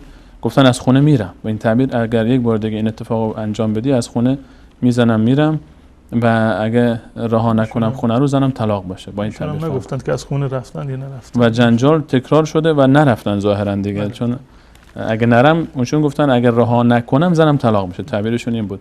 و الانم رها نکردن، ظاهرا جنجال شده ولی رها نکردن. بعضیا گفتن که این طلاق حساب میشه. به صورت کلی انسان باید، یعنی خصوصا یعنی این توصیه من به جوانان هست که طلاق رو یعنی تکی کلامشون نباشه، سعی بکنند که این جمله رو استفاده نکنند، خصوصا در وقتی که ناراحت هستند یا در وقتی میخوان قسم بخونند هی این تکی کلامشون طلاق هست، اگر چنین کردم و چنان نکردم نمیدونم زنم طلاق باشه. این شایسته یک فرد مسلمان و پایبند نیست. طلاق یک حکم شرعی هست و یک راهکار هست برای یک زندگی که تبدیل به جهنم شده و انسان نمیتونه تحمل بکنه. یک راهکاری هست برای خلاص شدن از چنین زندگی. گرچه این سوال تخصص برنامه سفره دل شما هست و شما باید جواب میدادید. شما تشریف نمیارید اونجا، ما مجبوریم اینجا از شما بپرسیم. عرض کردم که نباید اینو تکیه کلام باشه و همیشه بر زبان بیاورند. یک حکم شرعی هست، این یک نوع تلاعب و به بازی گرفتن احکام شرعی هست و جایز نیست. و علتش این است که متاسفانه سوگند به الله را در بسیاری از جامعه اهمیتش کم شده. یعنی میترسند وقتی که به نام الله قسم بخورن به دروغ قسم بخورن، اما وقتی که قسم به طلاق باشه شاید طرف مجبور باشه که راستشو بگه. به خاطر این و قسم خوردن به طلاق یک کار حرام هست و جایز نیست. و این صورتی که رو که ایشون ذکر کردن در اینجا یعنی طلاق نیست و قسم به طلاق هست. یعنی یک طلاقی یعنی طلاق معلق نیست، یک قسم به طلاق هست. یعنی ایشون طلاق معلق این است که یک فردی تصمیم دارد که زنش رو طلاق بدهد. تصمیمش این است که زنش طلاق بشه و میخواد زنش رو طلاق بده و این طلاق رو معلق میکنه به یک اتفاقی. شرط میگذاره که اگر فلان اتفاق بیفتد یا روزی که فلان اتفاق بیفتد زنش طلاق هست. هر وقتی که فلانی از سفر برگشت زنش طلاق باشه. خب این طلاق هست، خواسته که طلاق بده منتها زمانی رو مشخص کرده، این اسمش هست که طلاق معلق هست. یعنی یک شرط گذاشته برای وقوع طلاق. اما یک مورد دیگر از قسم به طلاق هست و هدف اینجا طلاق دادن نیست. هدف این است که خودش رو مجبور بکند که کاری رو انجام بدهد یا انجام ندهد. هدف این بوده که طرف مقابل فرزندش رو مجبور بکنه، یک فشار اهرم فشاری باشه که دوباره جار و جنجال نکنه و دعوا نکنه. تهدید شده و تهدید هست هدف و هدف طلاق نیست. این به نظر من سوگند به طلاق هست و طلاق معلق نیست. به نظر من در این زمینه طلاق واقع نشده ولو اینکه از خونه نرفته باشد، طلاق واقع نشده و حکمش این است که یک به جای این یک کفاره قسم باید بدن. کفاره قسم این است که 10 مسکین رو غذا بدند، یعنی 10 نفر رو دعوت بکنن، یک وعده غذایی 10 نفر رو دعوت بکنن، یا اینکه به 10 نفر لباس بدند. لباس هم میتونه که یک چادر باشه، یک تکه لباس باشه، یک پیراهن باشه، یک زیر پیراهنی باشه، فرقی رو نمیکنه. اما غذای به صرفه تر باشه. به هر صورت این اختیاری هست، یا غذا بدهد 10 مسکین رو، یا اینکه 10 مسکین رو لباس بدهد، یا هم که عتق و برده رو آزاد بکنه که امروزه وجود نداره. اگر این 3 مورد رو نمیتونست انجام بده، توانایی مادی نداشت و نمیتونست، در این صورت 3 روز رو به جایش روزه بگیره. این 3 روزه بعد از اینه که واقعا توانایی نداشته باشه. بعد از اینکه توانایی نداشته باشه، اگر تونست میتونه اختیاریه، میتونه غذا بده و میتونه لباس بده و میتونه برده رو آزاد بکنه. برده که نیست بین دوتا اختیار داره. در صورتی که توانایی غذا دادن یا لباس دادن داشت، براش روزه گرفتن جایز نیست. روزه گرفتن فقط در صورتی هست که توانایی مالی نداشته باشه و اطعام یا پوشان یا لباس دادن رو از عهدهش خارج باشه، در اون صورت ما 3 روز رو روزه بگیره. جزاکم الله خیر. بیننده دیگرمون برادر عزیزمون از آلمان سوالش این بود که در همچین شرایطی مثلا خالصا در اروپا و آمریکا ما این مشکل رو داریم که خواهری که یک جایی مشغول کار است، حالا شاید در مدرسه و درس هم اینجوری باشه که مجبورش میکنن که روسری برداره و نمیذارن با روسری و حجاب سر کار یا درسش حاضر بشه. اگر ایشون بیاد و حیله‌ای انجام بده و زیر همون روسری که سرش هست روی روسری یک موهای مصنوعی یا همون تعبیر کلاهگیس به اندازه، آیا این اشکال شرعی داره یا نه؟ خود کلاه گیس یا به تعبیر دیگر که قدیما این استفاده میشد وصل کردن مو بوده، یعنی وصله میزدند به مو رو مثلا بیشتر جلوه بدن یا بزرگتر و طولانی تر باشه.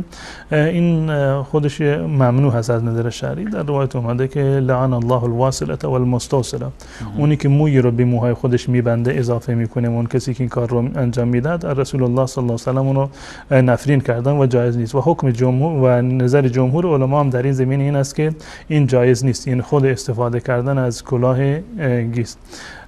منتها در این زمینه ما بین 2 تا محظوریت و 2 تا ممنوعیت در واقع اخف الضررین رو باید در نظر بگیریم. نپوشیدن روسری به صورت کلی و نمایش دادن موی سر به گونه‌ای که دیگران موی سر را ببینند، این به اصطلاح اصل پوشیدنش واجب هست و ظاهر کردن موی سر حرامه. بحث در اینجا حرام هست. اما در مورد کلاه گیس بسیار از فقها یعنی یک مسئله مختلفی هست، خصوصا در مذهب امام ابو حنیفه رحمت الله علیه گفتن اگر شوهر اجازه داد بازم اشکالی رو نداره، جایز هست.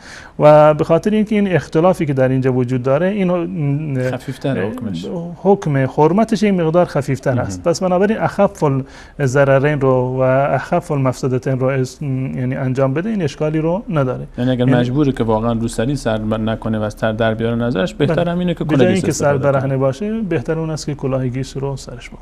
جزاکم الله خیر. خواهرمون سوالش این بود که اگر آقایی بخواد زن دوم بگیره، حالا آیا در جریان گذاشتن زن اول گفتن حالا اجازه که به هر حال مهم نیست، اما همین که حداقل در جریان بگذاره زن اول رو، آیا لازم هست یا نه؟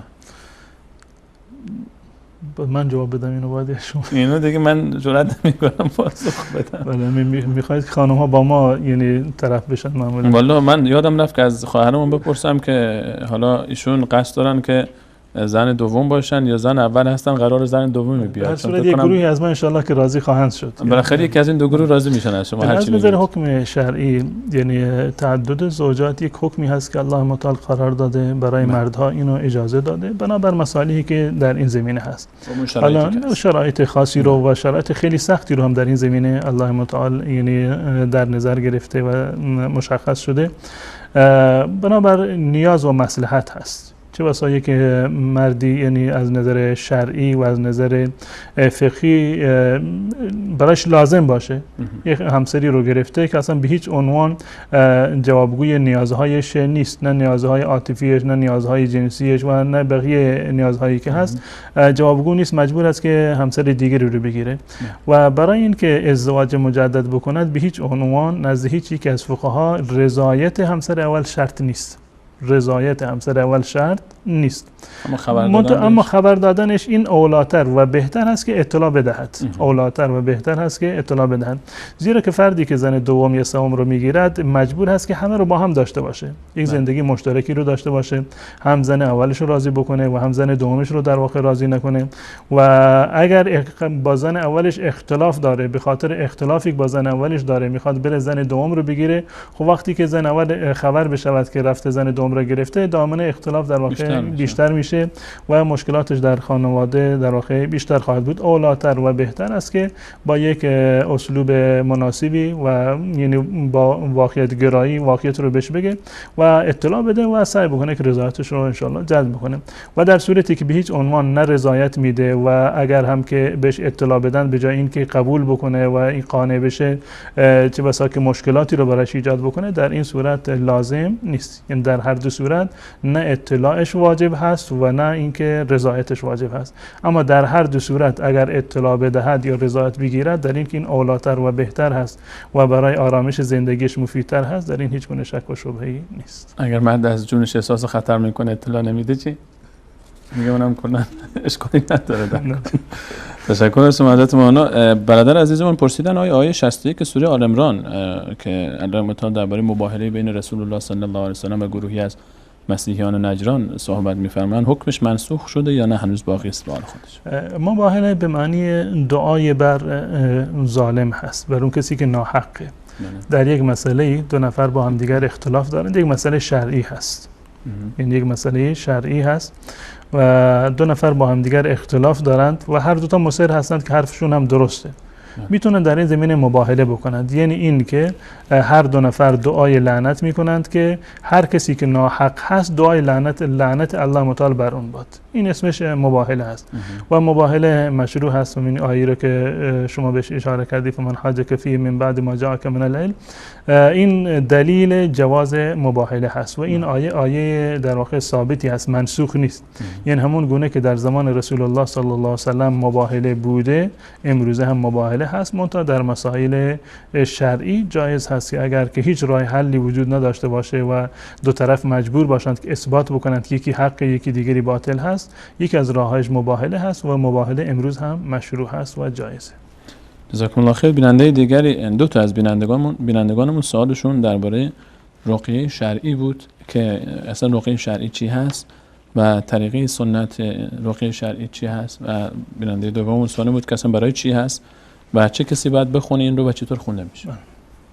رقیه شرعی همون گونه که از اسمش مشخص است، یعنی یک عملی هست که شرعی هست. یعنی در مقابل ما رقیه غیر شرعی داریم. خود رقیه چی هست؟ رقیه به معنی خواندن دعا بر بیمار هست. خواندن دعا بر بیمار و رسول الله صلی الله علیه و سلم فرمودند که اعرضوا علی رقاکم، بیایید رقیه هایتون رو، دعاهایی رو، وردهایی رو که میخونید بر بیمارانتون این باید به من عرضه بکنید، یعنی بخونید برای من که ببینم هر کدومش که توحیدی باشه قابل قبوله و اونی که توحیدی نیست و شرکی هست اون رو رسول الله صلی الله علیه و سلم اینو دوباره نخونید.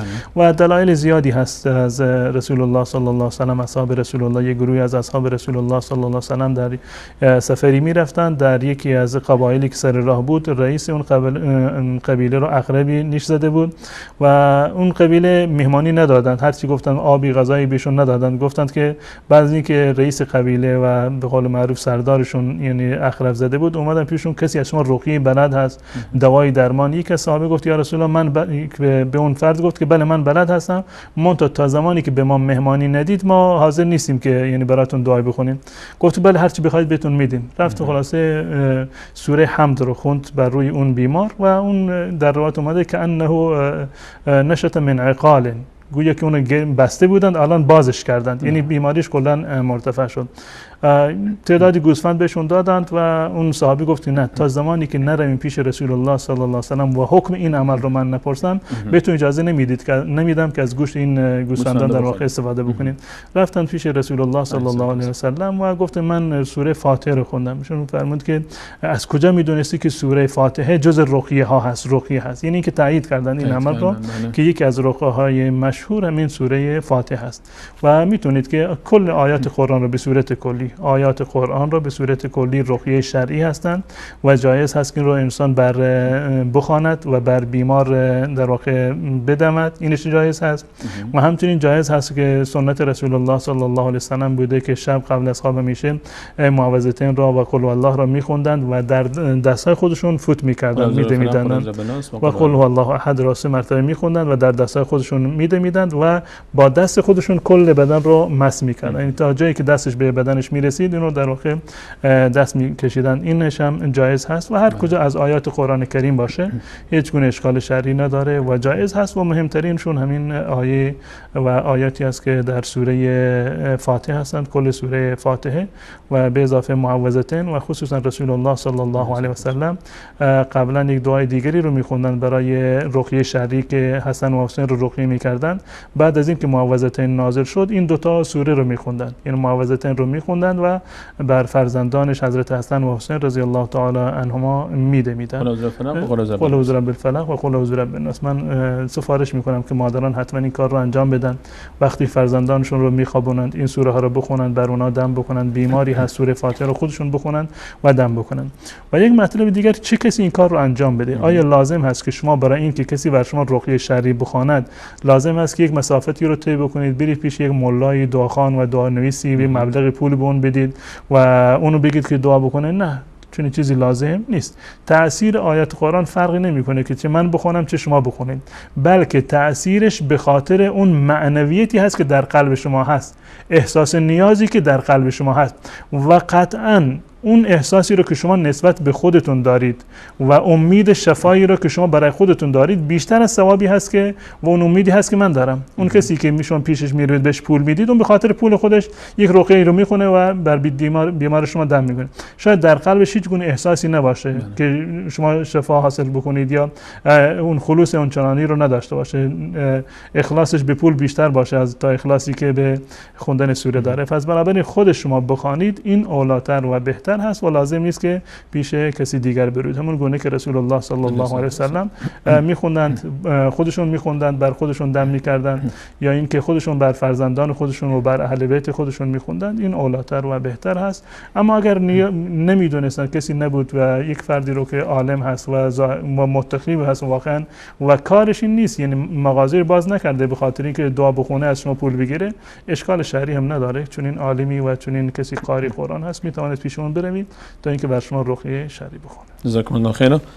بیننده دیگری فرمودن که اگر میتی مناطق ما وقتی که میتی کسی فوت میکنه بعد از فوتش سر میت میارن چند نفری از قاریای قرآن رو یا کسایی که با قرآن رابطه دارن میارن و جمعشون میکنن، میگن قرآن رو ختم کنید و ثوابش رو ببخشید برای میت. این جواز شرعی داره یا نه؟ ثابت نیست که رسول الله صلی الله علیه و سلم یا اصحاب ایشون در واقع برای مردگان خودشون قرآن ختم کرده باشن، چون این چیزی رو ما نداریم. میبینیم که عزیزان رسول الله صلی الله علیه وسلم از دنیا رفتند. حضرت خدیجه رضی الله تعالی عنها، حضرت حمزه رضی الله تعالی عنه و بسیاری دیگر حتی فرزندان رسول الله صلی الله علیه وسلم، اما در هیچ کجا ثابت نشده که رسول الله صلی الله علیه وسلم جلسه ترحیمی رو گرفته باشند یا جلسه ختمی رو گرفته باشند که اینو در واقع بخونند و برای مردگان ببخشند، چون این چیزی از رسول الله صلی الله علیه وسلم ثابت نیست. تعداد از علما که گفتن جایز هست به خاطر عمومیاتی که در شریعت هست، به خاطر اینکه در این زمینه منعی نیومده.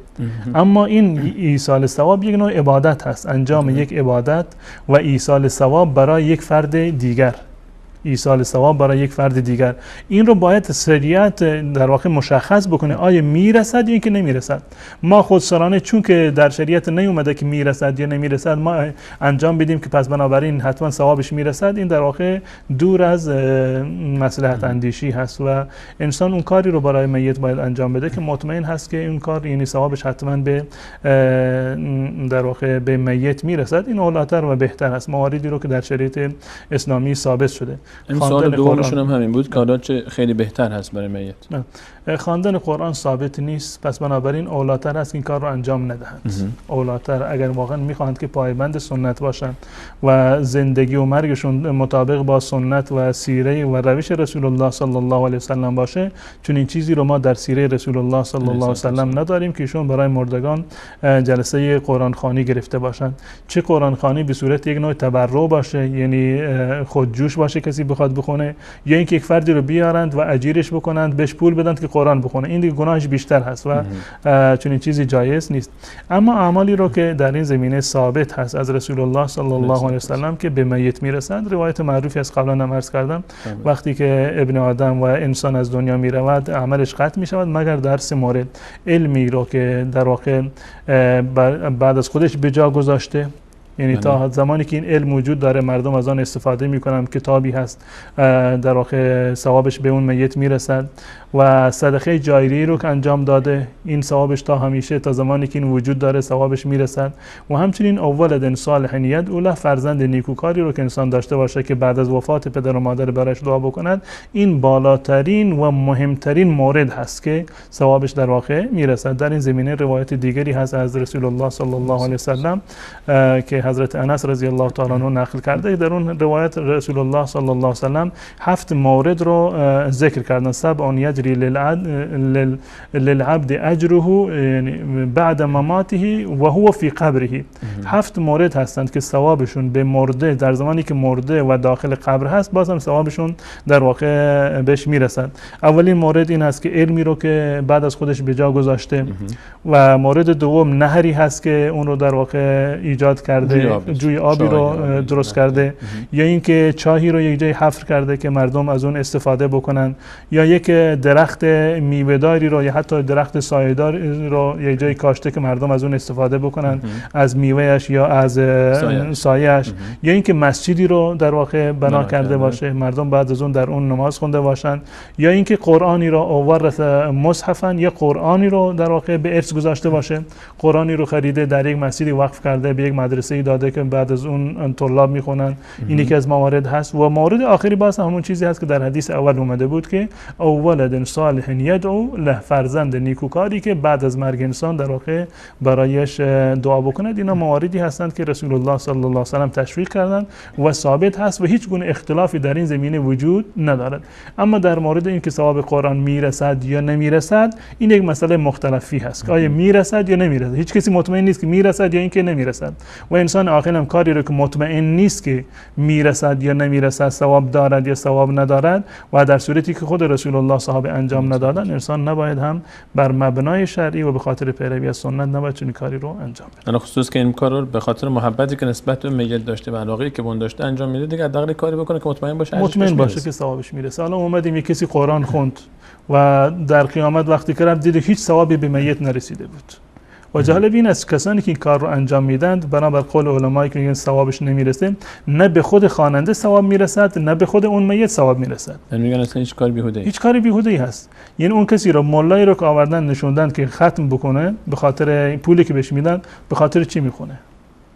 به خاطر پول خودش. خیلی وقتا خاطر پوله، بله. و قطعا برای پول هست، اون برای پول خودش انجام میدهد.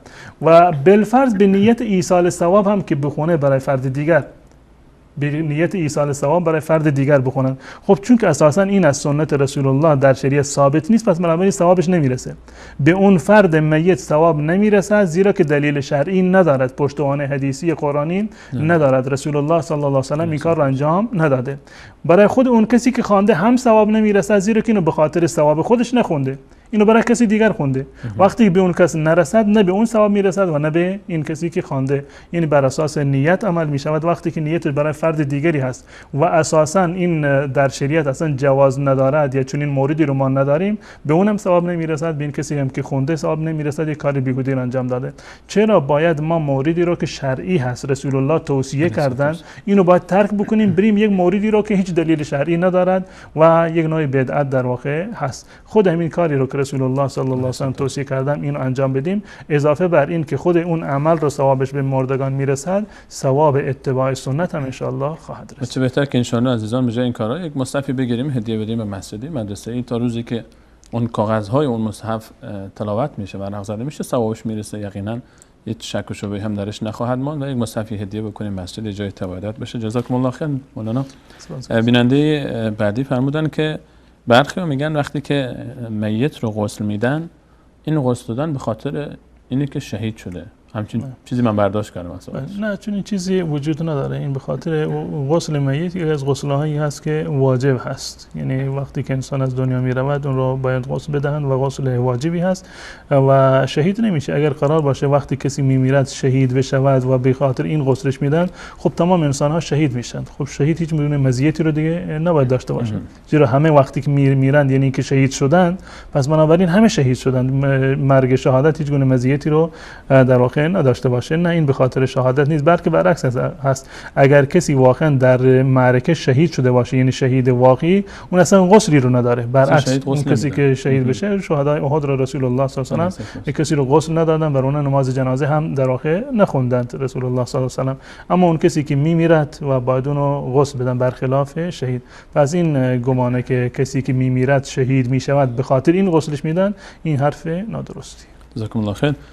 بیننده دیگرمون فرمودن که وقتی که انسان رو همسایه دعوت میکنه برای به هر حال غذایی یا غذایی میاره و انسان میدونه که درآمد اون همسایه‌ای که هر حال دعوت کرد یا غذا آورده حرام هست، آن نانی که استفاده میکنه از همسایه آیا در روی صفای شخصیت این شخص تاثیرگذار نیست چون که حرام بوده منبع درآمدش؟ در این زمینه حرمت یعنی یک حرمت عینی نیست، یک حرمت عینی نیست. الان فرض کنید شما رفتید، حرمت عینی نیست به این معنی که یک فردی رفته یک جایی دعوت شده، یک فردی که فرض کنید تمام مالش حلاله، اما سر سفره شراب آورده، گوشت خوک آورده، گوشت مردار آورده، خب این حرام عینی هست. یعنی در هیچ صورتی شما اجازه ندارید که از این در واقع خورده باشید. ذاتش حرام، ذاتش حرام است. چی اینو با مال حلال بخرند یا با مال حرام از طریق حرام به دست اومده باشه، از هر طریقی به دست اومده باشه، این حرامه. خوردنش جایز نیست. مالی که از راه حرام به دست اومده حرمتش حرمت عینی نیست. یعنی ذاتش حرام نیست، اما سببی سبب دلیل شده که حرام شده. مسیری و راهی که اونو کسب کردن اینش در واقع حرام است. اون کسی که از این مسیر این پول رو دریافت کرده، اون کار اشتباهی رو انجام داده، گناهی رو در واقع مرتکب شده. اما معنیش این نیست که خود این مال به دست هر کسی برسد این در واقع حرام هست. اگر این گونه باشه، فرض کنیم یک فردی رباخوار هست، میلیون ها و میلیاردها مال رو گذاشته توی بانک و رباشو میگیره. خب همین پولی رو که یعنی وجه نقدی رو که به عنوان ربا دریافت کرده، خب این پخش میشه در جامعه. اگر قرار باشه که به دست هر کسی که این پول برسه، معنیش این باشه که حرامخوار هست، پس بنابراین همه رباخوار و حرامخوار در واقع میشن. چون این نیست. حکم این مسئله فقط برای اون کسی هست که از طریق حرام مالی رو کسب کرده. فرض کنیم که مالش از طریق ربا هست یا اینکه یک تجارت حرامی رو انجام داده.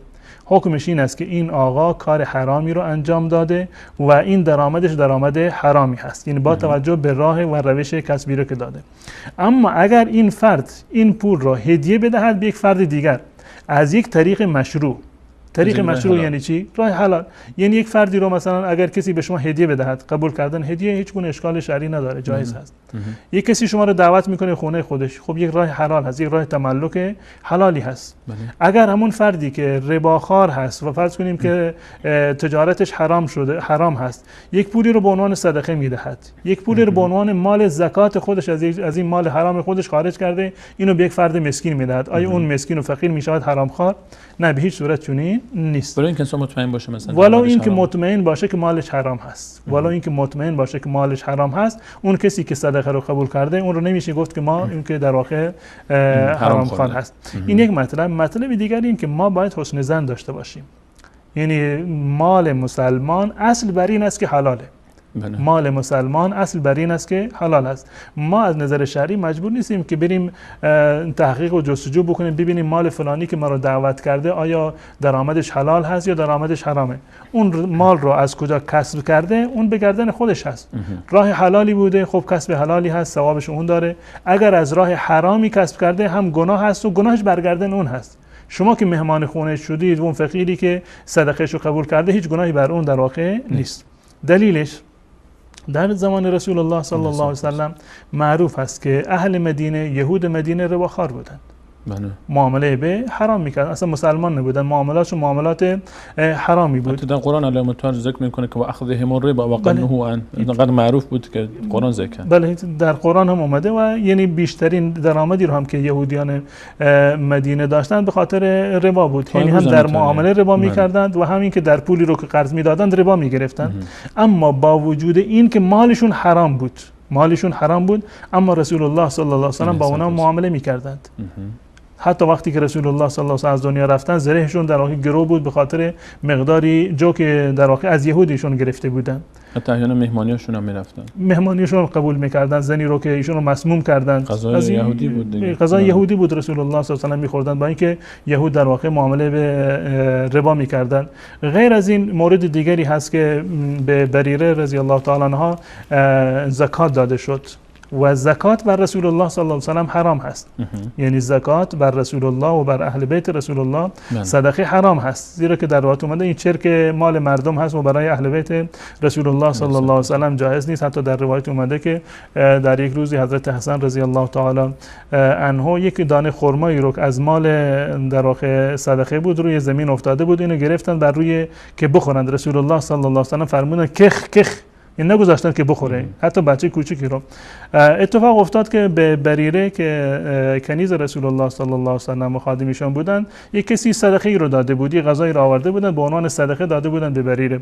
رسول الله صلی الله علیه و سلم اومدن در خونه، گفتن که آیا غذایی هست یا نیست؟ گفتند که هیچ چیزی نیست، یک غذایی هست که آوردن برای بریره. گفتند که خب بیارید که بخورین. بریره گفت یا رسول الله این مال صدقه است، حرامه برای شما. گفت که برای شما صدقه هست، برای من هدیه هست. اگر کسی مستقیم به من به عنوان زکات بده برای من حرامه، اما به شما دادن به عنوان زکات، شما قبول کردید، از یک راه شرعی به شما رسیده، الان مالک شما هستید، بعد از یک راه شرعی دیگر به عنوان هدیه به فرد دیگر میرسد، هیچ گونه حرمتی رو نداره. پس بنابراین اولا در مورد درآمد افراد ما اجازه نداریم که بریم تحقیق بکنیم که مالش حلاله یا حرام هست. دوما اگر بالفرض این که هم حرام باشد، حرمتش برگردن خودش هست و شما هیچ گونه گناهی برگردن شما نیست و برای شما کاملا حلال هست، می توانید که از آن استفاده بکنید. جزاکم الله خیرا. برادر دیگرمون سوالشون این بود که در مذهب احناف و در فقه امام ابو حنیفه رحمة الله علیه مبنای استدلال فقهی بر چه اصولی است؟ یعنی باز ذکر کردن موضوع قیاس رو و بقیه موارد، چه اصولی بیشتر مورد استدلال قرار گرفته در مذهب امام ابو در حنیفه؟ یعنی تمام مذاهب اهل سنت و الجماعت به صورت کلی یک سری به اصطلاح اصول متفق علیه رو دارن که اولینشون قرآن کریم هست، کتاب الله هست. یعنی در هر موردی از موارد شرعی وقتی که یک مفتی یا یک امام ابو حنیفه یا هر امام دیگر میخواد یک حکمی رو بیان بکنن، نگاه میکنن به قرآن کریم. اگر در یک جایی در قرآن کریم حکم فلان مسئله اومده باشه، نیازی به چیزی دیگر نیست، تموم هست. میگن که حکم فلان مسئله این هست، به چه دلیل؟ به دلیل فلان آیه که الله متعال چنین و چنان فرمودن. این مصدر اول هست. یعنی بله. دلیل دوم یا منبع تشریع دوم سنت رسول الله صلی الله علیه و سلم هست. بسیاری از احکام در قرآن به صورت مجمل اومده، تفصیلش رو رسول الله صلی الله علیه و سلم بیان کردن. بله، تعداد رکعات نماز و بسیار از موارد دیگر در مورد زکات و بقیه موارد هست در سنت هست. در این هیچ گونه اختلافی وجود نداره. سومی اجماع صحابه هست، اجماع اصحاب رسول الله صلی الله علیه و سلم. یعنی یک موردی صراحتا در قرآن نیومده، صراحتا در سنت رسول الله صلی الله علیه و سلم نیومده، اما اصحاب رسول الله صلی الله علیه و سلم اجماع نظر دارند که فلان مسئله حکمش این است. اینا برای ما ملزم هست و هیچ کسی نمیتونه که برخلاف این یک فتوایی رو صادر بکنه. الان اومدیم یک مسئله نه در قرآن اومده بود و نه در سنت اومده بود و نه در اجماع اومده بود، یعنی یک حکم صریحی رو ما نه در قرآن میبینیم، نه در سنت میبینیم و نه در اجماع صحابه رسول الله صلی الله علیه و سلم میبینیم. الان حکمش رو از کجا بگیریم؟ به طور مثال مواد مخدری که امروزه هستند، تریاک و حشیش و بقیه مواردی که امروزه هستن، قرص‌های روانگردانی که تو بازار نه در قرآن اومده و نه در سنت اومده و نه در زمان صحابه بوده که در این زمینه اجماعی وجود داشته باشه. خب الان راه کارش کجا هست؟ راه کارش و چارهش روی قیاس هست. قیاس یعنی چی؟ یعنی یک حکم شرعی را که در قرآن و سنت نیامده به صورت صریح و یک مسئله جدیدی هست، ما اینو قیاس میکنیم بر یک حکم دیگری که در قرآن یا در سنت اومده به خاطر یک نوع ارتباطی با هم دیگر دارند. بر اساس یک اصول و ضوابطی یک که سری برای ارتباط داره که این کار به به اصطلاح علما و فقها هست که بر اساس اصول استنباط و اجتهاد در واقع این حکم رو چی میکنن. اینو حکمشو برمیگیرند از مثلا به طور مثال میتونه قیاس بکنن بر شراب، چون که شراب نشه کننده هست و مواد مخدر هم نشه کننده هست، پس بنابراین حکمشون یکی هست. این موارد تمامشون یعنی مورد اتفاق هر چهار مذهب اهل سنت و الجماعت است. یعنی هر چهار مذهب اهل سنت و الجماعت اصل اولشون قرآن هست، بعدش سنت رسول الله و بعد از آن اجماع و بعد از آن قیاسی هست که در واقع انجام میدن و بعد از این در واقع یک موارد دیگری هست مانند مصالح مرسله و بقیه اصولی که در این زمینه وجود داره که موردی هستند که مورد بعضی قبول دارند بعضی اونها رو قبول ندارن، اما قرآن و سنت و اجماع و قیاس همش موارد اتفاقی هستند. این چهار تا اصول فقه همین مذاهب، اصول فقه هر چهار مذهب از مذاهب اهل سنت و الجماعت اینا هستند. خب شاید یک بیننده سوال بکنه اگر که اینا اصول هستند خب چرا در میان مذاهب اربعه اختلاف وجود داره؟ این سوال پیش میاد. یک مثلا مذهب حنفی یک چیز رو گفته، مذهب شافعی یک چیز دیگری رو گفته. اگر اصول یکی هستن چرا این در واقع در فتوا تغییر پیدا میکنه؟ خود این فتوا در یعنی متفاوت بودن فتوا و برداشت علما این مواردی هست که الله متعال استنباط رو گذاشته بر عهده بسیار از علما. یعنی مسائلی رو که صریح در قرآن اومده و در حدیث اومده جایی برای اجتهاد وجود نداره. این اجتهاد در مقابل نص حرامه، اصلا جایز نیست که یک حکمی در قرآن اومده من بیام اجتهاد بکنم یک حکم خلاف قرآن رو صادر بکنم یا خلاف سنت رسول الله یا خلاف اجماع رو صادر بکنم، چون حقی رو هیچ کسی عالمی و مجتهدی چون این حقی رو در واقع ندارد. خود این اختلاف در زمان امام مالک رحمت الله علیه خلیفه وقت گفتن یک کتاب موطا رو کهشون نوشته بودن بر اساس فتوای فقهی در واقع یا روایتی بر اساس ابواب فقهی گفت که من مردم رو مجبور میکنم که بر این عمل بکنن، این کتاب شما رو نسخه برداری میکنم و به تمام شهرها میرسونم که همه مجبور هستن که از این فقه یعنی استدلال بکنن. حضرت امام مالک رحمت الله علیه فرمودند که نه، احادیثی هست که به دست مردم رسیده، بذار مردم به هر چیزی که در دستشون رسیده بر اون عمل بکنن. یعنی این که یک مجتهد یک حدیثی به اون نرسیده باشه، به طور مثال دو تا حدیث هست، یک حدیث ضعیفی به دست این مجتهد رسیده، فرض کنید امام ابو حنیفه رحمت الله علیه یک حدیث ضعیفی به دستشون رسیده، گفته که این حدیث چون که ضعیف هست پس بنابراین برای ما قابل عمل نیست، قابل استدلال نیست. اما همین حدیث از یک طریق دیگر برای امام شافعی از طریق صحیح رسیده بود، روایت صحیح است. امام شافعی بر اساس اون یک حکمی رو در واقع اینو بیان کرده. هر دوتاشون در واقع درسته، مصدرشون سنت رسول الله صلی الله علیه و سلم. اما یک امام میگه که این حدیث صحیحه یا از طریق صحیح به اون رسیده، پس بنابراین بنا بر حدیث صحیح عمل کرده، و یک امام دیگر میگه که نه، این حدیث از طریق صحیح به ما نرسیده، ثابت نیست. اونم از نظر شرعی یعنی معروف از در این زمینه که روایتی هست که هر وقتی که حاکم اجتهاد بکند اگر اجتهادش به حق باشه دو تا ثواب داره، یعنی هم حق و زحمه اجتهادش و همین که در واقع حق رو دریافت کرده و حرفش یعنی مطابق با واقعیت هست. بالفرض اگر اشتباه کرده باشه در این استنباط باز هم در واقع یک اجر و ثوابی رو دارد.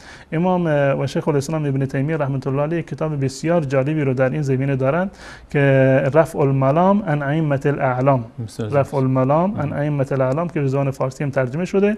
یعنی در این زمینه اومده اختلاف فقها و اختلاف فتوایی رو که فقها دارن اینو بررسی کرده که چه عوامل و چه انگیزه هایی در این اختلاف بوده و گفته که همهشون معذور هستن، هیچ کسی از اینها ملامت نیست، زیرا هر کسی بر اساس فهم و اجتهاد خودش از قرآن و حدیث و روایت صحیح که به این بزرگوار رسیده در واقع فتوا دادن و به اتفاق تمام علما اتباع هر کدام از چهار مذهب اهل سنت و الجماعت جایز و صحیح است. جزاک الله خیر. در همین باب بیننده بعدیمون سوالشون این بود که روایتی که انا گفته شده لو کان العلم بالثریا، اگر علم در آسمان ها باشه مردمی از سرزمین فارس اون رو به دست میارن، آیا خود این روایت رو اگر درباره خود روایت و صحت سقمش صحبت بفرمایید، و اینکه دوم آیا میتونه مراد این روایت امام ابو حنیفه رحمت الله علیه باشه؟ این روایت صحیح است، در صحیح مسلم اومده، حتی در صحیح بخاری هم این روایت اومده با الفاظ مختلفی اومده.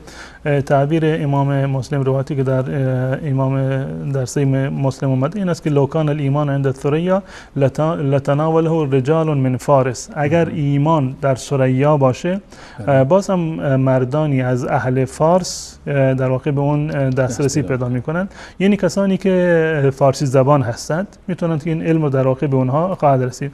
در بعضی از روایت علم اومده، معرفت و ایمان اومده. به هر صورت این روایت صحیح هست و اصلی در صحیح بخاری و در صحیح مسلم هست با الفاظ متعددی از رسول الله صلی الله علیه و سلم نقل شده.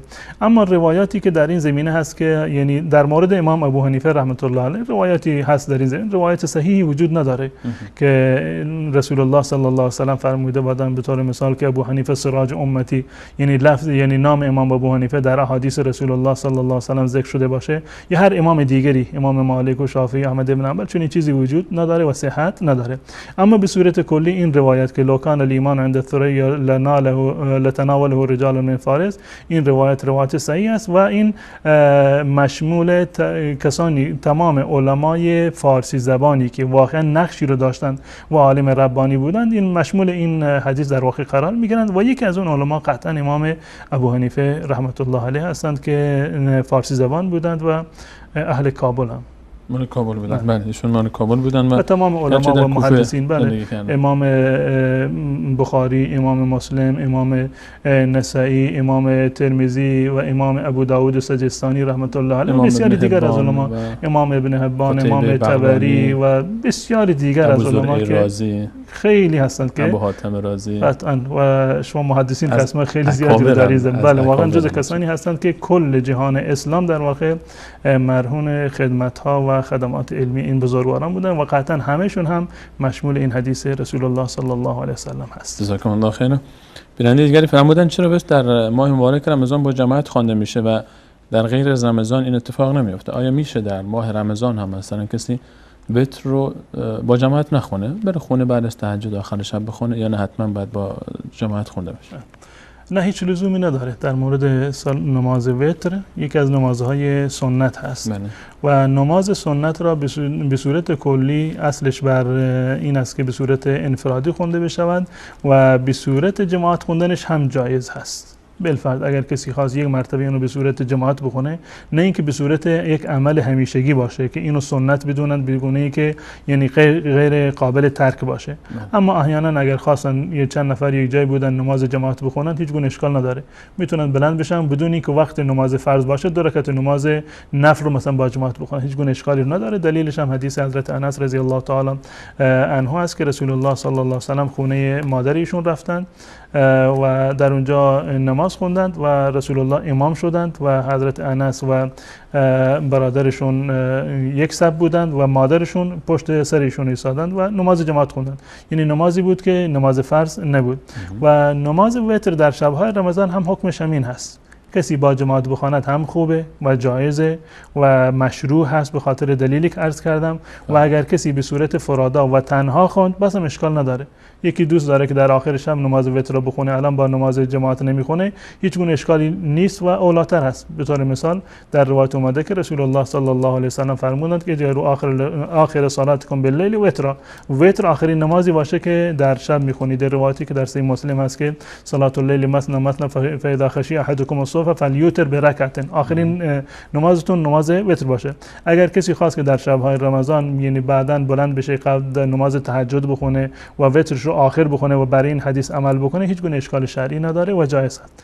جایز هست که اول شب بخونن، جایز هست که به صورت فرادا اول شب بخونه یا به صورت جماعت بعد از تراویح بخونه، هم جایز هست. به صورت تنهایی در آخر شب بخونه یا به صورت جماعت در آخر شب بخونه، تمام این موارد جایز هستن و هیچ گونه اشکالی نیست. جزاکم الله خیر.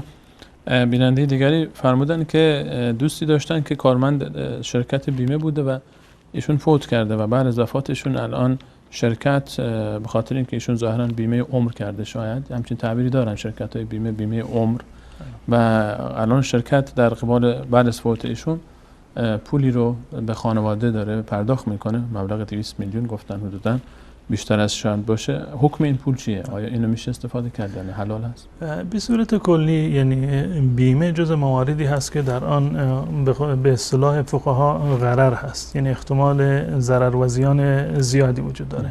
یا شرکت بیمه ضرر میکنه در این زمینه، یا فردی که این پول رو داده به عنوان یک پول اضافی برای اینکه بیمه بشه این در واقع ضرر میکنه. یعنی اون مقدار پولی رو که بیمه داده چه بسا کمتر از اون رو دریافت بکنه یا بیشتر از اون رو در واقع دریافت بکنه.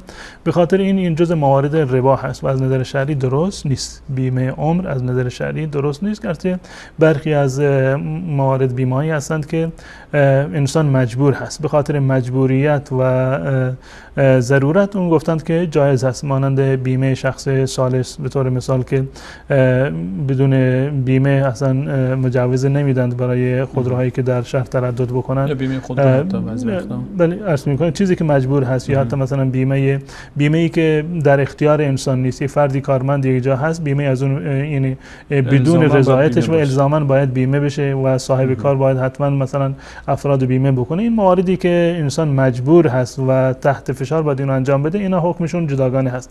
اما بیمه عمر که به طور مثال اختیاری هست، این از نظر شرعی اصل بر این است که حرام هستن و جایز نیست. الان چه کار بکنیم؟ الان یک فردی خودش رو بیمه کرده، اگر بخواد که واقعا بر روی تقوا و بر معیارهای دینی عمل بکنه، حکمش این است همون مقدار پولی رو که از به بیمه داده همون مقدار پول رو از بیمه تحویل بگیره، ولی اینکه بیمه درمانی باشه. اگر میخواد واقعا با صداقت عمل بکنه که هیچ گونه شک و شبهه‌ای در اعمالش نباشه، همون مقدار پولی رو که به طور مثال به عنوان بیمه عمر داده بوده یا بقیه بیمه ها، همون مقدار پول رو دریافت بکنه و باقی مانده رو از اون استفاده نکنه، باقی مانده رو از آن استفاده نکنه و این پول رو به عنوان یعنی دفع بکنه، به عنوان یعنی دفع مال حرام، نه به عنوان صدقه. زیرا که به عنوان صدقه در روایت اومده که رسول الله صلی الله علیه و سلم فرموده که ان الله طیب و لا یقبل الا طیبا، الله متعال پاکیزه هست و غیر از پاک چیزی رو قبول نمیکنه.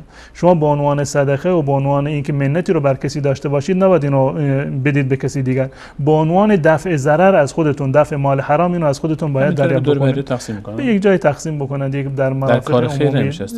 در کار خیر میشه استفاده کرد، میشه به یک کار خیری اونو بده، اما نیت این نیت خیر نباشه که من یک کار خیری رو انجام دادم، اینو به نیت زکات، به نیت صدقه نباید اینو بده، زیرا که اصل مال یک مال حرامی هست، مال ربایی هست. به این نیت بده که من چگونه خودم رو از این مال حرام و مال ربا یعنی خلاص بکنم، برای یک راه نجاتی برای خودش باشه. به این نیت اینو در واقع به دیگران بدهد، این اولاتر و بهتر است. و بالفرض اگر کسی بیمه عمر بوده و بعد از این که فلانی وفات کرده الان به ورثه‌اش، شرکت اینو به ورثه‌اش داده، از نظر شرعی برای ورثه‌اش جایز هست که از این پول استفاده بکنن. برای ورثه‌اش جایز هست که از این پول استفاده بکنن. این دقیقاً مورد همون مثالی هست که من قبلا عرض کردم که پول حرامی رو یکی کسب کرده باشه، اگر حرام هست و حرمتی رو داره، برای اون کسی هست که این کار رو انجام داده، یعنی گناهش مال اون کسی هست که این خودش رو بیمه کرده و الان فوت کرده، و برای ورثه جایز هست که این کار رو از این پول استفاده بکنن. و برای این که در واقع یعنی یک نوع خدمتی رو کرده باشند، ایصال ثوابی رو کرده باشند، اینو در راه الله متعال صدقه بدن و دفعش بکنن این رو، یا بسیار یعنی صدقه بدن بنای میت خودشون، این اولاتر و بهتر هست که گویا مانند این باشه که اون فرد میت اینو در زمان حیات خودش دفع کرده باشه و از اون استفاده شخصی نکرده باشه، این اولاتر و بهتر است. اما اگر استفاده کردن برای وارثین هیچ گونه گناه و معصیتی شمرده نمیشه، پس میتونن بگیرن و استفاده بکنن. جزاکم الله خیر. و بیننده دیگری از تاجیکستان درباره اینکه وقتی که کسی فوت میکنه، همون لحظه که فوت کرده گوسفندی گاوی کشته میشه و سرتختی گفتن اگر اشتباه نکنم، با این تعبیر که پخشش میکنن این گوشت رو بین کسانی که اومدن سر میت.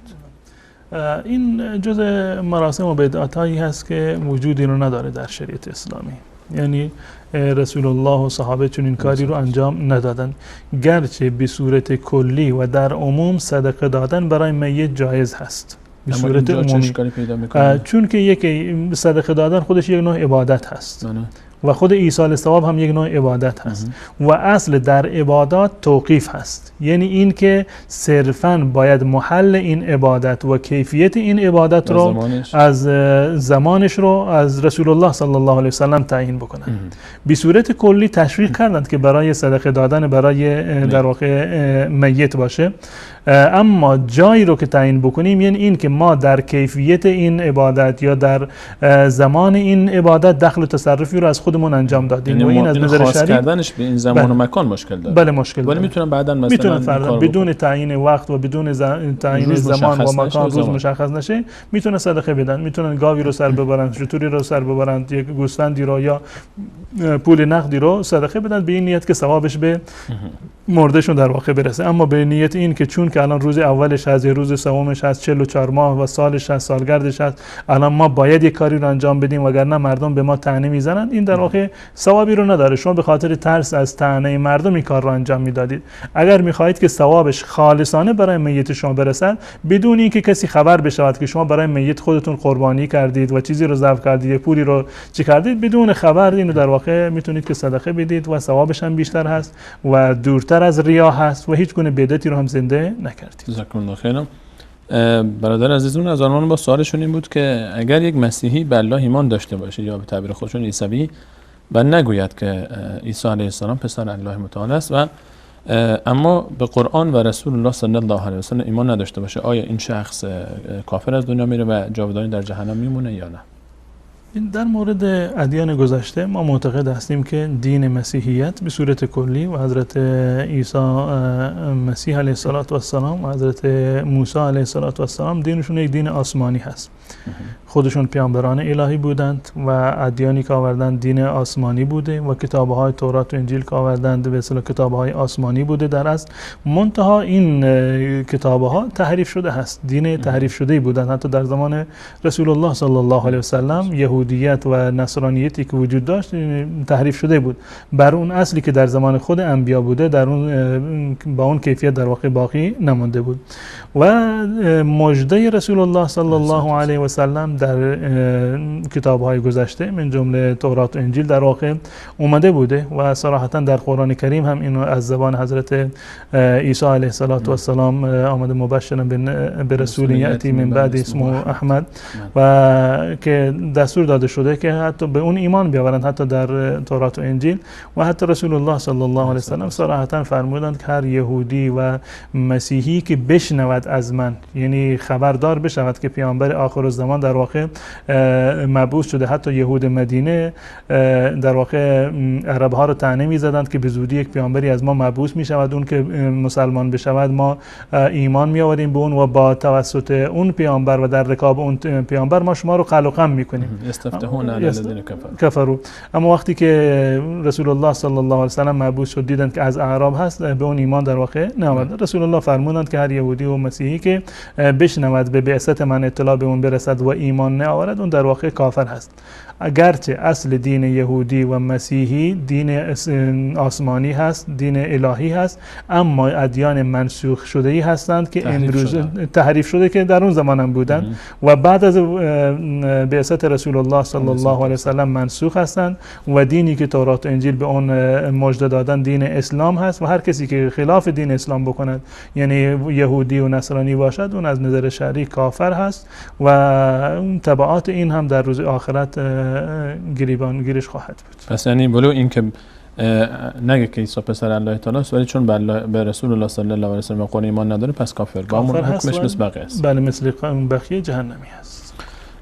بیننده دیگری درباره این پرسیدن که اگر کسی بگه من در فقه پیرو امام ابو حنیفه رحمت الله علیه هستم اما در عقیده پیرو ایشون نیستم، عقیده‌مو من از اشخاص دیگه میگیرم مثل به هر حال عقیده‌ای که الان نسبت داده میشه به ابو منصور ماتوریدی و یا ابو الحسن اشعری، به جای یعنی اتباع و پیروی در فقه امام ابو حنیفه رحمت الله علیه و بیشترین شاهکاری رو که احناف یا شخص امام ابو حنیفه رحمت الله علیه داشتن، گرچه تدوین فقه هم جز شاهکارهای امام ابو حنیفه رحمت الله علیه است که از امام شافعی نقل شده که ایشون میگن که الناس فی الفقه عیال علی ابی حنیفه، همشون بله این در واقع افتخار رو ایشون داشتن. در باب عقیده امام ابو حنیفه رحمت الله علیه برای بیان مفردات و در واقع موارد اعتقادی پیشتاز بودن از بقیه ائمه اربعه و از بسیاری دیگر از علما و در این زمینه ایشون کتاب تالیف کردند، کتاب فقه اکبری ایشون و رساله‌ای که به عثمان نوشتن، عثمان بطی، و همچنین رساله دیگری که به عنوان الفقه الابسط از ایشون مونده، کتاب‌های اعتقادی هستند و عموما عقیده اهل سنت، یعنی عقیده مجمع علیه اهل سنت و الجماعت رو ایشون در این کتاب در واقع ذکر کردن. گرچه در برخی از موارد به طور مثال در تعریف ایمان شاید مثلا اختلافی وجود داشته باشه، اما در اصل عقیده همون عقیده مشترک اهل سنت و الجماعت هست. و عقیده امام ابو حنیفه رحمت الله علیه که عقیده طحاوی هست، امام ابو جعفر طحاوی رحمت الله علیه اینو تدوین کردن و در ابتداش تصریح کردن این عقیده فقهای ملت هست، این امام ابو حنیفه و امام ابو یوسف و امام محمد رحمت الله علیهم اجمعین، این اولاتر به اتباع و پیروی هست از بقیه کسانی که بعداً اومدن. یعنی من به جای این که بگم من اشعری هستم یا ماتوریدی هستم، اولاتر و بهتر و صحیحتر و دقیقترش این است که بگم من حنفی هستم. یعنی شما در عقیده حنفی باشید، این افتخارش بیشتر هست و شما مسلمان درستتر و راستری هستید از این که بگید که من یک ماتوریدی هستم. بحث‌هایی که به عنوان بحث‌های ماتوریدی بودند، ابو منصور ماتوریدی یا اشعری اینا رو مطرح کردند، یک بحث‌های دفاعی بوده در مقابل عقل گرایی و بحث‌های معتزله. یک دفاعی‌هایی از اصل عقیده بوده. اصل عقیده نیستند اینها. یک بحث‌های کلامی هستند که بعدها به وجود اومده در مقابل حجم زیادی که از عقل گرایان، از فلسفه گرایان و عقل گرایان و معتزله در واقع به عقیده اسلامی وارد میشد. اصل عقیده اسلامی و عقیده اهل سنت و الجماعت عقیده‌ای هست که در کتاب امام ابو حنیفه اومده. بحث‌هایی رو که آقای ابو منصور ماتوریدی و دیگران کردن دفاعی‌هایی بود از کتاب فقه اکبر امام ابو حنیفه رحمت الله علیه و بقیه علمایی که در این زمینه کتاب نوشتن. اصل عقیده، مبنای عقیده قرآن و سنت هست و این اساس هست، یعنی اعتقاد مقدم هست و در باب اعتقاد اساساً تقلید جایز نیست. شما نمیتونید بگید من مقلد فلان امام هستم، مقلد نیستیم. میتونیم بگیم من پیرو فلانی هستم، من عقیده بر عقیده فلانی هستم. و امام ابو حنیفه رحمت الله علیه همون گونه قبلا عرض کردن ید طولایی رو در این زمینه دارن و اتباع از عقیده ایشون اولاتر و بهتر، بلکه عقیده مجمع علیه تمام اهل سنت و جماعت هست و همون عقیده ماتوریدیه، عقیده طحاوی امام طحاوی رحمت الله علیه بهترین متن در باب عقیده مشترک اهل سنت و جماعت هستند. و بحث‌های ماتوریدی و اشعری یک بحث‌های دفاعی هستند و منحصر به همان زمان بوده، کاربردش مال زمان خودشون بوده. امروزه به عنوان عقیده اهل سنت و الجماعت مطرح نیستند، صرفاً دفاعی هایی از عقیده اهل سنت و الجماعت بوده که چه بسا امروزه تاریخشون هم گذشته. حتی بسیار از علما هم نمیدونن تفاوت اشعری با ماتوریدی چه است، تفاوت عقیده ماتوریدی با عقیده امام ابو حنیفه رحمت الله علیه در واقع چه است. تفاوت‌های بسیار عمیقی هست که قابل جمع در واقع نیست. یعنی به هیچ عنوان عقیده ماتوریدی با عقیده امام ابو حنیفه قابل جمع نیست و حتی عقیده اشعری و ماتوریدی هم بالغ بر 50 مورد با هم دیگر تفاوت دارند که بسیار از این تفاوت‌ها قابل جمع نیست. یعنی امکان نداره که یک فردی بگه من در عقیده هم پیرو امام ابو حنیفه هستم و هم پیرو ابو منصور ماتوریدی هستم. عقیده بهتر و برتر و صحیح‌تر عقیده امام ابو حنیفه رحمت الله علیه و بهترین کتاب در این زمینه عقیده طحاوی هست که امام طحاوی رحمت الله علیه یکی از ائمه احناف بودند. جزاکم الله خیر. آخرین سوال رو هم آخرین بیننده‌مون فرمودن که گرچه وقتمون هم ظاهرا به پایان رسید، اما اگر 2 دقیقه فقط اجازه بدید عزیزان که فقط سوال آخر مطرح بکنیم. گرچه مقدار سوال از موضوع خارج بود، فرمودن که مولانا موسی کرمپور که در هرات به شهادت رسیدن و در مشهد بودن، علمای اهل سنت و الجماعت بودن، امام جامع و جماعت مسجد شیخ فیض در مشهد بودند که متاسفانه توسط حکومت ایران این مسجد تخریب شد و خودشون در واقع بازداشت شدند و نهایتاً تونستند که از ایران خارج بشوند و باز هم به دست عوامل ایران اون کسانی که مسجد رو تخریب کرده بودند امام این مسجد رو هم به شهادت رساندند. درباره تعبیر مجدد که بعضی جاها برای برخی از افراد استفاده میشه، بله، مجدد یعنی به معنی تجدید کننده، یعنی یکی احیا کننده. یک موردی رو فرض کنیم یک حکمی بوده که در یک زمانی و به مرور زمان یک سری بدعت‌های اضافه شده، یک سری خرافاتی اضافه شده و یکی عالمی میاد و این خرافات و بدعت‌ها رو در واقع از بین میبرد و مبارزه میکنند با بدعت و خرافات. این اصطلاح مجدد برای چنین افراد در واقع اطلاق میشود و در این زمینه روایتی هست از حضرت ابو هریره رضی الله تعالی عنه در سنن ابو داود هست که رسول الله صلی الله علیه و سلم فرمودند که ان الله یبعث لهذه الامه على راس كل 100 سنه من یجدد لها امر دینها، که الله متعال در هر 100 سال یک فردی رو مبعوث میکند و برمیگزیند که اون امت اسلامی رو احیا میکند، یعنی توحید رو احیا میکند، با بدعات و خرافات در واقع مبارزه میکند. و کسانی که در این زمینه در واقع جهاد کرده باشند، احیاگر سنت های رسول الله صلی الله علیه و سلم باشند و بدعت ها رو از بین برده باشند، به چنین کسان گفته میشود که مجدد هستند.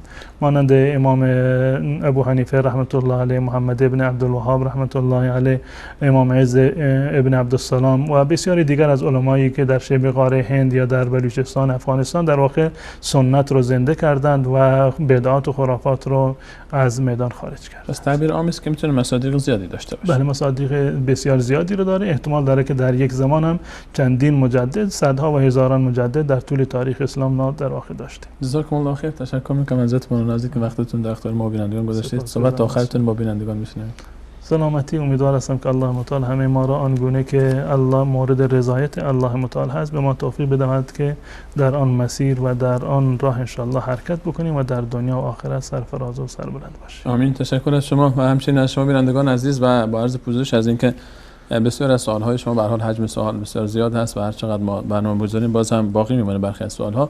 باز هم ان شاء الله در برنامه‌های پیش رو منتظر باشید. عزیزانی که از طریق SMS و ایمیل پیام‌هاشون به ما رسیده و سوالاتشون حتما در برنامه پیش رو مطرح خواهد شد و میتونید در طول هفته پیش رو عزیزانی که سوالی دارن از طریق پیامگیر صوتی شبکه جان ساراغه، از طریق پیامک و از طریق ایمیل فتوا با ما سوال‌های خودتون رو در میان بگذارید. در پایان از همه شما عزیزان تشکر می‌کنم. تشکر خاص از جاوید جان و فرید و منیر احمد جان و عزیزانی که پشت صحنه تلاش میکنن تا این ارتباط بین ما و شما برقرار بشه. در پایان از الله متعال برای گذشتگانمون بخشش، مغفرت و رحمت و برای خودمون توفیق استقامت تا آخرین لحظه حیات بر مسیر توحید و خواهانیم و همه شما عزیزان رو به الله متعال میسپارم.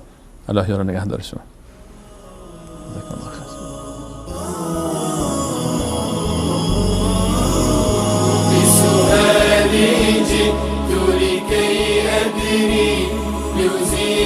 الحيرة من أمري هنا علم وهنا نور وهنا منبع كل الفكر نهر من فقه يتجلى بعقيدة صدق في صدري لبيك أتيتك في لهف لسؤالك يا أهل الذكر لسؤالك يا أهل الذكر لسؤالي جئت لكي أدري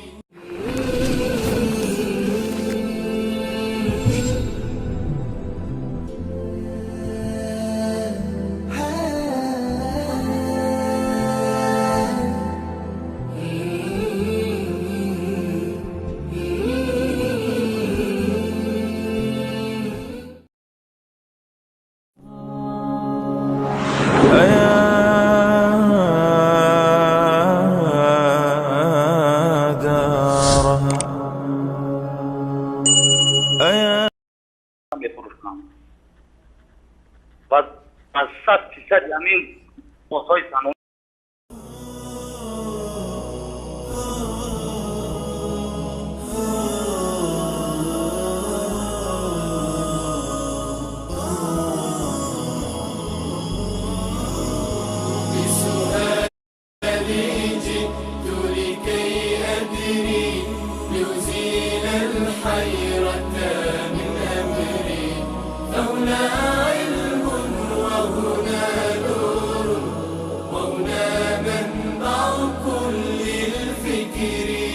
نهر من فقه يتجلى بعقيدة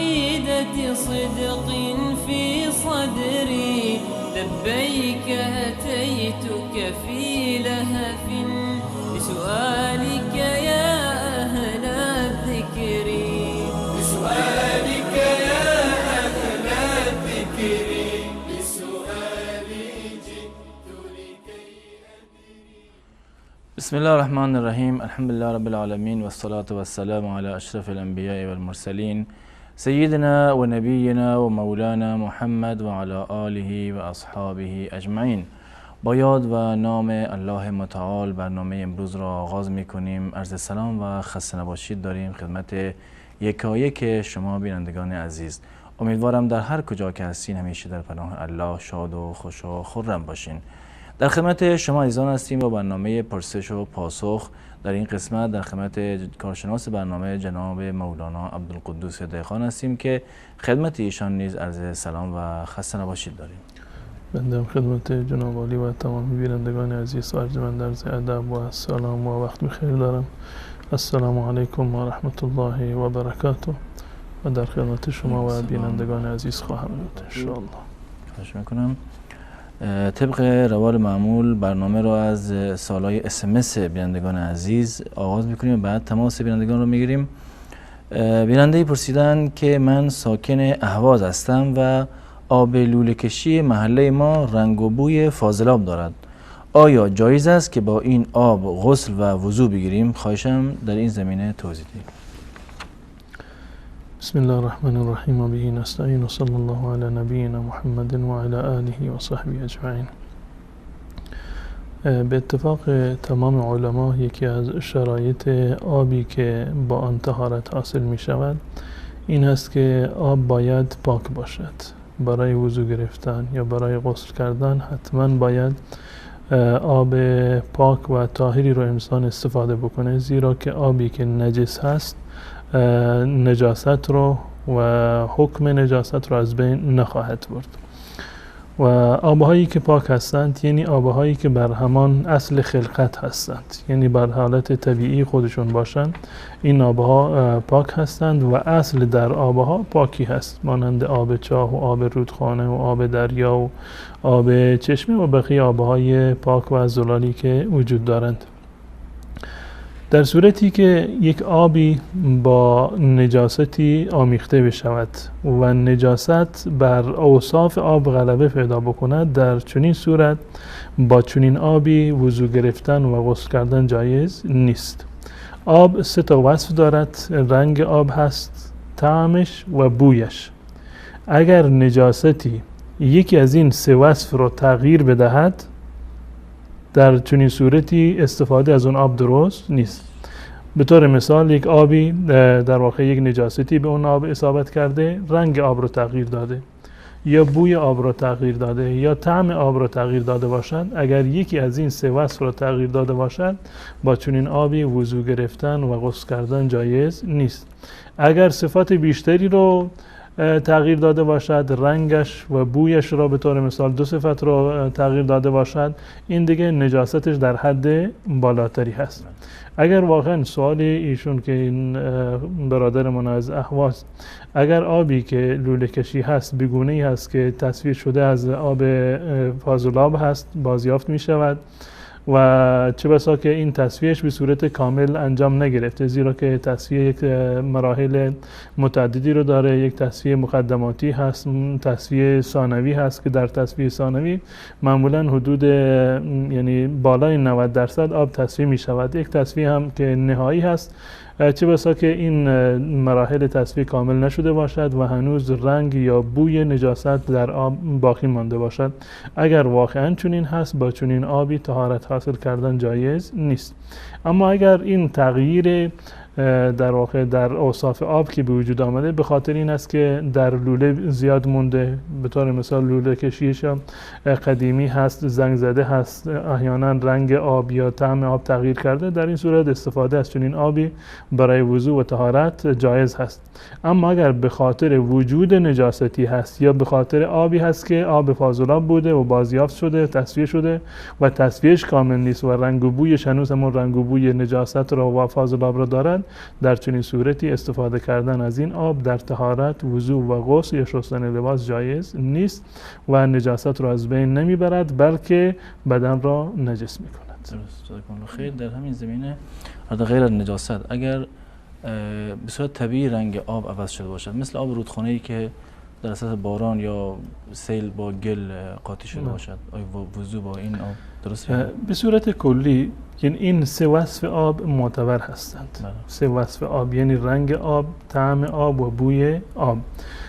اگر به طور مثال یک آبی با یک شیء طاهر تغییر شکل داده باشه، فرض بکنیم که یک شیء طاهری برگهای زیادی افتاده در این آب و این آب تغییر کرده، رنگش تغییر کرده، بویش تغییر کرده، به گونه ای که یعنی اسم آب رو از اون گرفته، خاصیت آب رو گرفته از اون گرفته، باز هم از چنین آبی استفاده کردن جایز نیست. خود این آب پاک هست، اما چون که خاصیت اصلی آب را که رنگش هست یا طعمش هست و بویش هست تغییر داده، ولو این که با یک شیء طاهر این آب تغییر پیدا کرده، باز هم استفاده کردن از چنین آبی در واقع جایز نیست.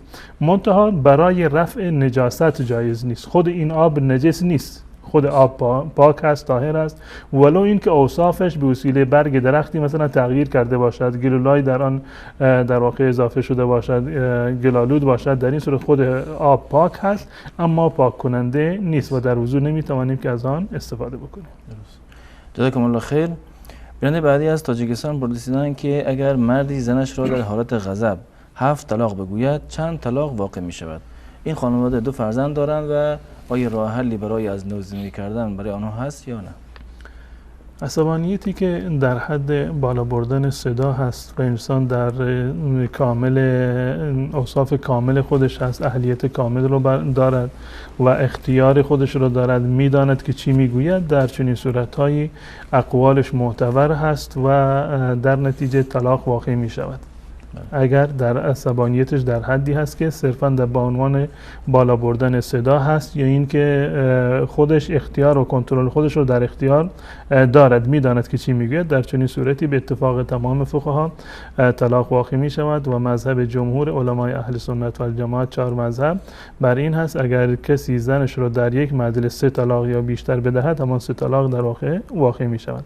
اما اگر عصبانیتش در حدی هست که به صورت کلی اختیار خودش رو از دست داده، به صورت کلی نمیداند که چی میگوید، در این زمینه فقها معیارهایی رو در واقع تعیین کردن. بعضی میگن که حتی بین زمین و زمان، زمین و آسمان نتونه تشخیص بده و مواردی از این قبیل که به صورت کلی در حالت عصبانیتی باشه که بر وجودش سیطره کرده و هیچ گونه اختیاری را از خودش نداشته باشد، در این صورت طلاق واقع نمی شود. اما اگر صرفاً بلند کردن صدا هست و میداند چی میگوید، در این صورت طلاق واقع می شود. بیننده بعدی پرسیدن که زنی که وضع حمل میکنه، بعضیا میگن تا 40 روز نمازش درست نمیشه یا نمازش نمیشه، آیا این حرف درست هست یا نه؟ برای زنان بعد از وضع حمل تعداد روزها مشخص نیست، یعنی لازم نیست که تا 10 روز تا 20 روز یا تا 40 روز حتما باید بنشینند و نماز روزه را ترک بکنند. معیار اصلی خونریزی هست. تا هر زمانی که زن خونریزی داشته باشد از نظر شرعی از نماز معاف هست و لازم نیست که نماز بخواند و اصلا جایز هم نیست که نماز بخواند. معیار فقط وجود خونریزی هست. به محض این که پاک شد باید نماز بخواند و روزه هم بر اون فرض هست و اگر میتواند در اون زمان روزه بگیرد یا اینکه به تأخیر بیاندازد و قضا بیاورد. ولو اینکه فرض کنیم یه خانمی اصلا بعد از زایمان اصلا نفاسی رو ندید، یعنی اصلا خونریزی نداشت، یا اینکه بعد از 5 روز، بعد از 1 هفته، بعد از 10 روز پاک شد به صورت کلی، در این صورت نماز باید بخواند.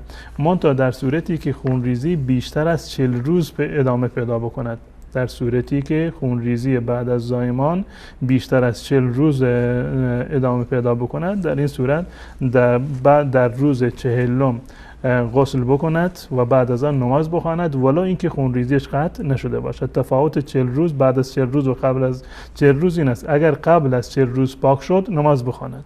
اما اگر تا بعد از 40 روز پاک نشد باز هم حکمش این است که غسل بکند، غسل نفاس رو انجام بدهد و بعد از آن با وجودی که خونریزی دارد باید نماز بخواند و حکمش این است که در هر وقت نماز باید جداگانه وضو بگیرد. برای هر نمازی بعد از 40 روز در صورتی خونریزیش قطع نشد بعد از 40 روز برای هر وقت نماز جداگانه وضو بگیرد و نماز بخواند ولو اینکه خونریزیش هنوز پایان نیافته باشد. درست. جزاکم الله خیر. بیانیه بعدی پرسیدن که ابرویم را بر نمیدارم چون لعنت خدا رو داره، اما بینیم واقعا نیاز به عمل داره و اعتماد به نفسم رو ازم گرفته است. خواستم از شما پرسم که آیا این کار گناه هست و آیا آیه یا حدیثی در این باره هست یا نه؟ اصل در این زمینه این هست که الله متعال منع کرده و رسول الله صلی الله علیه وسلم در این زمینه روایات صحیح و صریح رو دادند که من فرمودند از این که انسان خلقت الله متعال را تغییر بدهد، به تعبیر دیگر در بدن و وجود خودش دستکاری بکند و تغییر شکل و قیافه بدهد. این به عنوان یک اصل است که در میان فقها یک اصل مسلم و مورد قبول همهشون هست. منتها در مواردی که یک عیبی وجود دارد و به صورت فرض کنیم مادرزادی یک انسانی با یک عیبی به دنیا اومده، بینیش انحراف دارد و یا مواردی از این قبیل هست که به عنوان عیب شمرده می شود، به عنوان معالجه جایز هست که شما عمل بکنید. به عنوان معالجه جایز هست شما عمل بکنید صرفاً در صورتی که یک عیب شمرده بشود، شکل بینی شما به عنوان یک عیب باشد، غیر طبیعی باشد، با صورت شما همخوانی نداشته باشد و واقعاً صورت را زشت کرده باشد. منتها اگر صرفاً به خاطر دنبال کردن مد باشد، امروز نمیدونم در جامعه ایران یا افغانستان یا هر جای دیگر بالفرض که فلان مد فلان نوع بینی مد شده، همه رفتن عمل کردن، کسی که عمل نکرده مسخرهش میکنن، این در واقع به بازی گرفتن خلقت الله متعال و وجود انسانی هست که امروز یک مدلی هست، فردا مدل دیگه هست، یک کسی این مدل رو دوست داره، اون فرد دیگر این مدل رو دوست نداره، که بدن انسان و خلقت الله متعال بازیچه دست مردم می شود. برای اتباع و پیروی از مد، تغییر مد دادن و تغییر شکل دادن بینی به خاطر پیروی از مد جایز نیست و حرام هست. اما در مواردی کسی انحراف بینی دارد یا بینیش بیش از حد باد کرده باشد، گوشت اضافی داشته باشد، در این صورت عمل کردن اشکال شرعی ندارد و جایز هست. جزاکم الله خیر. در اینجا اتاق فرمان خواهش میکنم که شماره تماس بینندگان عزیز را زیرنویس بکنن و بینندگانی هم که قصد دارن تماس بگیرن لطف میکنن، باز مثل همیشه تکرار میکنم که سوالای شرعیشون آماده داشته باشن و از طریق گوشی تلفن با ما صحبت بکنن، منتظر نباشن که صداشون از گیرنده پخش بشه. تشکر میکنم از جناب مولانا. و بیننده بعدی پرسیدن که اگر شوهر طلایی به همسرش بدهد قبل از عقد مالک طلا زن است، ولی اگر بعد از عقد به زن طلایی بدهد مالک آن شوهر است. حال اگر جدایی بین آن دو رخ بدهد، هرچه طلا که بعد از عقد به زن داده، آیا باید زن به شوهر پس دهد یا نه؟ اصل در طلایی که به زن داده می شود این بستگی به این دارد که به چه نیت و به چه عنوانی داده می شود. اون طلایی که به عنوان مهریه هست یک حکم جداگانه را دارد که 100% مال زن هست و از نظر شرعی نه پدر اون زن، نه مادرش، نه خیش و قومش و نه شوهرش هیچ گونه حقی رو در اون مال ندارن. یعنی مهریه حق اختصاصی دختر هست که هیچ ارتباطی با خانوادهش ندارد. اگر دختر این رو بخشید یا قبولش کرد یا در هر راهی که مصرفش کرد، حق مال خودش هست و هیچ کسی حق دخالت در این زمینه رو ندارد. این در مورد مهریه‌ای هست که در واقع به خانم داده می شود. اما بحث هدیه باز هم یعنی به عنوان تملیک هست. هدیه یکی از راه‌های تملیک است. یعنی این که اصل بر این است وقتی که شوهر یک قطعه طلایی رو هدیه می کند به همسر خودش می دهد، یعنی این که این رو در ملک همسرش در آورده. و از ملک شوهر خارج شده، باز هم این هدیه مال خود اون خانم هست و در هر جایی که میخواهد میتواند که آن را مصرف بکند و در صورتی هم که طلاقی به خدای نکرده اتفاق بیفتد، این طلاقی که هدیه داده مال زن هست نه مال شوهر هست. اما در صورتی که به عنوان امانت داده باشد، یعنی قید کرده باشد که این طلا مال من هست، برای خودم خریدم، منتها شما تا یک زمانی تا یک وقتی از این استفاده بکنید به عنوان امانت، در این صورت این حق شوهر هست. اما در صورتی که هدیه باشد یا در صورتی که مهریه باشد، حق اختصاصی زن هست و از نظر شرعی مرد به هیچ عنوان نمیتواند که آن را دوباره بازپس بگیرد، چه به عنوان مهریه باشد و حتی اگر به عنوان هدیه باشد، باز هم از نظر شرعی جایز نیست که هدیه را به اون کسی که دادید دوباره از اون پس بگیرید. درست. جزاکم الله خیر. تماس‌های بینندگان عزیز وصله. بازم تکرار میکنم بینندگانی که میخوان تماس بگیرن لطف کنن سوالای شرعیشون آماده داشته باشن و همچنین از طریق گیرنده از طریق گوشی با ما صحبت بکنن، منتظر نباشن صداشون از گیرنده پخش بشه. اولین بیننده رو میگیریم. سلام علیکم، برنامه پرسش و پاسخ، بفرمایید. سلامت باشین، در خدمت شماست. دو تا سوال داشتم. بفرمایید. سوال اولتون؟ این غذای داشتار رو وقتی یا سگ یا حیوان بدون گناه داره یا نه؟ متوجه نشدم، دوباره بپرسین. غذای نظری داشتار. غذای نظری؟ بله بله، به حیوان بدیم گناه هست یا نه؟ به حیوان بدهیم. سوال بعدیتون؟ بعد این سوره فاتحه آخر سوره میگه ولد ضالین این درسته یا ولد ضالین؟ چون علما میگن ولد ضالین مثلا. درسته، این ولد ضالین درسته یا ولد ضالین؟ بله بله بله. سوال دیگه ندارین؟ مفهوم. دست شما در نظر. سلامت باش. تشکر میکنم از بیننده گرامی که سوالشون آماده بود و مختصر، و بینندگان دیگه هم امیدوارم که اینطوری سوال پرسن. بیننده بعدی رو بگیریم. سلام علیکم، بفرمایید. سلام علیکم، شبتون بخیر. علیکم السلام و رحمت الله، شب روزتون بخیر، بفرمایید. یک سوال داشتم ولی راجع به علمای ما میگن که صدفه اگر آدم به زبان خود بگه زن طلاق باشه، زن دو طلاق به طول عمر خود.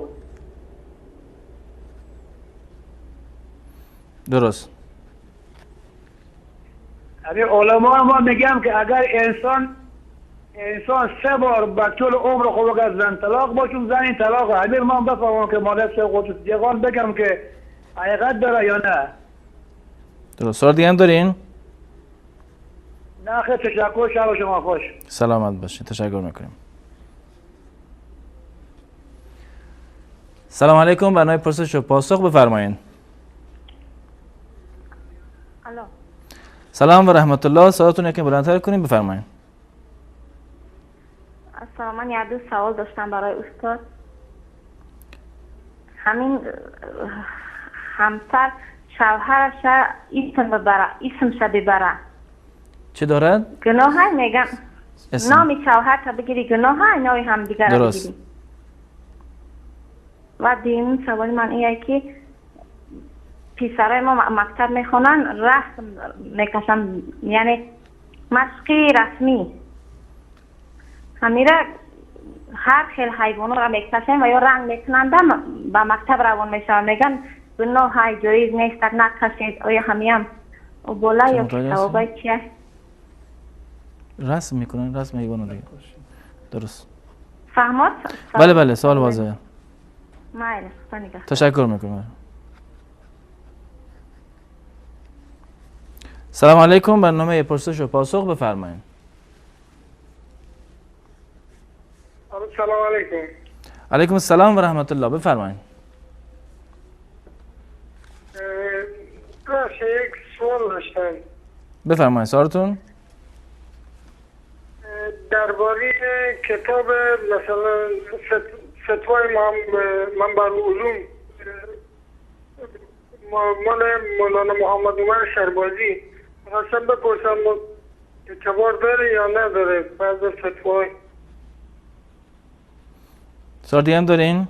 خواستم مثلا توضیح بده. نه ممنون. زنده باشی.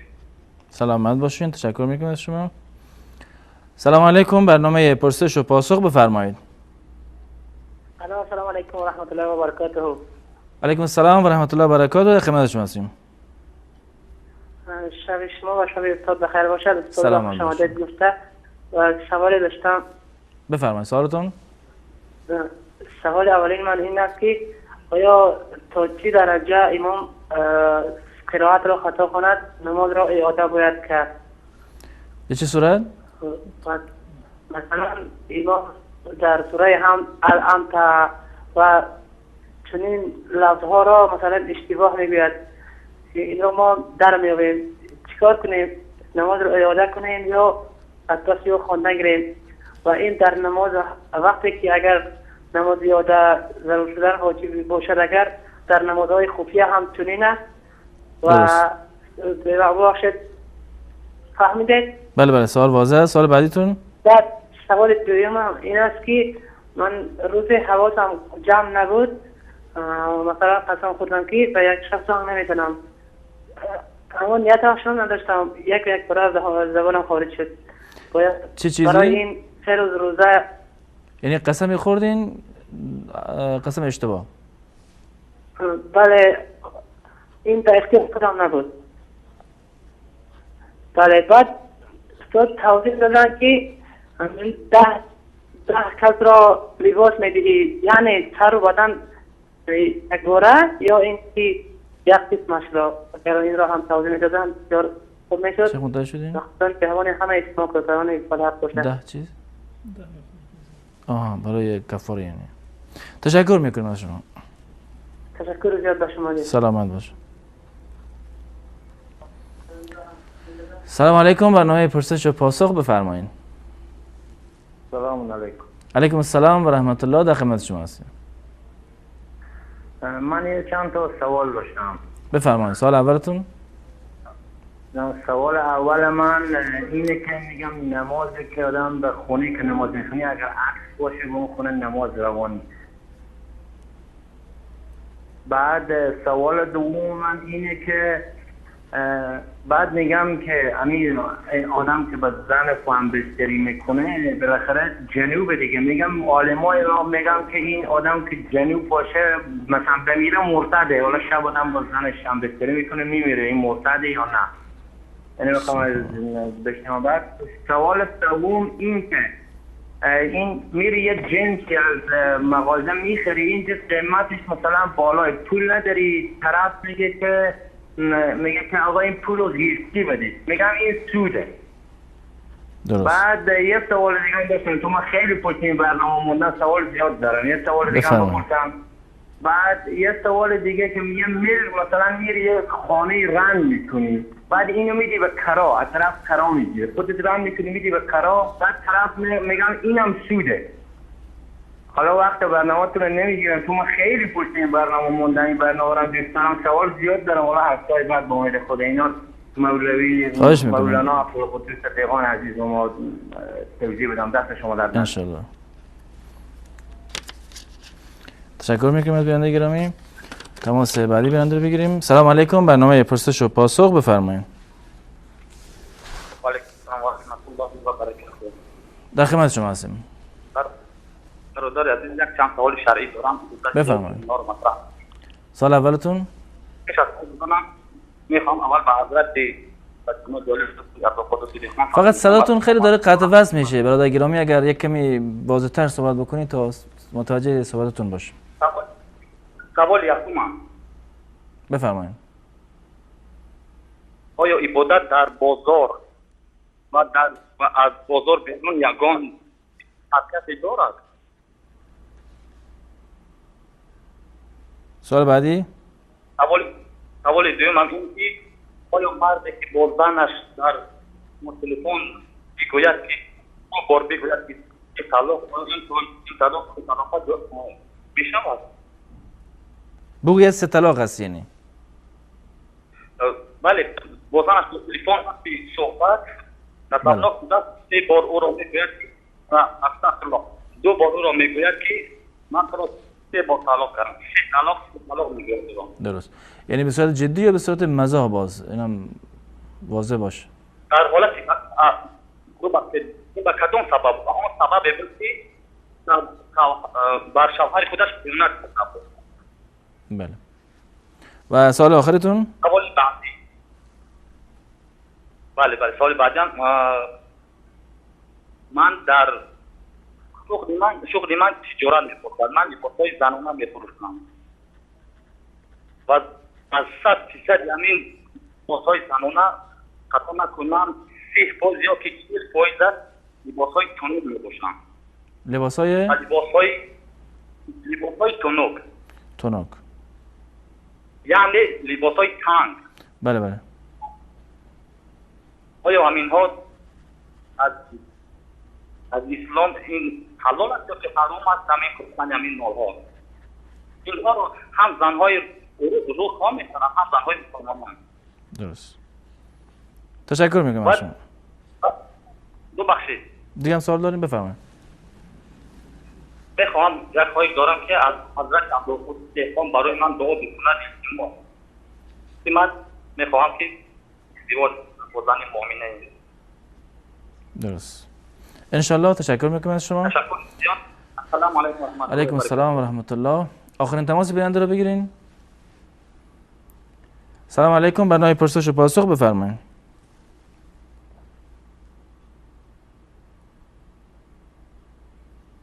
سلام علیکم بفرمایید.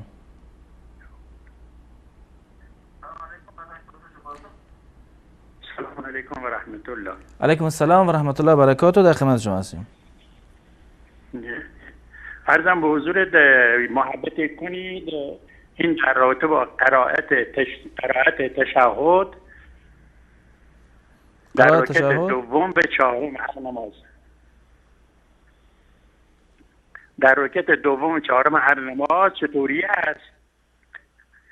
یکی این که خود تعداد رکعات نماز صبح، ظهر، عصر چرا در قرآن نیومده ولی مثلا در مورد حیض زنان اومده؟ چون که ما موحد شدیم یه عده از ما سوال میکنن، ما میگیم که بعضی از وحی‌های بر پیغمبر ثبت قرآن نشده به خاطر سنت پیغمبر، اما قبول نمیکنن. مثلا میگن چرا زکات گندم، زکات جو، زکات گاز تعدادش که در خود قرآن مشخص نکرده. ممنون میشیم از پاسختون. خداحافظ. سلامت باشین. تشکر میکنم از شما. بینندگان عزیز، در اینجا با هم یک میان برنامه میبینیم و دوباره باز خواهیم گشت و انشاءالله بعد از پاسخ دادن به این سوالها دوباره تماس شما بینندگان رو میگیریم. با ما باشین.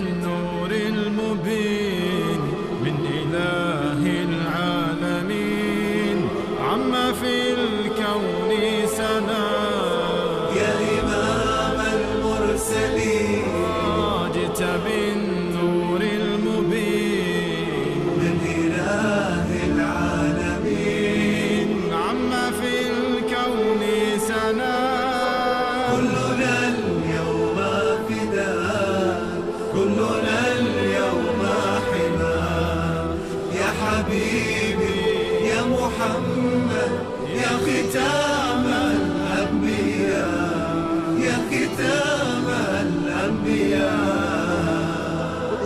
سيدنا محمد ليتمم مكارم الأخلاق. كان صادقا أمينا قبل أن يبعث، وبعدما بعث أوذي من قومه وطرد من مكة فلم يقدم لهم بعد أن تمكن منهم وقدر عليهم إلا العفو والمسامحة. سيد بالخلق ساد كل أرجاء البلاد، من ظلام وسهاد نحو خير وضياء. سيد بالخلق ساد كل أرجاء البلاد، من ظلام وسهاد نحو خير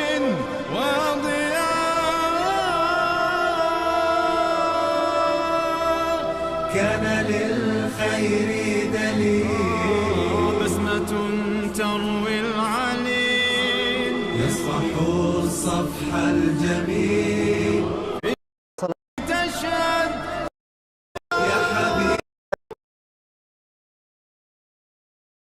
هنا نور وهنا منبع كل الفكر، نهر من فقهه يتجلى بعقيدة صدق في صدري. لبيك أتيتك في لهف لسؤالك يا أهل الذكر، لسؤالك يا أهل الذكر، لسؤالي عرض سلام و خسته نباشید مجدد دارم خدمت یکایک شما بینندگان عزیز. جناب مولانا بیننده اول که از تماس تلفنی سوالشون مطرح کردن پرسیدن که اگر این غذای نظری را به حیوانات بدهیم آیا این کار درسته یا نه؟ جایز هست. اگر بدید حیواناتون هم حرامخور میشن. نه اشکالی نداره. برای حیوان غذایی را که شما تهیه میکنید به حیوان میدید، نظری رو الان پخش کردن تو خونه شما آوردن و شما نمیتونید از اون استفاده بکنید، الان به هر دلیلی، چه به دلیل عقیدتی باشه چه نوع پختش برایتون جالب نیست، به هر صورت نمیتوانید از آن استفاده بکنید، اشکالی نداره. میتوانید که آن را به حیوانات بدهید، از نظر شرعی اشکال نداره و جایز هست. جزاکم الله خیر. بیننده بعدی پرسیدن در مورد قرائت سوره فاتحه در آخر که آیا ولد ضالین گفته میشه یا ولد ضالین؟ در مورد لفظ ضاد که در زبان عربی هست، یکی از سخت‌ترین حروفی هست که در زبان عربی وجود داره. این زا نیست، یعنی ریزه نیست که میخونند و دال ذال هم نیست، نه دال ذال هست نه ریزه هست و نه تا هست. هر یک از اینها مخرجشون کاملا جداگانه هست. این ضاد هست و تلفظش الان شما سعی بکنید که دقیق باشه. اگر دقیق هم نشد انشاءالله که در نماز شما هیچ گونه اشکالی به وجود نمیاد، چه به صورت ضاد باشه یا یک کمی غلیظ‌تر باشه که به تا نزدیکتر باشه، در یعنی شما این گونه بشنوید اشکالی نداره و جایز هست. و اصل تلفظش این است که کناره زبان باید با بیخ دندانات چسبیده باشد، الان یک طرفش یا دو طرف بچسبونید و این لفظ ضاد را تلفظ بکنید، ولا ضالین. الان یک کمی اگر این طرف اون طرف شد زیاد حساسیتی رو و وسواسی رو در این زمینه به خرج ندید و تلفظتون درست هست. و این جزء در واقع ریزکاری های زبان عربی هست که چه بسا که بسیاری از قاریان هم این رو درست تلفظ نمی کنند و در این زمینه شما وسواس بیش از حدی رو نداشته باشید. سعی بکنید که ضاد تلفظ بکنید، اما اگر این طرف اون طرف شد یا مخرجش دقیقا نتونستی که از مخرج حرف این حرف رو ادا بکنید اشکالی نیست و نمازتون انشاءالله که صحیح است. جزاکم الله خیر. بیننده بعدی گفتن که آیا این جمله که گفته شده که اگر کسی در طول عمرش 3 بار بگوید زن طلاق هستم زنش طلاق است، آیا این حقیقت داره یا نه؟ در مورد طلاق بله، به اتفاق مسلمانان طلاق 3 مرتبه هست. یعنی طلاقی که در اختیار شوهر هست 3 مرتبه طلاق دادن هست. الله متعال صراحتا در قرآن کریم میفرماید که الطلاق مرتان، طلاق 2 مرتبه هست، یعنی طلاقی که در آن رجوع وجود داره. طلاقی که شوهر میتونه به زنش دوباره رجوع بکند بعد از طلاق، به تعبیری دیگر طلاق رجعی 2 مرتبه هست. الطلاق مرتان فامساک بمعروف او تسریح باحسان. بعد از آن که 2 طلاق رو داد شوهر، 1 طلاق دیگر مونده. الان انتخاب با خودش هست، یا امساک به معروف باشه، به خوبی و خوشی این خانم رو باید نگه دارد، یا اینکه تسریح به احسان رهاش بکند با نحو پسندیده، یعنی که طلاق سومش را بدهد. در آیه بعدی الله متعال میفرماد فإن طلقها فلا تحل له من بعد حتى تنكح زوجا غیره. اگر طلاقش داد، اول میفرماد که طلاق مرتان 2 مرتبه حق طلاق دارد، مرتبه سوم یا نگهش دارد یا اینکه به صورت کلی طلاقش بدهد. اگر برای بار سوم طلاقش داد، پس این زن و شوهر با هم دیگر حلال نیستند، مگر اینکه این زن برود شوهر دیگری رو با میل و رغبت خودش ازدواج بکند و بعداً با میل و رغبت و از اون طلاق بگیرد، یا اینکه شوهرش وفات بکند. در این صورت میتواند به شوهر قبلیش باز بگردد. در صورت طلاق اول طلاق رجعی هست، یعنی وقتی که شوهر 1 طلاقی رو به زنش داد، این طلاق اسمش از طلاق رجعی، به این معنی که بعد از اون میتواند رجوع بکند. تا زمانی که زن در عدت هست، تا 3 عادت ماهیانه یا 3 ماه، این شوهر میتواند بگه من پشیمان شدم میخوام دوباره زندگی بکنم. اهلا و سهلا، میروید زنتو برمیداری میری خونه خود زندگی میکنی. طلاق دوم همچنین، وقتی که طلاق دوم رو صادر کرد، بعد از اینکه طلاق دوم رو صادر کرد، یعنی طلاق اول رو داد و بعد از آن فرض کنیم که رجوع کرد، طلاق دوم زن را داد و تا 3 ماه بازم فرصت داره، اگر رجوع کرد بازم با هم دیگر زندگی بکنند. و اما وقتی که طلاق سوم را صادر کرد، به هیچ عنوان نمیتواند با هم دیگر در واقع برگردند و دوباره ازدواج بکنند، مگر این که زن برود با مرد دیگر ازدواج بکند، مرد دومی طلاقش بدهد یا فوت بکند، بعدا میتواند که با زن اول ازدواج بکند. اما در 2 طلاق اول در صورتی که این زن را طلاق بدهد و 3 ماه بگذرد، 3 حیض یا عادت ماهیانه زن بگذرد و مرد رجوع نکند، از همدیگر جدا میشوند، اینو اسمش از در اصطلاحات فقهی بینونه صغرا، یعنی از همدیگر جدا هستند اما راه داره دوباره با همدیگر برگردند. راهش این است که دوباره برند با همدیگر ازدواج بکنند. اما اگر قبل از 3 ماه رجوع کرد، بدون نکاح و بدون مهر جدید میتونند که با همدیگر دوباره ادامه زندگی بدن و همچنین طلاق دوم. اما در صورتی که طلاق سوم رو صادر کرد، دیگه این مرد هیچ گونه اختیاری رو و تسلطی رو بر این زن نخواهد داد و بینونه کبرا واقع میشه، یعنی به صورت کلی از همدیگر جدا و بیگانه میشوند و نمیتوانند با همدیگر ازدواج بکنند مگر در صورتی که زن یک ازدواج مجددی رو داشته باشه. جزاکم الله خیر. خواهر پرسیدن اگر یک زن نام شوهر خود را ببرد، آیا مرتکب گناه شده است یا نه؟ اشکال نداره که اسم شوهر رو یعنی بردن یا اینکه شوهر اسم زنش رو بگیرد. اسم اساساً برای صدا زدن هست، برای اینکه شما لازم دارید کسی رو صدا بزنید، چه بسا اون اسمی رو که پدر و مادرش گذاشتند برای شوهر زیباتر از اون اسمی که خانمش روش بگذارد و این هیچ گونه اشکال شرعی ندارد، جایز هست و خلاف ادب هم نیست. اما منتها شاید در برخی از فرهنگ‌ها این یک مقدار یعنی سوء ادبی تلقی بشه. فرهنگ مردم این است که اسم شوهرشون رو یا اسم زنشون رو نمیگیرن. بازم اشکال نداره، جایز هست که شما اونو به عنوان پدر خانواده یا پدر بچه‌ها یا ابو فلان، مثلا ابو محمد، ابو حسن، ابو حسین مثلا صدا بکنید، بازم اشکال نداره، جایز هست و اولاتر و بهتر هست. و یک چیزی که در سنت رسول الله صلی الله علیه و سلم هست، ترخیم هست. ترخیم در منادا، یعنی کسی که صداش میزنن اسمش را نصب بکنند و بر اساس محبت، این خصوصا در میان زن و شوهر که این مورد هست. برای بقیه مردم این خود ترخیم، یعنی کوتاه صدا کردن یک اسمی رو، تصغیر کردن، تصغیرش یک حکم جداگانه رو داره، ترخیم بکنن. به طور اینکه مثال این که رسول الله صلی الله علیه وسلم به خاطر محبتی که با عایشه داشتن، عایشه رو به صورت کامل صدا نمی کردند، احیانا می گفتند یا عایشو، به جای عایشه می گفتند عایش.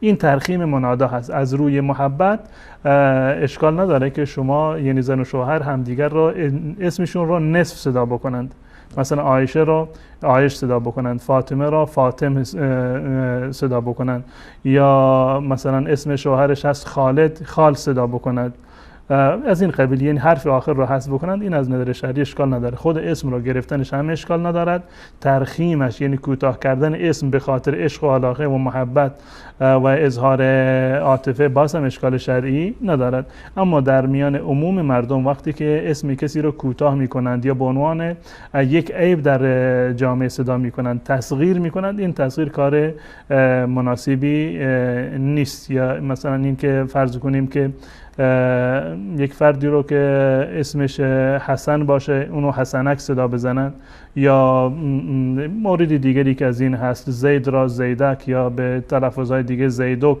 مثلا کوچک بکنن این اسمو به عنوان یک نوع تعییری باشه، یک نوع تحقیری باشه، اون یک حکم کاملا جداگانه رو داره که از نظر شرعی جایز نیست و انسان باید برادر مسلمان خودش را با همان اسمی صدا بکند که دوست دارد. و بدین خاطر است که رسول الله صلی الله علیه و سلم فرمودند که نامه‌های خوبی را برای فرزندانتون انتخاب بکنید، زیرا که در روز قیامت فرزندانتون با همین نام‌ها در واقع صدا کرده میشوند. پس بهترین نامی را که زن و شوهر میپسندند با هم بهترین نام هم دیگر را صدا بکنند. احیانا اگر از روی مهر و محبت و عاطفه نامشون را کوتاه بگیرند، این هم از نظر شرعی جایز هست و جز سنت هایی هست که رسول الله صلی الله علیه و سلم از ایشون نقل شده. درست، جزاکم الله خیر. بیننده بعدی گفتن که در مکتب یا مدرسه به کودکان در وقت نقاشی رسم‌های حیوانات را آموزش میدن، آیا این درست یا نه؟ چیزی که از آن یعنی قابل اجتناب نیست، انسان مجبور هست در حد ضرورت این حکمش در واقع تخلیل پیدا میکنه.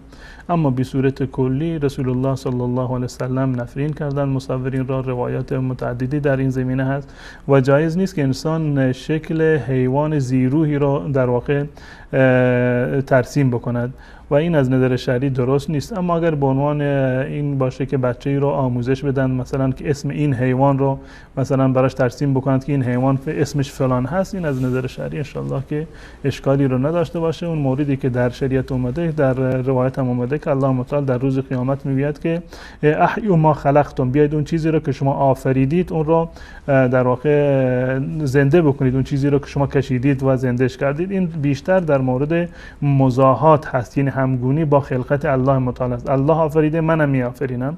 اگر منظور این باشد که حرام قطعی و 100% هست، اما به عنوان یک رسمی باشه که به بچه نام حیوانات را آموزش بدن، ان شاء الله که محظوریت شرعی نداشته باشه. جزاکم الله خیر. بیننده باید در مورد کتاب فتوای منبر العلوم سوال کردن که متعلق به مولانا محمد عمر سربازی است، گفتن که به چه صورت؟ بله، فتاوای منبع العلوم عمدتاً فتاوای مولانا محمد عمر سربازی رحمت الله علیه هستند که یکی از علمای برجسته و به نام بلوچستان بودند که واقعاً ایشون در بلوچستان در مورد مبارزه با بدعات و خرافات و رسم و رسوماتی که در جامعه بلوچستان بود واقعا ید طولایی رو داشتن، تلاش‌های بسیار زیادی رو انجام دادن، هم ایشون و هم خانواده ایشون به صورت کلی و مولانا عبدالعزیز و پدر مولانا عبدالعزیز. الحمدلله تلاش‌های بسیار گسترده‌ای رو در مورد از بین بردن رسومات و بدعت‌ها و خرافات داشتن. کتاب فقهی ایشون که منبع العلوم از فتاوای فقهی ایشون هست، در حد تمام فتاوای بقیه علما هست. هیچ عالمی رو شما به صورت 100% نمیتوانید بگید که تمام فتاوایی که فلان عالم صادر کرده از دیدگاه تمام امت در واقع قابل قبول هست. ایشون اساساً فتواهایشون بر اساس مذهب امام ابو حنیفه رحمت الله علیه هست، اما شاید برای مذاهب دیگر در واقع قابل عمل نباشد و اصل معیار در فتوا قرآن هست و احادیث رسول الله صلی الله علیه و سلم هست. بالفرض اگر در یک مذهبی علما یک مذهب فتوایی رو داده باشند برخلاف احادیث رسول الله صلی الله علیه و سلم باشه، به طور مثال فکر کرده باشند که فلان حدیث صحیح هست و بر اساس آن یک فتوایی رو صادر کرده باشند، بعدا متوجه شدیم که نه اون حدیث اساسا ضعیف بوده، اشکال نداره، ما میتونیم که خلاف خلاف این فتوا عمل بکنیم و بگیم که فلان عالم در این فتوایش در واقع حق به جانب نبودند و حق به جانب و قول راجح فتوایی هست که فلان عالم دیگر دادند. این در مسائل فقهی است. در مسائل فتوا شما نمیتونید 100% یک حکمی رو صادر بکنید که هر چیزی که فلانی فتوا داد حتما 100% صحیح است. اما تا جایی که هر یک از علما این معیارشون هست که بر اساس قرآن فتوا میدن، بر اساس سنت انجام میدن، اگر کسی بنابر این که اعتمادی به یک عالمی دارند و اعتماد دارند به جناب مولانا محمد عمر سربازی رحمت الله علیه یا هر یکی از علمای دیگر منطقه بر فتوای ایشان عمل بکنند، برای عوام هیچ گونه اشکالی نداره و جایز هست. با این توجیه که بازم عرض میکنم که معیار اصلی در میان اهل سنت و الجماعت در مورد فتوا دادن قرآن هست و بعدش سنت رسول الله صلی الله علیه و سلم و هر عالمی که بالفرض ما فرضاً این تخمین بزنیم که فتوایی رو خلاف سنت رسول الله صلی الله علیه و سلم صادر کرده باشه، این قابل عمل نیست.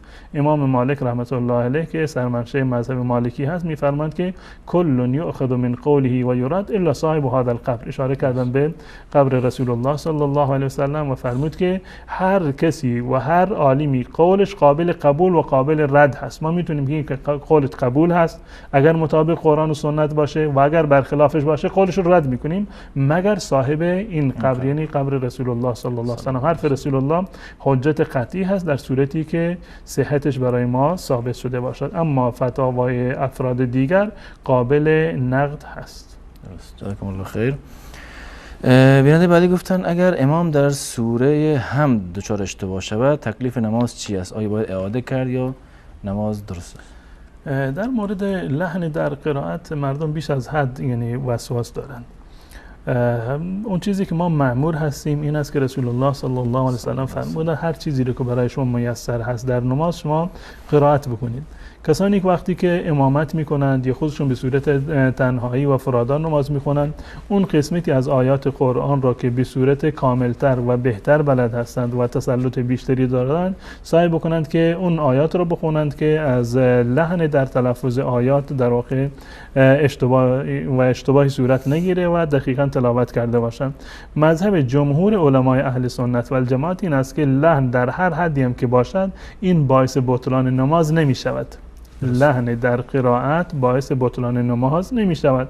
الان یکی کسی به خاطر عجمه‌ای که دارد، عجم هست، عرب نیست، نمیتونه زاد را به صورت درست تلفظ بکند و منظوری ندارد، عمدی نیست، فقط تلفظش این گونه هست، اشکال نداره، نمازش درست است. گرچه ما توصیه میکنیم کسانی که از نظر قرائت و تلفظ حروف اولاتر هستند و عالمتر هستند، اونا باید یعنی امامت نماز اولویت اونها هستند و باید مقدم بشوند. اما اگر در یک جای فرض کنید یک عالمی هست و علم بیشتری رو داره اما در تلفظ بعضی از حروف شاید اشکالی رو داشته باشه، اشکالی نداره. از نظر شرعی نماز پشت سر چنین فردی جایز هست و اشکال نداره و از نظر شرعی هم نماز مقتدی ها درست است. در مذهب امام ابو حنیفه رحمت الله علیه یک مسئله هست که در صورتی که لحن جلی باشد، در صورتی که یک لحن جلی باشد، به طور مثال یعنی لحن جلی و اشتباهی که جلی و آشکار هست، یعنی معنی آیه را تغییر داده باشد. مثلا به صورت مثال انعمت رو مثلا بگه انعمتی، خلاف به خطاب به مؤنث باشه یا قبیل از این قبیل باشه، فقهای احناف فتوا دادند که در این صورت نماز باطل است. اما همان گونه که عرض کردم جمهور فقها در این زمینه فتواشون این است که این یک خطا هست، غیر عمدی بوده و منظور امام این نبوده که معنی آیات قرآن رو تحریف بکنه، اشتباه بکنه، اما اشتباها از سهو شده یا اینکه نمیتونسته به صورت خوب تلفظ بکنه یا این سبق لسانی بوده، در این صورت نماز باطل نمی شود. هم نماز امام درسته، هم نماز مقتدی درسته، ولو اینکه مقتدی قاری تر باشه، تلفظش صحیح تر باشه، باز هم نمازش پشت سر امامی که از نظر قرائت در درجه پایینتری هست نمازش درست هست و به بهانه این که فلان امام قرائتش درست نیست یا حروف را به صورت دقیق تلفظ نمی کند، ما مجاز نیستیم که نماز جماعت رو ترک بکنیم. درست. جزاکم الله خیر. بیننده بعدی پرسیدن، گفتن که روزی قصد و نیتی نداشتم اما قسم خوردم، حال باید کفارش را بدهم یا نه و به چه صورت است کفاره است؟ اگر واقعا بدون قصد یعنی قسم خوردن نمیخواستند قسم بخورند، بر زبانشون جاری شد، این قسمی منعقده‌ای نیست و این سوگند محسوب نمی شود و گناهی هم ندارد و کفاره بر شما لازم نیست. جز موارد لا یاخذکم الله باللغو فی ایمانکم، مواردی هستند که لغو هستند، شما هدفتون قسم خوردن نبوده، تکیه کلامتون بوده یا ناخواسته بر زبانتون جاری شد، در این زمینه قسم منعقد نیست و شما گناهکار هم نمیشوید و کفاره هم بر شما لازم نیست. اما در صورتی که یعنی شما تصمیم قسم خوردن رو داشته باشید و با قصد و اراده قسم بخورید، باید ملزم هستید که یعنی بر آن عمل بکنید و در صورتی که حانث شدید یعنی قسم رو شکستید باید کفاره رو هم بدن، به 10 مسکین غذا بدهند یا 10 مسکین رو لباس بدهند و در صورتی که نتوانستن در مرحله سوم 3 روز به جایش روزه بگیرند. جزاکم الله خیر. بیننده بعدی گفتن خواندن نماز در خانه و جایی که عکس آویزان باشد و عکس باشد آیا درست است یا نه؟ نماز در خانه‌ای که در آن عکس و تصویر حیوان زنده‌ای، حالا انسانی باشه یا حیوانی دیگر باشه وجود داشته باشه، نماز خواندن مکروه است و اگر جلوی قبله باشه، روبروی شما باشه وقتی نماز میخونی، این کراهت شدیدتر هست. اگر سمت راستتون یا پشت سرتون باشه باز کراهت در یک حد پایینتری است. اما به اتفاق در خانه‌ای که در آن تصویر باشد، عکس انسان یا حیوان زیروحی باشد، خواندن نماز کراهت دارد. منتها اگر کسی نماز خواند فرضش ادا شده. وقتی ما میگیم کراهت دارد یعنی یک نوع نقصانی در نماز هست، یک کمبودی در نماز پدید میاد، اما نمازش به صورت کلی درسته، یعنی نمازش ادا می شود، فرضش درست است، گویا که نماز خونده اما نماز ناقصی رو خونده. معنی کراهت این هست. سعی بکنید در جای نماز بخونید که عکس و تصویر انسان یا حیوانی وجود نداشته باشه. اما اگر در یک جایی بودید که به هیچ عنوان نمیتونستید که جای دیگر بروید، در یک جای حبس بودید، در یک خونه امکان نبود برای شما که عکس رو مثلا از بردارید یا در خونه اتاق دیگر مثلا نماز بخونید که عکسی وجود نداره، نماز خوندید، نمازتون درسته. اما تا جایی که ممکن است سعی بکنید در خانه یا در جایی که تصویر انسان یا حیوانی وجود دارد در اونجا نماز نخوانید. جزاکم الله خیر. بیننده بعدی یعنی چیزی رو شنیدن و سوال کردن که گفته شده که اگر کسی با همسرش هم بستر شده باشد و در حالت جنابت باشد غسل نزند، در این حالت بمیرد، آیا مرتد از دنیا میرود؟ نه، به هیچ عنوان هیچ عالمی چنین حرفی رو نزده. کسی که در حالت جنابت از دنیا برود مرتد می شود. حکم مسلمان این است که رسول الله صلی الله علیه وسلم فرمودند که مسلمان نجس نمی شود. مسلمان نجس نمی شود ولو این که انسان جنوب باشد. جنوب بودن به این معنی نیست که انسان جنوب است. وقتی که یک فردی جنوب هست معنیش این نیست که آب دهنش نمیدونم پلید هست، عرقش پلید هست، اگر به یک چیزی دست بزنه پلید می شود، به آبی دست بزنه پلید می شود. نه، این گونه نیست. هیچ مسلمان در هیچ حالتی در واقع نجس نمی شود. مسلمان پاک هست ولو اینکه در حالت جنابت از دنیا برود. که برای حنظله هم رخ داده. بله، قطعا این گونه هست. و بعد از این که مسلمان از دنیا می رود ولو اینکه جنوب باشد، وقتی که غسل می دهند یعنی که جنابتش مرتفع شده. بالفرض ما تصور بکنیم که انسانی در حالت جنابت شب خوابیده بوده، جایز هست. سنت رسول الله صلی الله علیه و سلم هم ثابت است که ایشون احیانا بعضی از شبها یعنی در حالت جنابت میخوابیدن تا وقت اذان فجر یا تا قبل از فجر و هیچ گونه اشکال شرعی و ممانعتی رو نداره. اگر کسی بالفرض در حالت جنابت از دنیا برود، وقتی که غسلش میدن، غسل میت رو میدهند، پاک هست. و حنظله را که معروف است به غسیل الملائکه، داستانش معروف است که نتونستن، فرصت نشد که غسل بکنند، رفتن برای جهاد و وقتی که شهید شدند، چون که رسول الله صلی الله علیه و سلم شهدای احد را غسل ندادند و حکم شهید این است که غسل داده نمی شود. بدون غسل اون رو در واقع با همون لباسی که بوده دفن میکنن. و اما حضرت حنظله رضی الله تعالی عنه وقتی که در حالت جنابت بودند و شهید شدند، رسول الله صلی الله علیه و سلم فرمودند که من فرشتگان رو دیدم که ایشون را غسل دادند.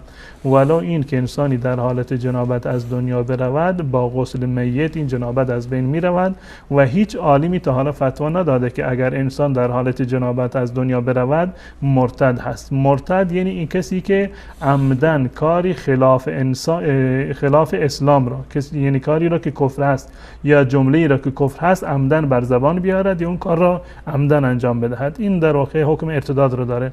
اما کاری را که ناخواسته انجام شده، در اختیارش نیست، در حالت جنابت مرده باشد، ولو اینکه قصدن مثلا غسل نکرده باشد، قصدن غسل نکرده باشد، میداند که الان میمیرد، در معرض مرگ هست. مانند حنظله که به طور مثال در میدان جنگ رفته بودن و در معرض مرگ قرار داد، ولو اینکه بداند که با در حالت جنابت میمیرد، بازم هیچ گونه گناهی رو مرتکب نشده و به هیچ عنوان مرتد حساب نمیشه. مرتد که هیچ عرض کردن حتی گناهکار هم حساب نمیشود.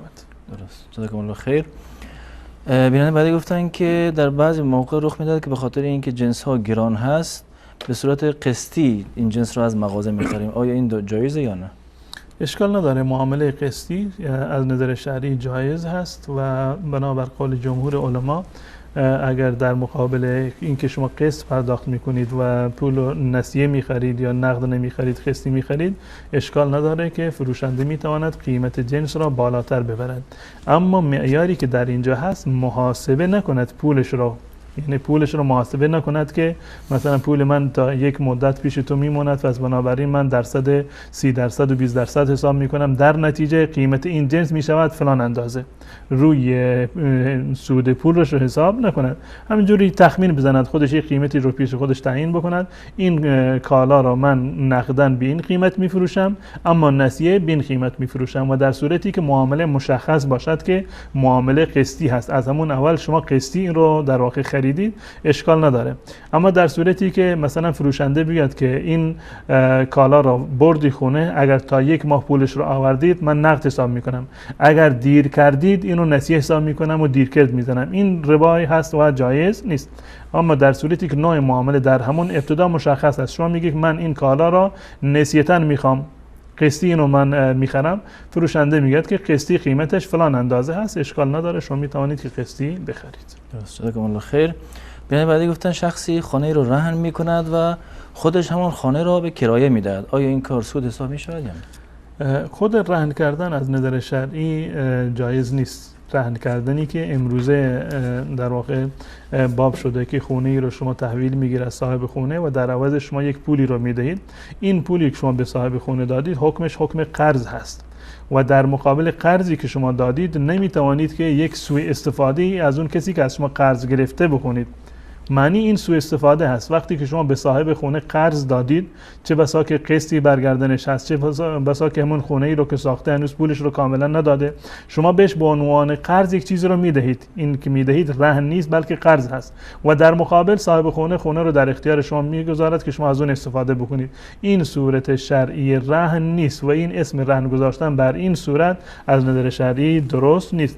اما این که شما یک خونه ای رو اجاره کرده باشید، آیا میتوانید که دوباره آن رو اجاره بدهید به کسی دیگر؟ این از نظر شرعی اشکال ندارد و جایز است. شما از یک نفری خونه رو اجاره گرفتید، فرض کنیم که ماهی 100,000 تومان، الان اینو اجاره گرفتید، بعدا اینو به یک شخص دیگر اجاره میدهید ماهی 120,000 تومان، از نظر شرعی اشکال نداره و جایز است. جزاکم الله خیر. بیننده بعدی پرسیدن که آیا عبادت در بازار حالتی خاصی دارد یا نه؟ عبادت یعنی دقیقا نمیدونم منظورشون چی هست که حالت خاصی رو داره. اگر منظورشون این است که آیا نماز خوندن در بازار جایز هست، بله، در هر جایی که شما باشید وقت نماز فرض باشه شما باید نماز رو در اونجا بخوانید. اما در حدیثی هست که رسول الله صلی الله علیه و سلم فرمودند که نمازی که انسان در خونه میخواند یا در بازار میخواند یا در محل کار میخواند و به مسجد نمیرود، با نمازی که در مسجد میخواند این تفاوت بسیار زیادی رو داره. نمازی که در مسجد با جماعت خونده می شود 25 برابر یا 27 برابر بیشتر ثواب و ارزش دارد. اما خواندن نماز در بازار جایز هست، اشکال نداره. خواندن قرآن، شما در مغازه نشستید قرآن تلاوت میکنید، کتاب علمی میخونید، ذکر میکنید، هیچ گونه اشکال شرعی نداره و جایز هست. بلکه هم سنت هست که انسان وقتی که وارد بازار شد این هم دعای بخواند که الله متعال اون از شر شیطان در واقع حفاظت بکند و همین که یک نوع تذکری باشه برای دیگران که مشغول عبادت باشند. در روایت اومده که حضرت عبدالله ابن عمر و همچنین ابو هریره رضی الله تعالی عنه خصوصا در روز عید با صدای بلند در بازار تکبیر میگفتند تا اینکه مردم متوجه بشوند و اونا هم از یاد الله متعال غافل نشوند. جزاکم الله خیر. در اینجا دوباره از اتاق فهمان خواهش میکنم که شما تماس بینندگان عزیز را زیر نویس بکنن و بینندگان هم دوباره تکرار میکنم که کسانی که قصد دارن تماس تلفنی بگیرن لطف کنن از طریق گوشی تلفن با ما صحبت بکنن چون صدا دیرتر میان. بیننده بعدی گفتن که آیا مردی که به زنش در تلفن بگوید 3 طلاق هستی، آیا طلاق واقع میشه یا نه؟ این طلاق تلفنی. بله، طلاق تلفنی وقتی که یک فردی میدونه خودش هست که با خانمش صحبت میکند و خانمش هم مطمئن است اون کسی که طلاقش داده شوهرش است، به اتفاق چنین طلاقی واقع میشود. شوهر وقتی که دیده و دانسته، وقتی که با زنش صحبت میکند یا با کسی دیگر صحبت میکند و طلاق میدهد، از نظر شرعی چنین طلاقی معتبر هست. درست. واقع میشود. تماس بینندگان آماده است. اولین بیننده رو میگیریم. سلام علیکم، بفرمایید.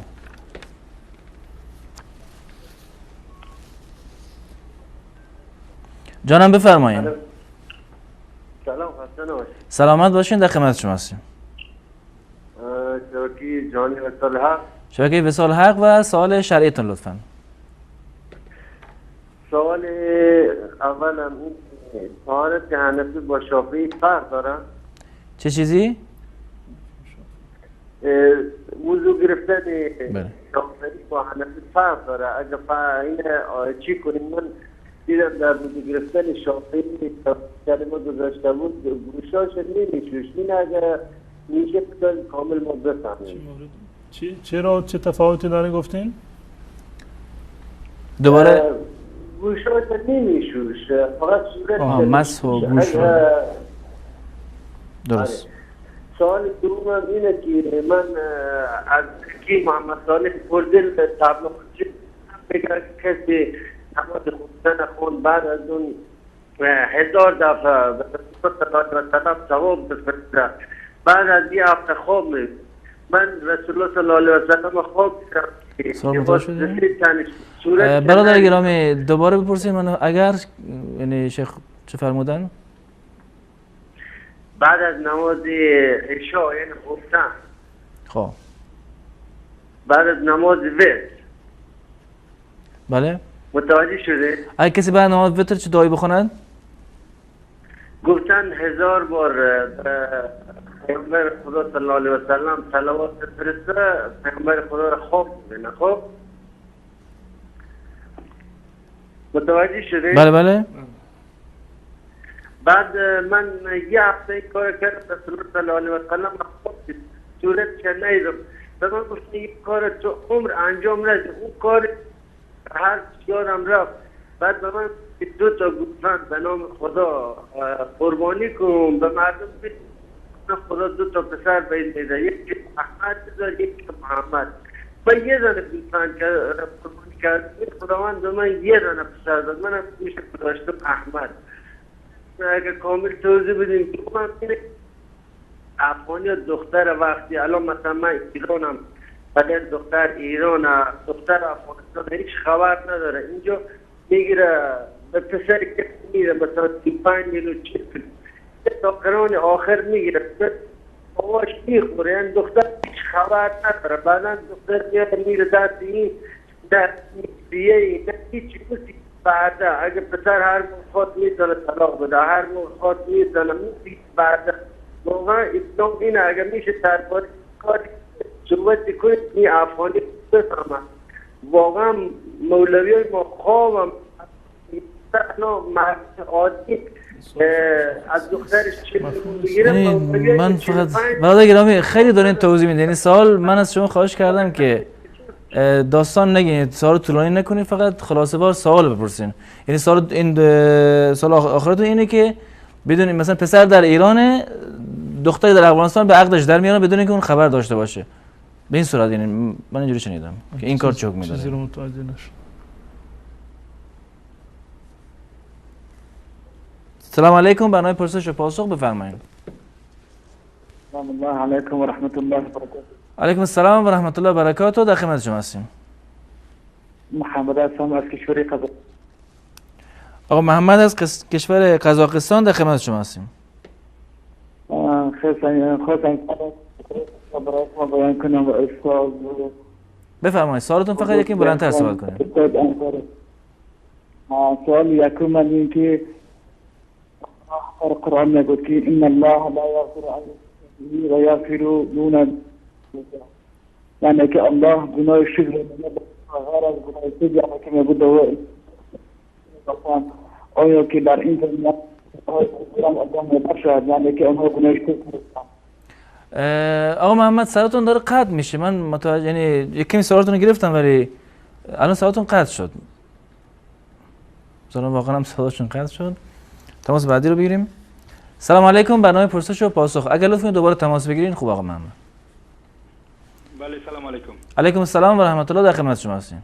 و همچنان سلام خدا خدمت استاد محترم مولانا صاحب عبدالقدوس دیقبان تقدیم میکنم. سلام علیکم. در خدمت شما هستیم. یک سوال داشتم استاد، چند سوال داشتم. سوال اولی که بیشتر مسئله زیاد سرطلاق یاد شد. بعض کسان هستن که مثلا در باره که با خانمشان جنگ میکنن یا چیز میکنن یک بار دو بار طلاق میدن و اولادایی که به دنیا میارن این اولادا چی حساب میشه؟ به خاطر یا حلال نمیشن به خاطر که چندین بار طلاق گفتن و از شرم مردم از هم جدا نمیشن، میگن خداوند میبخشه دیگه، خداوند بزرگ است، همین رقم زندگی خود ادامه میدن. تکلیف از یا چی میشه؟ یک سوال. و سوال دیگه که چند وقت پیش از استاد پرسان کرده بودم راجع به خطبه نماز عید، آیا امی خطبه واجب است یا سنت است؟ به خاطر که استاد امروز تنها خطبه نماز جمعه را جوابش داد و از نماز عید ماند. و سوال سومی که بعض کسایی است به خاطر از اینکه بخواین از جای کشورهای مثلا میخواین مهاجر میشن یا هجرت میکنن از وطن خود میان در کشورها یا دمو خود کشوری سویت قبول میکنن، میگن که ما به زبان قبول کردیم و به قلب خود قبول نکردیم، یا میان در کشورها به خاطر که کیس میتن که کیسشان قبول شوه به او خاطر خدایا مذهب میگن ما اسلام ترک کردیم آمدیم در مذهب سویت. و باز بعض کسا کمراشون جر بس کنه باز میگن که ما تنها به زبان خود گفتیم به خاطر که ما اینجا قبول شویم و در قلب خود ما مسلمان هستیم و احکام اسلام انجام نمیتن دیگه. نمی میخواستم که از استاد می سوال کنم. یک جوان تشکر از شما. سلامت باشین. تشکر میکنم از شما. تماس بعدی بیننده بگیریم. سلام علیکم، برنامه پرسش و پاسخ بفرمایید. سلام علیکم و رحمت الله. علیکم السلام و رحمت الله و برکاته، در خدمت شما هستم. استاد چند سوال داشتم. بفرمایید. سوال اولتون؟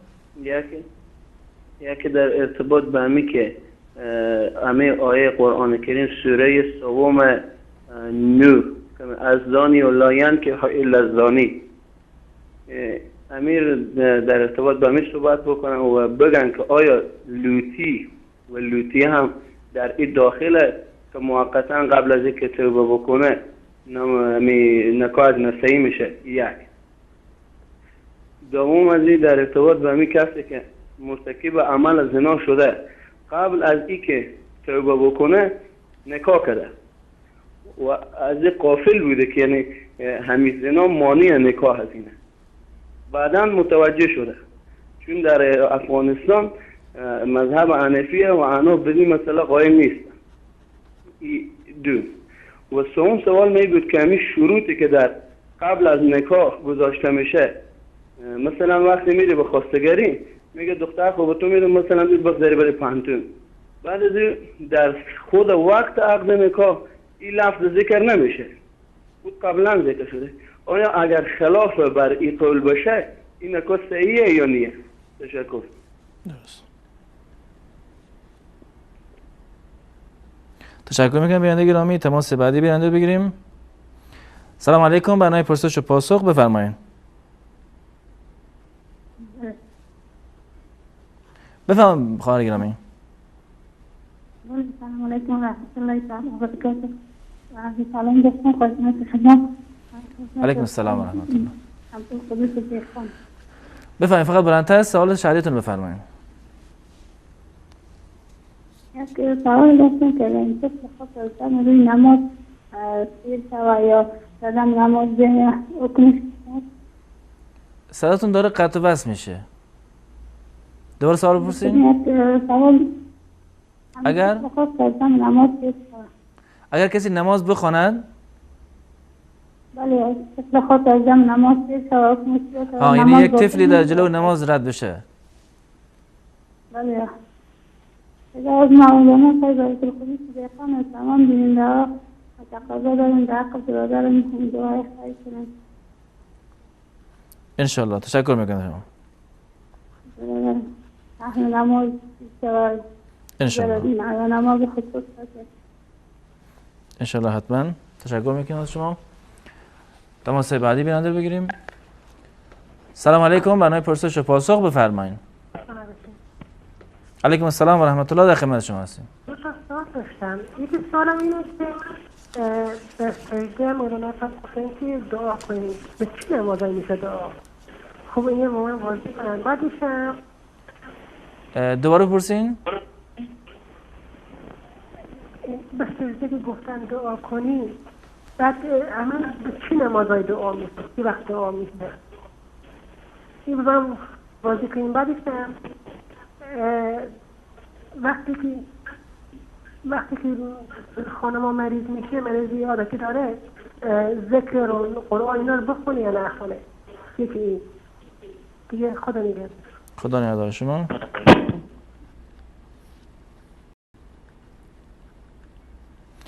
سلام علیکم. برنامه پرسش و پاسخ بفرمایید.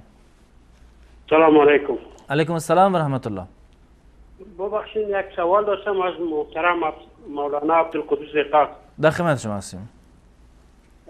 به خاطر اینکه که طریقه نماز خواندن بین مرد و زن که سجده و قیام و قیود و رکوعش فرق میکنه یا عین است؟ درست. سوال دیگه دارین؟ نه، فقط این همیست که فقط همین فرق بین سجده مرد و زن، سجده قیام و قیود بینش فرق داره یا عین است؟ انشالله پاسخ رو دریافت میکنید بعد از میان برنامه. تشکر میکنیم. سلام علیکم. برنامه پرسش و پاسخ بفرمایید. سلام علیکم و رحمت الله. علیکم السلام و رحمت الله و برکاته. در خدمت شما هستیم. سوال دارم، فقط مختصر میپرسم. بفرمایید. سوال اولتون درباره نماز ویتر پرسیدم که آخری وقتی نماز ویتر کی است؟ این اولین سوال. سوال دوم؟ دوم سوال همین که من از یک مغازه برادر چیز خریداری کردم و با طریق قرض گرفتم و این قرض رو من به مهلت چند کم دادم، اما آخران لحظه های قرضیم از خاطرم فراموش شد که من چقدر قرضدار هستم از این برادر. اما این برادری که به من چیز دادگی مالی که داد، از خاطر این برادر هم فراموش شده که من چقدر قرضدار هستم این برادر. اما ما این حاضر معما این است که این قرض رو ما چخیلین اکنون چخیل پرداخت کنیم. همین را روشتنی آنزان. خب دیگر این سوال واضح است استاد؟ بله. خب دیگر سوال این است که همین ترجمه قرآنی که ما در برنامه شما الحمدلله تماشا میکنیم، گوش میکنیم، ما چخیل میتوانیم که اینا از برنامه های شما گیریم؟ به طریق مثال و از طریق اینترنت چگونه دسترس کردن ممکن است؟ همینا فهمونده ته؟ این انشالله در یوتیوب یا در فیسبوک معمولا گذاشته میشه، یعنی ترجمه قرآن. منظورت برنامه تفسیر قرآن یا فقط آیای قرآن که خونده میشه با ترجمه؟ نه همین مثال با عربی قرائت میکند قاری بعد تفسیر میکند برادر. درست. این تماراش اینه که از طریق یا میتونید تماس بگیریم به جمیلی که در زیر یا آدرس کانال که در زیرنویس میشه، از این طریق درخواست بکنین که براتون فرستاده بشه، یا هم در یوتیوب و صفحات اینترنتی کانال به اونها مراجعه بکنین، احتمال زیاد گذاشته میشه و اگر گذاشته نشده هم انشالله پیشنهاد میدم که این قرائت ها هم گذاشته بشه. تشکر میکنم از شما. خب آخرین سوال استاد بفرمایید. خب سنتی بامداد اگر من با مسجد روم نماز فرض شدگی باشد، من سنت رو دیر موندم همین روز، باید من بعد از فرض سنت رو بخونم یا اینکه بعد آفتاب برآمدن بخونم یا اینکه نخونم؟ درباره همین سنت هم سال معلومات بدادید انشالله. انشالله حتما. سلام باشید. سلام علیکم. تشکر میکنم از شما. خدا نگهدار شما. آخرین تماسی بیننده رو بس کنید. سلام علیکم. برنامه پرسش و پاسخ بفرمایید. من الان هستم. بله، سوال شهریتون لطفاً. ببخشید من خواستم از حضرت مولانا دیوان دو تا سوال بپرسم در مورد اینکه من حنفی مذهب هستم و امام مرکز ما معتقد بر این است که وقتی خون از بدنش جاری میشه باید به لباسش یا هر چیزی که هست وضوء او باطل نیست و میتواند امامت بدهد و همبستر شدن را هم تا زمانی که انزال نشده غسل را بر خودش واجب نمیداند و این به عنوان امام مسجد ما است. آیا من میتونم پشت سر این با این عقاده و افکاری که دارد به عنوان مقتدی ایشان پشت سرش نماز بخونم؟ یعنی درس دینی هم خونده، درسی خونده یا همینجوری ارسی امام شده؟ بله یک عالم است، فارغ التحصیل است، فارغ التحصیل از طرف سیری، طرفای سیری. سبحان الله. استان هرمزگان. درست. سوال دیگه هم دارین؟ نه متشکرم. سلام علیکم. خدا نگهدار شما. تشکر میکنم از شما. بینندگان عزیز، در اینجا با هم یک میان برنامه میبینیم و دوباره انشاءالله در خدمت شما خواهیم بود.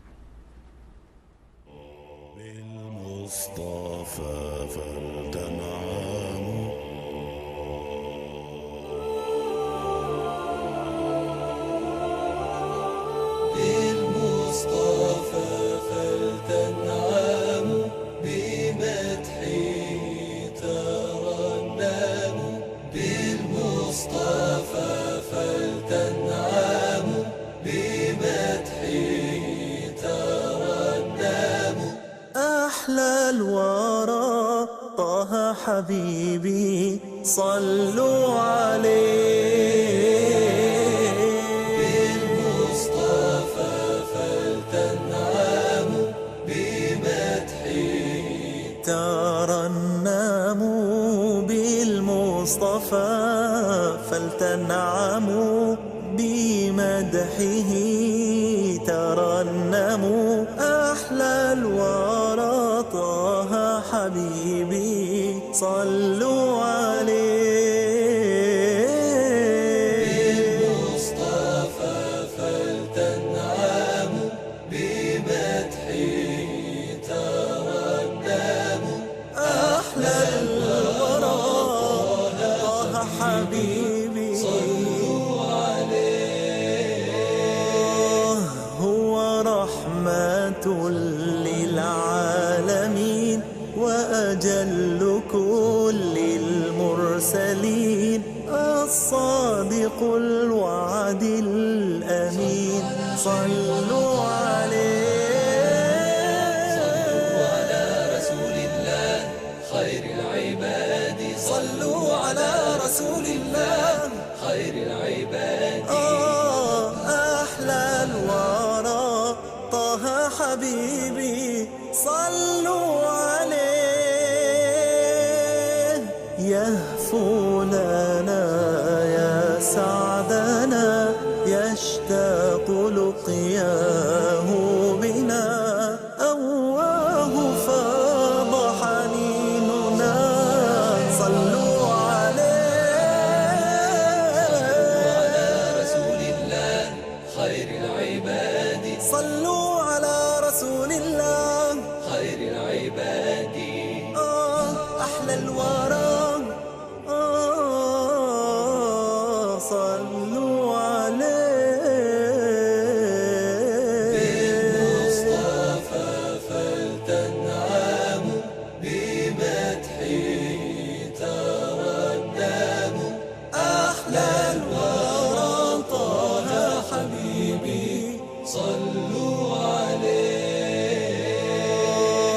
بمحمد قلبي أضاء يا رب فامنن باللقاء من حوضه أرجو ارتواء بين يديه صلوا عليه على رسول الله خير العباد صلوا على رسول الله خير العباد صلوا على رسول الله خير العباد صلوا عليه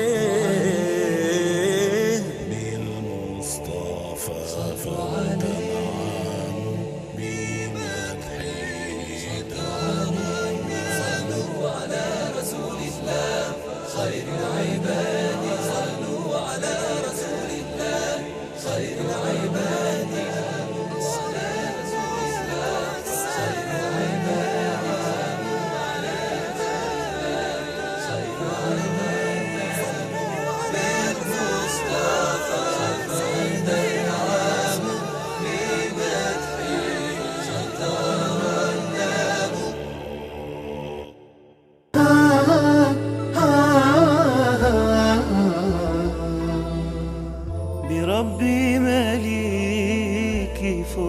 اتصل فذاق الأمان وحاز الأمان.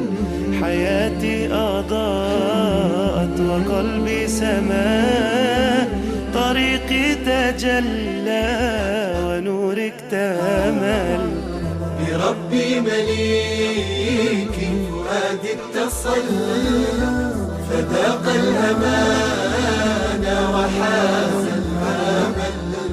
حياتي أضاءت وقلبي سما، طريقي تجلى ونورك اكتمل. جلال الحياء وعطر النقاء وقلب يناغم حسن الجزاء. جلال الحياء لا إله إلا الله أشهد أن محمدا رسول الله. الله أكبر الله أكبر. أشهد أن لا إله إلا الله وأشهد أن محمدا رسول الله. ما شاء الله. الله أكبر. أشهد أن لا إله إلا الله أشهد أن محمدا رسول الله أشهد أن عليا عبد الله. الله أكبر الله أكبر. حياتي أضاءت وقلبي سما، طريقي تجلى ونورك اكتمل.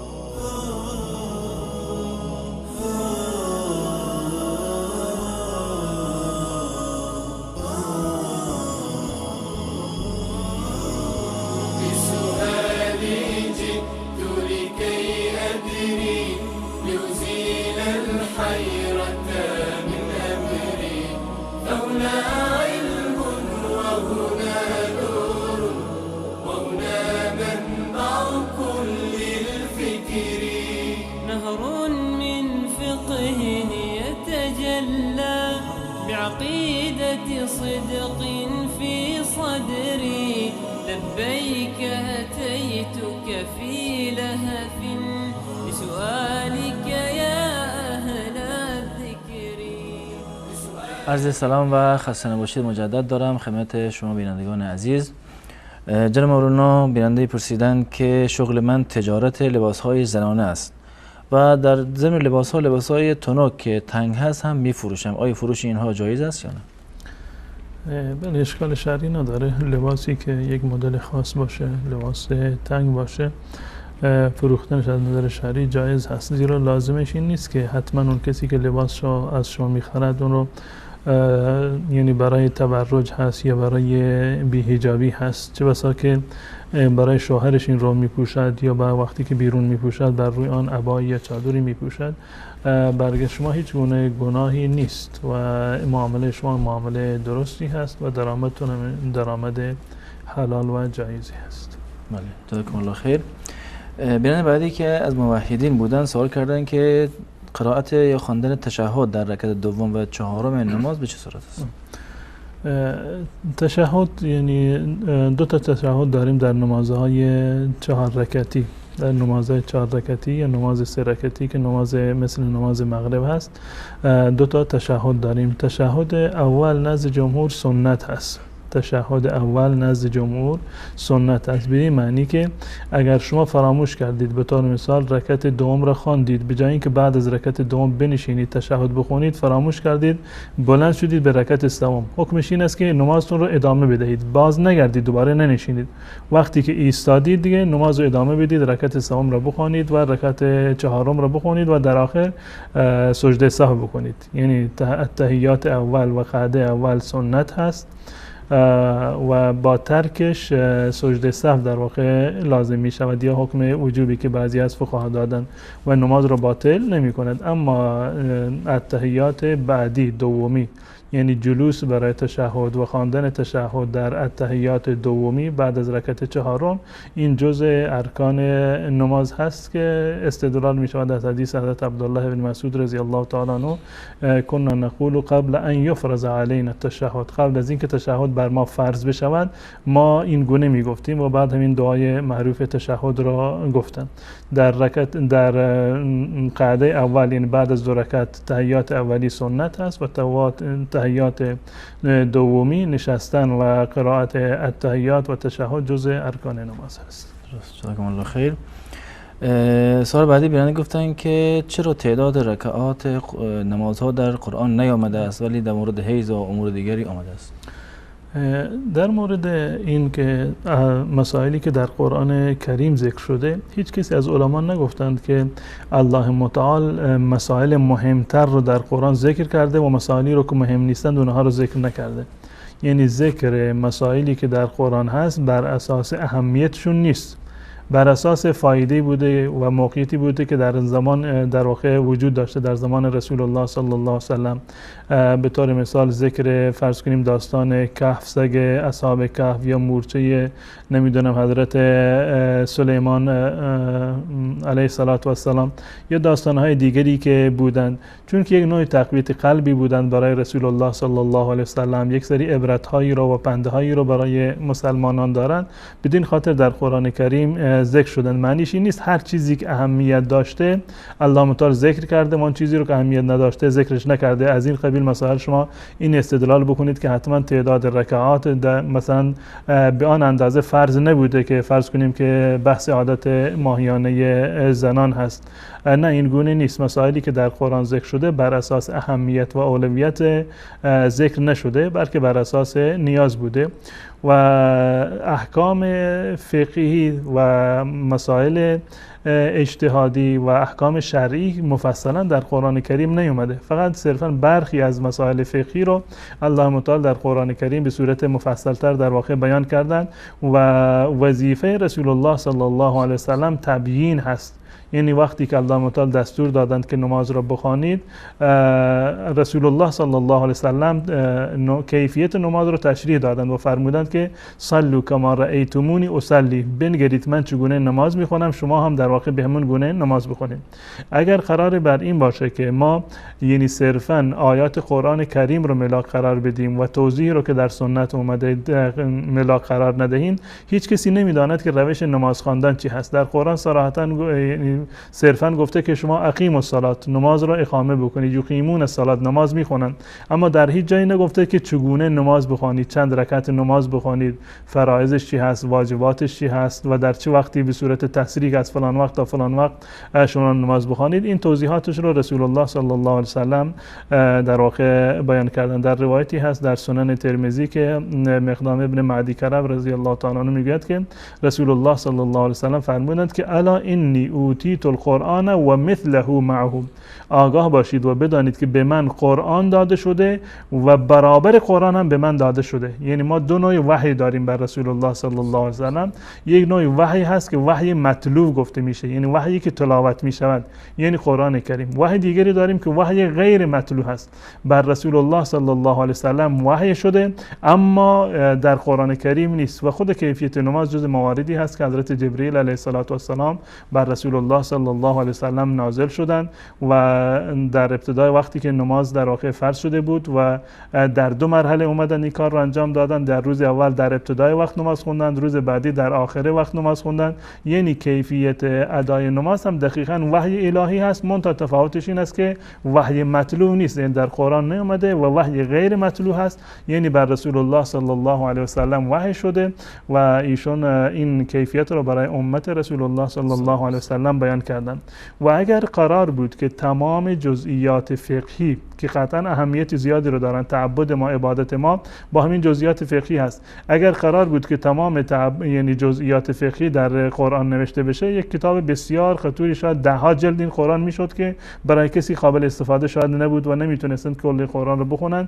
و چون این کاری ممکن نبود، زیرا که مسائلی هستند که در اون زمان در واقع شاید اصلا وجودی رو نداشتن، مردم نیازی رو نداشتن، اما امروزه نیازی هست که اینها برگرفته از آیات قرآن، این اساسیاتی که در قرآن اومده و اساسیاتی که در احادیث رسول الله صلی الله علیه و سلم اومده، اینا قابل استنباط و استدلال هست و فقها و علما این رو در واقع برای مردم بیان میکنند و نه لزومی بوده که برای این جزئیات فقهی در قرآن بیاد و نه هم این که این عملی بوده، عملی هم نبوده که جزئیات در قرآن بیاد. همین که رسول الله صلی الله علیه و سلم بیان کردن در احادیث صحیح و صریح بیان شده به گفته روایت حضرت مقدام ابن معدی کرد، رسول الله صلی الله علیه و سلم به اندازه‌ای که قرآن هست به همین اندازه دیگر بر اون وحی شده که مفسر و مبین قرآن هست. جزاکم الله خیر. بیان بعدی پرسیدن که از لحاظ وضو و طهارت آیا در مذهب حنفی با شافعی فرق وجود داره یا نه؟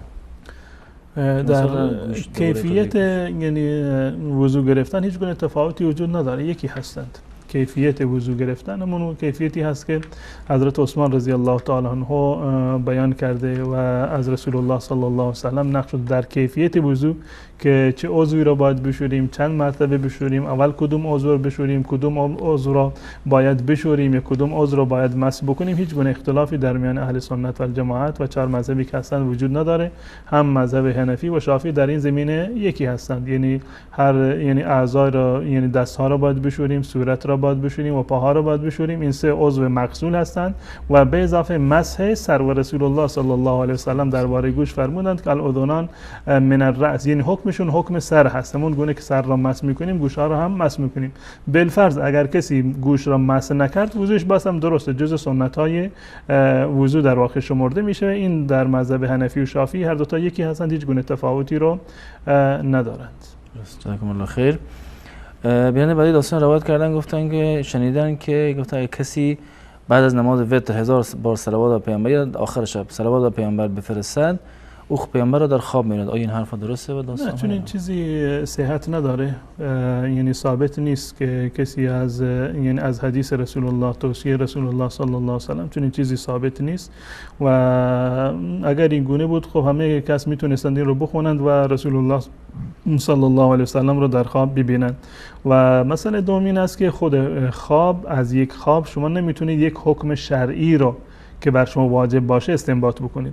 یعنی اینکه شما در خواب یک عالمی رو در خواب دیده باشید یا هر کسی دیگر رو، حتی رسول الله صلی الله علیه و سلم رو در خواب دیده باشید، به شما گفته باشه فلان کار رو انجام بدید، از نظر شرعی بر شما واجب نیست اون کار رو انجام بدید، زیرا که خواب جز مصادر تشریع و جز منابع نیست. شما یک خوابی رو دیدید، از این خواب چی رو چی دیدید و چه فهمیدید، چه کسی به شما گفته باشه، اینا همه مواردی هست که قابل بحث است. پس بنابراین خواب از نظر شرعی معتبر نیست، یعنی به این معنی که شما یک حکم شرعی را، یک واجب شرعی را نمیتوانید که از خواب در واقع استنباط بکنید. و این کیفیتی رو هم که گفتید من تا حالا نشنیدم و هیچ کسی از اصحاب رسول الله صلی الله علیه و سلم از پیامبر نقل نکردن و چنین توصیه هم نشده و صحت ندارد.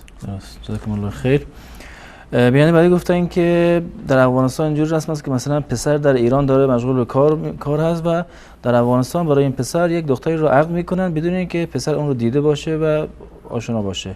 این کار چه می‌دارن؟ بالا اینکه یعنی ندیده باشد، وقتی که خودش راضی هست و وکالت داده که به جایش که یعنی قبول بکنند یا اینکه بروند خواستگاری فلانجا خواستگاری بکنند یا اینکه عقد نکاح رو بکنند بدون حضور دختر باشه یا بدون حضور پسر باشه، کسی رو نائب خودشون و وکیل خودشون کرده باشند، از نظر شرعی چون این عقدی درسته و اشکال نداره.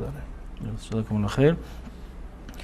بیان بعد در مورد طلاق گفتن که زن و شوهر خیلی وقتا رخ میده که با هم جنگ و دعوا میکنن، با هم در بحث میکنن و هر بار هم چند بار شوهر طلاق رو صادر میکنه، اما باز هم از هم جدا نمیشن و همچنین با هم زندگی میکنن و حتی فرزند به دنیا میآورن. تکلیف چیه؟ از نظر شرعی من گونه قبلا عرض کردم 3 طلاق بیشتر وجود ندارد. در طلاق اول و در طلاق دوم شوهر میتواند رجوع بکند، اما بعد از طلاق سوم دیگر رجوعی در کار نیست. یعنی این که زن و شوهر کاملا با هم دیگر بیگانه هستند، هیچ گونه ارتباطی در میان اونها نیست.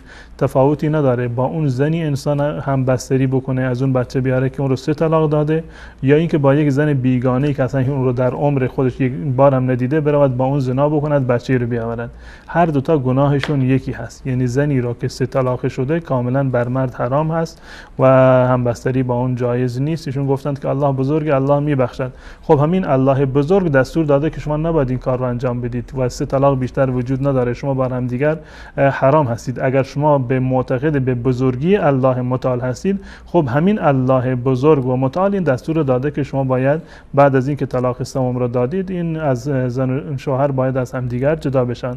اما این بچه هایی که به دنیا میاد نسبشون ثابت هست، نسبشون ثابت است و یعنی هیچ کسی نمیتواند که به این فرزندان با دیده یعنی تحقیر نگاه بکند. این بچه ها گناهی رو مرتکب نشدن. اگر گناهی در این زمینه هست، گناهی هست که برگردن پدر و مادرشون هست و خود این بچه ها نسبشون ثابت هست از پدر و مادرشون. منتها کسانی که اگر چون این کاری رو انجام دادند یا اینکه بیشتر از 2 بار و 3 بار یا طلاق دادند و باز هم با هم هستند، بعد از الله متعال بترسند. همین اللهی که بخشنده و مهربان هست عذاب بسیار دردناکی رو هم داره. شما چه تضمینی داری که الله متعال گناه شما رو میبخشد؟ الله متعال گناه کسانی رو میبخشد که با فراموشی و به نادانی گناهی رو انجام دادن دوباره توبه میکنند. آنهایی که دیده و دانسته گناه میکنند و به تحدی میطلبند الله را ما گناه میکنیم، الله میبخشد، چه بسا که الله متعال شما را نبخشد و وعید رو الله متعال در حق شما اعمال بکند. پس بنابراین باید از الله متعال تقوا داشته باشند و به خاطر 2 روز دنیا آخرت خودشون رو تباه نکنند. جزاکم الله خیر. خطبه نماز عید واجب است یا سنت و کسی که به نماز عید برسه ولی خطبه نرسه آیا درسته یا نه؟ اشکال نداره. از نظر جمهور اهل سنت و الجماعت خطبه عید سنت هست و رسول الله صلی الله علیه و سلم در حدیثی که در سنن نسائی هست در روز عید فرمودند که من احب ان ینصرف فلینصرف. گفتند که ما خطبه میخونیم، هر کسی که میخواهد برود، آزاد هست، یعنی لازم نیست که برای خطبه بنشینه. من احب ان ینصرف فلینصرف و من احب ان یقیم للخطبه فلیقم. کسی هم میخواد بشیند خطبه رو گوش بکند، بنشیند گوش بکند. و بنابراین شنیدن خطبه در روز عید جز سنت های روز عید هست و جز واجبات نیست. حتی روز عید خطبه بعد از نماز دیگه باید نماز رسیده باشه بعد به خطبه ببینیم. باید در مورد قضیه مهاجرت به اروپا گفتن که خیلی وقتا برای اینکه کیسشون قبول بشه خود رو مسیحی اعلام میکنن در حالی که مسیحی هم نیستن. آیا این کار درست یا نه؟ این ارزشی رو نداره. انسان به خاطر اینکه تابعیت یک جایی رو بگیرد یا یک منفعت مادی رو داشته باشد اظهار کفر بکند، چون این چیزی از نظر شرعی جایز نیست. اظهار کفر یا بر زبان آوردن کفر صرفا در حالتی جایز هست که جان شما در خطر باشد. اگر کلمه کفر رو بر زبان نیاورید شما رو میکشند و گردن شما رو میزنند. این مورد استثناء هست.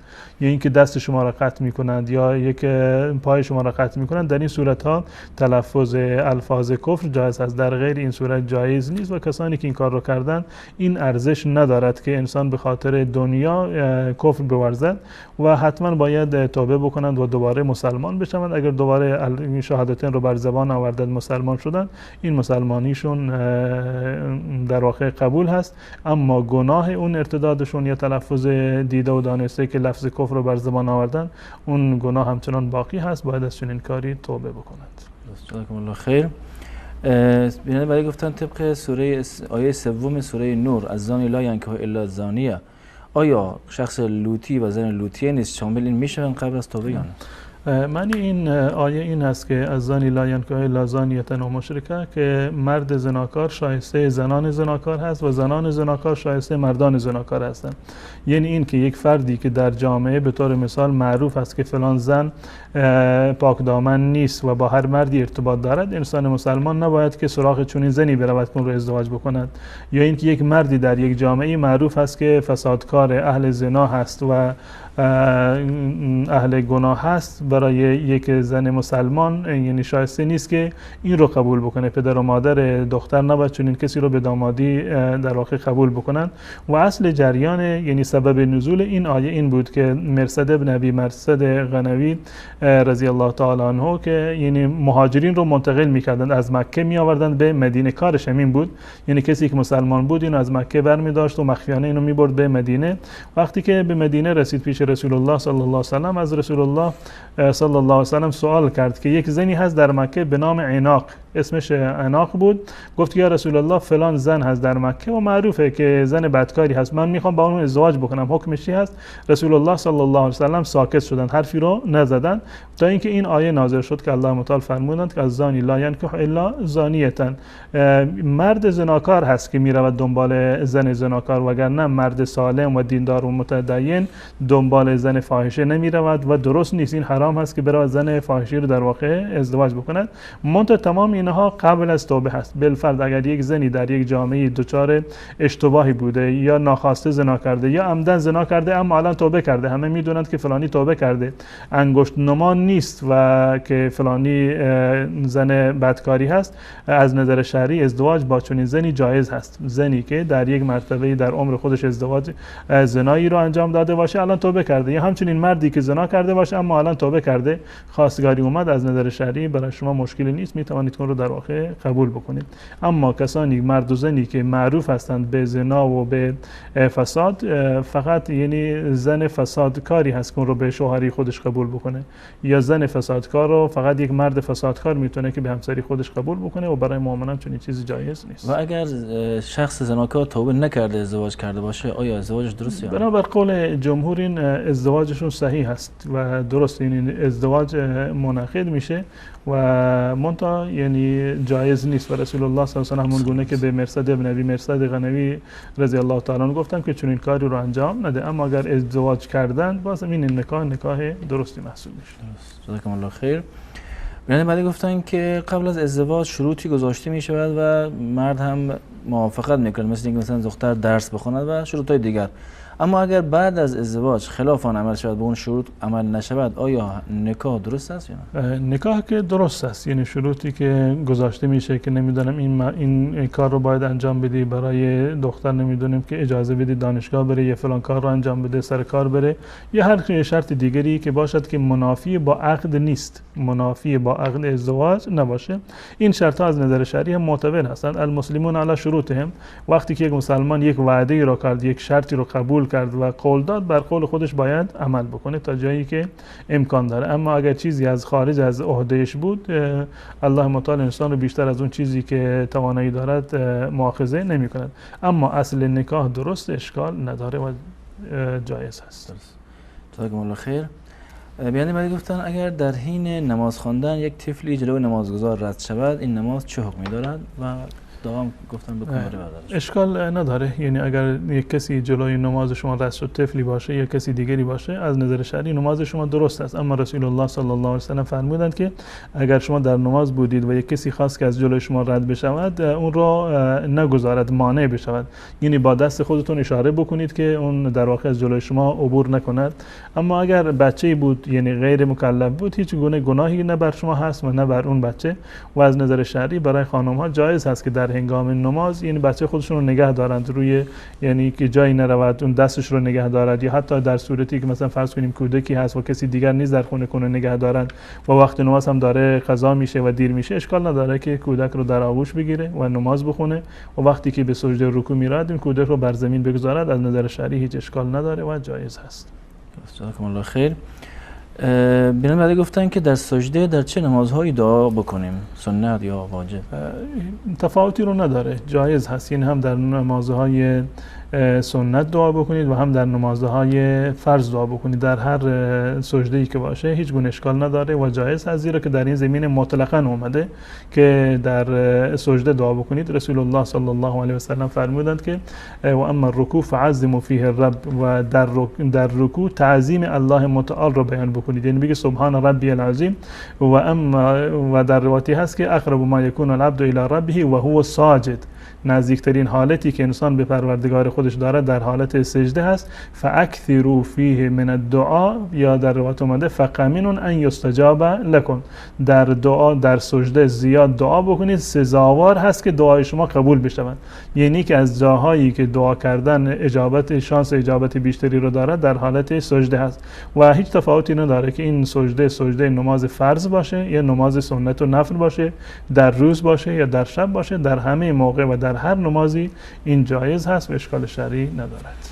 جزاکم الله خیر. اگر یه خانمی دچار عادت ماهیانه باشد آیا اجازه دارد ذکر و قرآن بخواند؟ بله اشکال نداره و خواندن ذکر و اوراد در هنگام عادت ماهیانه و همچنین خواندن قرآن هم از نظر شرعی دلیلی برای ممنوع بودنش نیست، گرچه برخی از فقها معتقد هستند که نباید بخونه و این قیاس میکنن بر حالت جنابت. این قیاس نادرستی است و دلیل صریح و واضحی صحیح در این زمینه وجود نداره.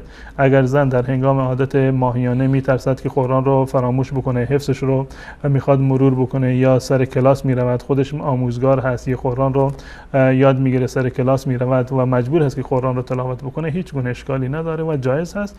منتها به خاطر مراعات این که فتوای فقهی به قرآن دست نزند، سعی بکند که با حائل باشد، با پرده‌ای باشه، با دستکشی باشه و قرآن رو بخونند یا از روی موبایل بخونه، هیچ گونه اشکال شرعی ندارد و جایز هست.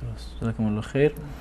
بعدی پرسیدن که آیا طریقه نماز خواندن زن و مرد در سجده و رکوع با هم فرقی میکنه یا نه؟ گرچه در این زمینه یعنی برخی از فقها این رو یعنی گفتند که زن در هنگام سجده خودش رو به زمین بچسباند یا این رنج خودش رو بر روی زمین بگذارد یا اینکه بدن خودش رو بر روی رانهای خودش یعنی بخواباند، اما این دلیل شرعی و دلیل صحیح از احادیث رسول الله صلی الله علیه و سلم ندارد. روایتی در این زمینه در سنن بیهقی اومده که از نظر سندی اشکال دارند، یعنی در هیچ روایت صحیحی نیامده که رسول الله صلی الله علیه و سلم فرموده باشند که زنان به گونه دیگر نماز بخونند یا مردان به گونه دیگر نماز بخونند و نه از حضرت عایشه و نه از زنان دیگر چون این چیزی نقل نشده و روایت در این زمینه صحیح نیست. حتی از دردا زن ابو دردا اومده که ایشون به صورت یعنی دقیقاً مانند مردان نماز بخونند و حتی در روایت اومده که ایشون فقیه بودند، یعنی زن فقیهی بودن و دقیقاً مثل مردها سجده می‌کردند و دلیلی برای تفاوت میان نماز مرد و زن وجود نداره. دلایلی که در این زمینه هستند در سنن بیهقی اومدن، این دلایل ضعیفی هستند. درست. جزاکم الله خیر. یعنی بعدی پرسیدن که آخر وقت نماز وتر کی است؟ آخر ابتدای وقت نماز وتر بعد از نماز عشا هست، یعنی بعد از اینکه شما نماز عشا رو خوندید وقت وتر است. اگر خواستید که اول شب وتر بخوانید هیچ گونه اشکالی ندارد و آخر وقتش قبل از اذان فجر، قبل از اذان فجر یا به تعبیر دقیق‌تر وقت دمیدن فجر هست. وقتی که سپیده بدمد این آخر وقت نماز وتر است. در این فرصت شما می توانید که نماز وتر را بخوانید. اگر مطمئن هستید که اهل قیام اللیل هستید، آخر شب قبل از نماز فجر قبل از اذان بیدار می شوید، بهتر و اولاتر این است که نماز وتر را به تأخیر بیاندازید، در آخر شب بخوانید. و اگر می ترسید که خواب بیفتید یا معمولا بیدار نمی شوید، یعنی بعد از دمیدن فجر بیدار می شوید، در همون اول شب نماز وتر را بخوانید، یعنی بعد از نماز عشا و قبل از خواب نماز وتر را بخوانید. جزاکم الله خیر. یعنی بعدی گفتن که از مغازه‌داری یا از مغازه چیزی خریدن به صورت قرضی و چند مدتی پول آن رو پرداخت کردن، اما الان فراموش کردن که چقدر پول مانده، هم او فراموش کرده هم صاحب مغازه، الان باید چقدر پول پرداخت؟ به صورت یعنی توافقی تخمین بزنند، یعنی با رضایت دو طرف، یعنی به طور مثال یه مبلغی رو مشتری میگه، یه مبلغی رو صاحب مغازه میگه، یک چیزی رو مشترکی رو با هم دیگر صلح بکنن در این زمینه و همون چیزی که با هم دیگر توافق کردن از نظر شرعی یعنی بریء الذمه هستند، ولو اینکه کم و زیاد شده باشد هم دیگر رو حلال بکنند و ببخشند و گناهی دیگر برگردن اونها نیست. درست. جزاکم الله خیر. یعنی برای دوره سنت خواندن نماز صبح گفتن که اگر نماز فرض مشغول خواندن باشد امام و نماز فرض بخونیم، آیا میشه بعد از آن نماز سنت را خواند و آیا باید خورشید طلوع بکنه بخونیم یا نه؟ در این زمینه رسول الله صلی الله علیه و سلم فرمودند اذا اقیمت الصلاة فلا صلاة الا المکتوبه. وقتی که نماز فرض شروع می شود نماز دیگری نیست. وقتی که اقامه شد نماز جماعت شروع شد نماز دیگری درست نیست که شما بخوانید به استثنای همون نماز فرض، یعنی نماز سنت نخوانید و بروید با جماعت فرض در واقع شریک بشوید. خب شما به مسجد رسیدید، وقت نماز فجر بود، نماز فجر هم اقامه شده بود، جماعت اقامه شده، الان چه کار بکنید؟ حکمش این است که شما بروید با امام نماز را شروع بکنید، سنت نخونید قبل از اون. الان بعد از نماز فرض آیا جایز هست که شما نماز سنت را بخوانید یا نه؟ بله جایز هست. روایت حضرت قیس ابن عمر رضی الله تعالی عنه است، میگوید که من بعد از نماز فرض ایستاده بودم که نماز سنت را بخوانم. رسول الله صلی الله علیه و سلم فرمودند که این چه نمازی هست که میخونی؟ گفتن یا رسول الله سنت قبل از فجر رو نخونده بودن، الان میخونم. رسول الله فرمودند که پس الان اشکالی ندارد. یکی از اوقات مکروهه نماز خوندن بعد از نماز فجر هست تا طلوع آفتاب.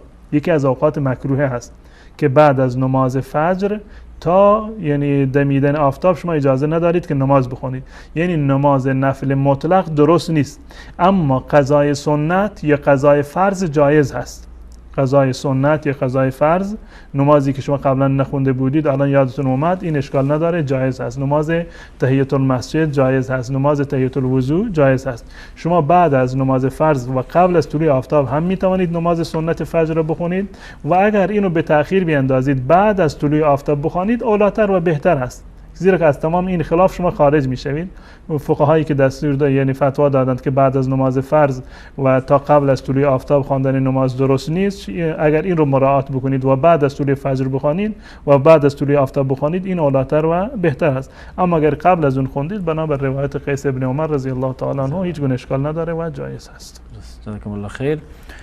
بیننده بعدی گفتن که امام مسجد دارن که میگوید اگر خون جاری شود وضو باطل نمی شود و انسان میتواند امامت بدهد، همچنین اگر شخص با همسرش همبستری بکند و غسل فقط انزال نشود باز وضو باطل نمی شود. آیا این حرف درست است؟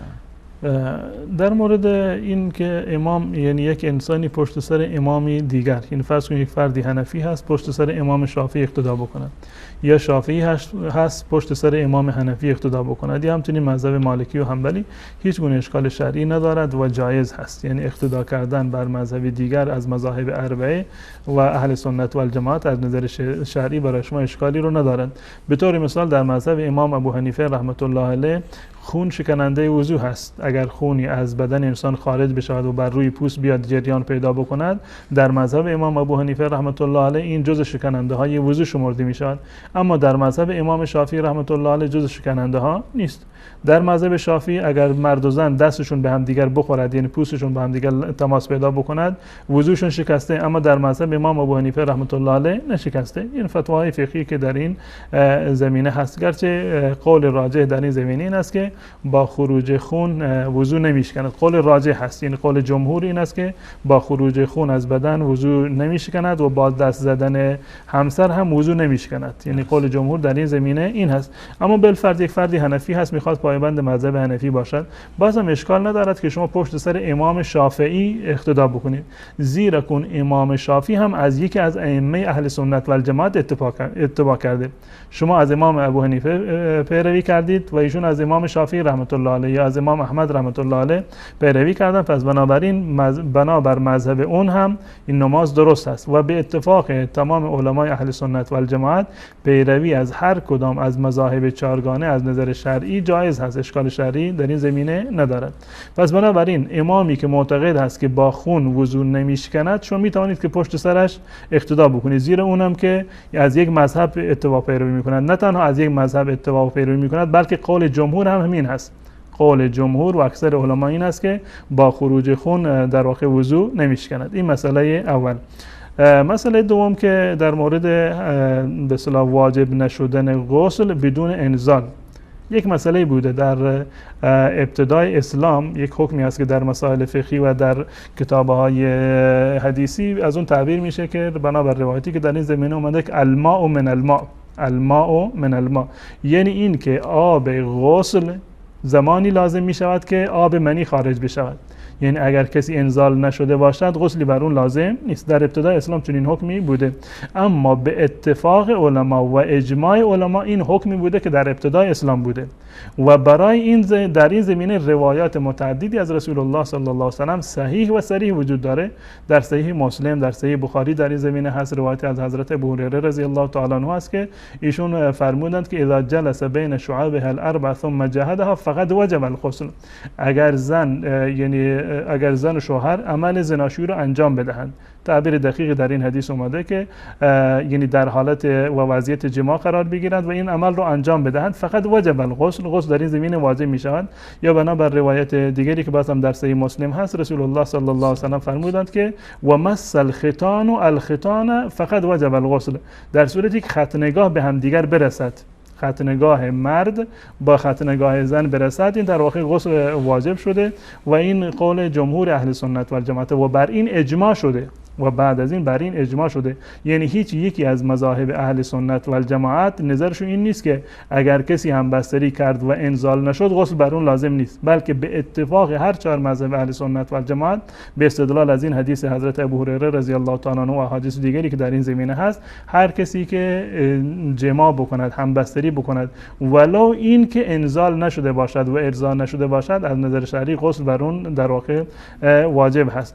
و این یک مسئله. در این مسئله یعنی من خلافی رو در میان مذاهب اربعه نمیدونم و این نظر یک نظر شاذه و عرض کردم که برخلافش اجماع وجود داره. یعنی اجماع و اتفاق علمای مذاهب اهل سنت و الجماعت بر این است که اگر کسی همبستری کرد ولو این که انزالی صورت نگیرد غسل بر اون واجب هست و اگر نماز بخونه نمازش از نظر شرعی درست نیست. امام هم استمتاع بوده بدون همبستری بحث یعنی بدون همبستری که یک بحث جداگانه هست که مورد بحث نیست، اشکالی نداره در اون زمینه. یعنی بدون همبستری صورت نگرفته باشه، اگر هدف این باشه که با دست به هم دیگر بخورد و وضو نگرفته اشکال نداره، میتونه پشت سر چون این فردی در واقع نماز بخونه. پس بنابراین این نمیدونم که شما گفتید که من درس دینی خونده، اینو باید بازگردانید به مذاهب اهل سنت و الجماعت و علمایی که در اونجا هستن قول راجح رو دلایلش رو بیاورند. این گونه نیست که هر حدیث مرجوحی رو یا حدیث منسوخی رو انسان پیدا بکند برود بر اون در واقع عمل بکند. ببیند که در این زمینه اجماع اهل سنت و الجماعت چی هست، روایات متأخر و روایات صحیح در این زمینه چی رو گفته بودم، همین است که مذهب جمهور اهل سنت و الجماعت این است که بدون غسل کردن در واقع غسل لازم هست و واجب هست و بدون غسل کردن خواندن نماز جایز نیست. اما این مسئله دوم. مسئله سوم این است که بالفرض یک امامی بی وضو هست، یک امامی بی وضو بوده. الان معلوم نیست که یعنی این مطمئن نیستم حتما این آقا به طور مثال با همسرش همبستری کرده باشه و انزال نشده اومده امام شده و الان حکم نماز ما چی هست. یک چیزی هست که اون به اصطلاح معتقد هست که این حدیثی رو دیده شاید و اشتباه از این در واقع متوجه شده. برای مقتدی ها جایز هست که پشت سر چون این فردی نماز بخونند. جایز هست که پشت سر چون این فردی نماز بخونند. بالفرض هم اگر ثابت شده باشد که چون این امامی این کار رو کرده باشه، یعنی همبستری کرده باشه و غسل نکرده باشه، مردم که علم غیب ندارن، مردم نادانسته رفتن پشت سرش نماز خوندن، نماز مردم درسته، هیچ گونه اشکال شرعی رو نداره، اما خود امام باید نمازش رو برود و اعاده بکنه. این مسئله سوم. مسئله چهارم، اگر یک فرد حنفی یا یک فرد شافعی بالفرض این که مطمئن هست که این آقا با همسرش همبستری کرده و الان غسل نکرده، که این یک امر در واقع مشکلی است، بالفرض اگر چون این اتفاق بیفتد یک فردی مطمئن باشد که فلانی الان رفته به طور مثال خودش دیده که رفته دستشویی الان بیرون اومده الان وضو نگرفته یا جماع کرده و الان غسل رو انجام نداده، آیا جایز هست پشت سر چون این کسی شما نماز بخونید که مطمئن هستید که وضو شکسته و وضو ندارد؟ در این صورت برای شما جایز نیست که پشت سرش نماز بخونید. اما به صرف احتمال شما نباید نماز جماعت رو ترک بکنید. پشت سرش نماز خوندید، بالفرض اگر وضو نداشته باشد حکمش برگردن خودش هست، خودش گناهکار هست و نماز شمایی که نمیدونستید نماز شما درست هست و فرض از گردن شما ادا می شود. درست. جزاکم الله خیر. خسته نباشین. وقت برنامه تمام شد. از بینندگان عزیز نیز تشکر میکنیم که تا این لحظه با ما بودند و تا یک دیدار دیگر همه شما را به الله متعال میسپاریم. السلام علیکم و رحمت الله و برکاته.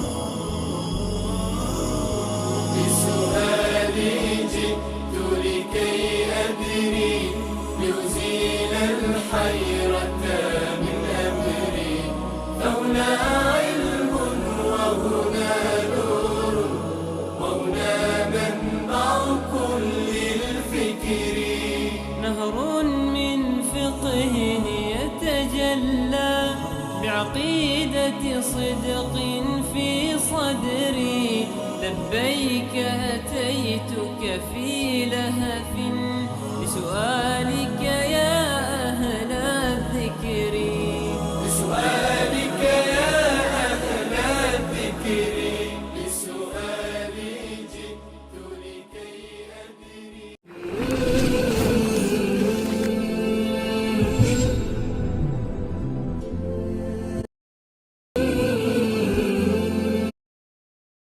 استاد محترم بعد از نماز شام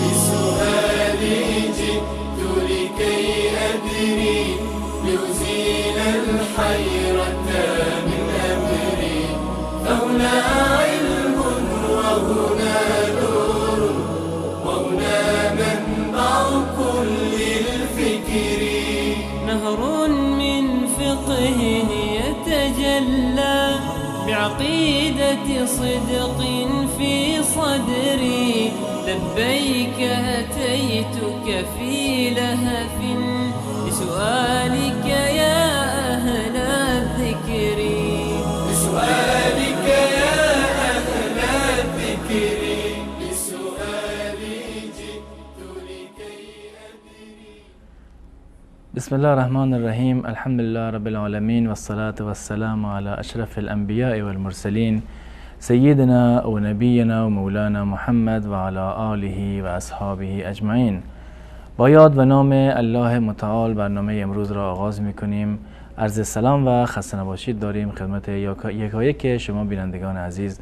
امیدوارم در هر کجا که هستید همیشه در پناه الله شاد و خوش و خرم باشین.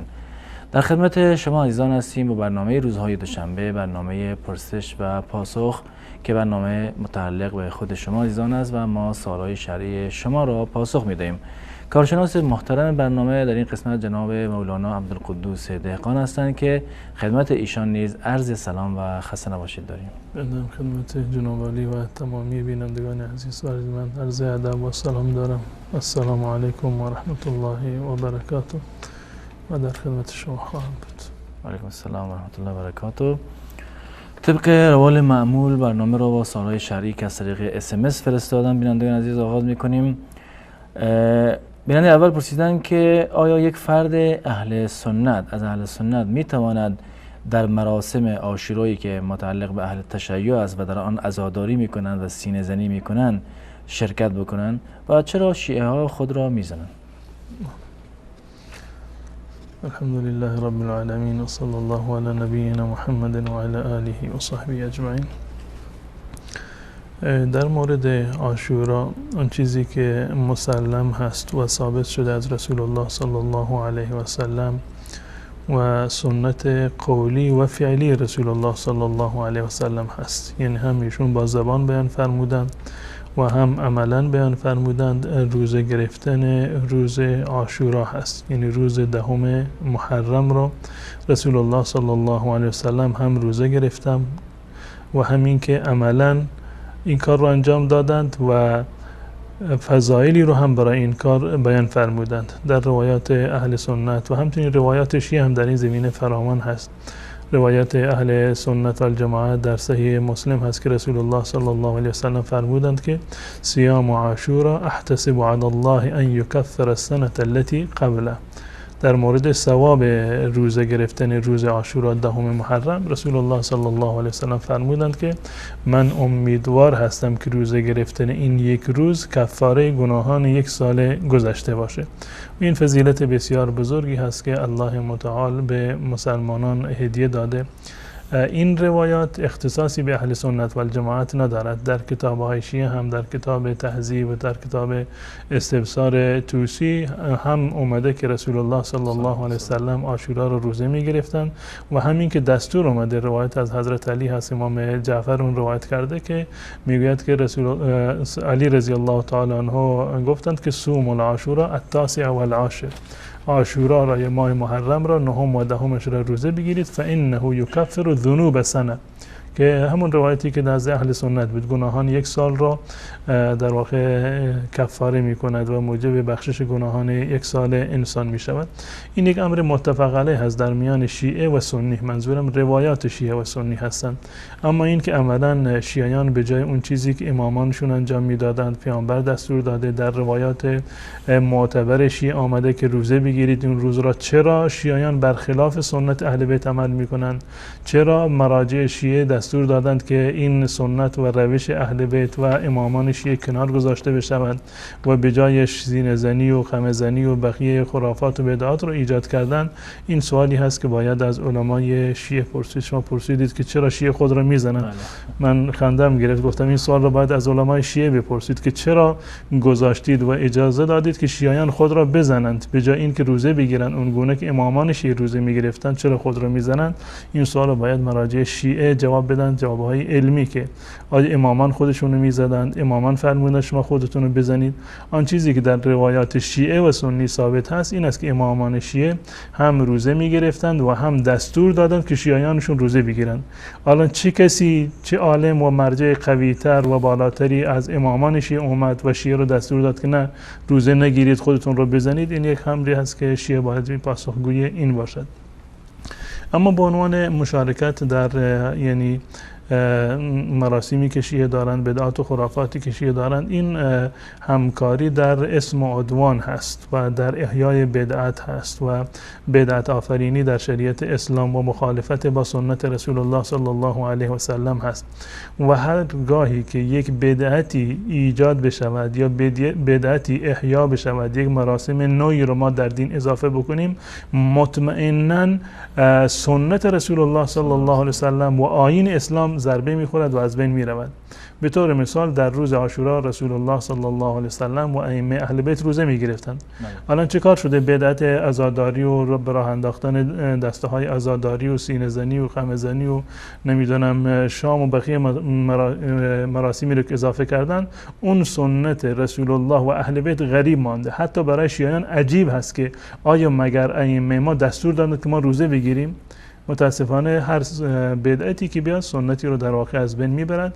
پس بنابراین مشارکت در چنین دسته ها و در این عزاداری هایی که عزاداری نیست، عزاداری برخلاف دستور رسول الله و صحابه و اهل بیت هست، چنین دستوری رو ما نداریم. کاری رو که حتی یک بار یکی از ائمه 12گان شیعه انجام ندادن، نه پیامبر انجام داده نه ائمه انجام دادن، ما با چه مجوزی این کار رو انجام میدیم؟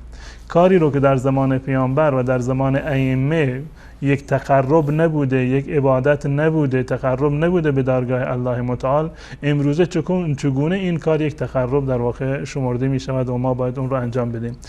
شرکت کردن در این مراسم و احیای این چنین بدعت ها از نظر شرعی حرام هست و همکاری با در مورد اسم و عدوان و از بین بردن سنت های رسول الله صلی الله علیه و سلم هست.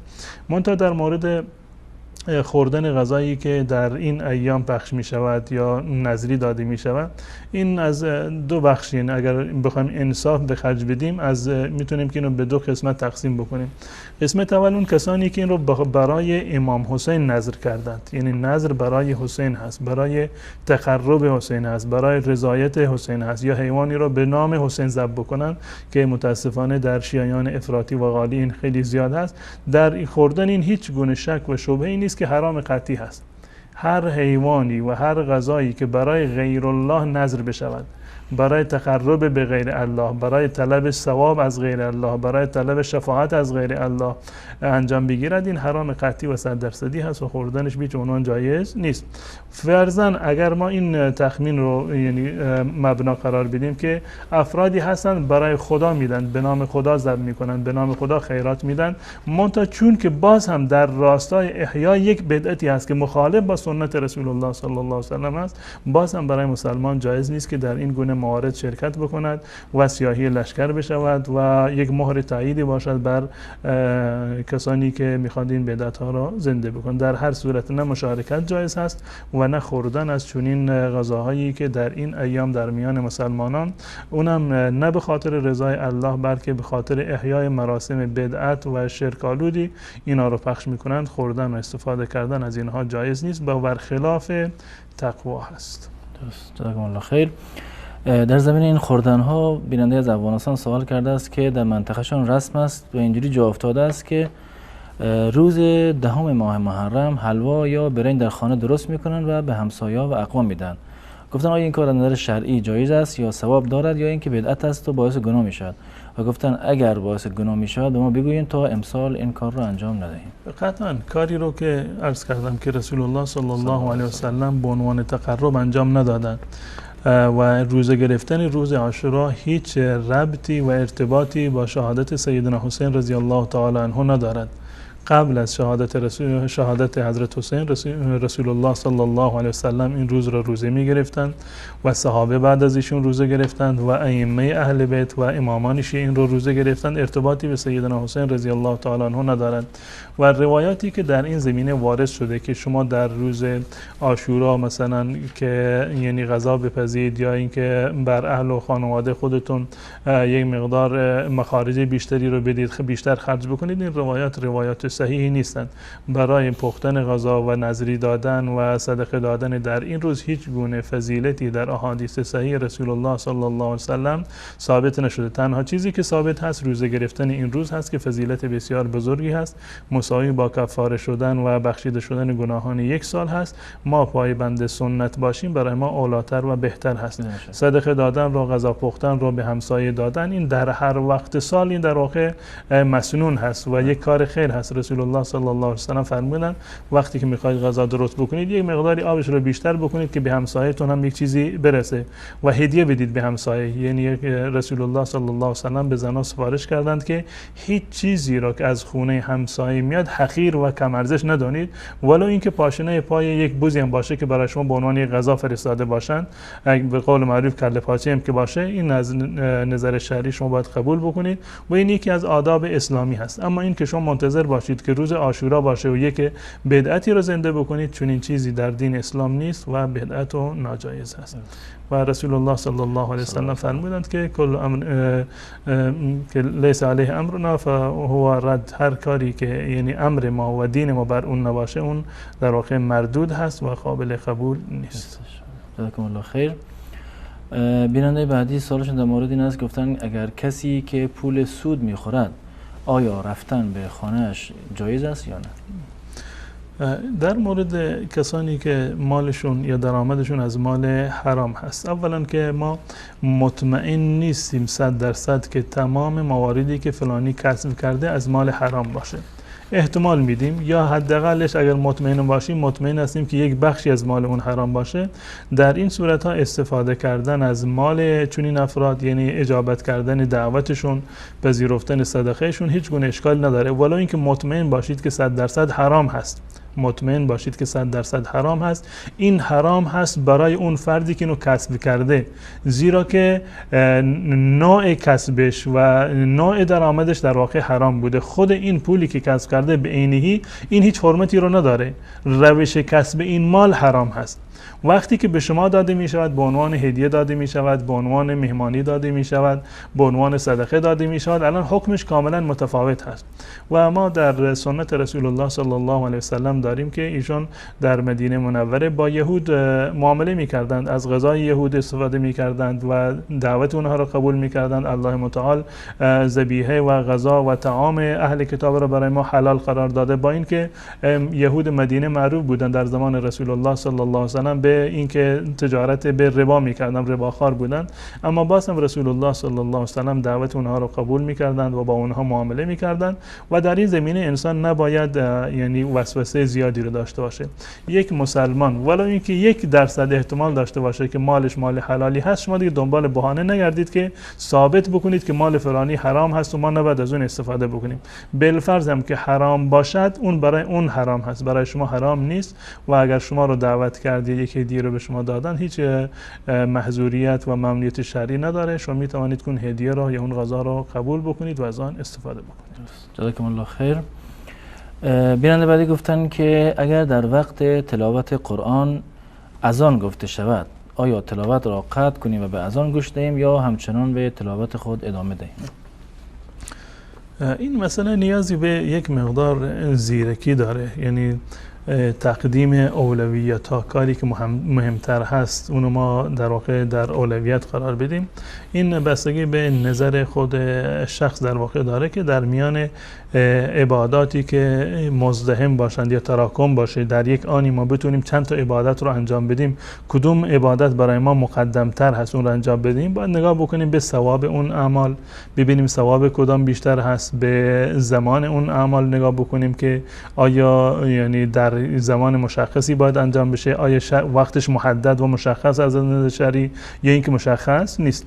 در مورد این وقتی که انسان دارد قرآن تلاوت میکند و در حین تلاوت از اون طرف اذان گفته میشود. خب تلاوت قرآن یک عبادت نافله هست، گرچه برخی از علما معتقد به وجوبش هستند، اما بنابر رأی راجح یک عبادت مطلق هست. یک عبادت مطلق یعنی مقید به زمان خاصی نیست. شما مجبور نیستید که از نظر شرعی در فلان وقت مشخص بنشینید قرآن بخوانید. خود تلاوت قرآن یک عبادت هست اما وقتش باز هست، وقت مقیدی رو برای شما ندارد و ثواب خیلی زیادی رو که در روایت حضرت عبدالله ابن مسعود رضی الله تعالی عنه آمده که در مقابل هر حرفی 10 ثواب یا 30 ثواب یا بیشتر از این در واقع به شما میرسد. در مقابل دیگر ما داریم که ثواب اجابت مؤذن رو رسول الله صلی الله علیه و سلم در حدیثی که حضرت عبدالله ابن عمرو ابن عاص رضی الله تعالی عنه روایت کردن در صحیح مسلم، ایشون فرمودند که اذا سمعت المؤذن فقولوا مثل ما یقول، وقتی که صدای مؤذن را میشنوید شما هم الفاظ از آن را تکرار بکنید. هر چیزی رو که مؤذن میگه شما بعد از اون تکرار بکنید. ثم صلوا علی فان من صلى علی صلاة واحدة صلى الله بها به له 10 علیه 10، که هر کسی که بعد از اذان بر من درود بفرستید، زیرا هر کسی که یک بار بر من درود بفرستد الله متعال بر اون 10 مرتبه درود میفرستد. درود فرستادن الله متعال به معنی رحمت است، یعنی الله متعال 10 مرتبه بر اون در واقع رحمت میفرستد. و در ادامه فرمود ثم صلی الله علی الوسیله، و بعد از آن از الله متعال مقام وسیله و جایگاه وسیله رو برای من طلب بکنید. توضیح دادن که مقام و جایگاه و منزلت وسیله یک جایگاهی است که در روز قیامت فقط به یک نفر اختصاص دارد. الله متعال این مقام را فقط به یک نفر میدهند. رسول الله صلی الله علیه و سلم فرمودند من امیدوار هستم که آن یک نفر من باشم که این مقام وسیله را و شفاعت محمود رو من دریافت بکنم. ایشون فرمودند که هر کسی که برای من طلب وسیله بکند در روز قیامت شفاعت من شامل حال اون میگردد. پس بنابراین الان 2 تا عبادت داریم. عبادت تلاوت قرآن یک عبادت مفتوح و بازی هست، هر وقت ما میتونیم انجام بدیم. یعنی اگر در وقت اذان ما قرآن رو بستیم و گوش فرا دادیم به اذان، به صدای اذان و تکرار کردیم، یک عبادتی رو انجام دادیم که بعد از اذان نمیشه اون انجام داد، اما میشه که قرآن رو بعداً هم ادامه داد. در غیر این وقت میتونیم که قرآن رو بخوانیم. پس بنابراین در چنین مسائل انسان باید اون عبادتی رو که محدد هست، فضیلتش وقت مشخصی رو داره، وگرنه اصلا فوت میشه. اینی که قابل فوت شدن هست و وقتش میگذرد، این انسان انجام بده. اون تلاوت قرآن رو که وقتش باز هست میتونه که بعداً تلاوت قرآن رو انجام بده، یعنی تضادی با هم دیگر ندارن. به صورت کلی جایز هست، یعنی مجبور نیستید. شما اجازه دارید از نظر شرعی که وقت اذان هم قرآن رو تلاوت بکنید، تلاوت قرآن رو قطع نکنید. اما اگر یک مقدار دقیق تر باشید و بخواید که بر اولا عمل بکنید، اولاتر این است که قرآن رو ببندید، قرائت رو متوقف بکنید و صدای اذان رو بشنوید، اجابت بکنید، دعای اذان رو بخونید و بعد از آن دوباره میتوانید که قرآن رو تلاوتش رو ادامه بدهید. جزاکم الله خیر. بیننده بعدی سوالشان این است، گفتن آیا زنی که طلاق گرفته دوباره میتواند با همان شوهر اولش ازدواج کند؟ اگر که زن و شوهر پایبند موازین شرعی باشند، در زندگیشون در نکاحشون و هم در طلاقشون راه سنت رو در پیش بگیرند، بر احکام اسلامی عمل بکنند، هیچ وقت به بنبست نمیرسند. اگر این طلاق اول باشد، بله میتوانند دوباره با هم دیگر ازدواج بکنند. یعنی این که شوهر زنش رو یک طلاق داده، الان 3 ماه گذشته، 3 ماه گذشته، عدتش تمام شده. قبل از این 3 ماه میتونه که بازگرده بدون هیچ گونه نکاحی، هیچ چیزی لازم نیست، حتی رضایت زن هم لازم نیست. اگر یک طلاق داد، 3 ماه یا 3 عادت ماهیانه گذشت، بعداً میتونن دوباره برگردن با هم دیگر دوباره ازدواج بکنن، نکاح بکنن. اگر طلاق دوم بود، تا 3 ماه بعدش میتونه که رجوع بکنه. اگر رجوع نکرد و عدت تمام شد باز هم میتونن با همدیگر برگردند و با رضایت همدیگر ازدواج بکنند، یک عقد مجددی رو بکنند. اما اگر طلاق سوم بود در این صورت نمیتونن با همدیگر ازدواج بکنند. در صورتی که شوهر زنش رو 3 طلاق داده باشه نه رجوعی داره، نمیتونن به همدیگر بازگردن بدون نکاح زندگی بکنن و نه اینکه میتوانند با نکاح جدید با همدیگر زندگی بکنن. این آخرین مرحله بعد از 3 طلاق هست. اگر طلاق اول و دوم باشه میتونن با همدیگر دوباره ازدواج بکنن. اگر طلاق سوم باشه نمیتوانند با همدیگر دوباره ازدواج بکنن مگر با یک شرط که این زن با اختیار خودش رفته باشه با یک شوهر دیگر ازدواج کرده باشه، اتفاقا شوهر دوم یا وفات کرده باشه یا اینکه به رضای خودشون طلاق داده باشه. در این صورت دوباره میتواند با شوهر قبلیش بیاد ازدواج بکند. اما تا زمانی که با یک نفر دیگر ازدواج نکرده با میل و رغبت خودش، نه اینکه مشروط باشه که نکاح حلاله باشه، این که از نظر شرعی حرام هست و جایز نیست. رسول الله صلی الله علیه و سلم لعن و نفرین کردن. اما اگر به اختیار خودش رفت با یک مرد دیگر ازدواج کرد، بعداً اتفاقا یا طلاق گرفت یا شوهرش وفات کرد، دوباره میتونه که با شوهر قبلیش ازدواج بکنه. درست. جزاکم الله خیر. بیننده بعدی گفتن لطفاً نمازهای سنت را برای من شرح دهید که چگونه باید بخوانم و اینکه در نیت چه باید بگویم.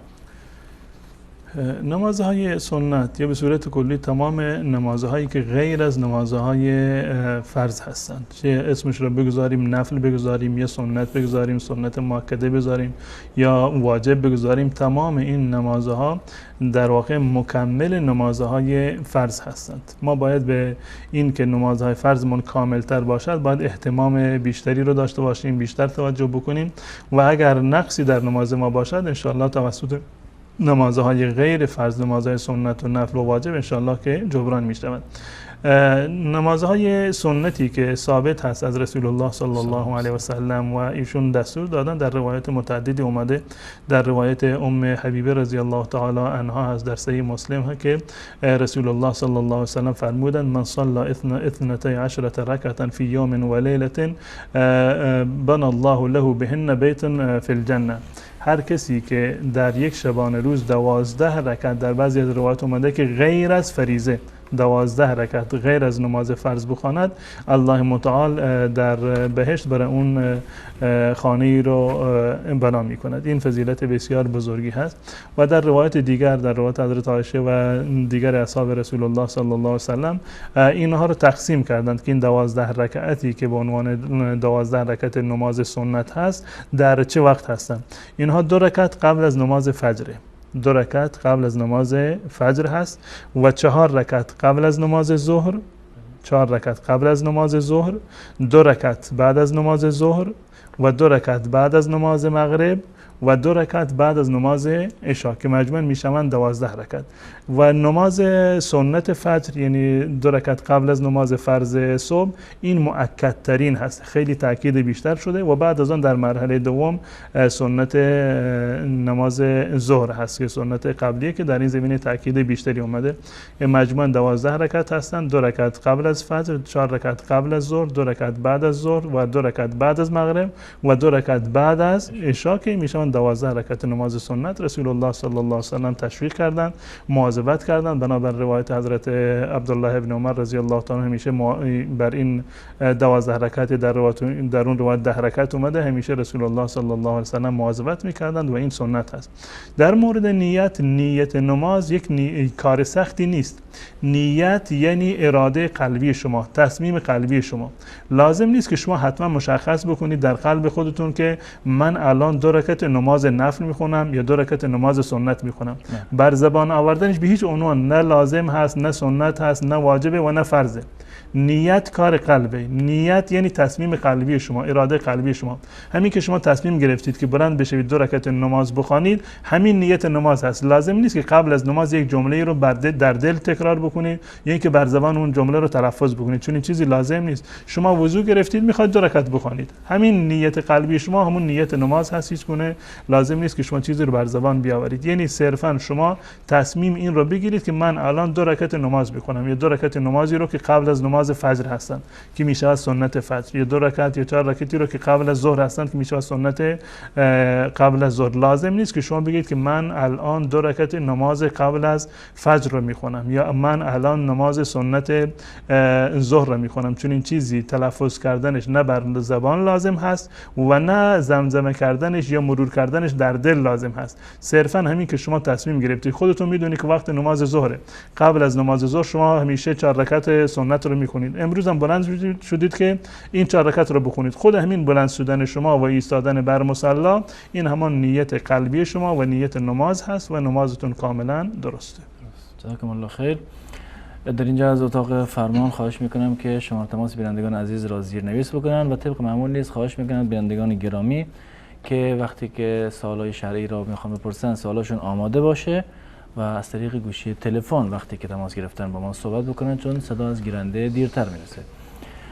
جناب مولانا بیننده بعدی پرسیدن اگر بخوایم یکی رو توصیف کنیم و بگیم مثلا فلانی که اعور است، یا فلان خانم بد حجاب پوشیده، یا بگیم فلانی قد کوتاه یا چاقه، آیا این نوع حرفا غیبت به حساب می آید یا نه؟ این برمیگرده به انگیزه‌ای که در این زمینه ها انسان داره. رسول الله صلی الله علیه و سلم غیبت رو برای ما تعریف کردن. سوال کردن از صحابه که میدونید غیبت چی هست؟ گفتند که الله و رسول بهتر میداند. ایشون فرمودن ذکرک اخاک بما یکره، ذکرک اخاک بما یکره، یعنی این که شما در مورد برادر و خواهرتون حرفی رو بزنید که ایشون دوست نداره که این حرف زده بشه، به گوش کسی دیگر رسیده باشه، اصلا دوست نداره که کسی از این مطلب اطلاع پیدا بکنه. این تعریفش هست، این تعریف غیبت هست. یعنی شما در این زمینه غیبت کردی، فلانی فلان کار رو انجام داده و نمیخواد که کسی خبر بشه. شما اگه مردم رو خبر کردید در واقع غیبتون رو انجام دادید و این از نظر شرعی گناه هست و بسیار از علما این رو جزء گناهان کبیره میدونن و در قرآن و احادیث رسول الله صلی الله علیه و سلم از این منع اومده. در سوره حجرات الله متعال میفرماد ولا یقطع بعضکم بعضا ایحب احدکم ان یاکل لحم اخیه میتا، از همدیگر غیبت نکنید، بدگویی نکنید، پشت سر همدیگر حرف نزنید. آیا دوست دارید که گوشت برادر یا خواهر مرده تان را بخورید؟ یعنی شناعت و زشتی حرف زدن پشت سر مردم مانند این هست که اون فردی که شما در موردش حرف میزنی مرده باشد و شما گوشت بدنش رو که در حالتی که مرده اون رو بخواید که تناول بکنید و بخورید. چه اندازه زشت هست و شما چون این کاری رو انجام نمیدهید، غیبت کردنش هم به همون اندازه از نظر شرعی گناه دارد و زشت هست. و احیانا مردم یعنی امروزه زیرکانه غیبت میکنند، یعنی بسیاری از مردم وقتی غیبت میکنند یک به قول معروف قیافه حق به جانبی رو میگیرن و غیبت میکنن. به طور مثال میگن که الله ما رو نجات بده، فلانی عجب کاری رو انجام داده، یا با دایه یعنی به صورت دلسوزی میگن در جلوی مردم، یا به عنوان تعجب میگن، یا به موارد دیگر ذکر. تمام اینها جزء همون موارد غیبت است. یعنی موردی رو که شما مطمئن هستید که برادر و خواهر شما دوست نداره که به اطلاع دیگران برسد، به هیچ عنوان اینو ذکر نکنید. من یک نکته بسیار جالبی رو از عبدالله ابن مبارک رضی الله تعالی عنه و رحمت الله علیه به خاطر در کتاب مطالعه کرده بودم که ایشون شاگرد امام ابو حنیفه رحمت الله علیه هستند. یک تعبیر بسیار جالبی رو در مورد امام ابو حنیفه رحمت الله علیه دارند. ایشون میگن که امام ابو حنیفه رحمت الله علیه بسیار بخیل بودند. گفتند یعنی چی بسیار بخیل بودند؟ اون چیزی که از امام ابو حنیفه رحمت الله علیه معروف هست، ایشون سخاوتشون خیلی یعنی زبان زده عام و خاص بوده، حتی شاگردانشون رو شهریه میداده. از تجارتی که دادن، علمایی که در زمانشون بودن از ایشون همیشه شهریه میگرفتند و یعنی قسمتی یک اموالی رو برای تجارت اختصاص داده بود فقط که درآمدش مال علما بود. اما وقتی که گفتند که خیلی بخیل بودند، مردم تعجب کردند. گفتن یعنی چی؟ گفت یعنی این که به هیچ عنوان نیکی های خودش رو به کسی دیگر نمیدادند. گفت یعنی چی؟ گفت یعنی این که اصلا غیبت نمیکردند. من تا حالا سراغ ندارم، بیادم نمیاد که امام ابو حنیفه رحمت الله علیه در مورد کسی غیبت کرده باشند. و وقتی شما از کسی دیگر رو غیبت کردید یعنی این که نیکی های خودتون رو دو دستی تقدیم کردید به اون فردی که دارید غیبتش رو میکنید. غیبت کردن حرام هست، منتها مواردی استثناء وجود داره، یعنی این که جز غیبت محسوب نمیشن. یکی از این موارد این است که به طور مثال شما میروید پیش قاضی و شکایت میکنید. یک فردی میره پیش قاضی شکایت میکنه که فلانی بر من ظلم کرده، فلانی مرا زده، مال مرا خورده، فلان کرده، گرچه این یک عیبی هست که فلانی ظالمه، فلان کار را انجام داده و شما به عنوان شکوه این رو پیش قاضی بردید. این هیچ گونه گناهی نداره و غیبت هم شمرده نمیشود. یک سوالی مثلا از مفتی میپرسید که فلانی این کار رو با من کرد، این حرف رو به من زد، فلان کار رو کرده، از نظر شرعی حکمش چی هست؟ این هم هیچ گونه اشکال شرعی نداره و جایز هست. یا اینکه شما یک کسی رو به عنوان تحذیر، به عنوان دلسوزی میگید که مواظب باشید، در این شهر مثلا افرادی هستند که احتمال داره که شرشون به شما برسه، معروف هستند به شهر، و میگه که در فلان شهر که رفتی مواظب باش با فلانی یعنی رفت و برخاست نداشته باشی که احتمال داره که ضرر و زیانی به شما برسه. برای به عنوان در واقع هشدار دادن هست. این هم گناه شرعی ندارد و جایز هست. و دیگری مشورت دادن در هنگام خواستگاری هست. یک فردی اومده یک جای خواستگاری کرده، الان پدر دختر اومده از شما میپرسه که فلانی چجور آدمی هست. شما دیگه نباید اینجا کتمان بکنید، میگه که فلانی نماز نمیخونه، نمیدونه اخلاقش بد هست و فلان عیب رو داره. در اینجا اگر عیبش را گفتید مرتکب گناه و غیبتی در واقع نشدید. و همچنین افرادی رو که جز مجاهرین هستند، یعنی جز کسانی هستند که تابلوان در شهر، دیگه همه میدونند فلانی یعنی دزد درجه یک فلان شهر است، اگر بهش گفتید دزد این غیبتی شمرده در واقع نمیشه. کسی که گناه رو علنا انجام بده، هیچ ابایی نداره، در ملأ عام گناه رو انجام میده، اگر شما گفتی فلانی این کار رو انجام داده، این غیبتش محسوب در واقع نمیشود. و همچنین یکی از موارد این هست که در سوال اومده بود که ایشون گفت پرسیده بودند که فلانی مثلا اعور هست، یا فلانی کوره، نابینا هست، فلانی قدش بلند هست، فلانی قدش کوچک هست. اگر اینو به عنوان عیب گفت همون میشه در واقع غیبت هست. مثلا به عنوان طعنه گفت که وقتی میخواد اونو به اصطلاح خوردش بکنه به قول معروف طعنهش بزنه، میگه تو فلان عیب رو داری، یعنی با همون مثلا با صفت کوری یا لنگی به هر صفت دیگر اون صدا میزنه. اما اگر گفت که مثلا علی فلان کار کرد، خب کدوم علی؟ میگه همون علی که نمیدونم فلان فرض کن قدش بلند هست، یا اینکه پاش لنگ هست، یا اینکه نابینا هست، یا هر کسی دیگری که باشه.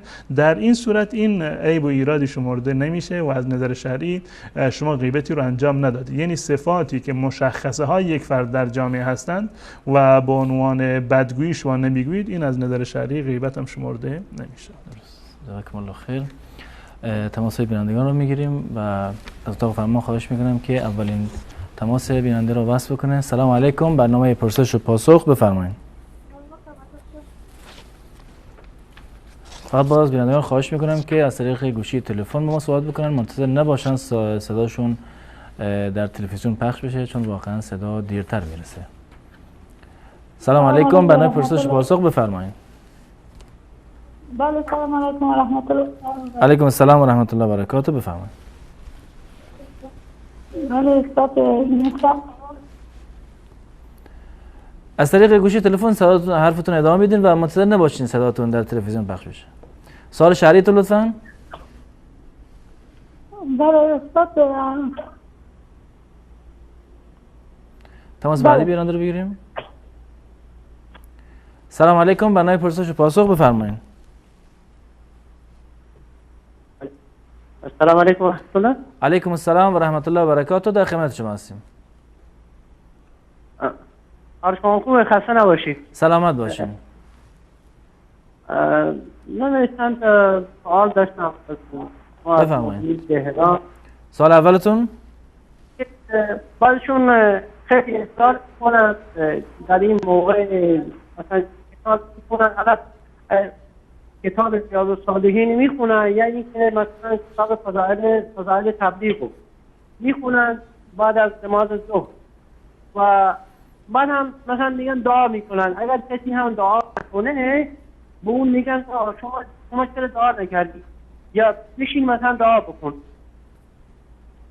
اینو یعنی احترامی بهش میگم که باید دعا بکنی، یه دستار مثلا بلند کنی، این طرفی که دعا میکنه دستار بلند میکنه شما هم باید آمین بگید. یکی این و مثلا دوم این که در معمولا در دو وقت یکی نماز، یکی بعد از نماز صبح، یکی هم بعد از نماز عصر. این همین قضیه سال اولتون؟ یا سوال دوم همین که گفتم که یکی بعد از نماز صبح میخونن، یکی هم نماز عصر میشه. مثلا امام میشه تسبیحات رو مثلا میشه، بعد این تسبیحات رو گفت دستار بلند میکنه و دعا میکنه و مردم اکثرا هم تاکید میکنن بعد اینکه باید ما هم میگه دعا بکنید. من بعضی ما مثلا میکنید این ثابت نشده، درست نیست، برحال ناراحت میشن یا خود میگن شما هم باید این کارو بکنید و یا دعا بکنید و بعد این دو وقت خیلی تاکید دارن. بله. این اگر یک سوال دیگه هم اجازه دارم بپرسم؟ بفرمایید. سوال سوم این که خدا آماده نکردین؟ انشالله اگر دوباره یادتون اومد تماس بگیرین و بپرسین، مشکل نداره. تماس بعدی بگیریم. سلام علیکم، برنامه پرسش و پاسخ بفرمایید. علیکم السلام و رحمت الله و برکاته. انا یک سوال دارم. بفرمایید سوالتون. یک حدیث هم میخونم و میره با حضرت استاد انا شرح کنم. از پیامبر صلی الله علیه و سلم روایت شده است که در باره آیت الکرسی چنین فرمودند که کسی که این را بخواند بعد از هر نماز وقتی که از دنیا رفت راست بهش میرود. این احادیث را بعد هر نماز میخونی یا اینکه بعد نماز فرض؟ چه دعایی یعنی داش مشخصه؟ بله. سوال دیگه هم دارین؟ سوال واضحه؟ بله بله. انا سوال دیگه همه که امام مسجد ناظر یکم بلندتر صحبت کنید برادر گرامی. امام مسجد قرآن را خطا میخونن، اما در خونه بخونه بهتره که هم پشت سر هم بریم نماز بخونیم. در نماز فرض یعنی قرآن را اشتباه میخونه؟ مثلا یعنی سوره‌ای که در نماز خونده میشه همون نماز بله. در اون سوره خطا، مثلا سوره الرحمن خطا میخونن. درست. تشکر میکنم از شما. تماس بعدی بیننده رو بس کنید. سلام علیکم، برنامه پرسش و پاسخ بفرمایید.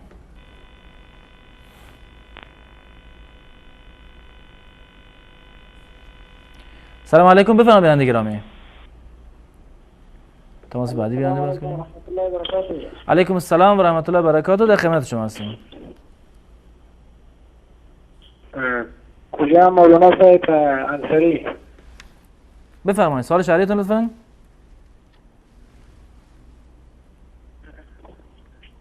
من فقط میخواستم که تشکری داشته باشم از شبکه جهانی و سال حق از برنامه‌های خودش. سلامت و میخواستم که اگر شما در نظر داشته باشیم اگر صحبت‌های جناب مولانا صاحب مجیب الرحمن انصاری که ارتباط با شیراز صحبت کردن، اگر شما از این شبکه خود به نشر برسانید تا همه دنیا و بیدار باشن بخصوص اهل سنت جماعت. انشالله. تشکر میکنم از پیشنهاد شما و خیلی ممنون. تماس بعدی بیننده رو بس کنید. تشکر میکنم از برنامه خوب شما. سلام علیکم و رحمت الله و برکاته. علیکم السلام و رحمت الله و برکاته. سلام علیکم، بفرمایید. استاد خسته نباشید، خوبی شما؟ سلامت باشین، در خدمت شما هستیم. سلام بر حضرت مولانا هم تقدیم می‌دارم. عرض میشه به حضورت که فردا به اصطلاح 10 محرمه. آیا ما میتونیم 10 محرم و 11 محرم روزه بگیریم یا اینکه نه حتما باید 9 بگیریم؟ اینم رسمی میدونم حدیث هست که حتما 9 باید گرفته بشه یا نه 10 و 11 باید گرفته بشه. اینو مفصل توضیح بدین که من بهتر بدونم. جزاک الله خیر. شکرا. سلامت باشین. سلام علیکم. برنامه پرسش و پاسخ بفرمایید. سلام علیکم. علیکم السلام و رحمت الله. در خدمت شما هستم. مهدی از ایران است. بفرمایید. سوال شهریتون لطفاً. چند تا سوال داشتم. اول تشکر میکنم. سلامت باش. برادر گرامی از طریق گوشی تلفن با ما صحبت کنید. صدا از تلویزیون دیرتر میرسه آقا مهدی. تشکر میکنم از مولانا قدوسی بابت بیان احکام و از مجری خیلی خوب و توانا. سلامت باشید. ما از مطالب شما خیلی استفاده میکنیم. خواهش میکنم اگه سوال شرعی دارید لطفاً سوالاتون بپرسید چون وقت برنامه کمه و بینندگان میخوان تماس بگیرن. بفرمایید. السلام علیکم و رحمت الله و برکاته. و علیکم السلام و رحمت الله و برکاته. در خدمت شما هستیم. الحمدلله رب العالمین. امروز تونستم با شما من چند سوال بفرمایید. استاد مهربان حضرت قدوس برادر گرامی صداتون قطع وصل داره میشه. نمیدونم یک کمی بلندتر صحبت بکنید ان شاء الله صدا بهتر بشه یا هم دوباره تماس بگیرین چون اینجا صدا پیش ما یعنی کلا داره تکه تکه میاد. سلام علیکم. برنامه پرسش و پاسخ بفرمایید. بله من یک سوال دارم ببخشید از شما. بفرمایید. یک سوال دارم که امروز میگه 10 محرم است. اگر 10 محرم است ما روزه نگرفتیم میخوایم که امروز 10 نیست. اگر 10 نیست امروز. نه امروز 9 بوده یعنی در کشورهای عربستان هستیم. خیلی سبا میشه که ما روزه میگیریم یک روزه میگیریم که به خاطر که نمیتونم مریض هستم یک روزه میخوایم بگیرم. درست. این صحیح است یعنی از استاد محترم پرسان کنین امیره. ان شاء الله. سوال دیگه هم دارین؟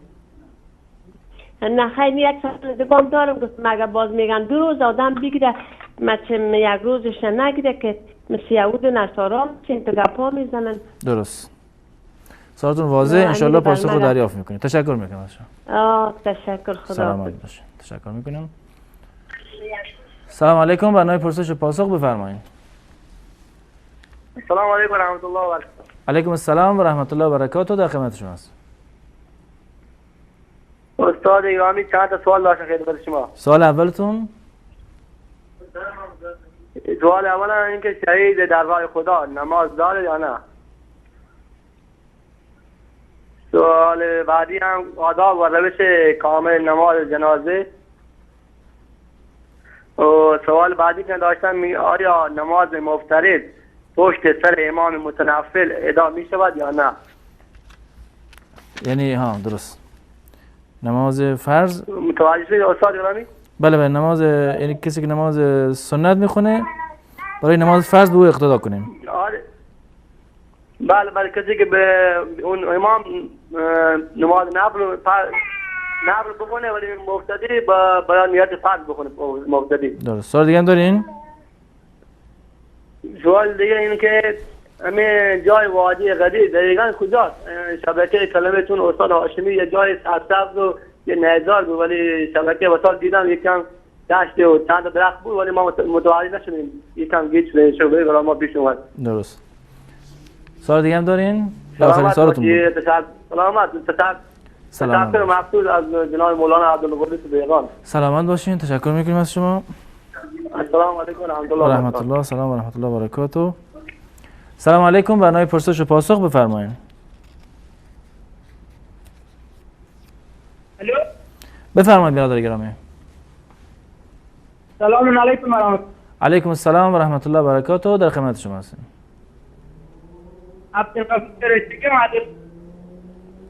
صداتون داره قطع وصل میشه. بله. جانم بفرمایید. سلام علیکم. علیکم السلام و رحمت الله. ما از افغانستان تماس گرفتیم از ولایت جوزجان. بفرمایید برادر از جوزجان. در خدمت شما هستیم. ما قرآن شریف میخوانم تفسیرش هم میخوانم تفسیر میخوانم عربیش یاد ندارم. دومی که یعنی چیکار میکنین؟ تصویر میخوانین؟ تفسیر میخوانم. بله باز این مذاهب که یا حنیفی یا شافعی حنبلی همین چیزی که خود منفیسیم منطقه ما زمین کلش بگذاریم میگم صرف حل سنت باشیم توحید از خداوند چی کنیم خلا همین دو چیز در دلم جای بتیم دیگه شیخ دل ما گرفته که تلویزیونا رو همین یکم تلویزیون سال حق و کلمه و توحید و نور بسیار تشکر بسیار خود داد بسیار بیشتر مرا بیخد دار آورده دل خدایی ندارم اونتا صرف از حضرت مولانا صلی الله علیه و سلم پیروی کنیم از خداوند درست تشکر میکنم گناهی نداره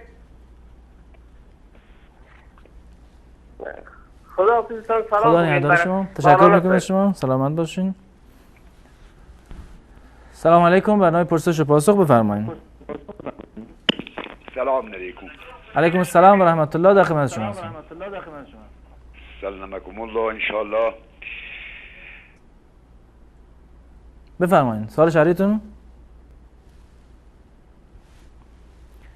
سلام علیکم بفرمایید من میخواستم همراه استاد دهقان اگر خصوصی با تماس هم چطور میکنم اگر بتونین بعد از برنامه تماس بگیرین مولانا در خدمتتون هستن ان شاء الله دمیش شماره بله بله زنده باشین سلام یعنی چند ساعت بعد ان شاء الله بلافاصله بعد از برنامه یا 5 دقیقه بعد از برنامه 10 دقیقه بعد از برنامه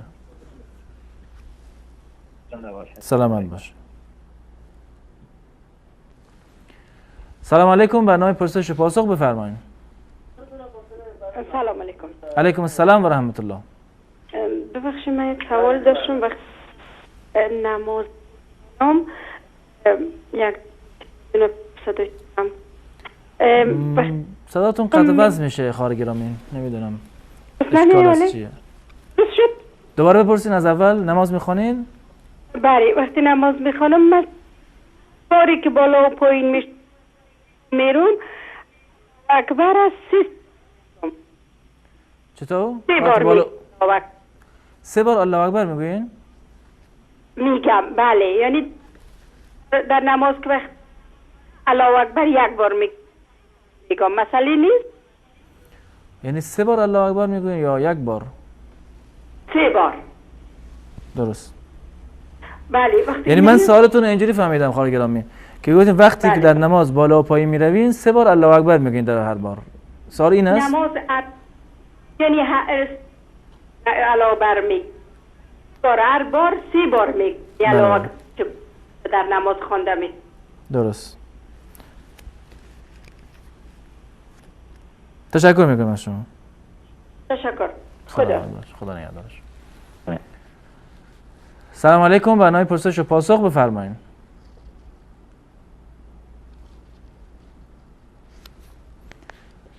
سلام علیکم بفرمایید الو سلام آیت مجیدی هستم علیکم السلام و رحمت الله بفرمایید خواهر گرامی برای اینکه میخواستم قرآن حفظ کنم صداتون پایینه الان خوبه؟ بله بهتره گفتم قرآن حفظ کنم اما صندلی نمیرستم تو یکی حدیث پیدا کردم باز صداتون داره قطع وصل میشه از نو سوال بپرسین از نو سوال بپرسین گفتم که در مورد حفظ کردن قرآن در مورد حفظ کردن قرآن دارن تماس مشکل داشت اگه تونستین انشاءالله دوباره تماس بگیرین بیننده بعدی رو بگیریم سلام علیکم برنامه پرسش و پاسخ بفرمایید السلام علیکم و رحمت الله و برکاته و علیکم السلام و رحمت الله و برکاته در خدمت شما هستیم استاد محترم سوال من اینجاست که آیا در وقت رسول الله مبارک صلی الله علیه و سلم آیا این رقم عزاداری هم تیر شده که لباس سیاه بپوشن و عزاداری کنن؟ سوال دیگه هم دارین؟ سوال من میشه نه تشکر سلام علیکم و رحمت الله و سلام و رحمت الله و برکاته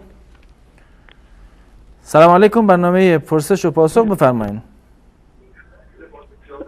سوال داشتم بفرمایید سلام علیکم علیکم السلام و رحمت الله سوال داشتم بفرمایید سوال شریعتون. ببخشید نماز میخونیم با تجوید نمیتونیم بخونیم، آیا این نماز درسته؟ بس موقع نماز هم حواسمون خیلی پرت میشه، آیا این نماز هم درسته؟ چجوریه؟ درست. اگه میشه آقای دهقان جواب بده. انشالله.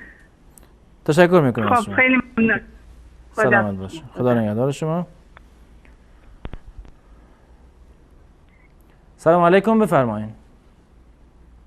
السلام علیکم و رحمت الله و برکاته. علیکم السلام و رحمت الله و برکاته. در خدمت شما هستیم.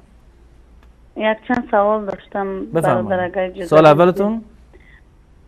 سوال وقتی که نماز خوندن از سجده اول خستن رب اغفرلی 2 مرتبه میگم، آیا این درست است یا نه؟ و سوال دویم هم این که مولود یکی از خانواده رو در احاطه خانواده جشن گرفتن اینم ممکن است یا نه؟ به چه صورت؟ در مولود یکی از خانواده رو در احاطه خاندان فقط همین با برادران خواهران خود جشن گرفتن درست است؟ بعد در برای پیغمبر صلی الله علیه و سلم نماز خواندن در حق پیغمبر اینش هم خطا یا که صحیح است؟ چه خیلی است میفهمونده؟ درست. سوال دیگه هم دارین؟ تشکر بسیار. تشکر میکنم از شما. تماس بعدی بیننده رو بگیریم. سلام علیکم، برنامه پرسش و پاسخ بفرمایید. استاد من از سویت حرف میزنم، شعیب هستم. بفرمایید آقا شعیب. محترم، سوال من این است که اگر امام در نماز جمعه خطبه شروع بکنه و در مقتدی بیایه به نماز سنت استاده شوه، گوش نمیکنه خطبه را، او امام خطبه را به نماز ترکی میخونه، آیا این جایز است که او نماز سنت بخونه و یا بهتر است که خطبه را به ترکی گوش بکنه؟ درست. ما این سوال من است میخوایم بپرسم. سوال دیگه هم دارین؟ بله صاحب. سوال دیگه هم دارین یا آخرین سوالتون بود؟ نه این سوال آخر من است. درست. تشکر میکنم از شما. تماس بعدی بیننده رو بگیریم. سلام علیکم، برنامه پرسش و پاسخ بفرمایید. سلام علیکم برادر محترم. علیکم السلام و رحمت الله، در خدمت شما هستم. من یک سوال داشتم از استاد بزرگوار. بفرمایید. وسوسه زیاد دارم موقعی که نماز میخوانم، غیر نماز خوانم بیشتر موقع، یعنی هرچند بعضی موقع خوب میشم، مثلا ذکر الله رو میکنم، بالاخره استاد ذکر الله مشغول میکنم خوب میشه، ولی بعضی موقع باز خیلی وسوسه میاره به دل من. یک راه چاره بالاخره استاد محترم راهنمایی کنه. درست. تشکر میکنم از شما. خواهش میکنم موفق باشین. سلامت باشین. خدا نگهدار شما. تماس بعدی بیننده بگیریم. سلام علیکم، برنامه پرسش و پاسخ بفرمایید. سلام، خسته نباشید. سلامت باشین. سوال شریعتون لطفاً. من یه سوال شریع داشتم به خدمتتون. من چندین ساله که طلسم جادو شدم، در قبرستان کهنه این کار برام کردن، الان هم خیلی مریض و بیمار هستم و اون طرف که طلسمم کرده میشناسمش، حالا چیکار کنم که این طلسمم باطل بشه یا بیرون بیاد؟ خیلی حالم خرابه با این طلسمم که کردم. یعنی کسی که طلسم کرده رو هم میشناسین؟ بله، در قبرستان کهنه کرده این کارو. وقتی که یه ملایی رفتم قرآن بر من خوند، به حرف اومدن گفتن که طلسم کردن در قبرستان کهنه، بعد فلان جا طلسمم کردن، حالا چیکار کنم که این طلسمم باطل بشه یا بیرون بیاد؟ ان شاء الله پاسخ دریافت میکنیم. تشکر میکنم. سلامت باشین.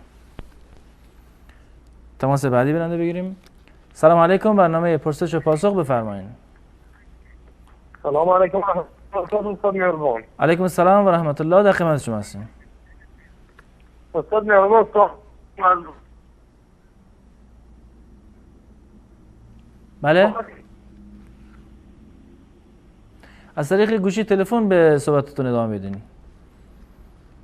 علیکم و رحمت الله. علیکم السلام و رحمت الله، بفرمایید. استاد محترم بعد از نماز شام کد نماز میخوانند در روی بی عایشه. بعد از نماز شام؟ بعد از نماز شام 2 رکعت نماز نفل میگن در روی بی عایشه. 2 رکعت نماز به روح؟ بعد از نماز شام. درسته، بعد از نماز شام 2 رکعت نماز میخونید برای چی؟ به خاطر بی عایشه رضی الله تعالی عنها. درست. گرفتید؟ تشکر. بله بله، سوال واضح است. تشکر میکنم از شما. خدا نگهدار شما. تماس بعدی برنده بگیریم. سلام علیکم، بفرمایید. بفرمایید برنده گرامی. سلام علیکم، بفرمایید.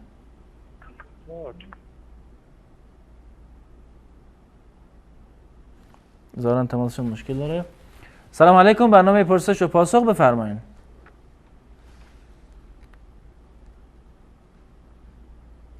سلام علیکم، بفرمایید. سلام علیکم. علیکم السلام و رحمت الله. استاد سوال من اینه که زنها در ماه مبارک رمضان قرص میخورند که 3 روز از رمضان نماز روزه هاشون کامل بشن. آیا واجب است که بعد از رمضان روزه گرفت به خاطر اینکه قرص خوردن؟ درست. سوال دیگه هم دارین؟ الو؟ سوال دیگه هم دارین؟ نه مرسی. سلامت باشین. تشکر میکنم. آخرین تماس بیننده رو بگیرین. سلام علیکم، برنامه پرسش و پاسخ بفرمایید. علیکم السلام، جور بخیر برادر. من یک سوال دارم درباره ما میخواستم که یک چند مدتی را روزه بگیرم به خاطر رضای خدا و تزکیه نفس خود. دیگه مثلا کارگر هستم در پیش صاحب کارم، در هفته یک پیره مثلا سر میخوره، صاحب کار زنگ میزنه که به این جنان میخوریم، اونقدر جدی میگیره. من نمیخوایم که دروغ بگویم و نمیخوایم که روزه بگیرم که افشا شوم مثلا، چون که من 24 سال سر کار قطع خانه از دارم، باز بسیار گفار پیشری میارن، انسان فریب میخوره. بعضی خاطر من نمیتونم که بگویم که من روزه هستم، مجبور میشم امو روزه که او زنگ میزنه میرم، در صورتی که تا نماز عصر هسته من روزه هستم میرم، همین یک لقمه نانی که پیش میبونه مجبور اونا حاضر من بخورم، یعنی روزی معده میشه. حاضر نیستم که بگویم و حاضر نیستم که فریب کاری کنم، مثلا خود از پیش غایب کنم. یعنی حکم از چی؟ از 2 پر ما میسوسم روزی خود خوردیم. درست. سوال دیگه هم داریم؟ یک جهان تشکر، زنده باشید. سلامت باشین. تشکر میکنم از شما. بینندگان عزیز، در اینجا با هم یک میان برنامه میبینیم، دوباره باز خواهیم گشت، در خدمت شما عزیزان خواهیم بود. با ما باشین.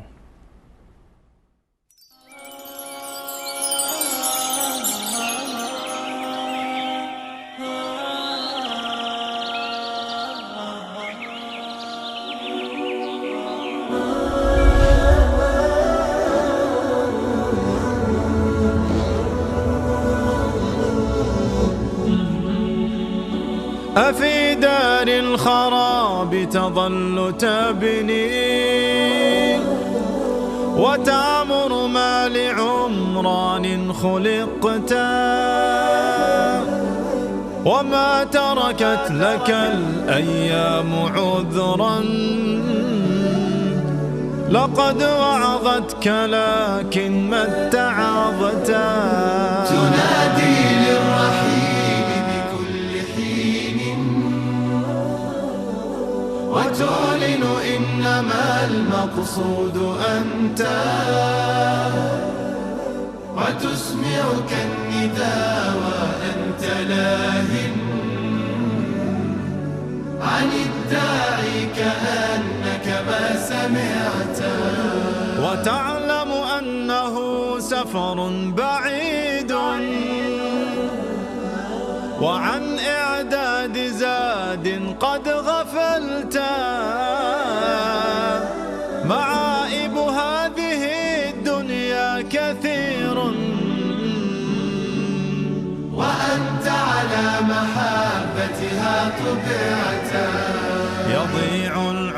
العمر في لعب ولهو، ولو أعطيت عقلا ما لعبته، فما بعد الممات سوى جحيم لعاص أو نعيم إن أطعته. ولست بآمل ردا لدنيا، فتعمل صالحا فيما تركت. أيا نفسي خوضا في المعاصي،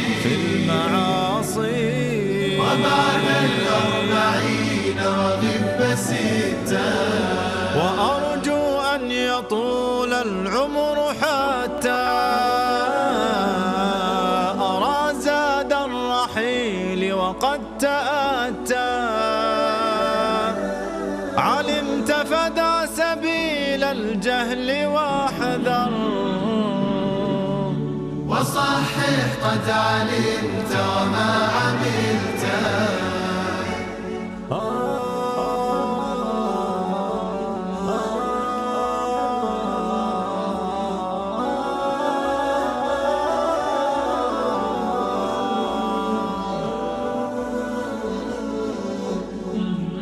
ويا من يجمع الأموال قل لي، أيمنعك الردى ما قد جمعت؟ ولا تهمل فإن الوقت يسري، فإن لم تغتنمه فقد أضعت. وتعلم إنما الدنيا منام، فأحلى ما تكون إذا انتبهت. هي الدنيا إذا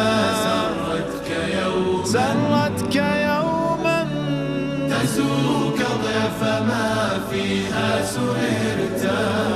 تحدث عنهم وتقول كانوا، نعم كانوا كما والله كنت. حديثك هم وأنت غدا حديث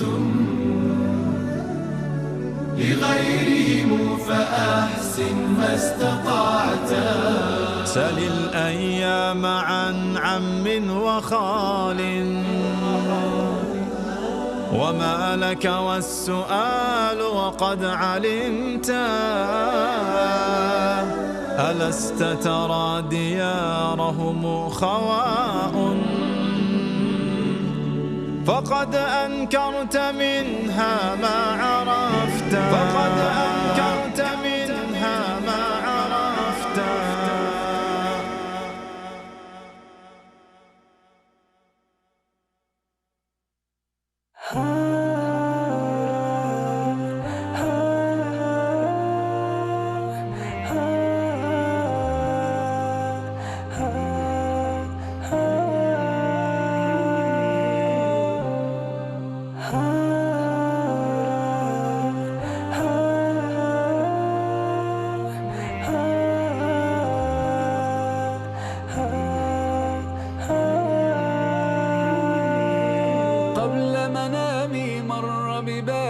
وحي سؤال، لو أن لعمري ميزانا ما المكيال، أيقاس العمر بأيام أم أعوام؟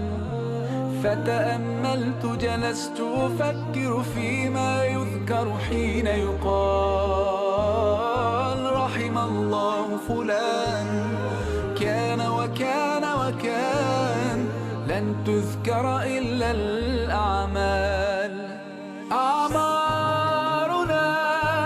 أعمالنا وبها سمت أسماؤنا، نمضي وتبقى هنا.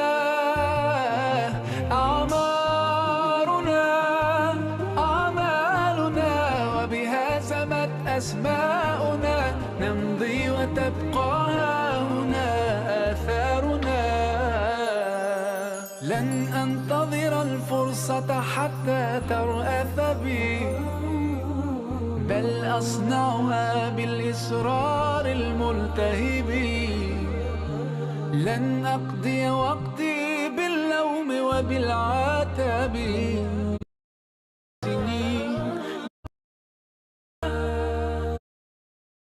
وهنا منبع كل الفكر، نهر من فقه يتجلى بعقيدة صدق في صدري.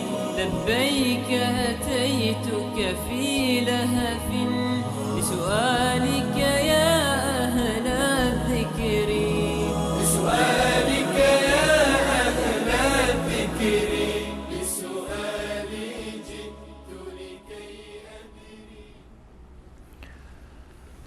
عرض سلام و خسته نباشید مجدد دارم خدمت شما بینندگان عزیز.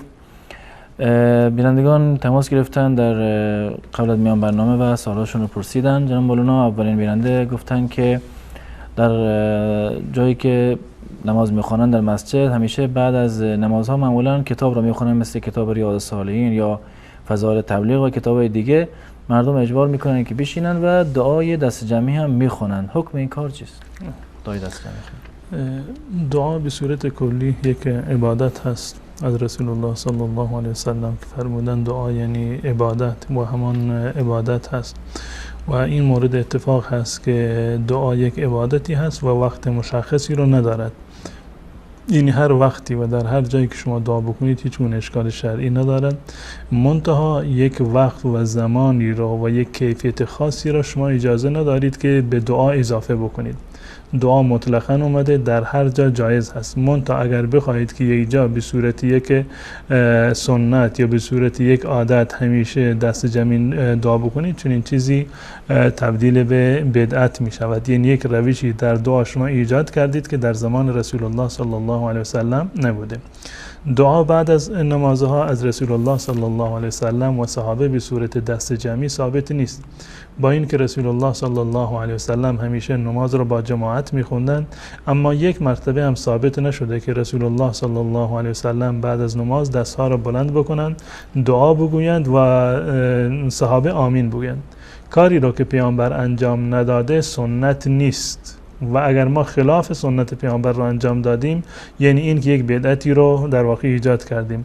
حتی در کتاب‌های احناف هم این مورد جز مواردی هست که سنت رسول الله صلی الله علیه وسلم شمرده نشده، صرفاً به خاطر تعلیم مقتدی ها گفتند که جایز هست که امام در برخی از روزها و چند روز این عمل رو انجام بدهد، اما لازم گرفتنش به اتفاق علما یک نوع یعنی ناجایز هست و در دایره بدعت شمرده می شود.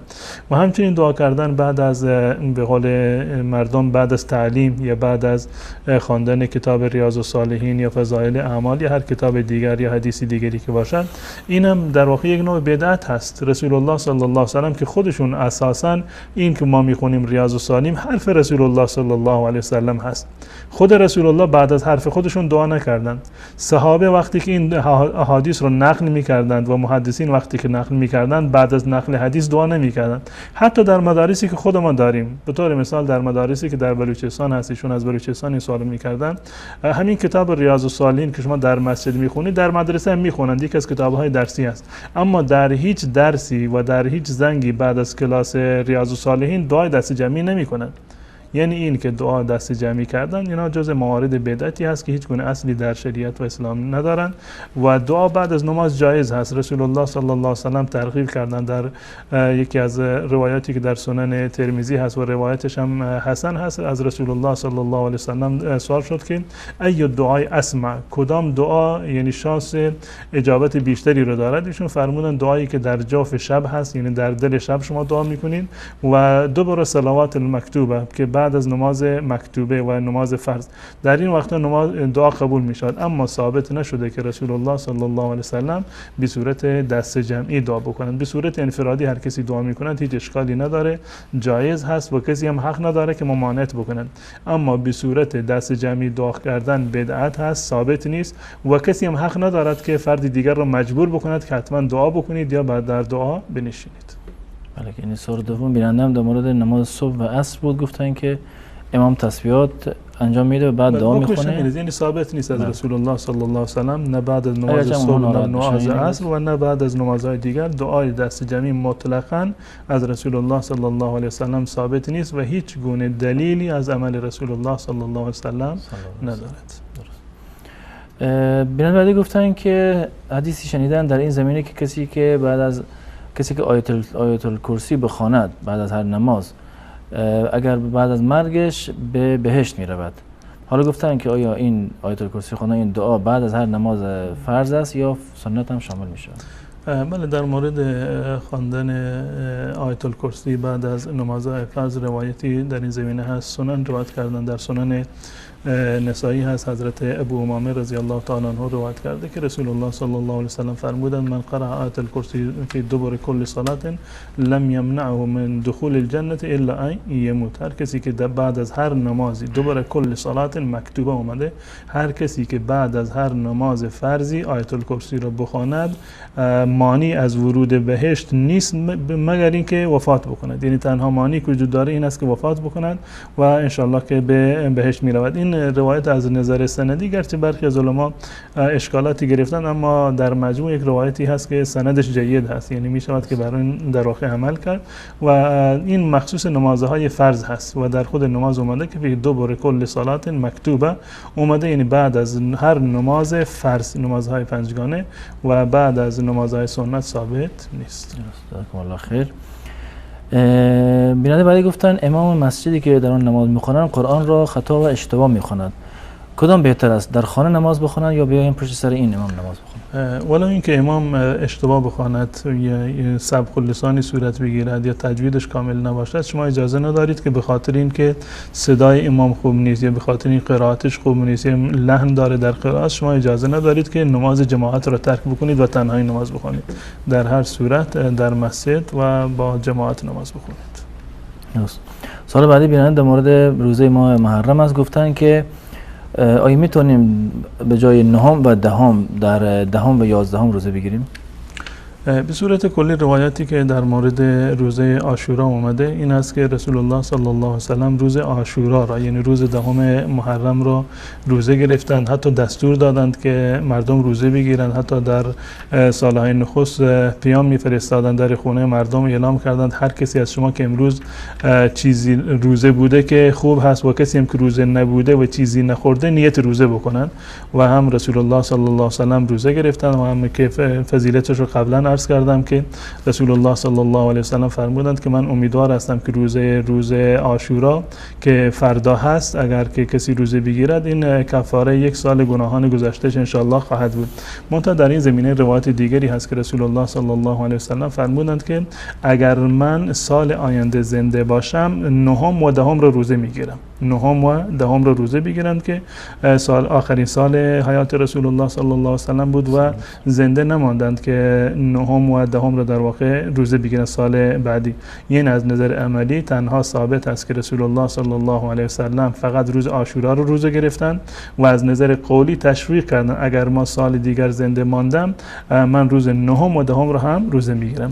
فلسفه اینه که نهم و دهم هست به خاطر مخالفت با یهود در آن زمان هست که در مدینه بودند و در جزیره عرب بودند و که روز دهم را روزه میگرفتند. رسول الله صلی الله علیه و سلم به خاطر اینکه یک تفاوتی باشه بین عبادت یهود و عبادت مسلمانان گفتند که ما به جای یک روز دو روز روزه میگیریم، نهم و دهم را. اما اگر کسی نتوانست به خاطر مخالفت با یهود نهم و دهم را روزه بگیرد اشکالی ندارد، میتواند که بله میتواند که دهم و یازدهم را روزه بگیرد به جای نهم و دهم. این اولاتر است چون که در لفظ حدیث آمده رسول الله صلی الله علیه و سلم فرمودند اگر من زنده ماندم نهم و دهم را روزه میگیرم. این اولاتر است. اگر کسی نتوانست اشکال نداره میتونه دهم و یازدهم را روزه بگیرد. و سوال بیننده دیگر اگر کسی نتوانست بازم فضیلت فقط در مورد روز دهم هست، یعنی در مورد روز نهم و روز یازدهم فضیلتی وارد نشده، گرچه به صورت کلی رسول الله صلی الله علیه و سلم فرمودند که بهترین روزه بعد از روزه ماه مبارک رمضان ماه محرم هست، به صورت کلی ثابت شده، اما دقیقاً برای روز نهم و روز یازدهم فضیلت خاصی بیان نشده، صرفاً همین مورد که مخالفت با یهود هست که نهم یا دهم را روز نهم و دهم یا دهم و یازدهم و برای کسانی که نمیتوانند صرفاً روز دهم را روزه بگیرند این فضیلت رو ان شاء الله دریافت خواهند. ان شاء الله. جزاکم الله خیر. بیننده بعدی گفتن کسی که در راه خدا شهید شده است آیا بر او نماز جنازه خوانده می شود؟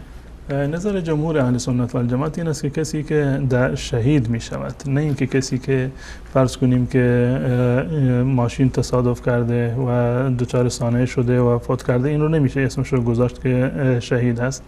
شهید اون کسی هست که در جنگ بین مسلمانان و کافران در واقع کشته می شود. در این زمینه جمهور علما نظرش این است که نه نماز خونده میشه بر اون و نه غسل داده میشه، بدون غسل و بدون نماز و با همون لباسی که پوشیده با همون گونه اونو در واقع دفن میکنن، به دلیل اینکه رسول الله صلی الله علیه و سلم شهدای احد رو نه بر اونها نماز خوندند و نه بر اونها در واقع کفن کردند، اونها رو با همون لباسی که بود اونها رو خوندند، یعنی بدون اینکه نماز بخونند و بدون اینکه اونها رو کفن بکنند همین گونه اونها رو دفن کردند. زیرا که فلسفه نماز این هست که این یک نوع در واقع شفاعتی هست. رسول الله صلی الله علیه و سلم این دعایی رو که ما میخونیم به عنوان شفاعت هست برای اون مرده و شهید نیازی به شفاعت نداره و خود شفیع دیگران خواهد بود.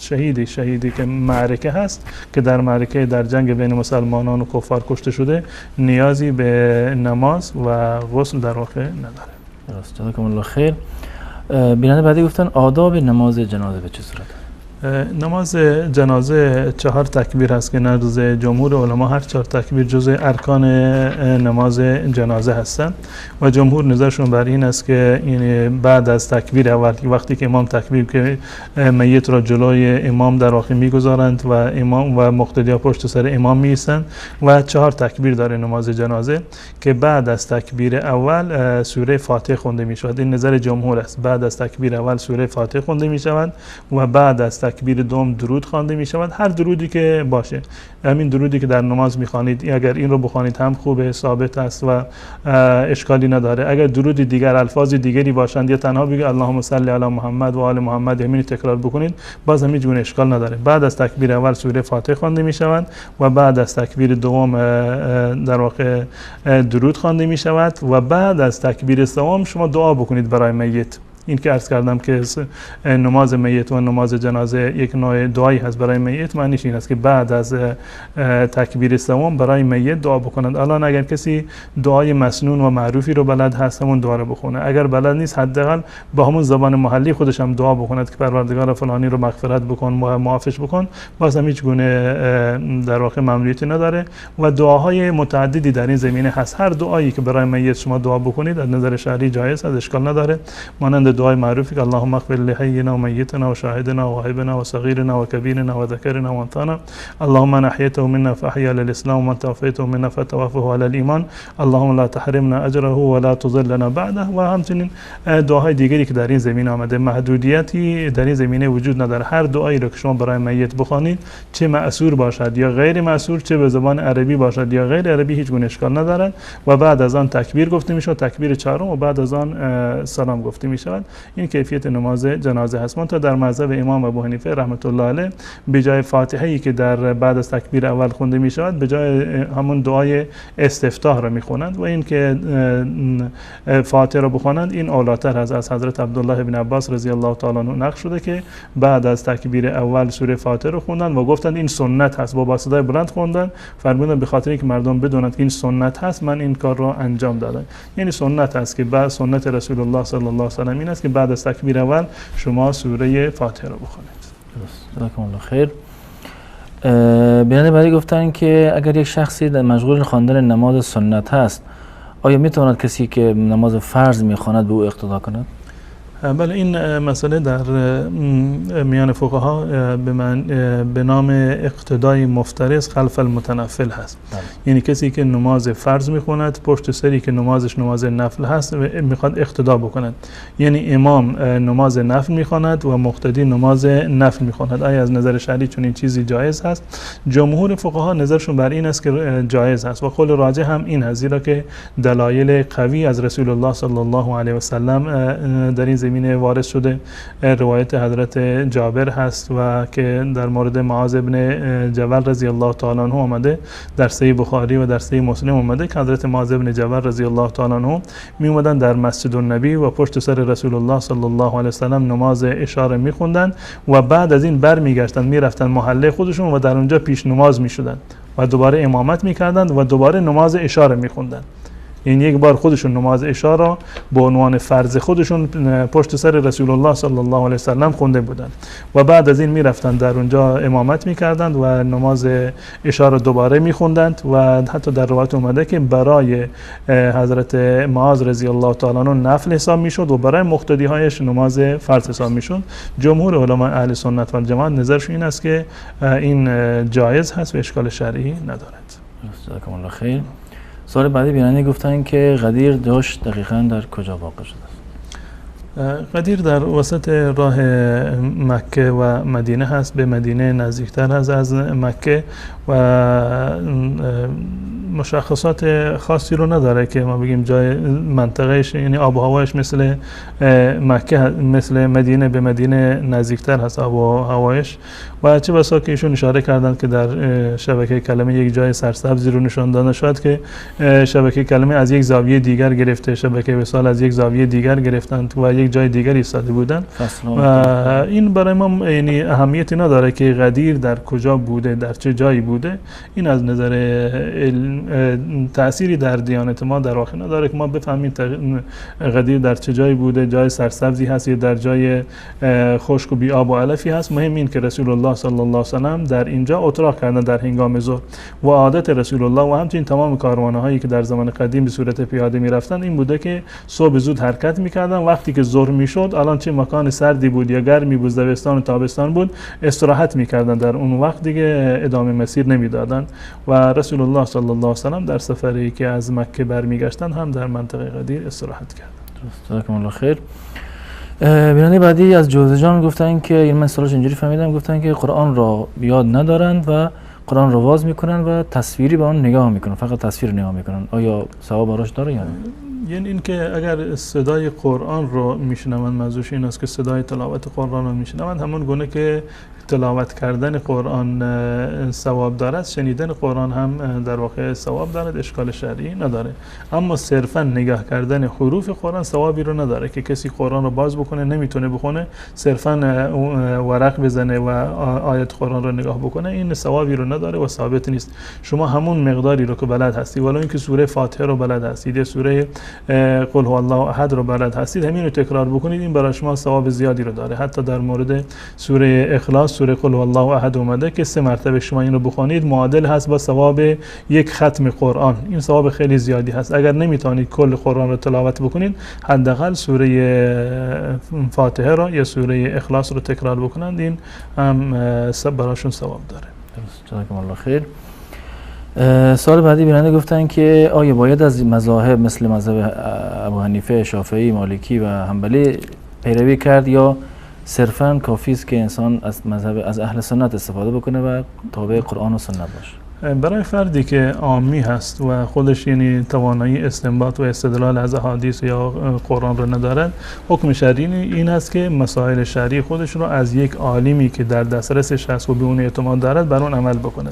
شما به هر عالمی که به اون اعتماد دارید از اون سوال بپرسید و بر طبق پاسخی که به شما داده شما عمل بکنید. لازم نیست که حتما شما بگید که من فقط میخوام یک عالمی که حنفی باشه، یک عالمی که شافعی باشه، من فلانی رو قبول ندارم چون که حنفی هست یا فلانی رو قبول ندارم چون که شافعی است. نه، شما به عنوان یک فردی که با علوم اسلامی آشنایی ندارید و توانایی استنباط و اجتهاد و استدلال از آیات قرآن و حدیث رسول الله صلی الله علیه و سلم رو ندارید، همون عالمی رو که در محله شما هست یا هر عالمی رو که شما بهش دسترسی دارید و میتوانید احکام شرعی از اون بپرسید، حکم شرعی برای شما این است بدون اینکه شما بگید من حنفی هستم یا مالکی یا شافعی حنبلی هستم، حکم شرعی خودتون رو مسائل رو از اون بپرسید و بر اون عمل بکنید. لازم نیست که حتما اظهار بکنید یا اینکه خودت رو حنفی، شافعی، مالکی یا حنبلی بدونید. همین که گفتید من مسلمانم، اهل سنت و الجماعت هستم، این کفایت میکنه. درست. جزاکم الله خیر. بیننده بعدی گفتن که الان که وقت مراسم عزاداری میگیرن شیعیان، آیا این عزاداری در زمان رسول الله صلی الله علیه و سلم بوده که لباس سیاه بپوشن و این کار رو انجام بدن؟ عزاداری در زمان رسول الله صلی الله علیه و سلم نبوده و در زمان هیچ کسی از اصحاب رسول الله و حتی ائمه‌ای که شیعه خود را به آن نسبت میدهم چون این کاری را انجام ندادم. عزاداری که امروزه صورت میگیرد و دسته هایی که راه میافتند سر و صورت و سینه میزنند و خمه میزنند و لباس سیاه میپوشند چون این چیزی از رسول الله و صحابه و اهل بیت رسول الله صلی الله علیه و سلم ثابت نشده، بلکه برعکسش ثابت شده، هم از رسول الله صلی الله علیه و سلم، زیرا ما میدونیم که رسول الله صلی الله علیه و سلم در حیات خودشون چند نفر تمام فرزندان خودشون رو به استثنای حضرت فاطمه رضی الله تعالی عنها از دست دادن، همچنین همسر بزرگوارشون، عمویشون و بقیه خویشاوندانشون از دست دادن، اما ثابت نشده که رسول الله صلی الله علیه و سلم در این زمینه کاری رو انجام داده باشه، عزاداری بکنن در خونه رسول الله، در مسجد رسول الله مجلس ترحیم بگیرند یا مجلس ختم قرآن بگیرند، مجلس عزاداری و سینه زنی بگیرند، چون این چیزی نه شیعه روایت کرده و نه اهل سنت و جماعت روایت کرده، چون این چیزی مطلقاً وجود نداره. صرفاً چیزی که از رسول الله صلی الله علیه و سلم نقل شده در زمانی که فرزندشون حضرت ابراهیم وفات کردند این بود که اشک چشمان رسول الله صلی الله علیه و سلم جاری شد که از اصحاب رسول الله صلی الله علیه و سلم حضرت سعد فرمودند یا رسول الله شما هم گریه میکنید؟ ایشون فرمودند که این اشکی که از چشم اومده این نشانه رحمت هست که در قلب وجود داره، به نشانه دلسوزی هست، اما گفتن ما چیزی رو که موجب نارضایتی الله متعال باشه بر زبان نمی آوریم، یعنی هیچ گونه داد و فریادی و ویلا کردنی، سر و صورت زدنی از رسول الله و صحابه در واقع نقل نشده و حتی در مورد پوشیدن لباس سیاه هم از خود امامان شیعه مانند حضرت علی رضی الله تعالی عنه نقل شده که این لباس سیاه لباس فرعون هست که این رو گفتند که نپوشید، اما به چه دلیل امروز شیعه میپوشند و از کدام امام پیروی میکنن والله اعلم، من نمیدونم. جواب دادین دیگه. بیننده بعدی گفتن که وقتی که نماز میخوانن و وقتی که به بالا و پایین میرون به جای یک بار الله اکبر گفتن 3 بار الله اکبر میگن، آیا اشکال داره یا نه؟ همون یک بار گفتن لازم هست. رسول الله صلی الله علیه و سلم یعنی وقتی که انسان تنها هست، یعنی که وقتی که پشت سر نماز جماعت نماز میخونن، رسول الله صلی الله علیه و سلم فرمودن انما جعل الامام لیؤتم به فاذا کبر فکبروا، وقتی که امام تکبیر گفت شما هم تکبیر بگویید، و وقتی هم که شما تنها هستید هم حکمش همین است که وقتی که از یک حالتی به حالت دیگر منتقل میشوید، از حالت قیام به رکوع میروید، از رکوع دوباره بلند میشوید، از حالت قیام میروید به سجده، از سجده بلند میشوید، حکمش این است که تکبیر بگویید و یک مرتبه تکبیر گفتن کفایت میکند، لازم نیست که 3 مرتبه تکبیر بگویید.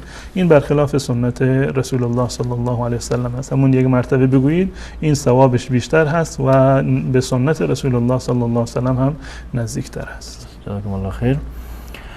بیننده بعدی که این مسئله برای خیلی از مردم یعنی عادی هست و وجود داره، گفتن که وقتی که نماز میخوانم با تجوید نمیتوانم قرائت بکنم و در حین نماز حواسم خیلی پرت میشود، آیا این نماز هم درسته؟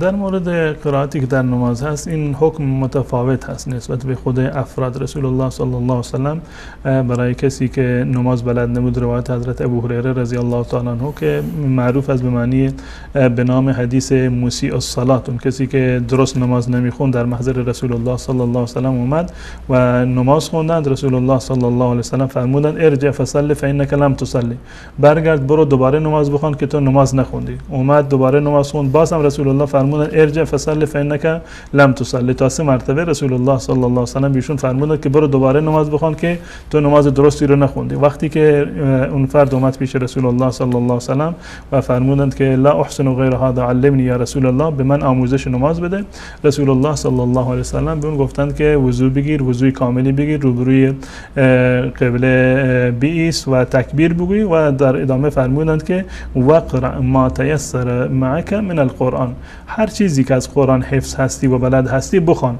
با هر کیفیتی که بلد هستی. یعنی لازم نیست که شما حتما استاد تجوید باشید تا اینکه نمازتون درست باشه، خیر، با هر کیفیتی و با هر لحنی که شما بلد هستی و هر گونه که تلفظ میکنید نماز را بخونید. این تأثیری در نماز شما در واقع نداره.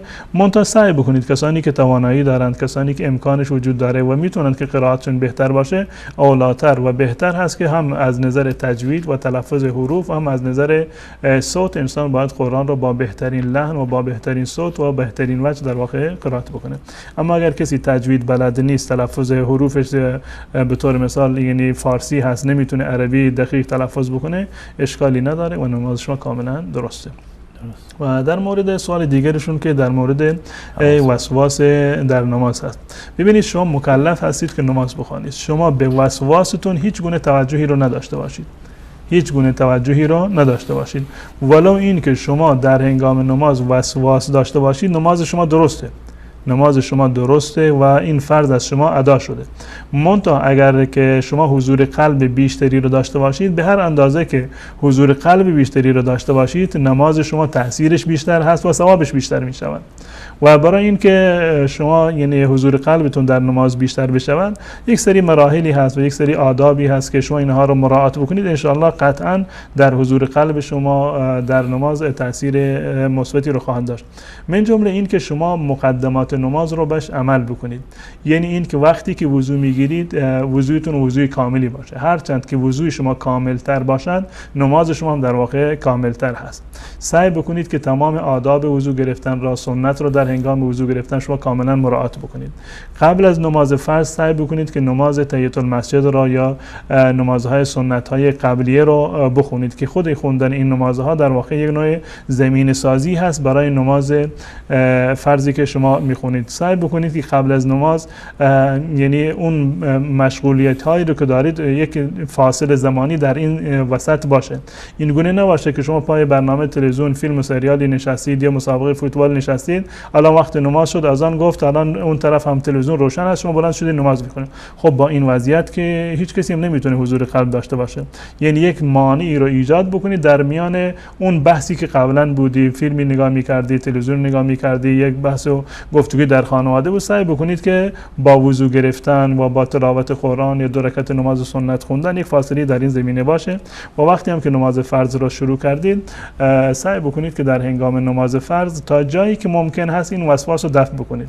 این گونه نباشه که یک وسواسی در ذهن شما اومد شما هم دیگه دنبالش راه بیفتید که تا آخرش بروید. نه، وقتی که در نماز یک وسواسی در ذهن شما اومد، به محض اینکه متوجه شدید اینو قطع بکنید و بازگردید به طرف نماز خودتون و سعی بکنید در نماز به اذکار و اوراد و آیاتی از قرآن که تلاوت میکنید به این طرف بیشتر توجه بکنید.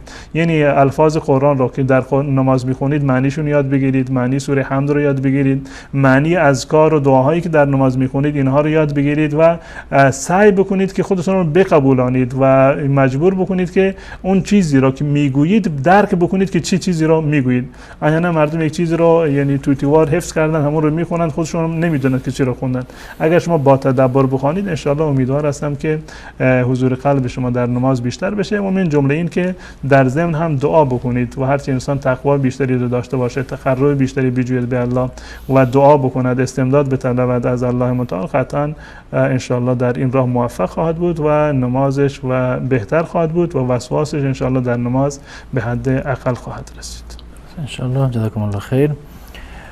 بیننده بعدی گفتن در مورد دعایی که در سجده میخونن، گفتن که بعد از سجده اول، بین سجده البته در نماز بعد از سجده اول رب اغفر لی وارحمنی میگویم، درسته یعنی؟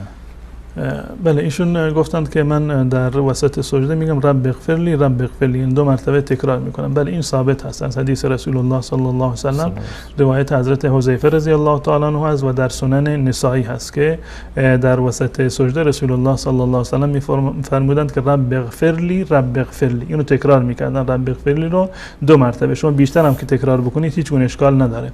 در وسط 2 سجده وقتی که از سجده اول بلند شدید، حداقلش این است که 1 مرتبه یا 2 مرتبه شما بگید رب اغفر لی رب اغفر لی. این دعا ثابت است و غیر از این دعای دیگری هم ثابت است. در سنن ترمذی اومده از حضرت عبدالله ابن عباس رضی الله تعالی عنه که رسول الله صلی الله علیه و سلم در وسط 2 تا سجده دعا می‌کردند که اللهم اغفرنی اللهم اغفر لی وارحمنی واجبرنی واهدنی وارزقنی. این دعا رو یک دعای کاملتر هست. اللهم اغفر لی وارحمنی واجبرنی واهدنی وارزقنی. این دعا رو بخونید هم جایز است. حداقلش اگر اینو بلند نیستی همون رب اغفر لی رب اغفر لی، این جزء سنت های نماز هست و ثابت هست از حدیث حضرت حذیفه رضی الله تعالی عنه در سنن نسائی. جزاکم الله خیر. بیننده بعدی پرسیدن که آیا نماز برای پیامبر به ثواب پیامبر درسته یا نه، و بیننده دیگر پرسیدن که بعد نماز مغرب برای حضرت عایشه یا بی‌بی عایشه نماز سنت میخوانند، درسته یا نه؟ نماز خوندن برای هیچ کسی مطلقاً جایز نیست. فقط و فقط نماز برای الله متعال هست. شما برای الله نماز بخونید، برای رسول الله، برای ابوبکر، عمر، عثمان، علی، امام ابو حنیفه، امام بخاری، برای هیچ مورد نماز فرض خوندن یا به صورت کلی نماز خوندن در واقع جایز نیست. حتی اگر مردی از دنیا وفات کرده باشه، مرده باشه انسانی و از دنیا رفته باشه، برای ولی امرش و برای وارثش جایز نیست که نماز بخونن. نه نماز خوندن جایز هست و حتی فدیه رو هم در واقع نداره. نماز خوندن برای حضرت عایشه، برای رسول الله یا برای هر کسی دیگر این ثابت نیست. عبادات یک خاصیت خاصی رو دارند که صرفاً باید از جانب الله و رسول الله صلی الله علیه و سلم برای ما تبیین شده باشه، مشخص شده باشه. دلیلی رو نداریم که رسول الله صلی الله علیه و سلم دستور داده باشند که شما برای مردگانتون نماز بخونید یا برای رسول الله یا برای عایشه یا به هر کسی دیگر نماز بخونید، چون این چیزی در شریعت اسلامی وجود ندارد و اگر وجود داشت قطعا رسول الله صلی الله علیه و سلم این کار رو میکردند یا اینکه تشویق و ترغیب میکردند که شما برای دیگران و برای مردگانتون نماز بخونید. اما برای رسول الله صلی الله علیه و سلم هیچ عبادتی رو جایز نیست که شما به نیت ایصال ثواب به رسول الله صلی الله علیه و سلم عبادتی رو انجام بدهید. نماز، روزه و زکات و حج، اینها رو برای رسول الله صلی الله علیه و سلم هیچ کسی نمیتونه انجام بده. صرفا برای خودتون یا در حج برای کسی که به شما توصیه کرده و به شما وکالت داده این رو انجام میدید و خود همین عبادتی که شما برای خودتون انجام میدهید ثواب به رسول الله صلی الله علیه و سلم میرسد بدون این که از ثواب نماز شما چیزی کاسته بشود. به صورت کامل به رسول الله صلی الله علیه و سلم ثواب میرسد. نیازی نیست که شما بگویید که من این نماز رو برای رسول الله صلی الله علیه و سلم میخونن، زیرا که بانی این خیر و مبلغ این خیر رسول الله صلی الله علیه و سلم بودن و ایشون فرمودن هر کسی یک کار خیری رو بنیاد بگذارد و مردم رو به طرف آن دعوت بکند، هر کسی که بر آن کار خیر عمل بکند به اون داعی الی الخیر به همون اندازه ثواب میرسد بدون اینکه ثواب اون کسی که عمل میکند ازش چیزی کاسته بشود. پس بنابراین دعا نماز خوندن برای رسول الله و عبادت به نیت رسول الله جایز نیست و هر عبادتی که شما انجام بدهید رسول الله صلی الله علیه و سلم ناگفته در ثواب عبادت شما شریک هست. جزاکم الله خیر. بیننده بعدی گفتن که آیا جایز است برای تولد مولودی در حیطه افراد خانواده جشن بگیریم براش؟ خود جشن میلاد گرفتن اون گونه که همه میدونند یک روش غیر اسلامی هست. یعنی یکی از مواردی هست که مثلا خود به خود تداعی میلاد مسیح هست، اون گونه که مسیحا میلاد مسیح رو در واقع جشن میگیرند و اون رو تقدیس میکنند.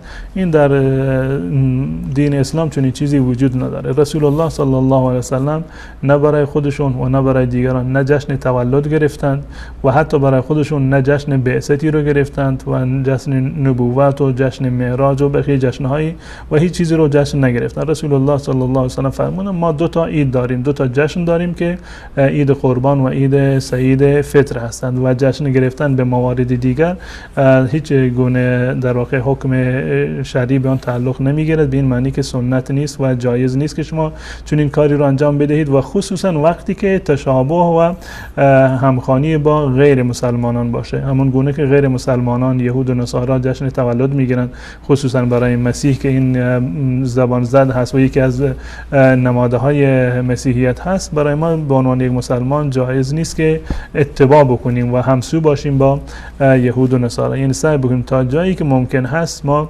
این بدعت ها رو از بین ببریم. اما سوال اینجا هست بالفرض یک کسی اومد و در اون روز یک شیرینی رو در میان خانواده خودش بدون که جشنی باشه به عنوان یادآوری، شاید این اشکالش خیلی کمتر باشه از اینکه جشن بگیرن مردم رو دعوت بکنن.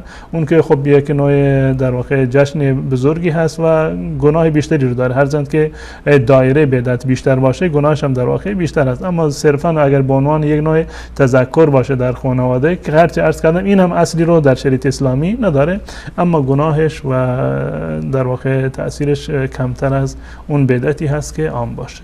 درست. جزاکم الله خیر. بیننده بعدی گفتن که اگر امام در نماز جمعه از ترکیه بودن، البته گفتن اگر امام وقتی که در خطبه جمعه باشه و مقتدی بیاد در این خطبه نماز سنت بخوند و گوش نکند به خطبه، چون که خطبه به زبان ترکی و این ترکی نمیفهمه. نماز سنت بخوند. آیا به خطبه گوش بکند یا سنت بخوند؟ کدام بهتر؟ بله، رسول الله صلی الله علیه و سلم به صورت کلی دستور دادند به ما که اذا اتى احدكم المسجد فلا یجلس حتی یرکع رکعتین، که هر کسی که به مسجد رفت نباید به زمین بنشیند مگر آن که قبلش 2 رکعت نماز بخواند. و بنابر روایتی که در این زمین اومده، حتی بسیار از علما معتقد بر این هستند که تحیت المسجد جز واجبات هست، یعنی جز نمازهایی هستند که واجب هست، گرچه جمهور این رو سنت میدونند، حتی یعنی سنت هست، اما برخی از علما تا این اندازه پیش رفتند گفتند چون که رسول الله صلی الله علیه و سلم تاکید کردند بر این زمینه، این جز مواردی هست که واجب هست که حتما باید ما در هنگام ورود به مسجد سنت تحیت المسجد 2 رکعت تحیت المسجد را بخونیم. عرض کردم که نزد جمهور علما این جزء نمازهای سنت هست به دلیل فرموده رسول الله صلی الله علیه و سلم هر وقت که وارد مسجد شدید ننشینید مگر آنکه قبلش 2 رکعت نماز را بخونید. غیر از این حتی در هنگامی که امام بالای منبر هست و جریان معروفی هست سلیک قطفانی که وارد مسجد شد، رسول الله صلی الله علیه و سلم بر بالای منبر بودند و دستور دادند که بلند بشو 2 رکعت نماز بخوان. رسول الله صلی الله علیه و سلم بر بالای منبر بودند و روز جمعه خطبه می‌خوندند که سلیک قطفانی که از خارج از مدینه اومده بود و آشنا نبود با در واقع کیفیت نماز جمعه، وارد مسجد شدند و نشستند و 2 رکعت سنت تحیت المسجد را نخوندند. رسول الله صلی الله علیه و سلم فرمودند که بلند بشو 2 رکعت را بخون و در همین روایت که روایت حضرت جابر رضی الله تعالی عنه است و در صحیح مسلم اومده، رسول الله صلی الله علیه و سلم فرمودند اذا جاء احدکم یوم الجمعه والامام یخطب. این جمله خیلی صریح و آشکاره، هم صحیحه و هم صریحه. اذا جاء احدكم یوم الجمعه والامام یخطب فلیرکع رکعتین ولیتجوز فیهما. هر کسی که روز جمعه به مسجد رفت و وقتی به مسجد رسید که امام بالای منبر بود و خطبه را میخوند، حکم سخنرانی که مشخصه، یعنی هیچ گونه اشکالی رو نداره. حتی زمانی که امام بر بالای منبر خطبه را میخواند، رسول الله صلی الله علیه و سلم فرمودند فلیرکع رکعتین، 2 تا رکعت بخواند، ولیتجوز فیهما، منتها خلاصه بخواند، 2 تا رکعت رو سبک و زود بخواند و این جزء سنت های رسول الله صلی الله علیه و سلم است که دستور دادن، هیچ اشکالی نداره. ولو این که امام با زبان شما خطبه را بخواند، به زبان عربی بخواند، یا شما که ترکی هم که بلد باشید بفهمید، باز هم حکم شرعی است که برای شما نه تنها که جایز هست بلکه سنت هست. رسول الله دستور دادند که هنگام ورود مسجد ولو این که امام مشغول خطبه باشد، شما 2 رکعت تحیت المسجد را به صورت خفیف و سبک ادا بکنید. ان شاء الله. جزاکم الله خیر. بیننده بعدی گفتن که چندین ساله که طلسم و جادو شدم و در نزد یک مولایی رفتم که گفت که در قبرستان شما را طلسم کردن، کار را کردن و الان من مریض هستم، شخصی هم که مرا طلسم کرده رو میشناسم. سوالش اینا گفتن چه کار کنم، چه کاری باید انجام بدم تا این طلسم را باطل کنم؟ اولا به صورت یک اصل و مبدا من عرض بکنم که بسیاری از این کسانی که ادعا میکنند که طلسم شدند یک نوع توهمه. شما خودتون رو طلسم کردید با این باوری که به خودتون قبولاندید که طلسم شدید و یک عوارضی رو که شاید عوارض یک بیماری دیگر باشد اینو حمل کردید برای اینکه طلسم شدید، یا دکتر رفتید نمیدونم فلان دکترها تشخیص ندادن. خب دلیل این نیست که وقتی که دکتر تشخیص نداده، طبیب شما تجربه این رو نداشته که بیماری شما رو تشخیص بده، این دلیل نیست که شما طلسم شدید. بسیاری از این کسانی که این ملاهایی که شما میروید پیششون، بسیارشون شیاد هستند، یعنی علمای واقعی نیستند، فقط کسب و درآمدشون اینه که هر کسی که شما و هر کسی پیشون میره فقط میگن که شما نمیدونم جن دارید، شما طلسم شدید، تا اینکه یه مبلغی رو بهشون بدید یا بارهای بعدی مراجعه بکنید تا از این طریق اونا در واقع کسب درآمد بکنن. اولا در مرحله اول شما به این گوش نکنید و من الحمدلله که سالم هستید و حرف میزنید، در اعمالتون هیچ گونه مشکلی رو ندارید، ان شاء الله که طلسم نباشید. بالفرض این که گمان بکنیم، بالفرض و المحال الان گمان بکنیم که واقعا کسی شما را طلسم کرده، اگر واقعا مشخص است که فلانی شما را طلسم کرده، خودش تعریف کرده که من طلسم کردم، یا کسی دیگر همراهش بوده شما را طلسم کردن، یا در واقع طلسمی صورت گرفته، راهش این است که بروید همین طلسم را پیدا بکنید و اون را در واقع باز بکنید. همون چیزی رو که بستن گره زدن اونو باز بکنید، طلسم شما در واقع شکسته میشه. اما این که یک مولایی بگه که شما رو طلسم کردن، مطمئنا دروغ میگه. هر مولایی بلا استثناء وقتی که شما پیشش رفتید به شما گفت شما طلسم شدید، طلسمتون هم در فلان شهر هست، دروغ میگه. یا انسان دروغگویی هست یا خودش ساحری هست که خودش شما رو سحر کرده، خودش شما رو سحر کرده برای اینکه دوباره برید پیش اون در واقع سحر شما رو دوباره باز بکنه. یا اینکه دروغ میگوید و اگر هم راست میگوید معنیش این است که خودش در واقع سحر انجام داده. و انسانای ساحر از نظر شرعی کافر هستند، بیدین هستند و مرتد هستند. مراجعه کردن پیش انسانای ساحر از نظر شرعی جایز نیست. شما میتوانید که با تلاوت قرآن و آیات قرآن رو همیشه بخونید. یک از علامت‌های سحر میتونه این باشه که وقتی شما قرآن رو میشنوید یا قرآن رو تلاوت میکنید نمیتونید تلاوت بکنید، بدن شما به چندش میاد، به اضطراب میاد و تب میکنید یا فریاد میکشن احیانا کسانی که طلسم شدن وقتی صدای قرآن رو میخونن. اگر این عوارض رو دارید احتمال داره که عوارض سحر باشه و احتمال داره که یک عوارض در واقع روانی باشه که باز هم که درمان داره و مراجعه بکنید به پزشکی که در این زمینه تخصص داشته باشه. اگر هم سحر شده باشید راه اولش این است که سعی بکنید اگر سحری هست و کسی شما رو سحر کرده بروید اون سحر رو پیدا بکنید، اون تکه پارچه‌ای رو، مویی رو، نمیدونم چوبی رو، استخوانی رو که گره زدن بر اون خوندن اون رو باز بکنید، طلسم شما باطل میشه. یا اینکه خودتون در واقع پایبند نماز باشید، پایبند اذکار صباح و مسا باشید، همیشه قرآن بخوانید و نماز بخوانید که انشاءالله این سحر باطل بشه. انشاءالله. جزاکم الله خیر. بیننده بعدی پرسیدن که زنهایی که در رمضان قرص میخورن تا 30 روز رمضان رو روزه بروند، آیا بر آنها واجب است که بعد از رمضان روزه بگیرن؟ خیر، وقتی که قرص رو استفاده کردن برای به تأخیر انداختن عادت ماهیانهشون و در ماه رمضان تونستن روزه بگیرن، روزهشون درست هست. وقتی که شما روزه گرفتید روزهتون درسته، ولو اینکه به خاطر قرصی که خورده بودید تونستید روزه بگیرید و عادت ماهیانهتون دیرتر اومد، باز هم روزه شما درسته، هیچ گونه اشکال شرعی نداره و بر شما لازم نیست که دوباره اون روزه رو قضا بکنید یا اعاده بکنید. همون روزه‌ای که گرفتید درسته و خود قرص خوردن به خاطر اینکه عادت ماهیانه رو به تأخیر بیاندازد، در صورتی که زنانی از اون استفاده میکنند و مطمئن هستند که براشون ضرر و زیانی نداره، جایز هست و اشکال شرعی هم نداره. وقتی که شما قرص خوردید و عادت ماهیانه‌تون به تأخیر افتاد، وقتی روزه گرفتید روزهتون هم درسته، لازم نیست که دوباره روزه بگیرید. ان شاء الله. جزاکم الله خیر. بیننده بعدی پرسیدن که من عادت دارم زیاد روزه میگیرم و اقرارم نمیکنم، به کسی هم نمیگویم که روزه هستم. خیلی وقتا رو رخ میداد که صاحب کارم به من زنگ میزنند که بیا نهار غذا بخور و من هم در حالی که روزه هستم و میروم، چون که اجابت دعوت هم باید دعوت رو اجابت کرد. تا نزدیکای عصر روزه هستم و بعد غذا حاضر میشود و غذا میخوریم. حکم این روزه و این حالت چیه؟ چون که نمیخوام کسی بفهمه. اولا وقتی که شما روزه رو برای الله متعال میگیرید، بالفرض اگر کسی هم اطلاع پیدا کرد ثواب روزه شما هست. یعنی فکر نکنید وقتی کسی فهمید که شما روزه هستید روزه شما در واقع میشکنه یا ثوابش کمتر میشه، شما گناهکار میشید. نه، هیچ گونه عیب و ایرادی رو نداره. این مسئله اول. مسئله دوم این که وقتی که شما روزه بودید، این روزه شما روزه نفلی هست. اگر یک جای رفتید به عنوان مهمانی دعوت بودید، اشکالی نداره، شما میتوانید که روزه خودتان رو بشکنید. روزه گرفتید، روزه بودید، رفتید احتمال یک جای رفتید مهمانی و کسی شما رو دعوت کرد برای غذای، هیچ گونه اشکال نداره، شما میتونید روزه خودتون رو بشکنید.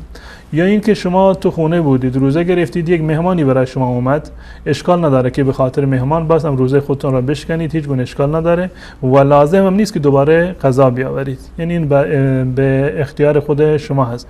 روزه رو خوردید، هیچ گونه اشکال نداره و معاناتی نداره و وقتی که این روزه رو خوردید ان شاء الله ثوابش کامل به شما میرسه. یعنی بنابر عذری خوردید، مهمانی اومده پیش شما، کسی شما رو مهمان کرده به خاطر اینکه برادر مسلمانتون در واقع یک دلگرم بشه، خوشحال بشه، شما روزه خودتون رو شکستید که روزه نفلی هست، هیچ گونه اشکال نداره. ان شاء الله روزه شما هم درسته و ثواب کامل شما ان شاء الله به شما میرسد. ان شاء الله. جزاکم الله خیر.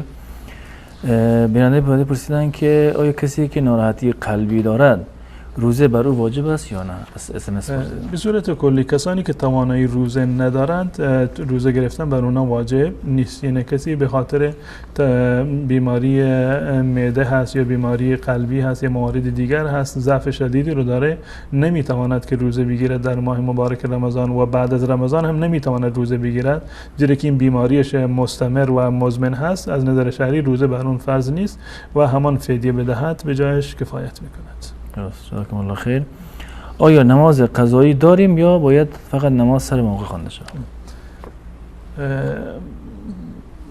وقتی که نماز قضا بشود بله قضایی دارد. یعنی اگر سوالشون این است که نماز قضایی داریم، بدین معنی که اگر کسی نماز از اون فوت شده، وقت نماز هست مشغول بود و نمازش رو نخوند، بعد از این که بیادش اومد باید نماز بخونه. رسول الله صلی الله علیه و سلم فرمودن من نام عن صلاة او نسیها فلیصلیها اذا ذکرها.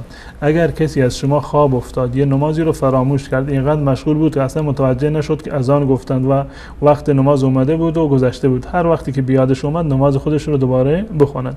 اما در مورد از ادا و قضا چند تا اصطلاح داریم در شریعت اسلامی و در فقه اسلامی. یکی هست ادا و دیگری هست اعاده و دیگری هست قضا. اینا اصطلاحاتی هستند که هر یکی تعریف خاصی رو دارند.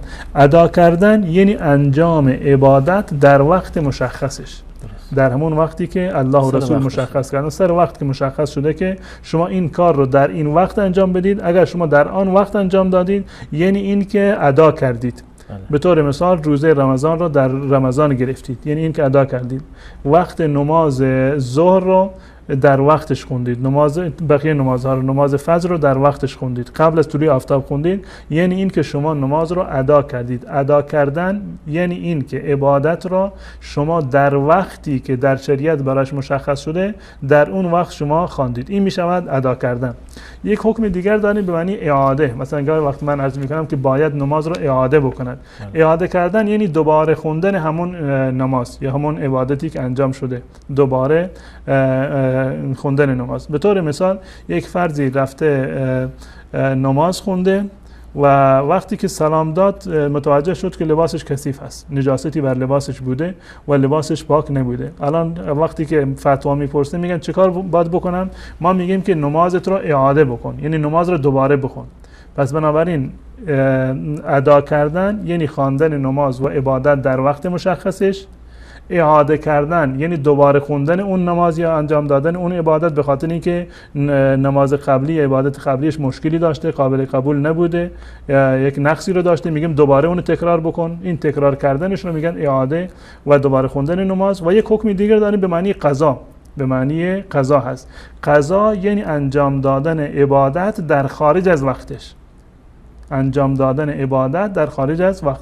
فرض کنید وقت نماز صبح از دمیدن فجر هست تا طلوع آفتاب. کسی در این وقت خواب افتاد، نتونست که نماز بخونه، بعد از طلوع آفتاب نماز بخون، ما میگیم که نماز رو قضا بکن، یعنی قضایش رو بخون. یعنی همون وقتی که شما نماز رو باید قبل از طلوع آفتاب میخوندید، الان که بعد از طلوع آفتاب میخونید، یعنی این قضا هست. در کیفیت هیچ گونه تأثیری رو وجود نداره، حتی در نیت هم تأثیری رو نداره. یعنی شما نباید مشخص بکنید که من الان نماز فجر رو ادا میکنم یا به نیت ادا، مثلا که این کلمه ادا رو بر زبان بیاری. وقتی که بعد از فجر باشه مثلا میگی که من این نماز رو قضا میارم. خود همین که شما بگی من نماز فجر رو میخونم، این خودش اتوماتیک وار اگر در وقت میخونی معنیش این است که ادا شده، اگر خارج از وقت خوندی معنیش این است که قضا خوندید. لازم نیست که شما در نیت خودتون بگید من ادا کردم یا قضا کردم یا اعادهش رو میخونم. فقط همون نیت اصلی رو داشته باشید، اون در واقع کفایت میکنه. بله اگر نمازی قضا شد به این معنی که فوت شد از شما، هر وقتی که تونستید اون نماز رو باید بخونید. اما نمازهایی که انسان عمدن ترک کرده در دوران جوانی، اصلا پایبند نماز نبوده، اصلا اسمش مسلمان بوده و بس و دیگه هیچ کار اسلامی، عبادتی اسلامی رو انجام نداده، یعنی تارک الصلات عمدی بوده، حکمش این است که الان که توبه کرده همون کفایت میکند. شما از گذشته خودتون پشیمان هستید، الان پایبند نماز هستید، ان شاءالله همین کفایت میکند. لازم نیست که تمام نمازهای عمرتون رو دوباره یک جا یا اینکه به صورت مستمر قضا بکنید و دوباره اونها را بخوانید. این لازم نیست، صرفا توبه کردید این کفایت میکنن. اما نمازی رو که امروز، دیروز، پریروز یادتون رفته بود و بدون قصد از شما فوت شده بود، هر وقتی که یادتون اومد اون نماز رو دوباره بخوانید. جزاکم الله خیر. بیننده بعدی گفتن که پدرم پارسال فوت کرده به خاطر برق گرفتگی در محل کار. در دادگاه صاحب ملک 30% مقصر شد و باید 50 میلیون به ما پول بده.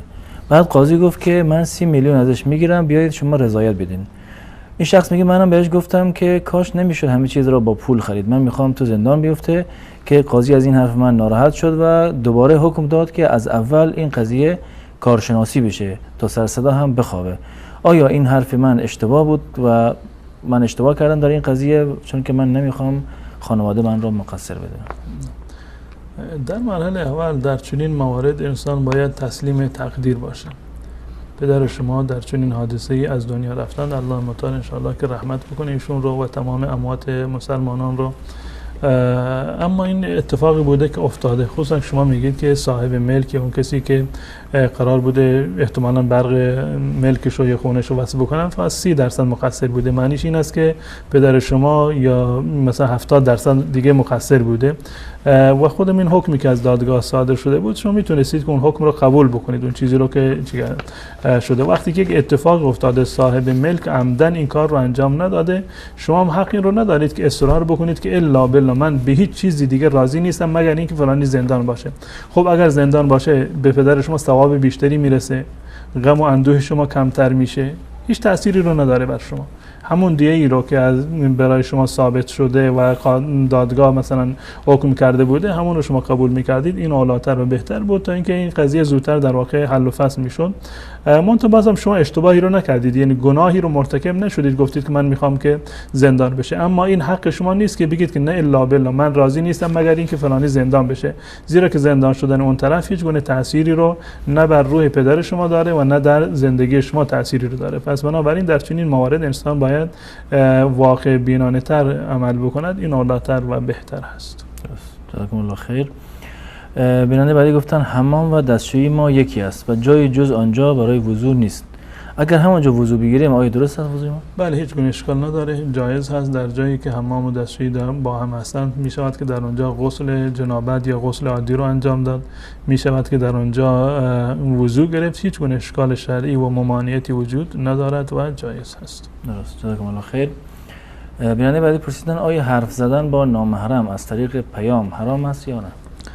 حرفایی که بی مورد هست و نیازی نیست که رد و بدل بشه و از نظر شرعی حرامه. ارتباط با نامحرم به هر صورتی باشه، به صورت تلفن باشه، گفتگو باشه یا به صورت پیامک و موارد دیگر باشه، وقتی که بدون نیاز هست از نظر شرعی جایز نیست، چون این ارتباطی حرام هست. منتها وقتی که به خاطر نیاز باشه، یعنی برای پرسیدن یک حکم شرعی هست یا برای سوال کردن یک مورد خاصی هست که در زندگی شما لازم دارید، حتی بعد یکی رو بپرسید سوال بکنید و موارد لازمی هستند، اشکال شرعی نداره، در حد ضرورت جایز هست. اما به صورت کلی اصل حکمش این است که ارتباط با نامحرم از هر طریقی که باشه از نظر شرعی حرام و ناجایز هست، مگر در وقت ضرورت، آن هم به اندازه و به مقداری که نیاز هست.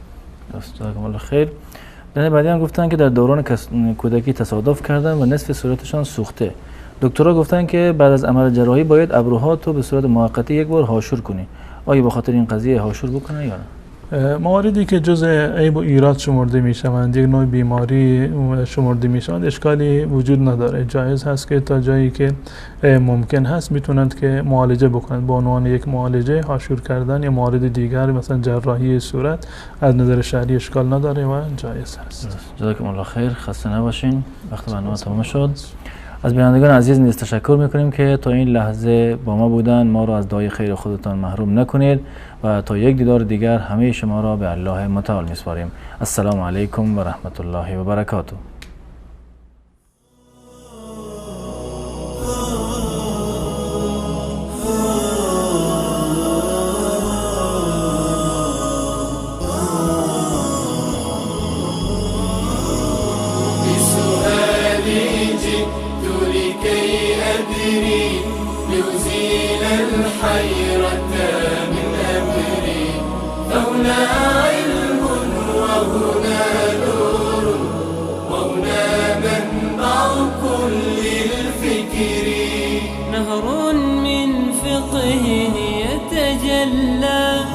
بعقيدة صدق في صدري لبيك أتيتك في لهف لسؤالك يا